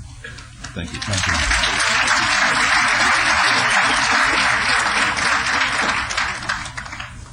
Mayor Goodman, members of the council, my name is Brad Bowe. I live on Bay Hill Drive in Canyon Gate.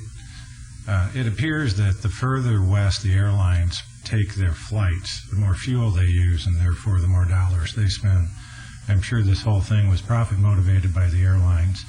And what appears to be happening, living in Canyon Gate near the corner of Durango and Sahara, that they will cut the corner. In the EIR scopings that happened early on, they had a corridor that was north-south that went from Durango back up to the mountain range on the other side of the 215. However, they seem to want to take the easterly edge of that boundary, therefore cutting the corner. If it were a dirt road, there'd be ruts over Canyon Gate and over the eastern end of the lakes. I'd like to suggest that if you have a 10-mile corridor and a flight every 3 minutes, therefore 20 flights an hour, if you move them a mile apart, each one of them, you'd only have a flight over your overhead once every half hour. I'm not saying that that's something that I would enjoy, but it'd certainly be a condition that would be much more acceptable to myself and to my neighbors than what we have now. I would hope to think that the city could prevail and have the turn on the other side of the mountains and not disturb anybody.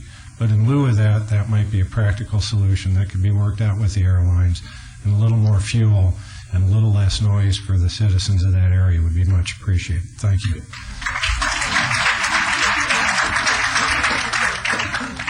Hello, my name is Galen Keegan, and I live at Lakeshore in Durango. And we moved into our house in January. And I just wanted to say I emailed all the representatives in the state and the federal government and the city council. And I got an email from Senator Reed today, and he said to come here to the city council. So that's nice of the senator. Good. Good. Hi, my name's Amy Seward. I live at Crystal Water and Mariner Cove. I was one of the very first homeowners at the lakes. I've owned my house 21 years this July. Someone from the FAA did call me back, and her remark to me was, the time to complain closed over a year ago. Explain that to me. So please continue the fight. She was so arrogant, and I will do anything. I organize my neighborhood, whatever. We put up flyers everywhere to encourage people, and everyone I have spoke with at the lakes is totally against this. And we did not buy our homes like all these other people when all these planes were flying over. And I brought up to her, I've flown in and out of Orange County many times, and those people, they warn you when you take off that they're going to cut their engines and fly out over the ocean so you don't get scared. And she was so arrogant, this woman, and she was out of the San Francisco area. Thank you.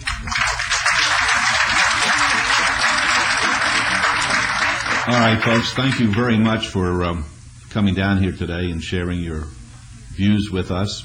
At this time, I'd like to ask the council members whether they would like to make a comment before we take action on this. Please. Yes, Mayor Pro Tem. Thank you. I would like to talk to this young lady over here that lives over there on 8th and Oki. We have been fighting the FAA for 12 years. Now County Commissioner Christian Kiliani, about 4 sessions ago at the legislature, she did form a committee to fight the helicopter noise along the Strip. Was we successful? I don't think so. They told us that they was going to fly 500 feet to 1,000 foot higher, and I would dare anyone to go out there and see if they could tell whether it's flying higher or lower. You can't really tell. The noise was still there. I'm a firm believer, and when people call me that lives in my ward and complaining about the money we spend, I kind of reply to them how Mr. Toussaint explained to us today, that this is a city problem. I have a hard time feeling that because we didn't buy a home by the airport, then we wouldn't have a room to complain. We didn't buy a house by an airport. My house, I have a lot of Nellis traffic, and I have a lot of North Las Vegas traffic, and I have a lot of helicopter noise come over my house. I'm really bothered by the fact that what I've heard here today, and it's unanimous, that most people bought their home, and this is what I tell those people that call me. They bought their home for peace and tranquility. They didn't buy their homes underneath the flight pattern. And it is a shame that we can't seemingly do something about this problem. But I don't know, like I say, I fought with the FAA for 12 years, and it looks like I'm going to fight for another 4 years. I just hope that we have a different outcome than we've had for the last 12 years. And I would be willing to talk to this young lady over here about spending the money, because I think it is a huge problem for all of us that live in the city of Las Vegas. So I know what Councilman Wolfson is going to say, and I support what he's going to say. Thank you. All right, thank you.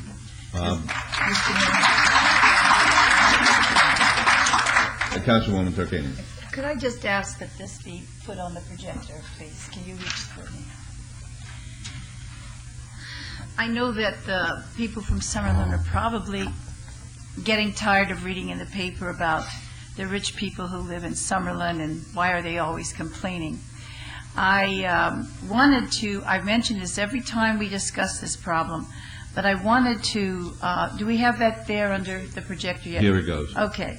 I just wanted you to see something. I keep trying to tell people it isn't just Summerlin that's being affected. If you look at that curve that's there, if you go from the end of the arrow and then you go left all the way, there's Charleston Boulevard up to Washington. Now let me tell you something. There aren't many rich people living in that area. And I'll tell you what does live in that area to a great extent. Senior citizens that have very low income. And those senior citizens are calling us now. They can't sleep. And I happen to live in a situation towards the edge of that where I'm not quite as affected as they are, but I will tell you, I hear those planes before 6 o'clock. I have collected the data on it, and I have gone from 6 in the morning till 6:32 without a single break in noise, and it's heavy noise, and it does go past midnight. Now, beneath Charleston, between Charleston and Sahara, I'm just starting to get calls now. I met with University Chancellor Rogers on Monday, and he was telling me how much noise they're hearing near Sahara and Valley View. Now, that isn't in the Arrow. So it must be a lot worse, I think, in the Arrow than it is for us. And I don't know, is it because we have to the left of us, to the west, we have part of the Arrow, and then to the north we have more of it? But I just thought maybe if I presented this visually, the media might realize that it isn't just Summerlin, and it isn't just people who have nice, beautiful homes. It's people who have gone through a lot already with the development of Las Vegas. Look at where you have the 95 freeway. That was expanded. I have visited the people in their homes. They now have a postage stamp backyard, a big high buffer wall, and black dirt coming all the time into their house, and noise, noise, noise. And now on top of that, they're adding the airplanes. Who's going to care about those people who have already sacrificed for the development? Who's going to care about those seniors? Somebody has to. I think the city council has been trying very hard. And I know my ward is overlapped by some county wards, Maxfield, Susan Brager, and some others, my goodness, Lawrence Weekly. So I hope that you do what the mayor suggested, because what you're showing today is united, you're strong, and if we all stick together, and if we don't give up, I do feel we could get some type of change. And I don't know if the best change is, some people have recommended in the emails that they go higher at the beginning, or if the best change is just have it from 8 in the morning until 11 at night. I don't know what that would be. I would think our experts could tell us.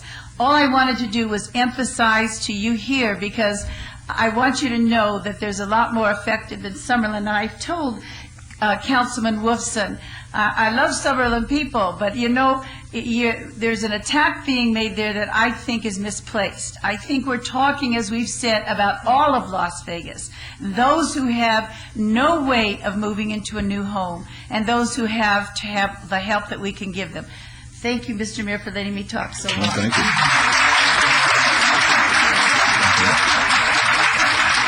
Councilman Ross. Thank you, Mayor and Councilwoman. I echo your thoughts. This is a citywide issue. Out in the great Northwest, yes, we do have the North Las Vegas Airport, and I think the day that the City Council approved the expenditure for this legal defense, I read into the record some statistics about the North Las Vegas Airport being the most dangerous airport in the country. I live out there, and I knew that airport was there, and I expect those planes flying over my house, and they do. I'm in a flight path, and I expected them to be there, and they're there. This is a quality of life issue, and I think we have a responsibility as the mayor and council of this city to protect the quality of life for all of our residents to the best of our abilities. Thank you. It's important to note that this right-hand turn is affecting more than just you folks out there and the folks in the Northwest. It's affecting the flight patterns of the city of North Las Vegas' airport. It's affecting Nellis Air Force Base's flights. So this is a bigger and greater thing than I think we even imagined as we began this fight. Councilman Wolfson, I support you in this. There's some folks out there in the Northwest that have called me on my phone several times and says, this doesn't bother us. Why are we spending taxpayer money? If it was affecting Ward 6 in the Great Northwest, I'd be sitting in that seat doing the same dang thing. Councilman, I support you in this.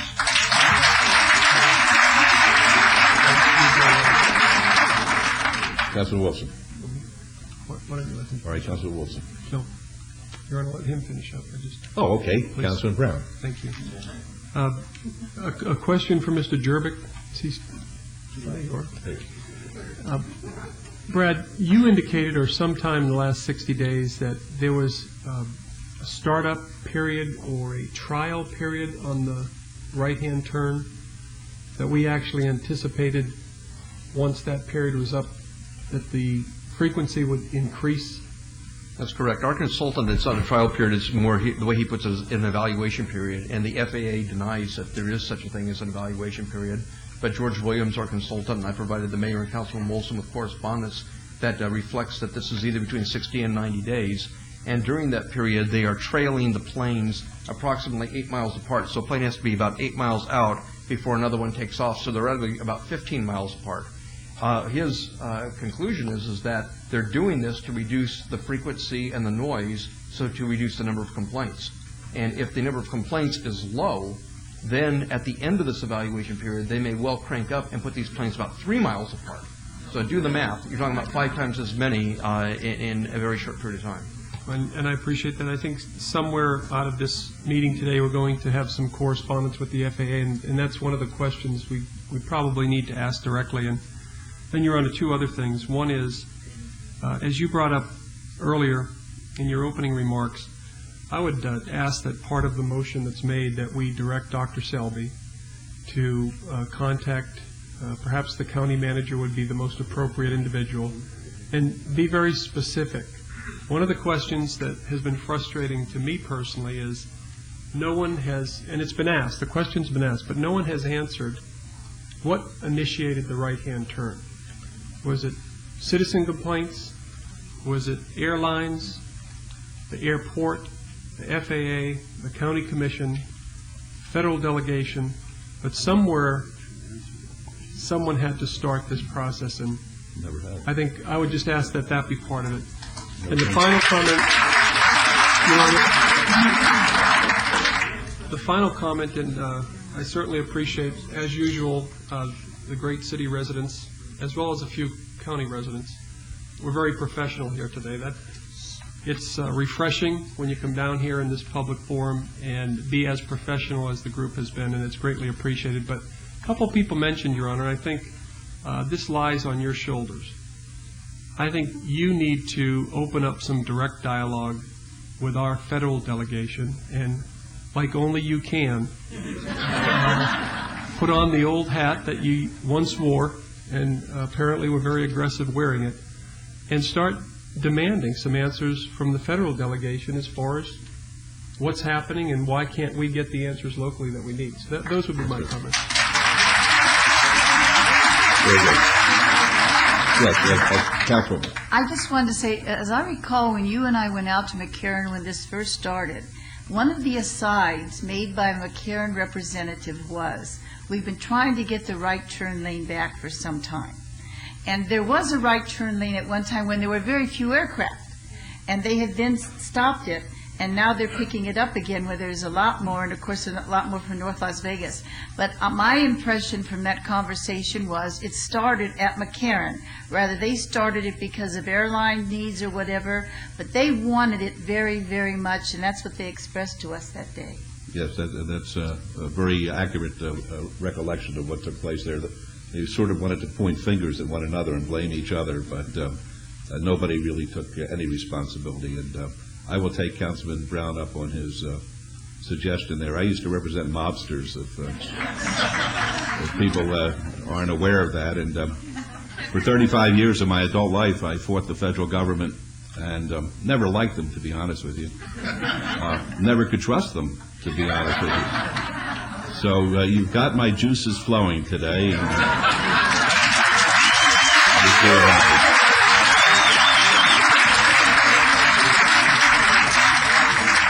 And, Councilman Wilson, your practice was, it's a state practice.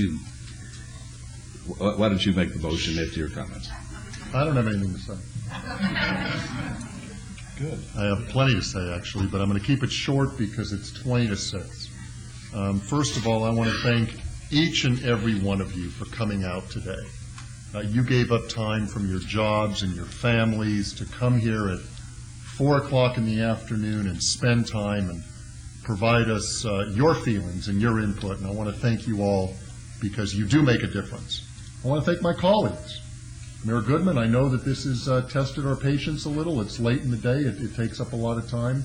I want to thank all my colleagues for listening to primarily my constituents. I mean, let's be frank here.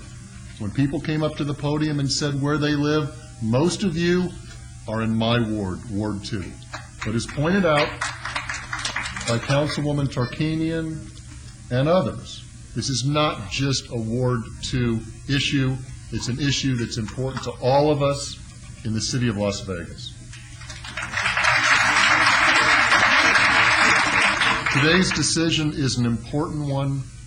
When we have to decide to spend taxpayers' money, we take a step back. We think hard, as all public officials should do. But this is an important decision.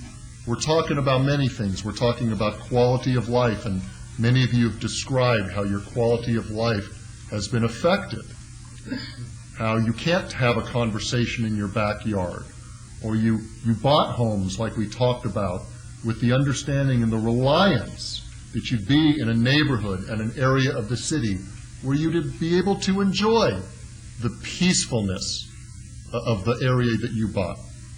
Public safety. One of the gentlemen said that he was in San Diego when that PSA flight, that's what it was called back then, it was called PSA flight, went down. I was there too. I think it was 1978 or 79 if I recall.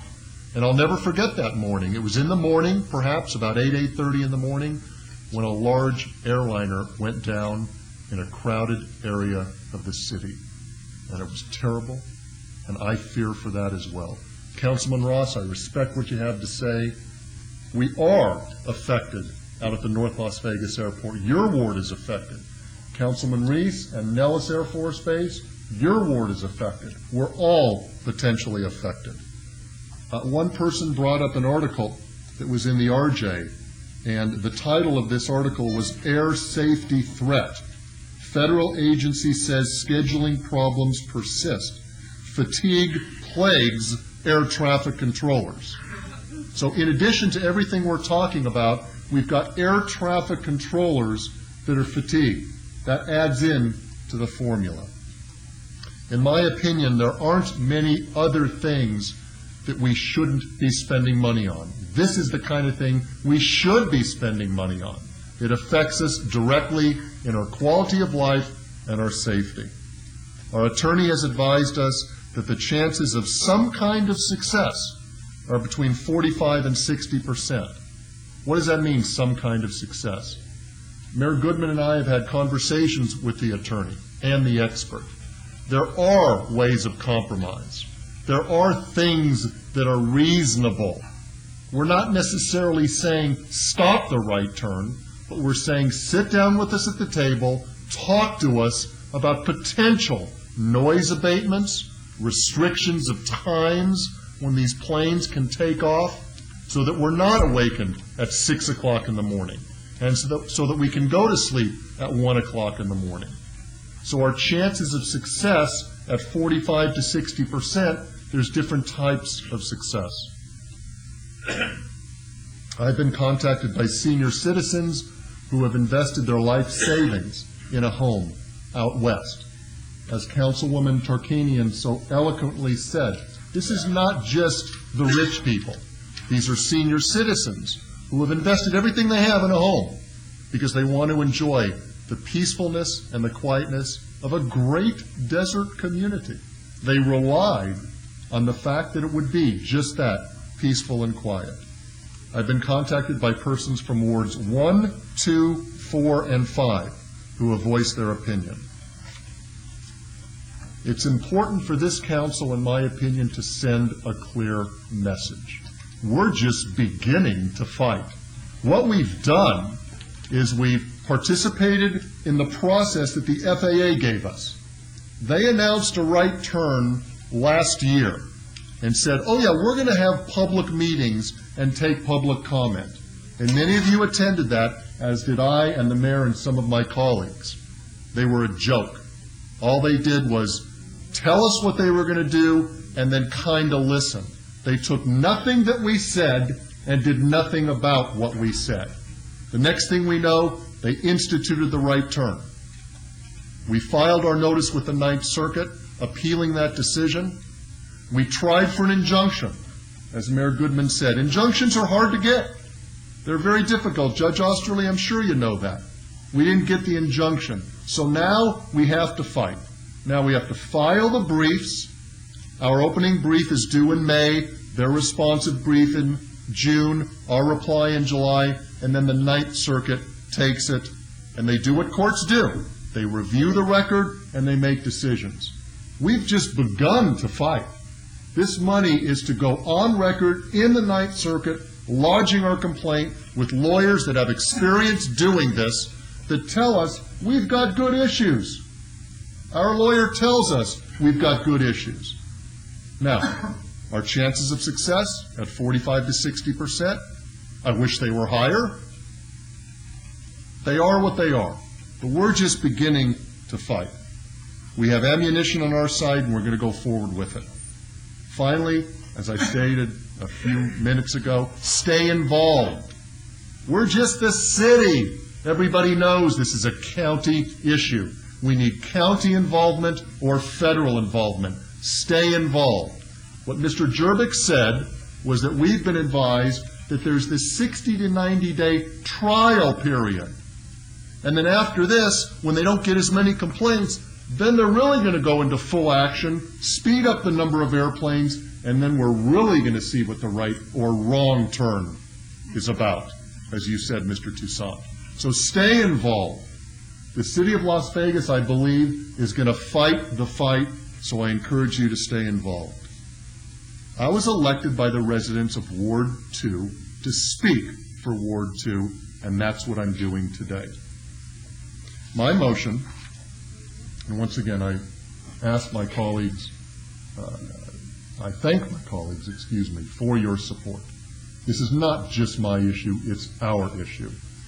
My motion is to continue with the fight. I don't think we should necessarily place a dollar cap. Now, Mayor Goodman, you and I have had discussions with our legal authority. We're not going to spend money willy-nilly. We're going to monitor this. We're in weekly contact with our attorney, are we not, Mr. Jerbick? Sometimes more frequently than that. Okay, so we're in contact with our attorney. We're in contact with our expert. We're going to monitor this thing. We're not going to make decisions and we're not going to make motions to spend money unless we think it's for a good reason. So my motion is for this council to agree to continue to fund the litigation. We will have review periods as needed. And Councilman Brown, I accept your proposal. My motion would include to direct City Manager Doug Selby, who's sitting right in front of us, to make contact with our colleague over in the county.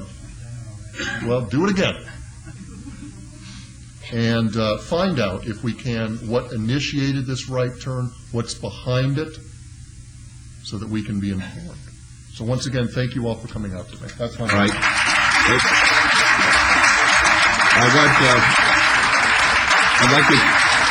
to add to the motion. Please. I'd like to add to the motion that our city clerk prepare 10 copies of the video of this proceeding, so those could be sent out immediately to our federal delegation and to the county commissioners. Okay, because they can see how their constituents feel about this. Mayor? Yes. We're also doing a verbatim transcript of this hearing. We could do a verbatim, and sometimes the picture's worth 1,000 words. We're going to do both. Okay, good. All right, let's vote on that, please. Opposed? Motion carries.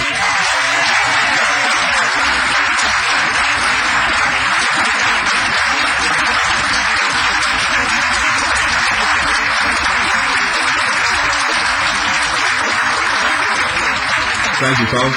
Thank you for coming down. This is the time for citizens' participation. Public comment during this portion of the agenda must be limited to matters within the jurisdiction of the City Council. No subject may be acted upon by the City Council unless that subject is on the agenda and is scheduled for action. If you wish to be heard, please come up to the microphone, give us your name, and let's put a 3-minute timer on it, please.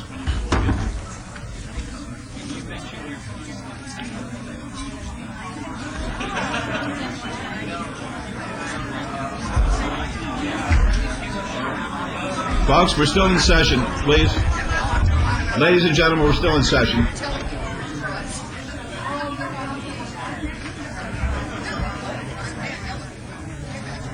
Your Honor, City Council, Manager, I wish I have this support with what I'm about to say. Folks, please, there's a gentleman who's addressing us.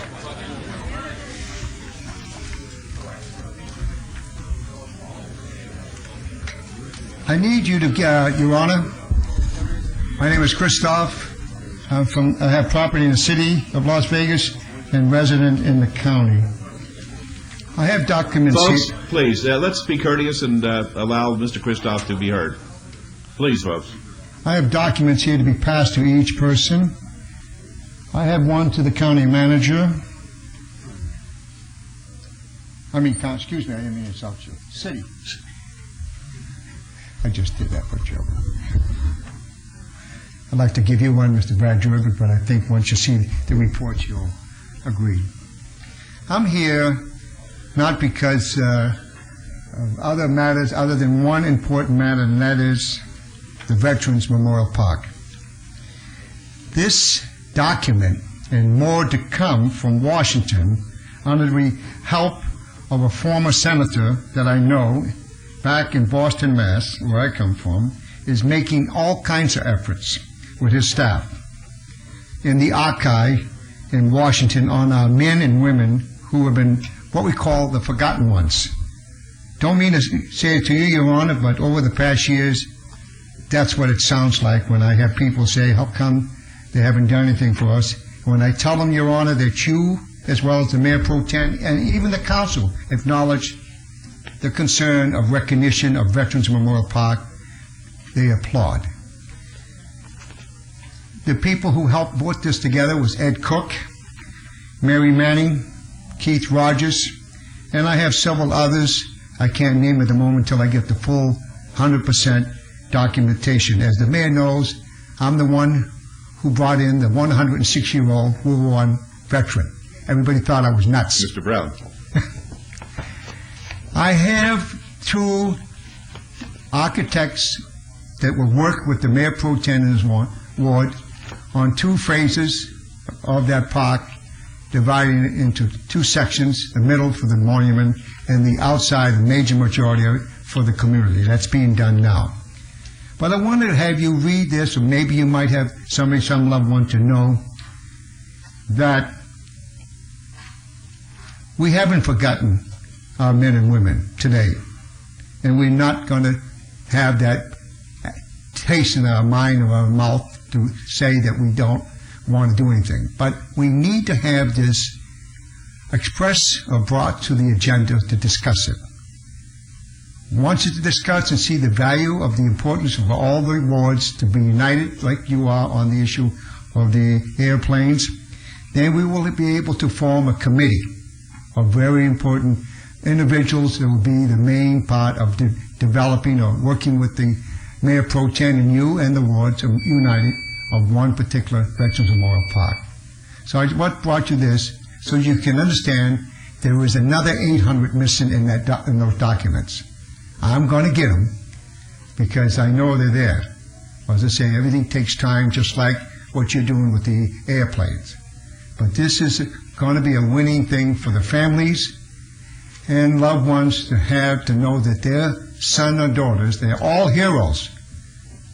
Everyone who's died for our country from World War II up to now, they're all heroes. And to me, that's a very important issue, and it's a priority too. So thank you for listening, and hope that we can have a meeting soon to put this together, and hope that you bring this to the on the agenda. Thank you. Thank you. Mayor Pro Tem. Yes, Your Honor. I'm not taking any action, but I just wanted to put on the record also that Congress Lady Berkeley has told the mayor and I that she wants to play a big role in this endeavor, and I just want to make sure that she is recognized at all times.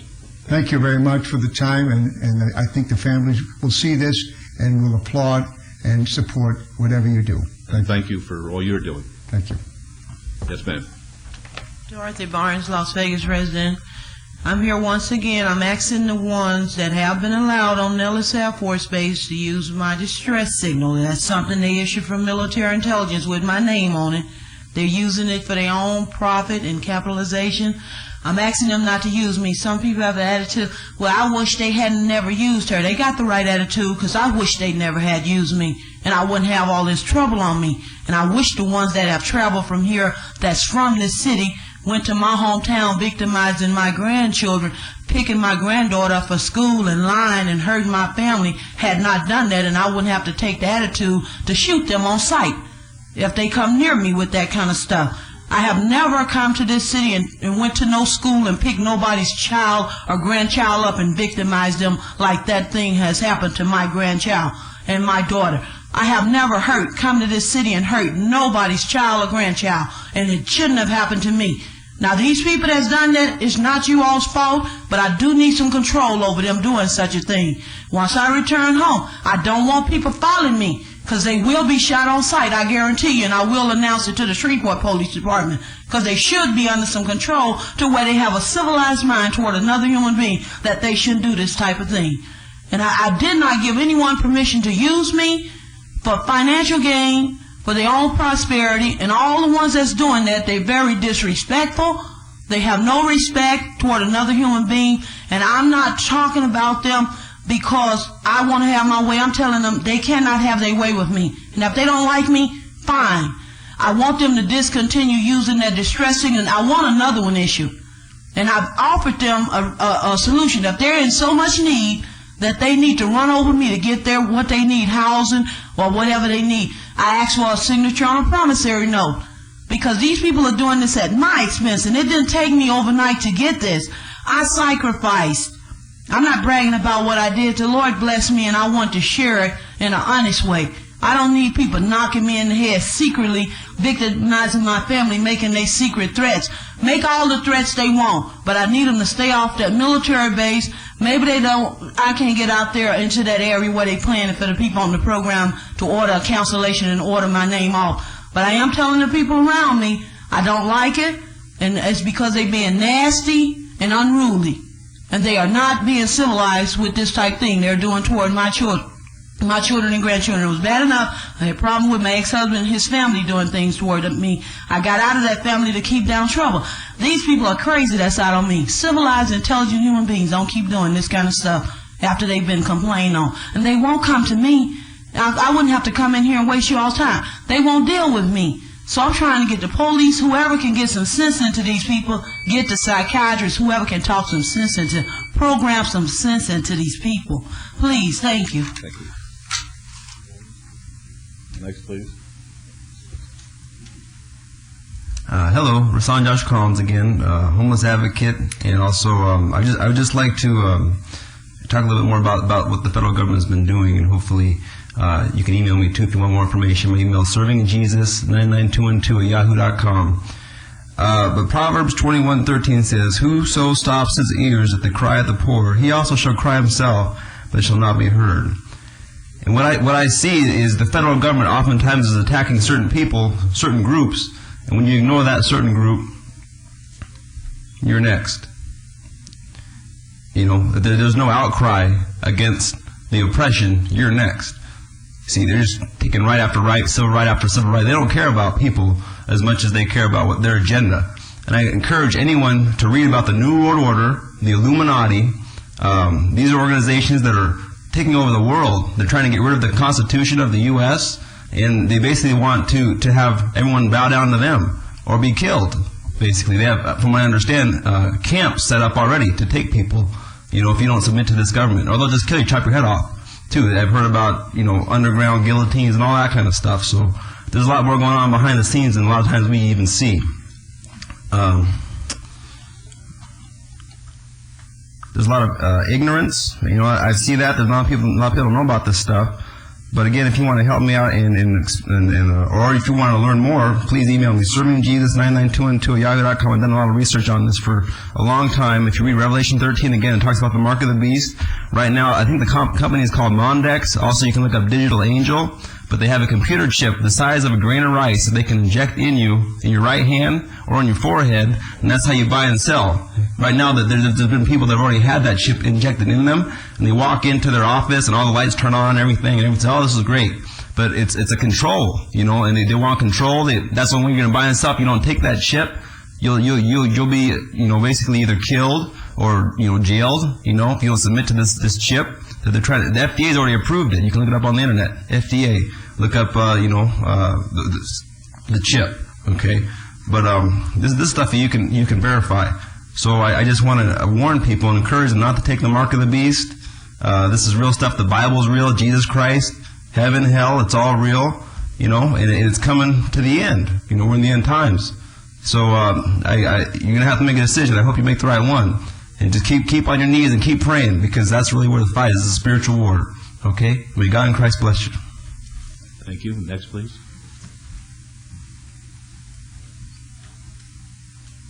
Hello, Your Honor, councilmen and women. I'm Mary Jo Bensinger, and I live at the Lakes. And there was just one thing that I didn't hear brought up during this meeting, and it was that I've heard and I understand that the flights in the summertime, when the air is warmer, that they can't get the lift that they can during the winter and these cooler months. And I'm a little concerned about it even getting worse during the summer. So I just wanted to bring that up. And then also I did want to make a point that I've had to leave my home and about half of the time spend over at a travel trailer on the other side of town just to get some sleep so I could work. So, thank you very much. All right, thank you. Next, please.